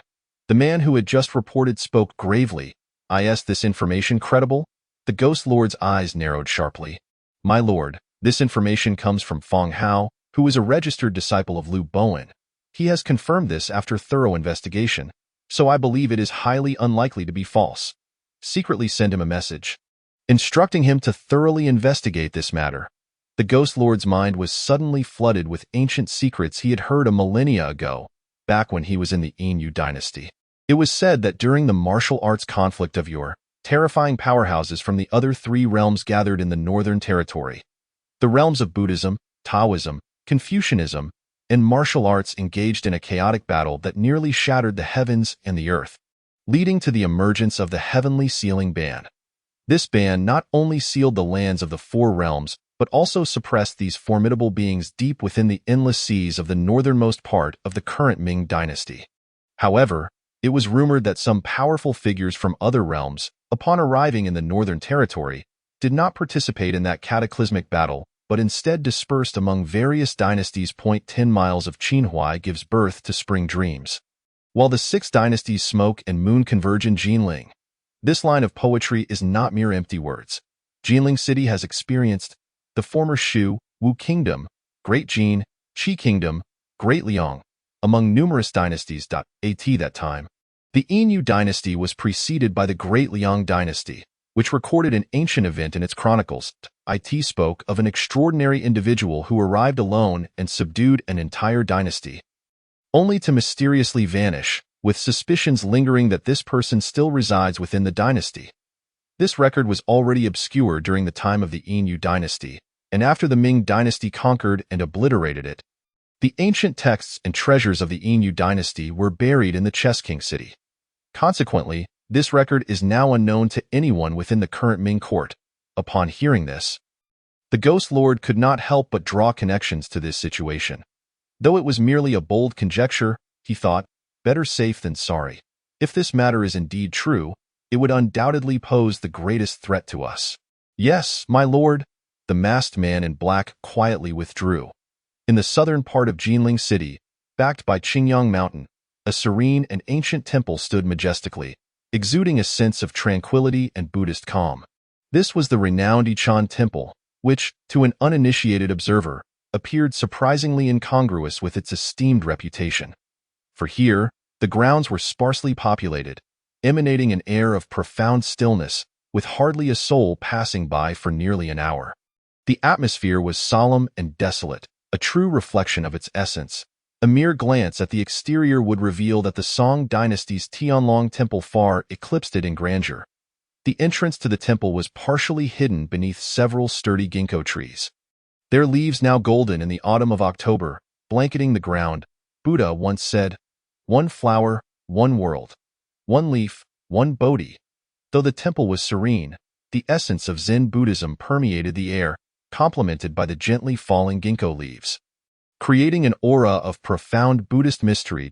At this moment, an elderly monk in his 50s, holding a long broom, stood motionless at the temple entrance, seemingly in deep meditation, as if contemplating the meaning of the fallen leaves. Yet, upon closer inspection, he was merely asleep, standing. Suddenly, two figures descended gracefully upon the temple entrance, those being Ku Chan and Chan Xian. Having come from Yunshui Jian, Umitba, we pay our respects to Master Daoji. Upon seeing the elderly monk at the temple's entrance, both Ku Chan and Chan Xian performed a respectful bow, paying homage to the Buddhist teachings in the authentic Buddhist tradition. The names are of great significance and follow a strict hierarchy, from highest to lowest. Jitong Daoxian, Chan Xian Yuan Ming, Zhenru Xing Hai, and Ji Zhao Pu Tong. Master Yichan and Ku Chan both belong to the Chan lineage, while Chan Xian, having been accepted by the formidable Master Yichan, is recognized as part of the Xian lineage. The four generations of Ji, Tong, Dao, and Xian represent the true founding ancestors of Buddhism. Currently, the abbot of the Shaolin Temple and the head of the 10 halls are merely of the Xian generation. While this seemingly ordinary elderly monk belongs to the Tao generation, a lineage that carries significant weight within Yichon Temple. Indeed, a brief sojourn has yielded considerable growth. A mind attuned to the recitation of the Buddha is pure and serene. In such stillness, one can discern the essence of the Buddha. To attain Buddhahood is merely a matter of purifying the heart and establishing stillness. Only then can one truly inquire within. The elderly monk, known as Daoji, merely nodded at Kuchan and spoke an enigmatic Buddhist saying to Chan Xian before resuming his meditation. "Thank you, Master Uncle, for your guidance." Though Chan Xian found little meaning in this statement, he sensed that should he sit in quiet contemplation, he would glean profound insights from it. Upon entering the temple, he found towering pines and cypress trees, lush bamboo groves, and vibrant grass. The temple was devoid of young disciples, radiating a refreshing and tranquil atmosphere. Chan Xian pays his respects to Master. After traversing 3 courtyards, Chan Xian arrived at the entrance of an ordinary meditation room and bowed deeply in reverence. "Come in." With a creak, the door to the meditation room swung open, revealing a space that was exceedingly simple, containing only a mat, a monk, and the character Chan. "What doubts do you carry? Speak freely." The seemingly ordinary Yichon, bearing the marks of time upon his face, regarded Chan Xian with a calm demeanor. His words, though simple, bore a weight that could still the spirit and send shivers through the soul. "Master, I have acquired a dragon of fortune in Yunshui Jian. Is this what you refer to as the contest of fortune? Moreover, the Qing he was not slain by me. I suspect that Yunshui Jian acted in the shadows, intending to frame our Buddhist sect. All phenomena exist in accordance with their causes and conditions. This fortune was always yours. It has merely come to fruition now. Blessings and calamities are intertwined. While the demise of Qing he is indeed suspicious. The consequences shall ultimately fall upon your shoulders. Buddhism and Taoism have long been silent. Conflict is inevitable. Now, with the days of the comet only numbering a century, the rise of Buddhism is imminent. That will be the true contest of fortune.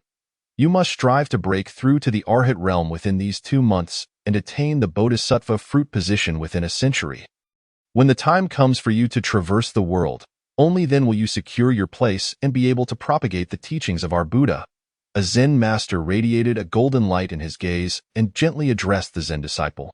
Chapter 231. Borrowing a corpse to return to life. "Yes, Master. Go forth and diligently meditate upon the words of your silent master, for they shall greatly aid you. You need not concern yourself with the matter of Qinghe. The Qingyang Temple shall not intervene for the time being." Once the Zen master finished speaking, he slowly closed his eyes, while the disciple was gently ushered out of the meditation room by a soft force. The door to the chamber closed instantaneously. After the disciple entered seclusion, Kanglin returned to the Qingyang Temple.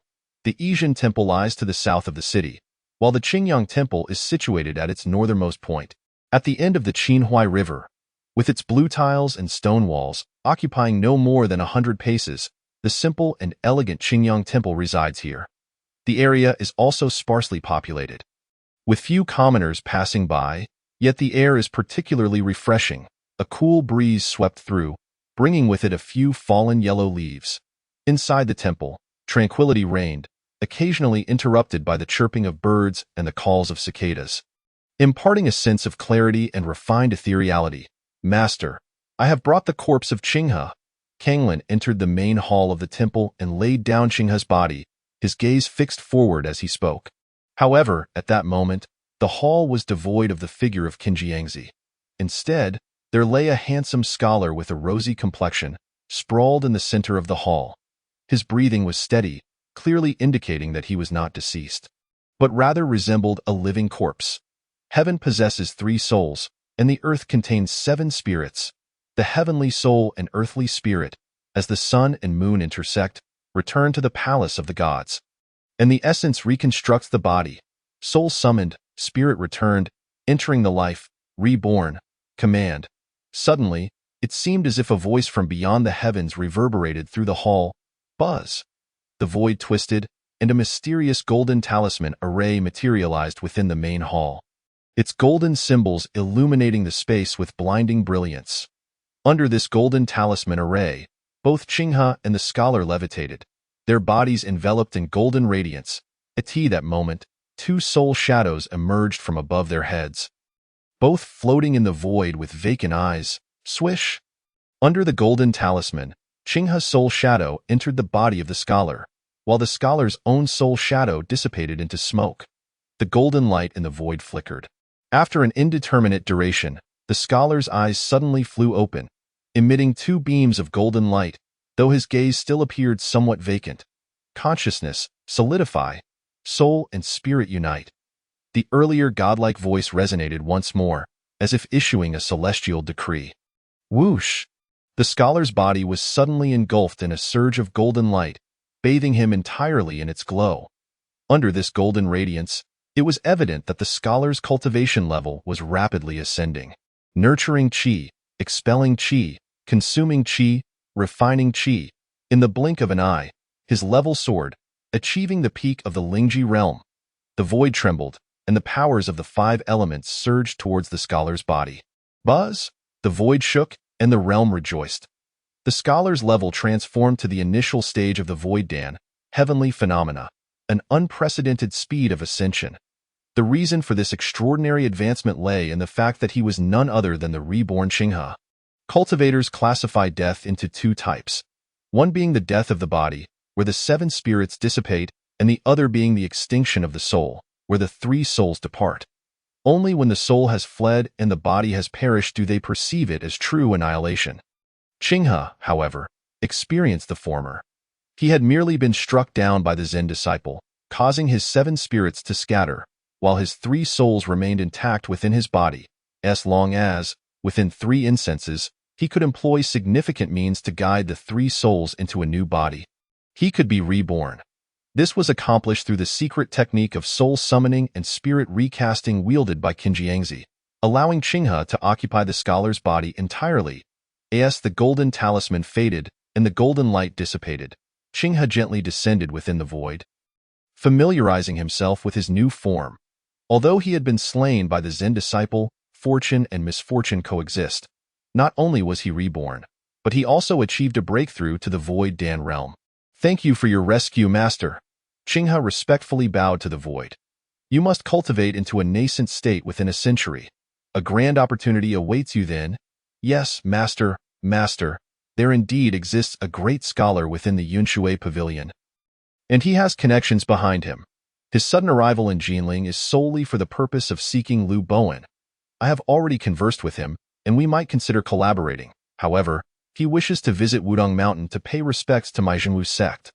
With Qinghe deceased, suspicions surrounding Yunshui Pavilion run high. His subordinates are concerned about potential schemes should he visit the Zhenwu sect. Please, master, make a decision. After Qinghe departed, Kanglin spoke softly to a three-zhang stone statue adorned in a celestial robe, exuding an aura of authority. The day of the ancient comet's arrival approaches. The hidden powers will soon reveal themselves, in the coming days. Pay close attention to this Yunshui Pavilion. As for the one who borrowed the Zen disciple's hand to slay Qinghe, it is not from Yunshui Pavilion. Had they wished for Qinghe's demise, I would not have been able to save him. Nonetheless, this incident bears fruit. Once the heavens are unsealed, a confrontation with the Buddhist sect is inevitable. To expedite the restoration of the true monarch, preparations have already begun in Haizhou for the propagation of teachings. In 3 months, you and Qinghe shall commence your journey southward to disseminate the doctrine. As for the collaboration with Yunshui Pavilion, let us observe the developments. Yes, master. Having not seen the figure, only hearing his voice, Kanglin bowed to the stone statue before departing the main hall. Yunshui Pavilion, my lord. Through the information gathered over the past few days, I can corroborate Kanglin's claims and ascertain that this heavenly prohibition was indeed established 10,000 years ago. The ancient comet, the resurgence of spiritual energy, the unsealing of heaven and earth, and the emergence of the divine realm. This phrase indicates that ancient refers to 10,000 years. The resurgence of spiritual energy and the unsealing of heaven and earth are easily understood. Yet the meaning of the emergence of the divine realm remains elusive. The spiritual dragon vein beneath Jinling has accumulated the fortunes of the Ming dynasty for hundreds of years, and it is now fully awakened. Immensely powerful, It may breach its seal prematurely. Moreover, ancient records state that within any spiritual dragon vein, there must exist spiritual crystals. These crystals not only expedite one's cultivation and enhance their realm, but also strengthen and nourish the soul. If my lord can acquire these spiritual crystals, your cultivation will surely advance at an astonishing pace. Ji Wuxia appeared silently in the private chamber of Mufeng at Yunshui Pavilion, speaking with utmost respect. Chapter 232. Cultivating on the Dragon Vein. A century from now marks the day of the unsealing of heaven and earth. It seems rather distant. If I could unify the northern territories within that century, would I not face assaults from the myriad heroes once the heavens are unsealed? Mufeng gazed at the scenery along the Qinhuai River, his eyes glimmering with a distinct light, his tone languid. I am willing to traverse fire and water for my lord. Ji Wuxia bowed deeply. Go, have you traverse fire and water? I am somewhat reluctant. Kanglin's words must not be taken lightly, nor entirely dismissed. Lu Bowen's intentions require further discussion. Your Yunshui Grand Competition has successfully drawn out the court, Yizhen Temple, and Qingyang Temple. Now that the Supreme Alliance and the Haisha Palace have fallen into your hands, should you not implement the next phase of your plan, allowing me to witness the true extent of the hidden masters within the Ming dynasty? Mufeng turned to Ji Wuxia, his interest piqued. Rest assured, my lord. Once the sword-forging city opens, that will mark the commencement of my next plan. Ji Wuxia looked at Mufeng, a faint blush creeping upon her ears, yet her tone remained unchanged. In October, Jinling clearly felt the chill of the season. The common folk donned considerably thicker garments. 5 days had passed since the Yunshui Grand Competition, and Yunshui Pavilion had become the most renowned den of indulgence in Jinling and Lingzhou. Many commoners regarded Yunshui Pavilion with a mixture of reverence and distant admiration. Yunshui Pavilion has much to offer, yet its prices are exorbitant, with an entrance fee of 100 taels of silver. Although this is the imperial city, beneath the emperor's feet, and exceedingly prosperous, 100 taels is an enormous sum for most commoners. Thus, it is destined to remain a place beyond the reach of the ordinary folk. Those who can enter here are either wealthy or noble. Lin Xiong, I heard that you spent a fortune last time to enjoy a fleeting moment with the fragrant miss. I wonder how it felt. Ha, Lin Xiong, you must have become a soft-shelled shrimp the next day. Ha. It seems Lin Xiong wishes to linger once more today. Please, do not mock me. I am here today solely for Brother Gua. Brother Gua, are you satisfied with this place? Today, I shall treat you to a welcome feast. On the 4th floor of the Yunshui Pavilion, several young men, resplendently dressed and exuding an extraordinary aura, were engaged in lively conversation. Among them, a strikingly handsome man, whose demeanor was somewhat aloof and whose height barely reached 5 feet, seemed to be the focal point of the group. This individual was Guoyang, the younger brother of Guofan. Following Guofan's triumph in the recent Yunshui Grand Competition, where he secured the top position in the Master Realm, countless high-ranking officials and disciples sought to curry favor with him. However, after the competition, Guofan vanished from sight, rumored to be in seclusion for a breakthrough, while his brother Guoyang became the object of many people's affections. As they indulged in extravagant spending, the once dim sky suddenly darkened as if engulfed by an inky blackness. A thunderous dragon roar pierced the air, startling everyone and instilling a sense of dread. At that moment, the royal palace, a Zen temple, the Qingyang Temple, the Jin Wei, the Yin Demon Palace stronghold, the Qianlong Courtyard, and the Hulong Mountain Villa, along with various prominent families and the entire Jinling city, were all fixated on the astonishing spectacle unfolding in the heavens above. A colossal black dragon, stretching thousands of feet in length, with a head resembling that of a camel, eyes that seemed ghostly, ears akin to those of a bull, antlers reminiscent of a deer, a neck like a serpent, a belly resembling a mythical creature, scales akin to those of a carp, claws like an eagle, and paws like a tiger, exuded an aura of might and mystery, compelling onlookers to kneel in reverence at just a glance. This magnificent creature twisted through the darkened sky, seemingly on the verge of soaring into the heavens to stir the winds and clouds. The black scales shimmered under the night sky, and its tail writhed as if imbued with supreme power. Upon closer inspection, this dragon possessed 4 limbs, with the left forelimb featuring 4 fingers and the right forelimb 5, while the hind limbs mirrored this peculiar anatomy. This was indeed a supreme nine-clawed black dragon, though it would be more appropriate to refer to it as a demon dragon. The terrifying dragons might emanated from countless miles above, instilling an involuntary fear in all who beheld it. Clouds follow the dragon, tigers follow the wind. What was even more chilling was the mysterious, eerie black clouds enveloping its body, reminiscent of an abyss, seemingly possessing an uncanny ability to consume all in proximity.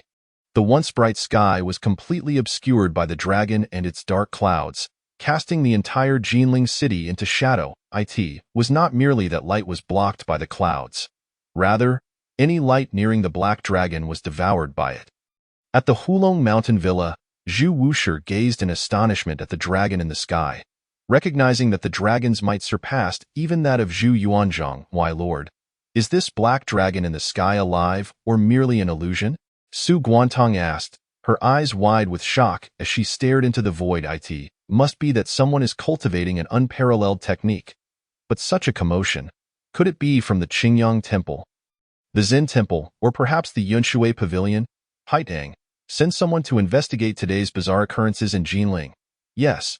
As the world trembled, the supreme nine-clawed dragon appeared.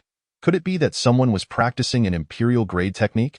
A Zen monk in the Zen temple suddenly opened his eyes wide and gazed into the void. In the current realm of martial arts, the most commonly encountered techniques were of the mundane, exquisite, yellow, and profound grades.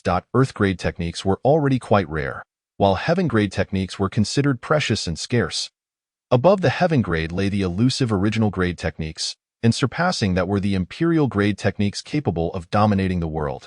Each imperial-grade technique was an existence that could suppress the heavens and the earth, and the terrifying aspect of these techniques was their ability to seize the mysteries of creation, regardless of one's innate talent.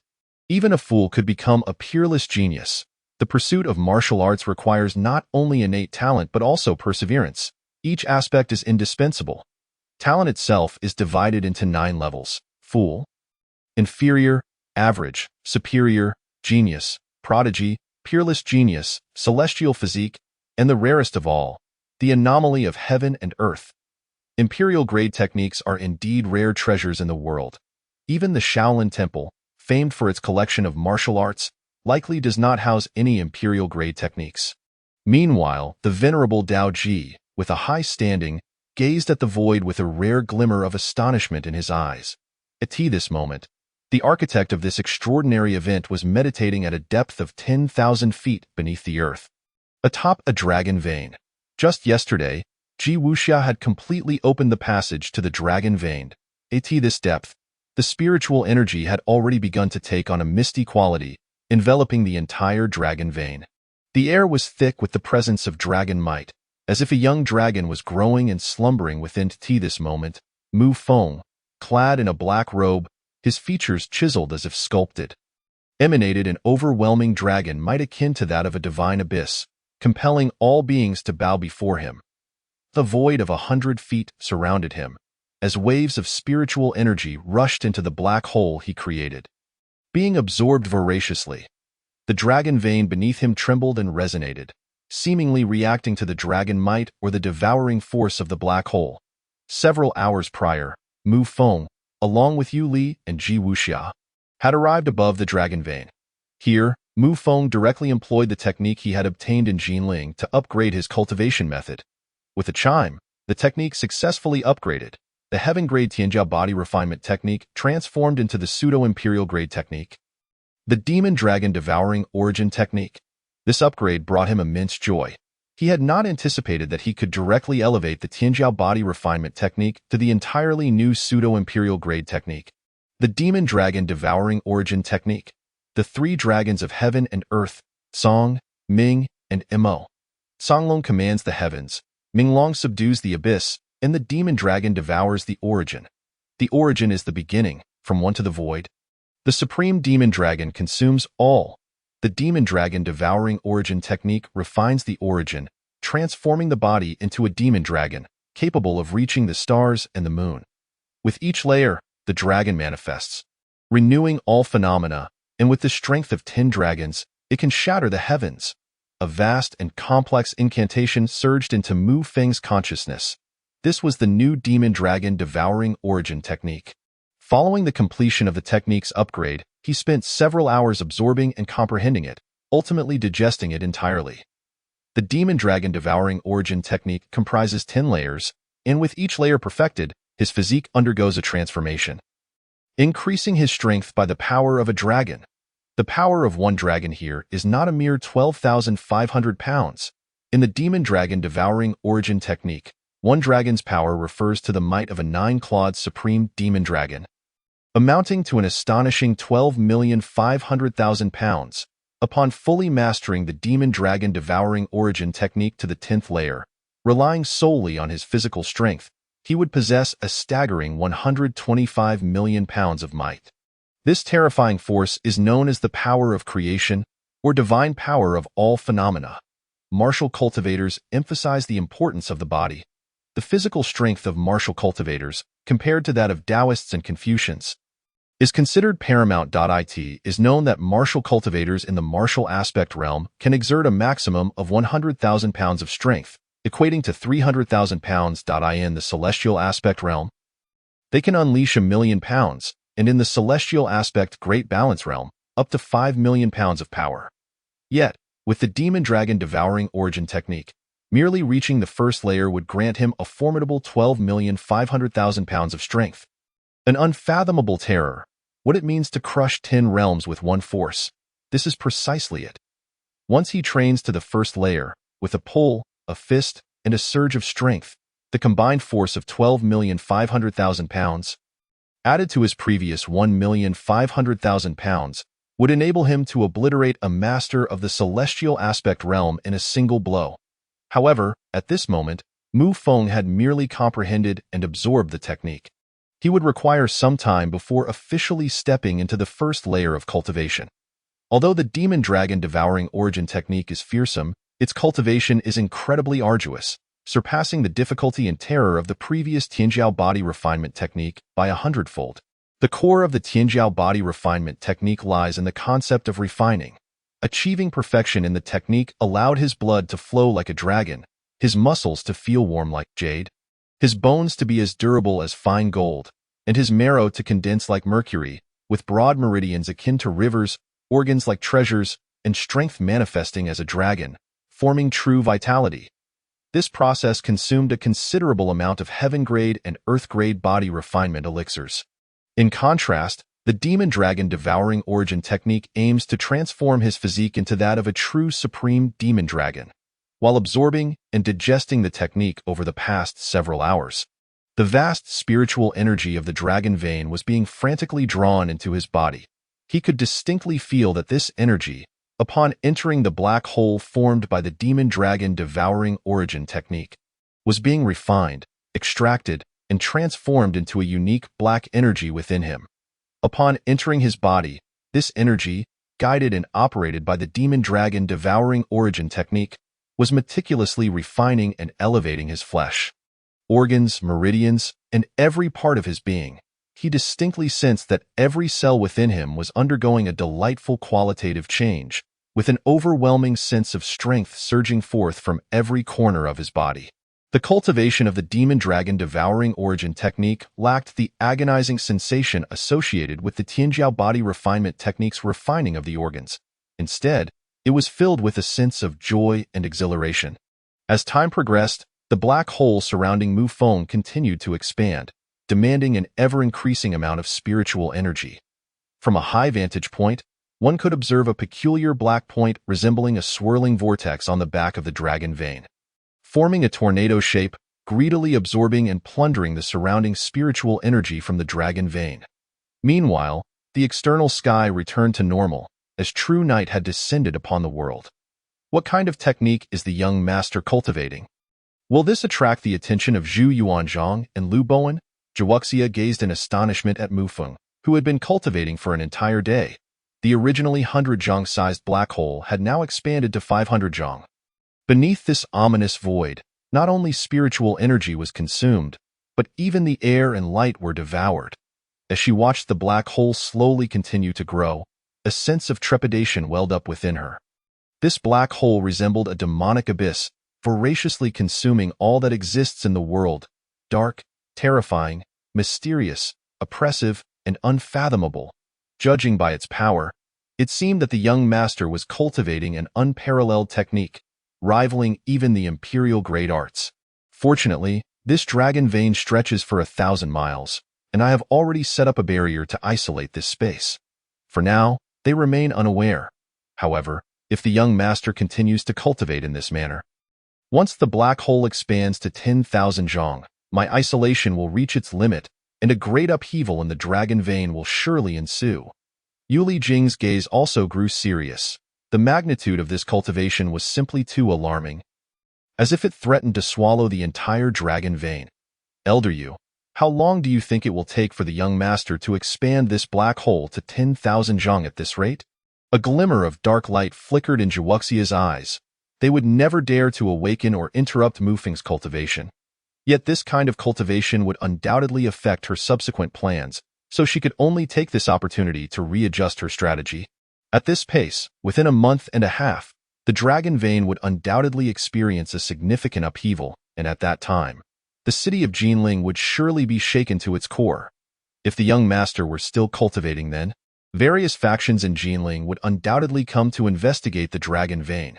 You must decide. Should we awaken and interrupt the young master's cultivation, or should we crush all incoming foes? Yuli Jing placed the choice in Zhuoxia's hands, primarily because, in this Grand Ming dynasty, Zhuoxia's plans had always taken precedence. Although he was the master of Yunshuijian, it was merely Mufeng's decision to lay it bare.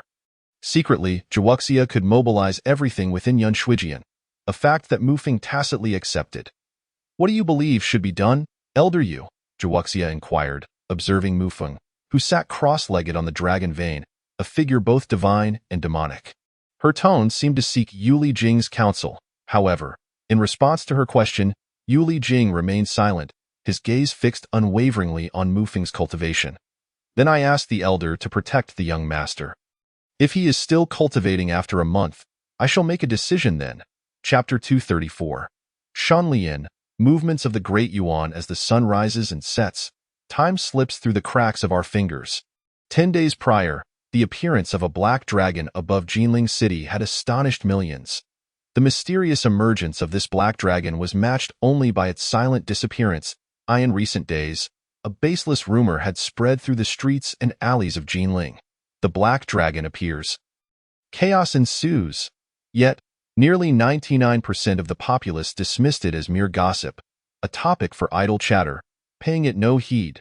A mere 10 li from the imperial palace stood a grand estate covering 1,000 zhong. Imposing in its majesty, despite its central location, few dared to pass by. Those who did hastened their steps, as if fearful of lingering. This was the headquarters of the Six Doors, Commander. The previous incident with the Black Dragon yielded no results. The Zen Temple, Qingyang Temple, and Yunshuijian all appear normal. Now that troubling rumors circulate in the marketplace, should we suppress and quell this gossip? In the grand and austere main hall of the estate, Long Xiang, dressed in a green embroidered robe, spoke respectfully to a figure seated at the head of the hall. Rumors arise from schemers, flourish among fools, and are quelled by the wise. There are no rumors that appear from thin air. Investigate thoroughly and remain vigilant. What news from Fengshu Pavilion and Yinyu Tower? At the head of the hall sat a robust figure, his gaze sharp, exuding an aura of natural authority. Clad in a magnificent, serpentine robe, he epitomized the dignity of a superior. This man was Shan Lian, the commander of the Jinui, deeply trusted by Zhu Yuanzhong. A century ago, Shan Lian had been but 100-man under Long Xiang. Yet within a few decades, he ascended to command the 100,000 Jinui, stepping directly into the most powerful circles of the Ming dynasty. His rise was not solely due to Zhu Yuanzhong's favor. His strategic mind and meticulous planning earned him the respect of even the usually reticent Zhuge Zhenghua. Moreover, his strength was the subject of rumors. While it was said his prowess paled in comparison to 1,000-man, only Long Xiang understood that Shen Lian was merely concealing his true capabilities. His power was such that even the Qinglong held him in apprehension. Yes, Commander, Jun Xinjie from Fengshu Pavilion and the Master of Yinyu Tower. Zhuoxia, vanished after their appearance in Yunzhou last time. Their whereabouts remain unknown. Moreover, it seems these two factions have also seemingly disappeared from the Ming dynasty. The tree wishes to be still, yet the wind does not cease. These two factions, even Zhao Kuangyin could do nothing against them, would never depart the Ming so easily. This matter requires coordination with the Six Doors for investigation. Understood, Commander. A few days ago, intelligence from our spies in the western frontier indicated new movements from the Great Yuan's Eagle Lion Army, seemingly advancing eastward towards the Song dynasty. The state religion of the Great Yuan, the Mani sect, has also dispatched their saintess and Mingzuan to Riyang Prefecture. Long Xiang had once been Shanlian's superior, but now he was his confidant. Though merely 1,000-man, his status sometimes seemed inferior to Shanlian's. The movements of Shi Yingtian's Eagle Lion Army must surely involve great schemes. The Riyang king has always harbored treacherous intentions towards our Ming. The appearance of the Mani sect saintess and Mingzuan at this moment surely indicates a plot. Awaken the former seeds and ensure they investigate Shi Yingtian and the Ruyang king's plans. Send word to commence stringent surveillance of the Great Yuan spies. But do not alert them. Upon hearing this, Shanlian's gaze sharpened. The northern regions encompass the South Jian and Northland, the West Plains and East Sea. The Great Yuan lies to the northwest, its territory rivaling that of the Ming, yet it is less prosperous. The Ming dynasty vastly surpasses the Great Yuan in wealth. Though the Great Yuan's territory is vast, the northwest is predominantly mountains, wilderness, and plains. The undulating terrain and unpredictable climate hinder agriculture, rendering it less than ideal for human habitation. Consequently, the people of the Great Yuan are primarily nomadic, fiercely independent, and born warriors, with an inherent inclination towards battle. Due to their harsh living conditions and customs, the warriors of the Great Yuan possess formidable martial prowess. Although their population is less than 1/10 that of the Ming, their experts are on par. Thus, Zhu Yuanzhang harbors considerable trepidation towards the Great Yuan. While the Great Yuan's territory does not directly connect to the Song and Ming, their elevated position provides them with open terrain, enabling them to charge into Song and Ming lands within a day. Shi Yingtian is one of Genghis Khan's most valiant generals, leading 300,000 Eagle Lion troops, renowned for their undefeated record. The Ruyang king is also a trusted minister of Genghis Khan, controlling nearly 70% of the Great Yuan's Jianghu, with numerous experts and a vast network of spies across neighboring nations. The movements of these two individuals tug at Shanlian's heartstrings, instilling a sense of unease within him. He must ascertain their concrete plans. Yes, Commander. I shall enter the palace to meet with the Emperor. Is there any news from the sword-forging city? After rising, Shanlian inquired further of Long Xiang. Sword-forging city has yet to show any signs of activity. However, according to Ling Hai's celestial observations, there seems to be a white rainbow piercing the sun. The day of forging swords must be approaching. Continue the stringent surveillance. Upon hearing this, Shanlian's eyes gleamed with a flicker of divine light. As his words fell, his figure vanished from the hall in an instant. Yunzhou, Panlong City, Supreme Alliance. At this moment, within a training room forged from pure steel in the Supreme Alliance, Guan Yu Tian, with a square face and adorned in luxurious, deep bluely long martial robes, exhibited a complexion that oscillated between pale and crimson. An aura of violent bloodlust surrounded him, causing the void to tremble. He resembled a being possessed, his eyes flickering between struggle and emptiness. The cause of this turmoil lay in his battle against the blood slave seal implanted in his mind by Jun Qianjia. The seal had originally seized control over him, yet inexplicably, a surge of powerful bloodline energy erupted from within Guan Yu Tian, restoring his clarity of thought. Do not control this alliance leader. Guan Yu Tian's face contorted in agony. As if enduring the bites of 1,000 ants, his gaze filled with fierce hatred directed at the emotionless figure before him, who regarded him as a mere insect. There remains a trace of ancestral bloodline power within. Allow me to assist you in refining it, and it should enhance your strength. Jun Qianjia spoke with indifference, having observed Guan Yu Tian for some time, finally locating the hidden source of the bloodline power. Chapter 235. Signs of turmoil. With claws clenched, a potent bloodthirst surged from Guan Yu Tian's crown, plunging directly towards his Yutian acupoint. Puchia! The agonizing cries of torment reverberated within the confines of the chamber. As Guan Yutian's body instantaneously transformed into that of a boiled lobster, seemingly enduring unspeakable anguish, his entire form emanated a sanguine aura, pulsating with a ferocious intensity. This excruciating suffering persisted for a full half-hour, after which the cacophony of pain subsided. At that moment, the essence of his perfected celestial realm once again coalesced, albeit with a malevolent, piercing energy radiating from him, as if he were a ferocious beast poised to devour its prey. His eyes glowed crimson, devoid of any hint of lucidity. This was the true visage of one who had succumbed to the blood-slave mark. Indeed, he proved to be a formidable force. Come, follow me to Jinling. Jun Xinjue observed the figure before him, Guan Yutian, who now exuded a terrifyingly sharp aura, and a flicker of satisfaction danced in his gaze. The strength of the current Guan Yutian rivaled that of the elusive Zio whom he had faced during the Song dynasty, if not surpassing it. As autumn approached, marked by the arrival of migratory geese, the landscape of the Great Yuan was already painted in hues of snow, with withered leaves and gaunt branches adorning the Sichuan Valley. This region, located in the northeastern border of the Great Yuan on the Bailang Plain, was a perilous stronghold, both easy to assault yet difficult to defend. The Sichuan Valley resembled a deep trough, with lofty terrain encircling it, akin to a colossal pit. Due to its basin-like structure, the climate and scenery here were regarded as the finest of the Bailang Plain. Legend has it that this unique topography was birthed from the fall of a celestial star in ancient times, giving rise to this remarkable locale upon the vast expanse of the Bailang Plain.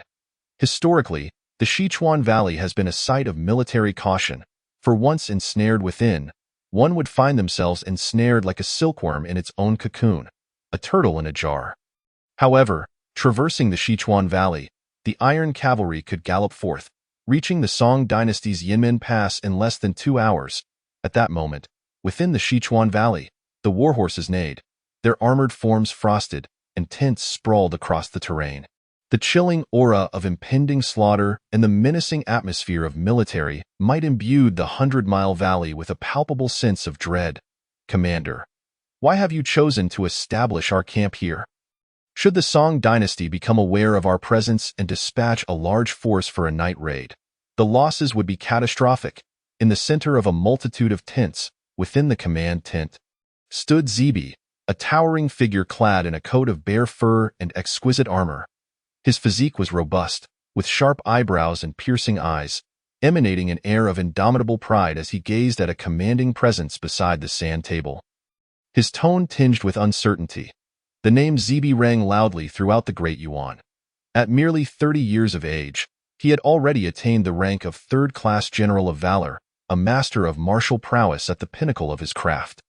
The Central Plains folk often say, place one in a dire situation to spur their survival.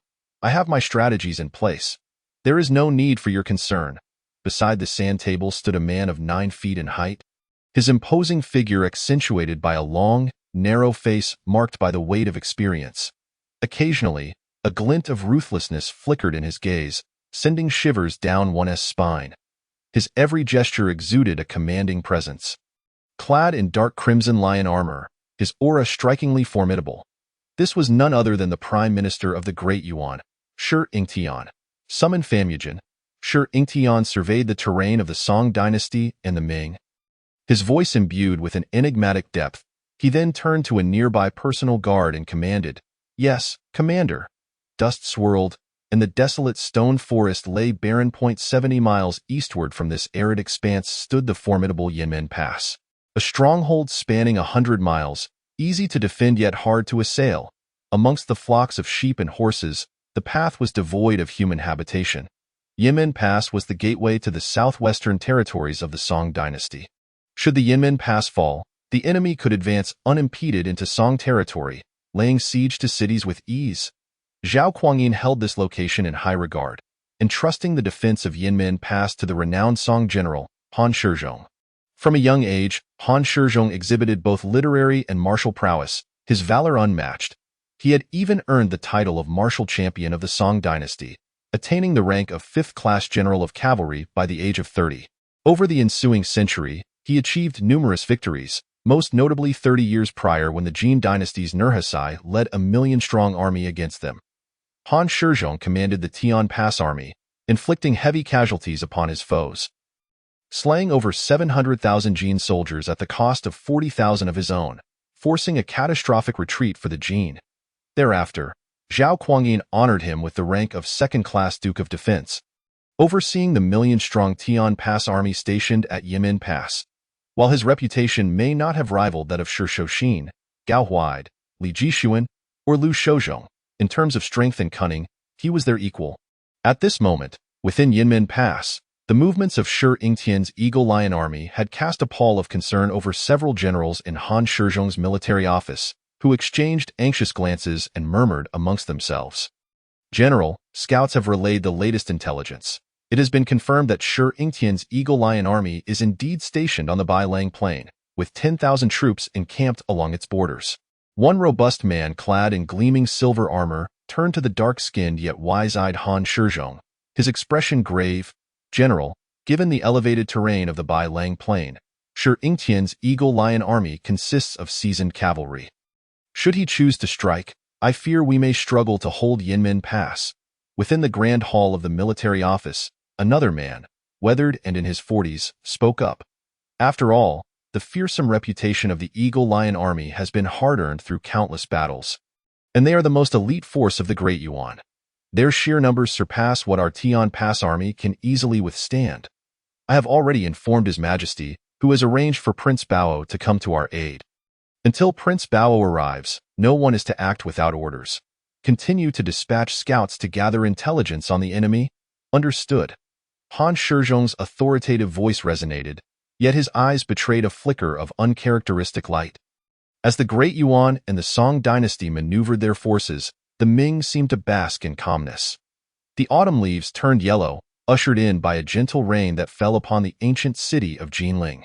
The sound of the rain resembled the delicate notes of a lute, harmonizing with the chimes of distant water, creating an ethereal symphony that entranced the spirit.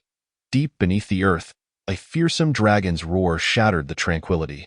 The echo of a terrifying dragon's cry reverberated throughout the heavens, as if a supreme divine dragon were awakening from slumber, causing the spirit dragon within the dragon vein to tremble in trepidation. At that moment, Mu Feng, with his long black hair cascading freely over his shoulders, was encircled by a vividly lifelike, majestic 10-foot 9-clawed black dragon, all while situated at the center of a grand 9,000-foot black vortex. Enveloped by an overwhelming darkness, this aura brimmed with boundless destruction, devouring energy, and an air of mystery, terror, and immense power. Chapter 236. A Lair, Scheming Buzz. The void warped as the dragon's roar soared skyward, the black dragon coiling around him. Suddenly, the magnificent 10-foot 9-clawed black dragon surged into the sky, its head pointing downward, diving straight into Mu Feng's body. With hair billowing, an unprecedented pressure erupted from within him, transforming him into a dragon that soared through the heavens. With a whoosh, his aura surged exponentially, distorting the very fabric of the space around him. Beneath his skin, black dragon scales radiating divine light emerged, resembling waves of energy. The manifestation of the dragon was a sign of his cultivation of the magic dragon devouring origin technique to its first layer. Each layer achieved would unveil such phenomena. After an indeterminate time, a final dragon's roar emanated from within Mu Feng, and the dark energy dissipated. Clad in a luxurious black robe, with a sturdy physique and a face that was both fair and strikingly chiseled, he exuded an air of cold handsomeness, his high nose and sword-like brows framing a profile that was nothing short of perfection. As his starry eyes opened, he appeared as a deity descended from the heavens.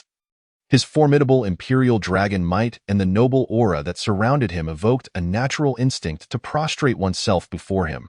With a swift motion, the black vortex vanished. He extended his hand and clenched his fist. Zing! Suddenly, the sleeve of Mu Feng's right arm burst apart, revealing a beautifully sculpted arm that morphed into a shimmering, ancient black 5-clawed dragon limb.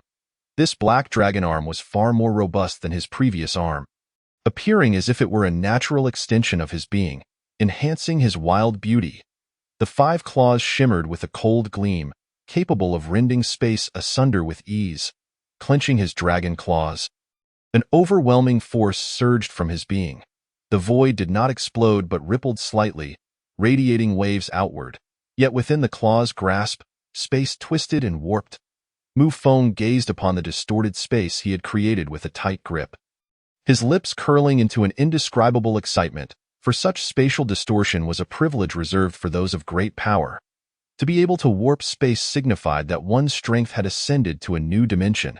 The black dragon body, magic dragon body. 40% intent of destruction, 30% intent of devouring, plus 100% intent of sword destruction. 1% spatial power. A staggering 14 million pounds of strength, coupled with the armored martial technique. I wonder if I can contend with Jun Xianjue. Mu Feng meticulously attuned himself to the metamorphosis of his power. His blood surged like a furnace, his meridians far surpassing those of an ordinary human. As tough as dragon tendons in terms of physical defense, he felt that even a heavenly-grade sword would struggle to inflict harm upon him. The completion of the first layer of the magic dragon devouring origin technique had instigated a terrifying transformation in his physique, which he referred to as the black dragon body, or magic dragon body. The most lethal aspect of the supreme divine dragon is its claws, while its strongest defense undoubtedly lies in its scales. Upon mastering the first layer of the magic dragon devouring essence sutra, he naturally comprehended that this technique inherently bestowed upon him a divine ability known as dragon transformation. His essence remained human. Yet through this profound method, he could transmute his form into that of a dragon. Upon undergoing dragon transformation, his overall prowess would surge instantaneously. Should he cultivate the magic dragon devouring essence sutra to perfection, he would achieve a complete dragon transformation, thereby augmenting his strength tenfold. However, as he had only attained the initial layer, he was limited to a partial dragon transformation, allowing him merely to manifest protective scales on his upper body and transform his right arm into a claw rivaling that of a divine weapon. Moreover, through this technique, he grasped the third level of the concept of devouring, thereby advancing the inherent destructive intent he possessed by a significant degree. It was not arrogance that led him to believe he had no equal within his realm. Rather, he pondered whether he could contend with extraordinary talents like Jun Xianjie. With a swift motion, he retracted the imperial dragon aura that had enveloped him, and his form departed from above the dragon vein. Previously, he had relied on the heavenly grade technique of Guishu Hua Wu to perfectly conceal any trace of his aura, yet following his training in the magic dragon devouring essence sutra, this method could no longer fully mask the overwhelming dragon might that he now possessed. Congratulations, young master, on your remarkable mastery of the art. The awaiting Yu Liqing and Ji Wuxia respectfully addressed Mu Feng, particularly Ji Wuxia, whose gaze flickered with a hint of trepidation. She had witnessed the dragon aura emanating from the young master before. Although it was fearsome, she could still tolerate it, however, this time. Gazing upon him felt akin to beholding a true celestial dragon, inducing an overwhelming sense of reverence that compelled her to bow in submission. It is but a modest achievement. I appreciate your diligence. Has anything of significance transpired over the past month? Mu Feng inquired of Yu Liqing and Ji Wuxia. Upon seeing Ji Wuxia, a glint of mischief flashed in his eyes, igniting a difficult-to-suppress impulse within him that urged him to be wary, as it was evident that his burgeoning power had outstripped his mental fortitude. Young master, here are all the significant events compiled by us over this month. Ji Wuxia, having sensed Mu Feng's peculiar gaze, felt an unusual sensation stir within her heart. Deceiving the heavens while crossing the sea, secretly maneuvering. No wonder the world is destined for chaos in that case. Allow me to add fuel to the fire, Mu Feng said, a smile gracing his lips as he accepted the silken cloth Ji Wuxia offered him. This perfectly satisfied the insatiable yearning within him. As a being of the magic dragon lineage, he possessed an innate affinity for devouring, which had led him to comprehend the martial intent of consumption. However, that was not the crux of the matter. The true focus lay in the fact that upon completing the first layer of the magic dragon devouring essence sutra, both his body and the sutra emanated a profound hunger, fixating on the spiritual dragon dwelling beneath the dragon vein. Both sought to devour this ethereal creature, for consuming it would undoubtedly precipitate a transformation in his strength. Yet, this spiritual dragon was born of the dragon vein and served as the auspicious dragon of the Ming dynasty. Attempting to consume it would not be a simple task. Liu Bowen, Zhu Yuanzhang, and the numerous formidable figures of the Ming would not stand idly by. One must not underestimate the number of powerful individuals in the Ming dynasty. Regarding the 6 doors, there was the renowned head, Zhuge Zhenghua, along with the 3 legendary captains, the capturing king, Li Shuani, the capturing god, Liu Dufeng, and the capturing emperor, Liu Jiyan. All 4 were elite masters of celestial phenomena. Yet, behind the 6 doors lay an even more inscrutable and hidden sect known as the Zizai Gate, with Zhuge Zhenghua being its true disciple, alongside 3 others, the lazy master, Yaizhan, the celestial robe scholar, Su Xiaoyi, and Yuan Shisan, Yuan Xian. Their prowess rivaled and possibly surpassed that of Zhuge Zhenghua. Although the Zizai Gate was not affiliated with the court, one could never be certain that they would not act in support of Zhuge Zhenghua. Within the Jinyue, there were figures like Shan Lian and Si Shou, while in the palace resided Yu Huatian, Chao Zhengchun, and Wei Zhongxian. The court also included the literary sage and grand tutor, Zhuge Wuhou. In addition to those lords and generals stationed across various regions, should they all converge upon the news, his aspirations to devour the spiritual dragon of the dragon vein would be rendered nearly impossible. Thus, careful planning was imperative. Chapter 237. Liu Bowen. After the autumn rain, the lanterns began to glow. In Jinling City, the lights twinkled amidst the crimson pavilions and azure tiles, with glazed lanterns painting the night sky into a beautiful tapestry. The taverns echoed with laughter as patrons indulged in merriment, celebrating the occasion of the Xiaoyuan festival, a time deemed auspicious for socializing, making friends, and seeking blessings perhaps due to the daytime rain. The stars shone particularly bright in the night sky, attracting a multitude of revelers in Jinling City. The streets were alive with the laughter of children, couples entwined beneath the wishing tree, elderly souls reflecting on the fleeting nature of life upon stone platforms, and officials enjoying wine and banter in taverns. The cacophony of carriages and the aroma of street food created an atmosphere that was utterly intoxicating, in stark contrast to the vibrant streets of Jinling City.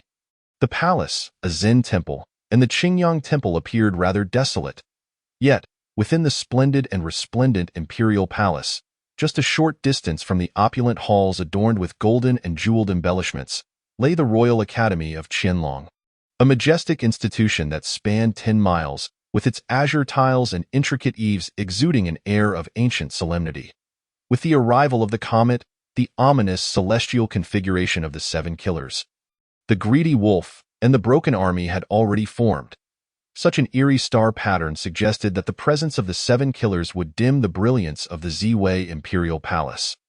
However, the palace showed no signs of change, rather seeming to align with the tumultuous forces of the 7 killers. At this moment, in a serene study within the Qianlong Academy, a man clad in dark blue robes, standing 6 feet tall, with a weathered countenance, graying hair, and deep-set wrinkles on his forehead, appeared to be in his 40s or 50s. He gazed up at the stars, his brow furrowed in contemplation, his eyes reflecting a blend of gravitas and uncertainty. This man was none other than the foremost strategist of the Ming dynasty, Liu Bowen. Zhu Yuanzhang's ability to unify the realm and establish the vast Ming dynasty was largely attributed to Liu Bowen's unparalleled contributions, which could be said to account for half of the dynasty's achievements. Yet, after the founding of the Ming, he voluntarily chose to retreat, assuming the role of a humble teacher at the Qianlong Academy. Your Majesty has arrived. Just as Liu Bowen was absorbed in his observations of the starry sky, he sensed a presence and turned to see Zhu Yuanzhang standing behind him, speaking with utmost respect. It has been years since my last visit. Today, I come to see you. Zhu Yuanzhang swept his gaze across the study, his tone casual, though imbued with the pride of an emperor. Your Majesty, I apologize for my inadequate reception. My humble abode may seem lacking, Liu Bowen said, gesturing with a welcoming hand, offering his own seat. Had any outsider witnessed this scene, their jaws would surely drop in astonishment. In the Ming dynasty, the reputations of Liu Bowen and Zhu Yuanzhang were nearly equal. with some even asserting that Lu Bowen's fame eclipsed that of Zhu Yuanzhang in the realms of the martial world.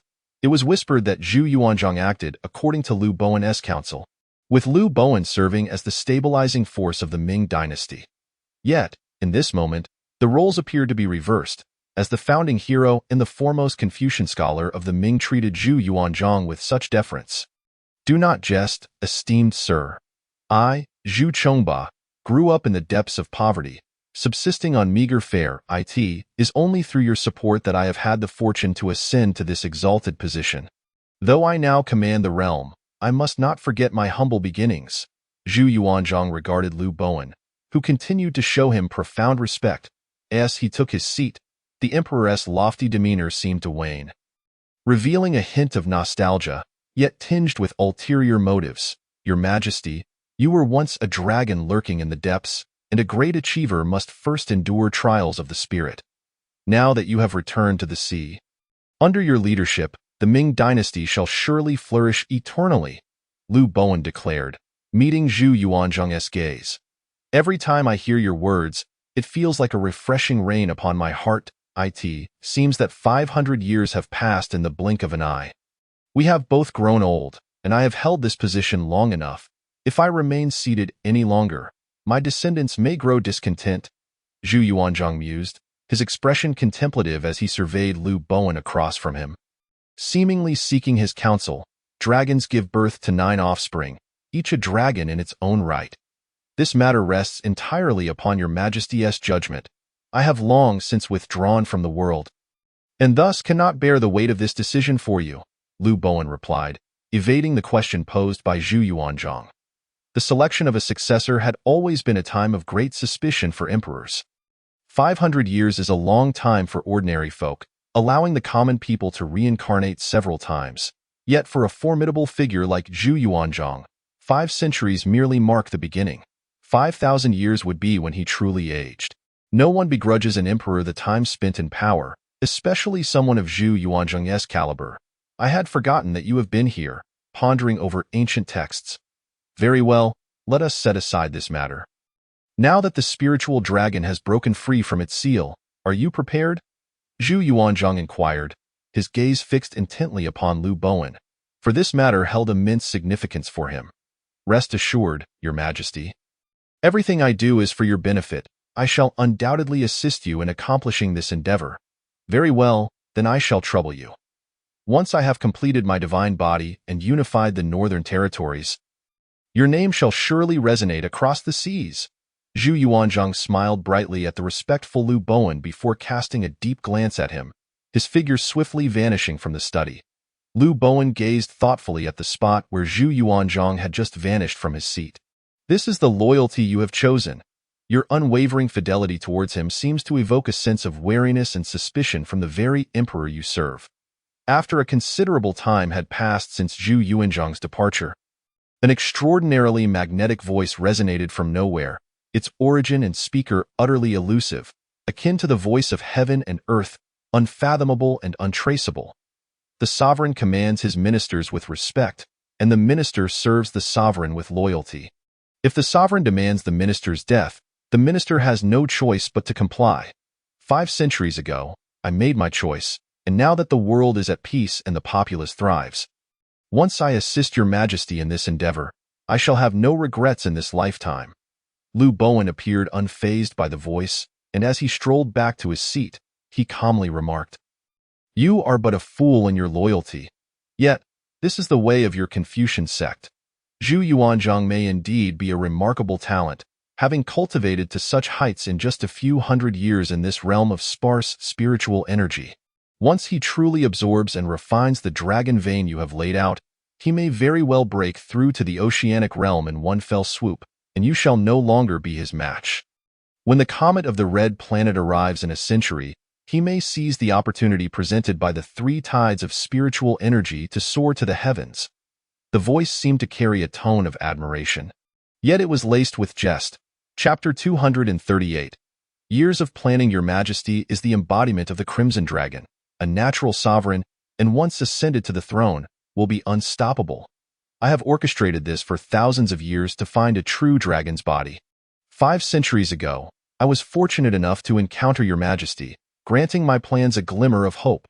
The 9 veins of the Northern Territory are now gathered here, with 4 already united under my design. Once your majesty absorbs this dragon vein, the Crimson Dragon will transform into the divine Crimson Dragon. When the heavens are unsealed, your majesty will unify the Northern Territory, and upon consuming the remaining 5 veins, your majesty's divine Crimson Dragon form will surely reach its zenith. At that time, your majesty shall truly ascend to the heavens like a dragon. You will then be able to contend with the formidable figures of the Eastern and Southern Territories. Even if I perish, my name shall echo throughout the realm, and the disciples of the Confucian school will strive to excel, resurrecting our teachings. As Lu Bowen spoke, his eyes ignited with fervor. He was not originally from this Northern Territory. His arrival had been due to various circumstances, yet he had unexpectedly remained for over 10 millennia. Under the influence of Taoism and Buddhism, he had secretly plotted for years to support a true dragon's body, unifying the Northern Territory and revitalizing Confucianism. You truly embody the blind loyalty characteristic of your sect. It is precisely individuals like you who perpetuate the cycle of war across the realm. The ruthless slaughter in the Eastern Territory against your Confucian brethren is not without cause. However, your extreme devotion to Zhu Yuanzhang may lead you to commit an act of great infamy. You Confucians have always valued reputation. Do you not fear being condemned by future generations, leaving a stench that lingers for eternity? When you initially employed my teachings to consolidate the spiritual veins, you already bore the weight of bloodshed. Now, should Zhu Yuanzhang consume the dragon vein, turmoil will surely ensue in the Ming dynasty, calamities will strike, and the death toll could reach millions at that time. Your noble spirit will undoubtedly dissipate. The voice spoke with a tone of indifference, yet its words dripped with intrigue, as if it anticipated a most entertaining spectacle. Those who achieve great things do not concern themselves with trifles. The deeds of the past shall be judged by future generations. They are merely loyal to your majesty, dying for a worthy cause. Once your majesty becomes the divine Crimson Dragon, the fortunes of the Ming will coalesce within you, ensuring that as long as your majesty thrives, the Ming shall endure. Their sacrifices, along with mine, are indeed worthwhile. Lu Bowen remained unperturbed, his gaze resolute. The Buddhist teachings assert that after Ji Wuxia articulated her plan and the intelligence she had gathered, Yuli Jing, with a solemn demeanor, expressed his observation. The Qi Tianju Jing. The figures of this realm have all appeared, and it seems they will pose a considerable threat in the future. Pray tell, what is this Qi Tianju Jing? Upon hearing of this realm above the Mountain Sea realm for the first time, Mu Feng was instantly intrigued. Yes, young master. Allow me to first explain the Mountain Sea realm. To transcend into the Mountain Sea realm, one must transform their martial intent into a martial domain, their true essence into a formidable essence, and cultivate their divine consciousness to at least the 2nd level. It is imperative to comprehend the forces of heaven and earth with meticulous precision, to manipulate the natural laws. Only then can one successfully break through. Once one transcends into the Mountain Sea realm, a complete metamorphosis occurs, soaring above the mountains and seas.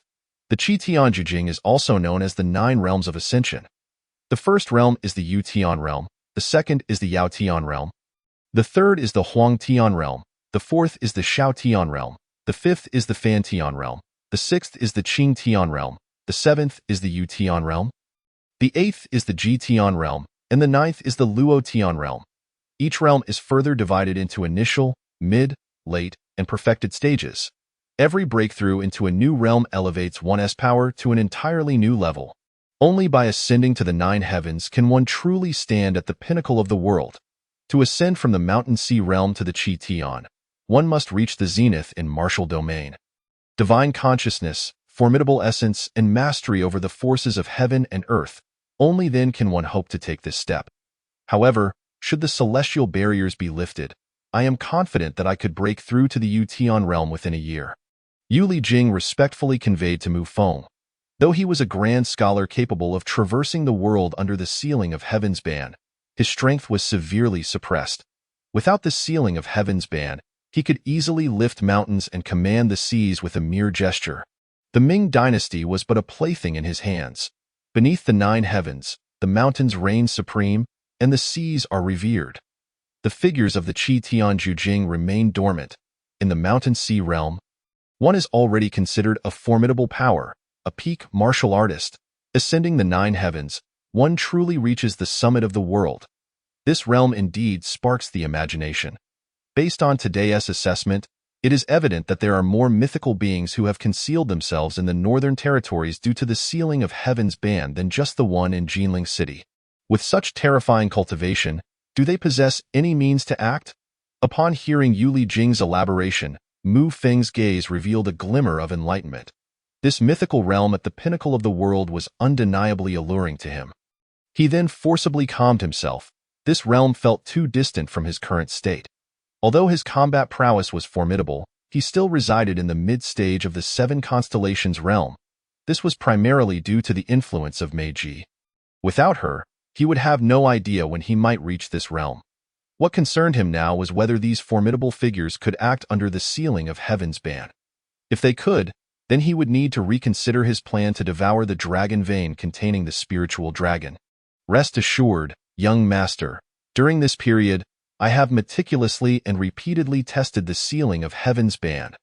The suppression of this sealing of Heaven's ban is exceedingly terrifying. I surmise it to be a forbidden array centered on the will of heaven and earth. Within this array, the cultivation, divine soul, and martial domain of powerful beings and mythical figures are forcibly suppressed and sealed. Moreover, the higher the realm, the harsher the suppression. Even those of the Qi Tianju Jing would find it impossible to exert their powers. Furthermore, whether due to the impending arrival of the millennial comet, I sense that the strength of this forbidden array is continuously intensifying. It may not be long before, even as a grand scholar, naturally attuned to the forces of heaven and earth, I too will be completely suppressed and unable to exert any strength. Yuli Jing expressed candidly to Mu Feng. His aura of righteousness and his profound understanding and manipulation of the forces of heaven and earth far exceeded that of others in the same realm. Yet he distinctly sensed that the suppression from the heavens was progressively intensifying. It would not be long before he found himself completely incapacitated. Yuli Jing's words illuminated Mu Feng's mind, dispelling his concerns. Consequently, within the next century, his forces could fully develop without restraint. With the heavens sealed, the highest combat strength capable of acting in this realm would be those at the perfected stage of the celestial phenomenon. Among his subordinates, the strongest individuals were Jun Xinjie and Ming Jianju Shi. With a martial domain of 4 layers, one layer representing one realm of heaven and earth. The combat prowess of these two was indeed somewhat monstrous. Both had already reached the 2nd layer of the martial domain at the perfected stage of the celestial phenomenon, a level typically attainable only by the most elite of mountain-moving powers. These 2 individuals were nearly unmatched in the northern territories, complemented by the likes of Huang Jian Guchun, Ao Jian Xianxiu, Ji Wuxia, and 2 blood slaves, Guan Yutian and He Lianba, along with a still useful arrow hidden away. With the current inability of powerful beings and mythical figures to act, his subordinates would undoubtedly dominate the northern territories. Chapter 240. Division from this day forth.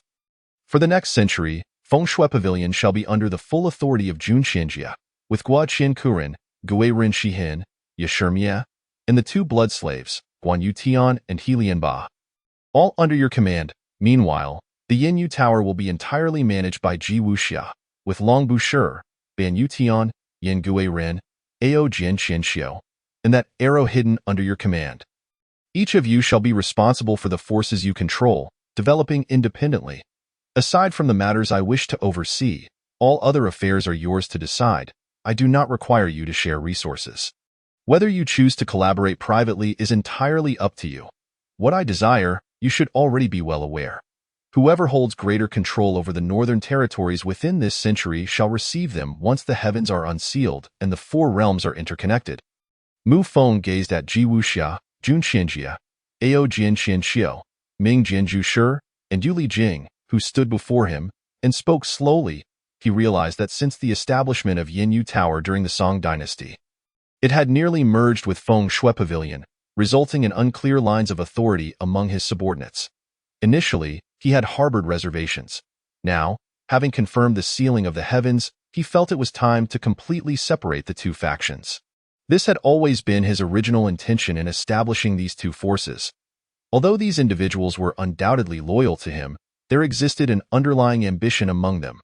Now, with a complete separation, clear responsibilities, and mutual competition, a better balance could be achieved. Yes, young master, we shall not disappoint your expectations. His words of promises of grandeur elicited a glimmer of excitement in Ji Wuxia and Jun Qianjia, as they both respectfully responded. They were neither martial fanatics nor emotionless sages. They harbored desires for power. Young master, what of the Yun Shui Jian? Ji Wuxia inquired, her gaze fixed upon Mu Feng once more. Having just heard Yu Li Jing's words, it was evident that she too was on the verge of being completely sealed by the heavens, and naturally, she would no longer be responsible for the Yun Shui Jian, nor would Mu Feng personally oversee it. The Yun Shui Jian was initially established under the control of those you commanded. Henceforth, it shall belong to Yin Yu Tower. With the Zue Xian Tower in the Song Dynasty and now the Yun Shui Jian, Yin Yu Tower possesses a financial advantage over Feng Shui Pavilion. Main Shuizi Feng commercial firm currently controls 70% of the economy in the Song Dynasty. Whenever Feng Shui Pavilion requires funds, they should seek her assistance. Once she arrives in the Ming Dynasty, the two of you must offer her some support. Yes, young master, Ji Wuxia reverently replied, her gaze somewhat peculiar. She and Jun Qianjia now wielded substantial power. Yet Mei Shui, despite her lowly strength and having only Huang Jiangu Chun as her subordinate to oversee Zi Feng commercial firm, seemed to lack significant authority. Nevertheless, she sensed that once she arrived in the Ming Dynasty, she would undoubtedly leverage Mu Feng's earlier words to place her in a subordinate position. Lu Bowen should already be aware that I am also scheming for the dragon vein beneath Jinling City. He will undoubtedly reorganize his plans. I grant you 10 days. In 10 days, I shall commence my plan to devour the dragon vein. Mu Feng's eyes gleamed with determination. Chaos would surely ensue across the realm in 10 days. The following day, although the weather was clear, a slight chill lingered in the air. Master, there is someone outside claiming to be from the Yun Shui Jian, stating they come on behalf of the Jade Lord to invite you for a gathering. A young man clad in a yellow monk's robe stood respectfully outside a meditation room in a Zen temple in the southern part of the city. Inform him that I shall attend shortly. A voice emanated from within the meditation room. Yes, master. As the young man in the yellow monk's robe departed, the figure of Ku Chan within the meditation room vanished in an instant. Senior brother. Just now, a person from the Yun Shui Jian claimed to come on the orders of the Jade Lord to invite me for a gathering. I have already agreed, but I am somewhat puzzled. It seems they have more dealings with Qing Yongguan, so why have they taken the initiative to invite us this time? Please guide me, senior brother, in the meditation room of the Zen temple. The figure of Ku Chan appeared suddenly, gazing at the meditating Ichan with closed eyes, performing a Buddhist greeting. They likely come regarding the dragon vein. Songlan's previous negotiations with the Yun Shui Jian were also centered around this matter. The heavenly Buddha stated that we must prevent Zhu Yuanzhang from becoming the red dragon divine body. Otherwise, once the heavens are unsealed, our Buddhist sect in the northern territories will face a situation akin to that in the southern territories. You should ascertain the Yun Shui Jian's stance on this matter and the details they are privy to. If their thoughts align with our Buddhist beliefs, we may cooperate to collectively eliminate evil and uphold the righteous path. The sealing of the heavens has now reached its final moments. We will all be utterly sealed, and cultivating additional Buddhist connections will benefit our sect. With a sudden flicker, the tightly shut eyes of Ichan burst open. A glimmer of golden light sparkling within as he gazed at Ku Chan and spoke softly, with more guidance from my senior brothers, this disciple now knows how to proceed. After a respectful bow, Ku Chan's figure vanished in an instant from the meditation chamber. Today, the Yun Shui Pavilion remained as serene as ever, with the harmonious sounds of stringed instruments filling the air. Nobility and esteemed families engaged in poetic exchanges and lively discussions throughout various pavilions. Yet, within the entire Yun Shui Pavilion, only the Jingxin Pavilion and Zangling Pavilion remained untouched by visitors. One was elusive, while the other was simply inaccessible. Having met with the elder, it has been many days since our last encounter, and you seem to be in even better spirits. In the Zangling Pavilion, The dignified Song Lan, clad in a purple Taoist robe, complimented Yu Jing seated at the head. However, upon noticing Ku Chan in the secondary seat, an unusual glint flickered in his eyes. Song Guanju, please take a seat. Shortly after Song Lan settled down, Yu Jing continued, I have invited both of you here today to discuss a significant matter. However, before we proceed, I hope you can temporarily set aside any preconceived notions and past grievances. Surely, the elder does not intend to become a spokesperson for the Buddhist sect. Song Lan's gaze held a hint of skepticism. I am not yet inclined to meddle in the affairs between your Buddhism and Taoism. Today, I have summoned you to address the matter of the dragon vein in advance. After casting a glance at both men, Yu Jing continued, I kindly ask the elder to elaborate on any developments that may have arisen. Observing Yu Jing's serious demeanor, Song Lan felt a surge of speculation, while Ku Chan's eyes reflected a similar curiosity. The dragon vein laid out by Lu Bowen serves primarily to locate the legendary immortal cauldron. The second purpose, as you both likely surmise, is of equal significance, with the intensifying restrictions on heaven and earth. Lu Bowen is preparing to forcibly unseal the spirit dragon and enact his plans. The experts from the Six Doors and the Jinui have already been summoned back. I have decided to take action ahead of time to resolve this matter. But given the numerous experts within the court, I will need your respective assistance to ensure success. Do you mean for us to intercept the personnel from the Six Doors and the Jinui? What method does the elder propose to resolve this issue completely? Ku Chan's tone was tinged with an element of probing. I require you both to impede all the powerful figures within the court. For my target is not Lu Bowen, but rather the individuals behind him and the dragon vein itself. I shall exert every effort to completely seal the dragon vein underground, at which point Lu Bowen's plans will surely falter. Yu Jing's half-truth startled Ku Chan and Song Lan. So, this Yunshui pavilion is indeed aware of the figures lurking in the shadows. Chapter 241. The layout, elder. The combined might of all the court's experts exceeds 10 individuals. I fear I alone cannot withstand them. Song Lan glanced at Ku Chan, his expression revealing the weight of the situation. As the saying goes, the essence lies in skill, not in numbers. There is no need for concern. Song Guanju, Lu Bowen, and the individuals behind him will be handled by me, while Zhu Yuanzhang will be confronted by our own forces. The remaining individuals shall be your responsibility, and I trust that Master Ku Chan will not stand idly by. Yu Jing discerned the unspoken implications in Song Lan's words and directed his gaze toward Ku Chan Umitba. Elder, rest assured, my Ichan temple shall certainly lend you a helping hand, Ku Chan. Recognizing Yu Jing's profound understanding of Lu Bowen's plans, chose to align himself. Excellent. With the support of both of you, I now hold a greater assurance, with your strengths in this realm of the Ming dynasty. It is likely that few can rival you. Moreover, your Buddhist and Taoist foundations run deep. It should not be difficult to thwart several powerful figures from the court. Yu Jing observed the two men who had already fallen into his scheme. His tone buoyed with satisfaction. Elder, your efforts are commendable. Perhaps you could elaborate on the specifics of this plan. Song Lan regarded Ku Chan's swift agreement with some surprise. In his experience, such steadfast monks would seldom collaborate for the benefit of the Buddhist sect. Very well.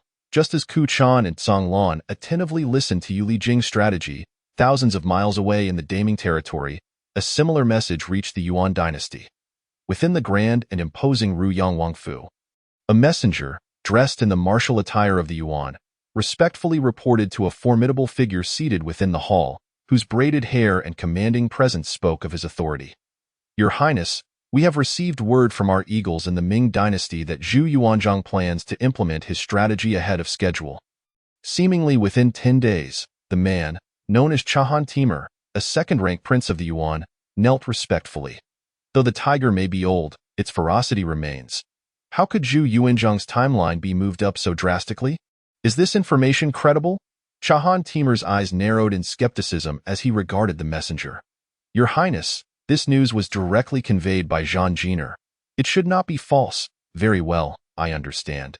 You may leave. Yes, Your Highness, Father, in my opinion, this matter warrants further investigation. It may well be a ruse devised by Zhu Yuanzhang. As the messenger exited, a delicate and melodious voice unexpectedly resonated within the hall. Turning to the source, They beheld a stunningly beautiful woman seated in the secondary position, her complexion like jade, radiating a rosy glow, with a figure both graceful and alluring. Yet, an air of noble elegance emanated from her, commanding respect that deterred any thoughts of disrespect. This enchanting figure was none other than Xiao Min, the daughter of Prince Chahan Timur, also known by her Han name. Xiao Min, this matter indeed requires verification. Ming Zun, are you not set to travel to the Ming dynasty for preaching soon? Given the importance of this to our Great Khan strategy, I would appreciate it if you could confirm the details. The prince's gaze shifted towards a towering figure in the hall, whose imposing physique and rugged features marked him as a formidable martial artist.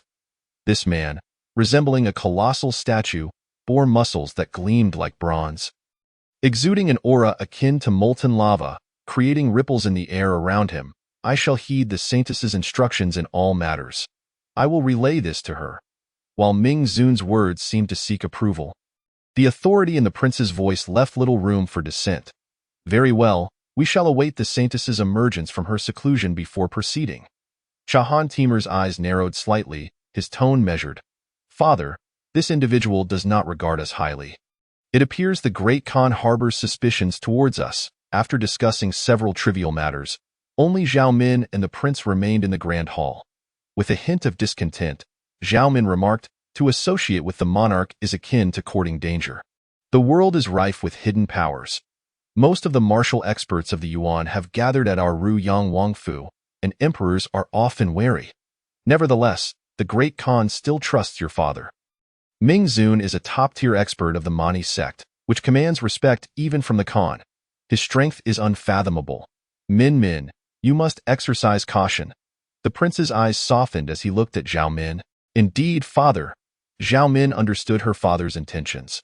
While the Ruyang Wangfu appeared to bask in imperial favor, the stability of their standing remained uncertain should the prince fall from grace. Now, I must meet with the Great Khan. This matter is of great consequence, and the future of the Ruyang Wangfu hinges upon you and your brother. In the capital of the Song dynasty. Your Majesty, this is the intelligence received from the Ming dynasty. In the Qiqian Hall, Hu Xian respectfully presented a confidential letter to Zhao Kuangying. With a swift motion, the letter was torn open. Within 10 breaths, verify the authenticity of this information. If confirmed, have Shi Shouxin, Li Jixuan, Lu Shouzhong, and Gao Huai prepare accordingly. Has there been any word from the Yuan? A glimmer of determination flashed in Zhao Kuangying's eyes, his voice resonating with authority in the spacious hall. There has been no sign of movement from the Yuan thus far. However, my subordinates are diligently monitoring their activities, and any disturbances will be promptly reported. Hu Xian's respectful voice echoed once more. Let us achieve victory in a single stroke. Yet, the foundation of our Song dynasty remains fragile.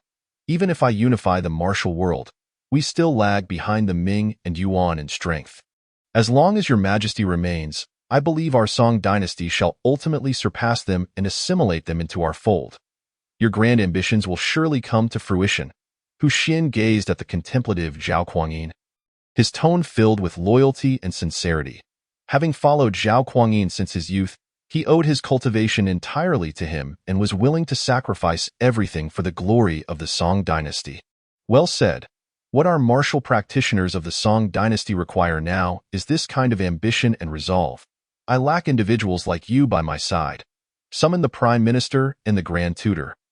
Zhao Kuangying cast an admiring glance at the majestic tiger pavilion within the Grand Hall.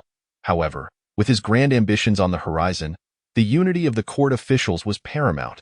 The presence of these two individuals was essential to solidify the court. Chapter 242. The layout too as the bright moon descended, a beam of silver light graced the earth. The Jinling Imperial Palace sparkled brilliantly under the night sky. Your humble servant pays respects to your Majesty. May your Majesty be at peace. Your humble servant pays respects to your Majesty. May your Majesty be at peace. Clad in a red robe adorned with dragon patterns, Zhuge Zhenghua and Shen Lian stood respectfully in the cultural hall. Bowing as they spoke, rise and speak. What urgent matters bring you both to the palace at this late hour? Zhu Yuanzhang addressed them with a tone of authority, observing the rare sight of Zhuge Zhenghua and Shen Lian entering together. Your Majesty, Today I discovered that the monk Ku Chan from Yichang Temple and the Taoist Song Lan from Qingyang Temple have ventured to Yunshuijian. They appear to be scheming something in secret. I suspect it may relate to the matter of the dragon vein, which is why I disturbed your majesty at this late hour. Zhuge Zhenghua, adorned in his red robe, was the first to speak. The convergence of these three factions had recently captured his attention. Their entanglement was indeed a matter of concern. The unification of these three factions is a situation that demands vigilance. I entrust this matter to you for investigation. Employ whatever means necessary to swiftly ascertain their intentions.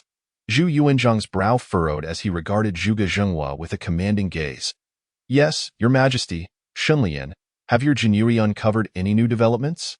Zhu Yuanzhang turned his gaze toward Shanlian after hearing Zhuge Zhenghua's report. Your majesty, I have received confidential intelligence today. Our operatives have discovered that the Yuan dynasty intends to wage war against the Song dynasty. Shi Yingtian has already led his Eagle Lion army to the Bailing Plain, where they are covertly stationed. It seems an offensive against the Song dynasty is imminent.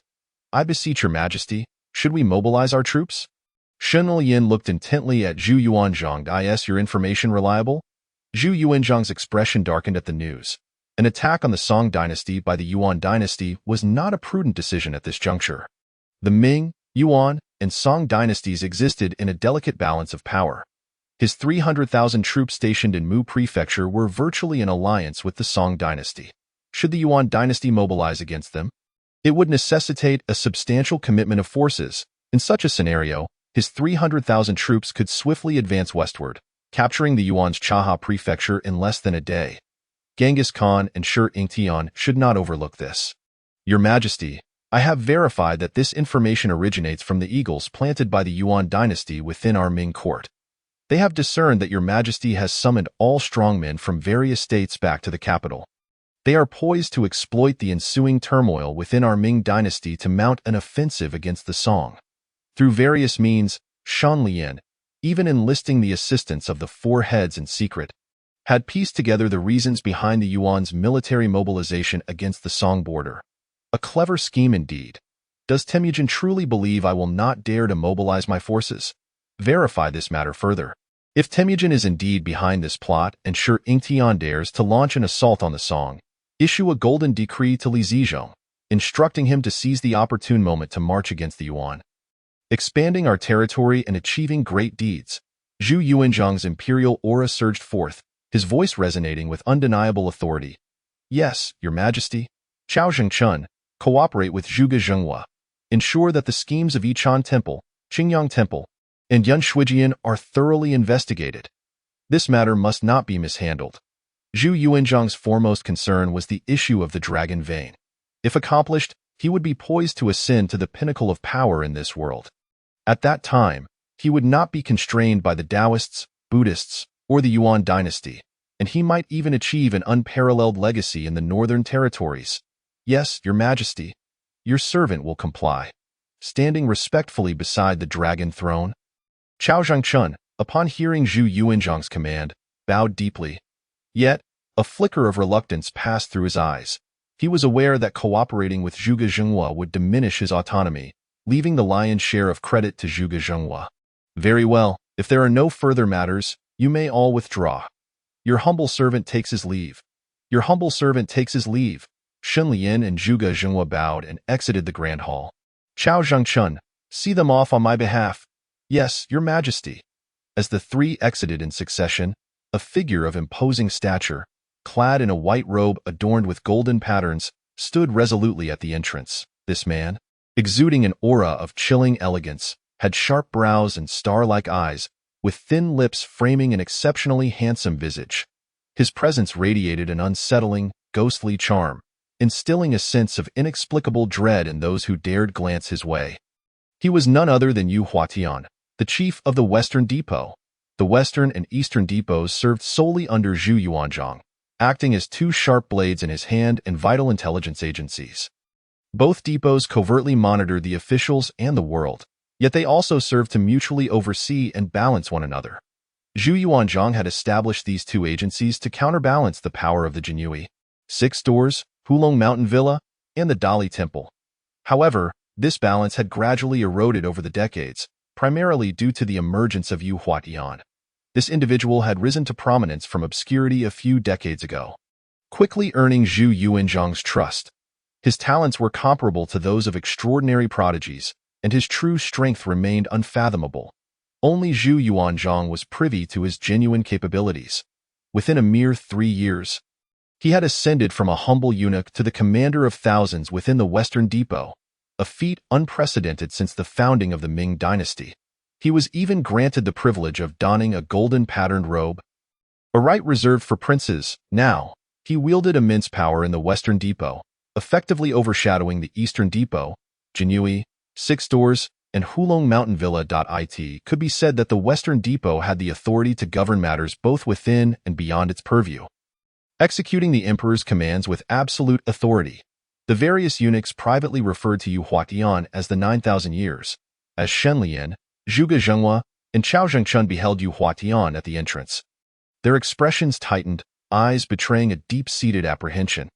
Each of Yu Huatian's audiences with Zhu Yuanzhang was conducted in private, leaving no one aware of their discussions. The four exchanged naught but a glance, with 3 exiting the palace while 1 entered the hall. Your servant bows before your majesty. Upon entering the grand hall, Yu Huatian suppressed his aura, kneeling on both knees, prostrating himself in utmost reverence. Rise. What progress have you made on the matters I tasked you with? Zhu Yuanzhang's gaze remained composed, his tone nonchalant, as if accustomed to such deference. Chapter 243, Commencement. Thank you for your majesty's grace. Your servant has ascertained that the remnants of the Yin Moon are currently in Shanzhou. The traitor Wu Jian, who escaped from your majesty's grasp, and his master, Qi, are both within the Yin-Yang Gate. They have forged a clandestine alliance with the Shaolin Temple. The so-called treasures of the life and death chest do not contain the immortal cauldron, but rather a trove of wealth and various martial arts manuscripts from the Yin Moon dynasty, including the Yin-Yang imperial seal. After rising, Yu Huatian bent forward, his demeanor reflecting profound respect and an almost palpable fear of Zhu Yuanzhang. One mere remnant dares to cause upheaval. The Buddhist sect claims to seek peace, yet secretly harbors intentions to subvert our Ming dynasty. It is utterly detestable. Zhu Yuanzhang's eyes narrowed, his imperial might palpable, as his voice thundered with the weight of an emperor's wrath. Your Majesty, shall I lead an expedition to eradicate the Shaolin Temple? Yu Huatian, sensing Zhu Yuanzhang's rising ire, promptly offered his services. Let them stir for a few more days. Once my divine body is perfected and the world is subdued to its utmost, then shall be the moment for your action. At that time, I shall eradicate Shaolin, punish the true martial, and sweep across the realm. When the heavens are unsealed, I shall fear nothing. Your Majesty shall undoubtedly sweep the universe and unify the realm. Yu Huatian, gazing at the spirited Zhu Yuanzhang, offered further flattery. You must also investigate the plans of Yanshuijian, Yichan Temple, and Qingyang Temple. Recently, I have sensed unusual movements regarding the Dragon Vein. Here is a secret edict penned by my own hand. Once I succeed, I shall summon the princes and ministers to the Qian Kuan Hall to receive the decree.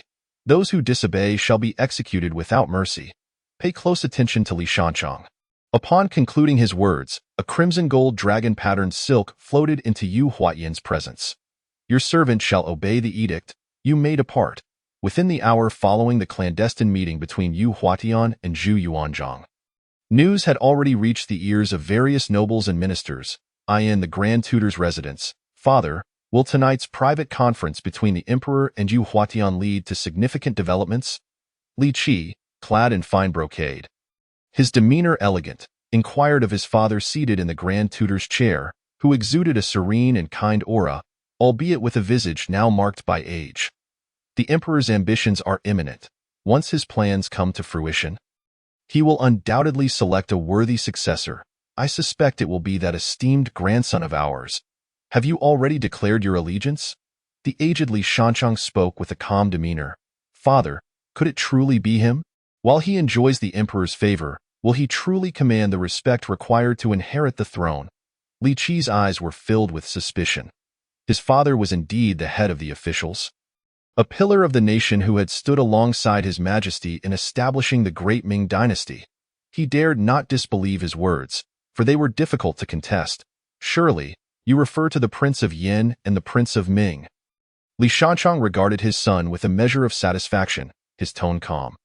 Zhu Yuanzhang had many sons, but only 5 had been conferred the title of prince, namely, Ming Wang Zhubiao, Qin Wang Zhuxian, Jin Wang Zhujian, Yin Wang Zhudi, and Zhou Wang Zhuyi. Among these 5, the most formidable was undoubtedly Yin Wang Zhudi, who commanded an army of 1,000,000 and guarded the mountainous regions. Following closely was Ming Wang Zhubiao, who oversaw the 200,000 dragon-scale troops stationed in the outskirts of Jinling, safeguarding the imperial capital.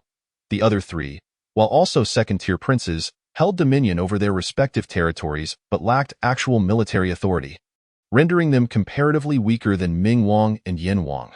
Ming Wang was renowned for his benevolence, while Yin Wang was celebrated for his martial prowess and territorial expansions on behalf of the Ming.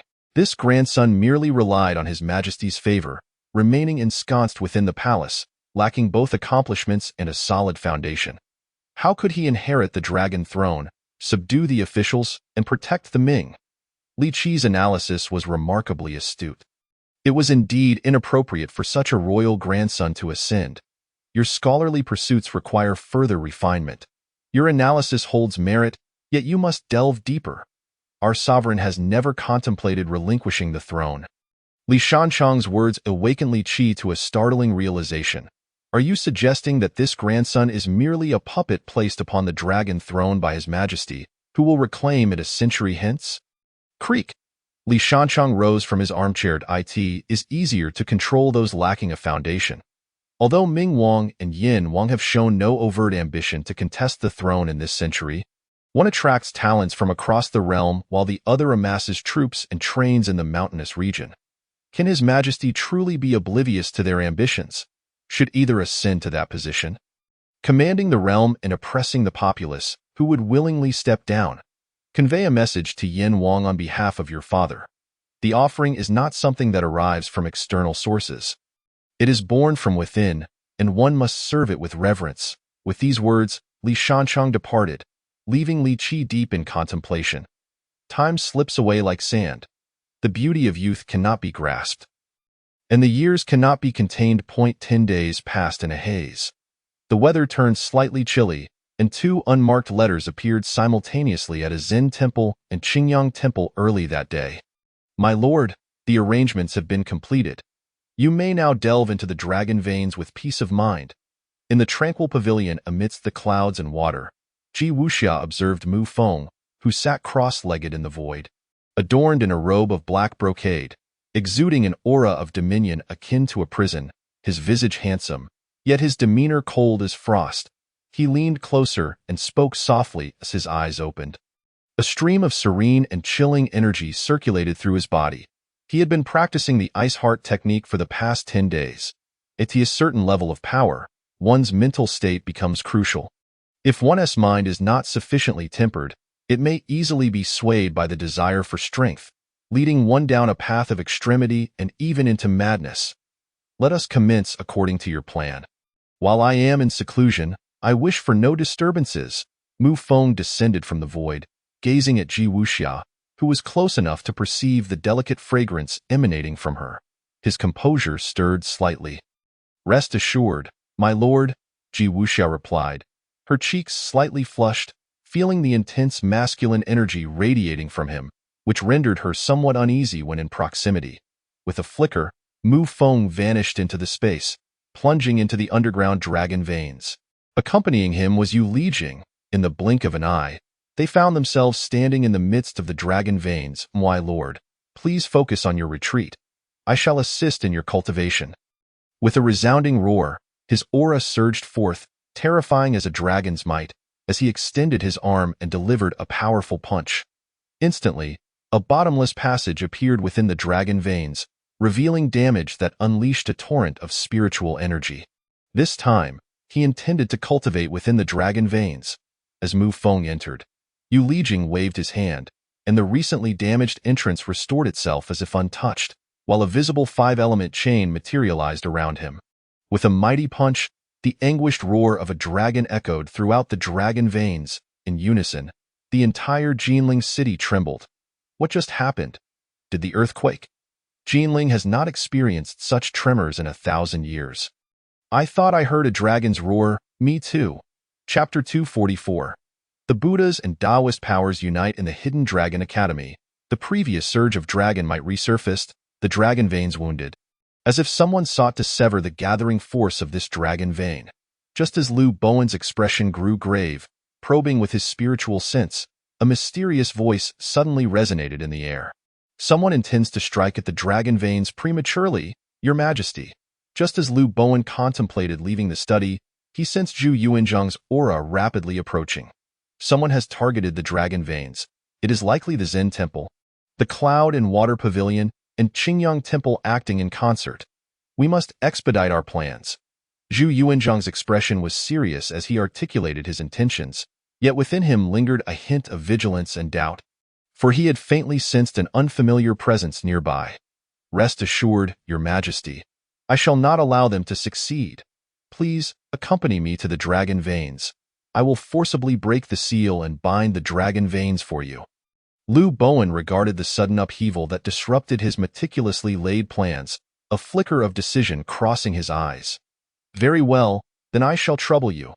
Zhu Yuanzhang observed Liu Bowen's solemn demeanor, his earlier doubts dissipating. Liu Bowen's declaration to bind the dragon veins would not only invite the wrath of heaven and earth, but also burden him with countless karmic debts. Forcibly extracting the dragon veins for Zhu Yuanzhang's gain would undoubtedly cause the realm to tremble, rivers to reverse, and mountains to fracture, resulting in untold casualties. Heaven and earth are impartial. The more powerful a warrior, the less they should indulge in wanton slaughter. Such actions would lead to karmic retribution, potentially halting their cultivation or even regressing in strength, leading to exile by the heavens. Those forsaken by the heavens seldom live beyond a year. Thus, it is rare for those of the heavenly phenomenon realm to act. Even when they do, they ascend to the heights, for in the northern territories, only Jun Xinjie seems unperturbed by the consequences of slaughter. After a brief exchange, Zhu Yuanzhang and Liu Bowen vanished from the Hidden Dragon Academy. Just as they set out, the six gates, Zhuge Zhenghua and the returning captains, Li Shuani, Lu Dufeng, and Lu Jiyan, the Genie Wei, Shunlian, along with Qinglong, Lu Yi, Baihu, Ding Xiu, Xuanwu, Lu Wenjiao, Zhu Ke, Bai Ying. Additionally, the Western Factory Supervisor, Yu Huatian, Eastern Factory Chief, Chao Zhengchun, and Longshan Villa, Zhu Wushi. These individuals led dozens of skilled warriors into action. However, just as they prepared to depart from the palace, they encountered an obstacle. Amitabha. Master Ku Chan greets the four benefactors. In the shimmering void, the sound of Buddhist chants filled the As Zhuge Zhenghua, Lu Dufeng, Lu Jiyan, and Li Shuani prepared to meet Zhu Yuanzhang, the ancient figure clad in simple Zen robes. Master Ku Chan directly obstructed their path. Master Ku Chan, what is the meaning of this? Zhuge Zhenghua inquired, his expression grave. Although he surmised the man's intentions, he still furrowed his brow. Benefactor Zhuge, this humble monk has heard of your proficiency in Buddhist teachings. I possess a Sutra of Bodhi and wish to study and exchange insights with you. Would you be willing to form a bond with our Buddha? Master Ku Chan spoke earnestly, his gaze fixed upon the ethereal Zhuge Zhenghua. Ku Chan, I advise you to step aside. You alone cannot impede us. The lean and aged figure of Li Shuani emanated an aura like daggers, his tone sharp. Amitabha, what say you, Master Zhuge? Master Ku Chan ignored Li Shuani's words and continued to gaze at Zhuge Zhenghua. Master, one who enjoys the blessings of the sovereign is bound to serve the sovereign's interests. The emperor's edict is not to be disobeyed. I implore you to let us pass. Upon hearing Master Ku Chan's words, Zhuge Zhenghua's heart momentarily faltered. If he could merge his half-broken brocade cultivation with the Buddhist Sutra of Bodhi, it would undoubtedly elevate his strength significantly. Amitabha, alas, it is a pity you are not destined to connect with our Buddha. As he concluded, a resonating beam of light imbued with Buddhist intent erupted from his being, while similar luminous pillars appeared in the northwest and northeast directions. The three beams of Buddhist light swiftly formed a golden array, perfectly encasing the entire Six Gates office. Heart Zen, Solitary Zen, Zhuge Zhenghua, surrounded by the golden array, surveyed his surroundings with a grave and wary expression. The one Zen temple was named after Master Yichan. Yet it also encompassed 4 Zen, derived from the heart's solitary pursuit. These 4 individuals were all top-tier warriors of the heavenly phenomenon realm. Now, with 3 of them confronting the 6 gates, how could they respond? Though the odds were 4 against 3, the disparity in strength was insurmountable. Aside from Zhuge Zhenghua, the other 3 were not even in the heavenly phenomenon realm. These 3 individuals possessed the capability to utterly vanquish the 6 doors. Such is the profound heritage of the Buddhist sect. Even a mere offshoot can boast such an abundance of formidable warriors. There is no need for Master Zhuge to be concerned, for our Buddhist order has always embraced compassion. As long as you remain at ease here, the opportune moment will arise, and we shall naturally take our leave. Kuchan gazed at the 4 individuals before him, who were in a state of utmost vigilance.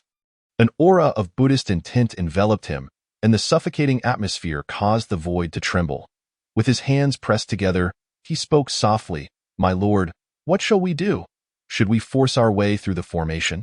Lu Dufeng's expression was grave as he discreetly whispered to Zhuge Zhenghua, "Let us observe the situation. If we act rashly, we are no match for them. Even if we breach the formation, the city of Jinling will surely suffer devastation. His Majesty, upon witnessing the emergence of this formation, will likely dispatch assistance." Meanwhile, the Jinui found themselves in a similarly dire predicament, one that was even more severe than that of the 6 doors. For they were confronted by the celestial masters of Lunghu Mountain, the Lunghu Tiangang Formation, Zhang Xianling, Zhang Zhilin, Zhang Pulin. The Daoist sect truly holds our Jinui in high regard. It is unexpected that 3 of the 4 celestial masters from Lunghu Mountain would come in person. This has left Shen in awe. Shen Lian observed the grand formation that had materialized before him. Along with 3 men clad in matching gray-blue Daoist robes, their demeanor exuding an air of elegance. His tone was tinged with unspoken bitterness. Though it was 5 against 3, there was no hope for victory. The greatest Daoist ancestral ground in Haizhou is undoubtedly the Zhenwu sect. Yet, with the heavens and earth sealed, Wudong Mountain closed, and the Zhenwu sect secluding itself, the Celestial Master-S residence of Lunghu Mountain stands as the most formidable Daoist force in all of Haizhou. The Celestial Master-S residence is said to have been founded by the revered Lzu thousands of years ago, and it has been passed down through generations. Aside from the legendary Lzu, the 4 Celestial Masters are the most renowned figures. Zhang Daoling, among the 4 Celestial Masters, is the current head of the Celestial Master-S residence, rumored to have attained the realm of great power, while the remaining 3, Zhang Xianling, Zhang Zhilin, and Zhang Pulin, are all pinnacle experts at the Celestial Phenomenon Taiheng stage. Chapter 245, Chaos in Jinling. How can the Jinui contend with these 3 pinnacle experts at the Celestial Phenomenon Taiheng stage? Perhaps he could barely hold his own against one of them. The formation could potentially delay one of them, but once another joined the fray, the 5 of them would undoubtedly be annihilated by these 3. Commander Shan need not worry. We 3 have no ill intent. We merely hope that you can stay here with us for the time being. Zhang Xianling, with an air of ethereal grace and dignity, performed a Daoist salutation and spoke in a gentle tone, devoid of hostility, yet emanating a formidable aura of Daoist magic that left others in awe. Commander, our Jinui are currently ensnared by this Celestial Master-S residence, and it is likely that the 6 doors are not faring much better. This is evidently a premeditated scheme. If we remain inactive, His Majesty may find himself in peril. A strikingly beautiful woman, her complexion radiant like flowers at dawn, with hair neatly styled, brows like ink painting, and a visage akin to a peach blossom, dressed in fitted martial attire that accentuated her graceful figure, conveyed her concerns to Shen Lian in a serious tone. Master Zhang, your Daoist sect has always adhered to the principle of Tao follows nature, and everything is governed by reason. The court has always held Longhu Mountain in high esteem, and we Jinui have never harbored enmity with the Celestial Master-S residence. Is it not somewhat unreasonable for the Celestial Master to act thus today? Shen Lian regarded Zhang Xianling, his gaze regaining composure, and spoke in a calm voice. Commander Shen, you speak wisely. We 3 have come here at the behest of our headmaster. The actions of the Ming Emperor are indeed contrary to the heavenly order, disrupting the balance of the world and jeopardizing the people. We, as practitioners of the Tao, cannot stand idly by. Zhang Xianling observed Shun Lian's attempt to sway their resolve. His expression unchanging, yet his words bore a greater sense of righteousness. Commander, let us take action. Although the strength of these three was terrifying, it was precisely their overconfidence in their own power that prevented them from forming a formation based on their own might. This rendered the formation significantly less potent and revealed its flaws. If we seize the opportunity, we can shatter this formation. Once we breach it, we can scatter in different directions and seek rescue from His Majesty. They will find it far less easy to reconstitute their formation thereafter. This is the imperial capital. As long as His Majesty intervenes, none shall be a match for him. If we remain inactive, after this matter concludes, His Majesty will surely hold us accountable. Lu Yi's Qinglong Mengzhang sword resonated with a vibrant energy, the aura of his true essence causing the void to tremble. He had meticulously observed the formation that ensnared the Jinyui. This was indeed the Longhu Tiangang formation, forged from the powers of heaven and earth. Though this formation possessed the ability to isolate the world and exert control over its victims, its efficacy depended on the nature of its targets. The four of them had every opportunity to dismantle this formation.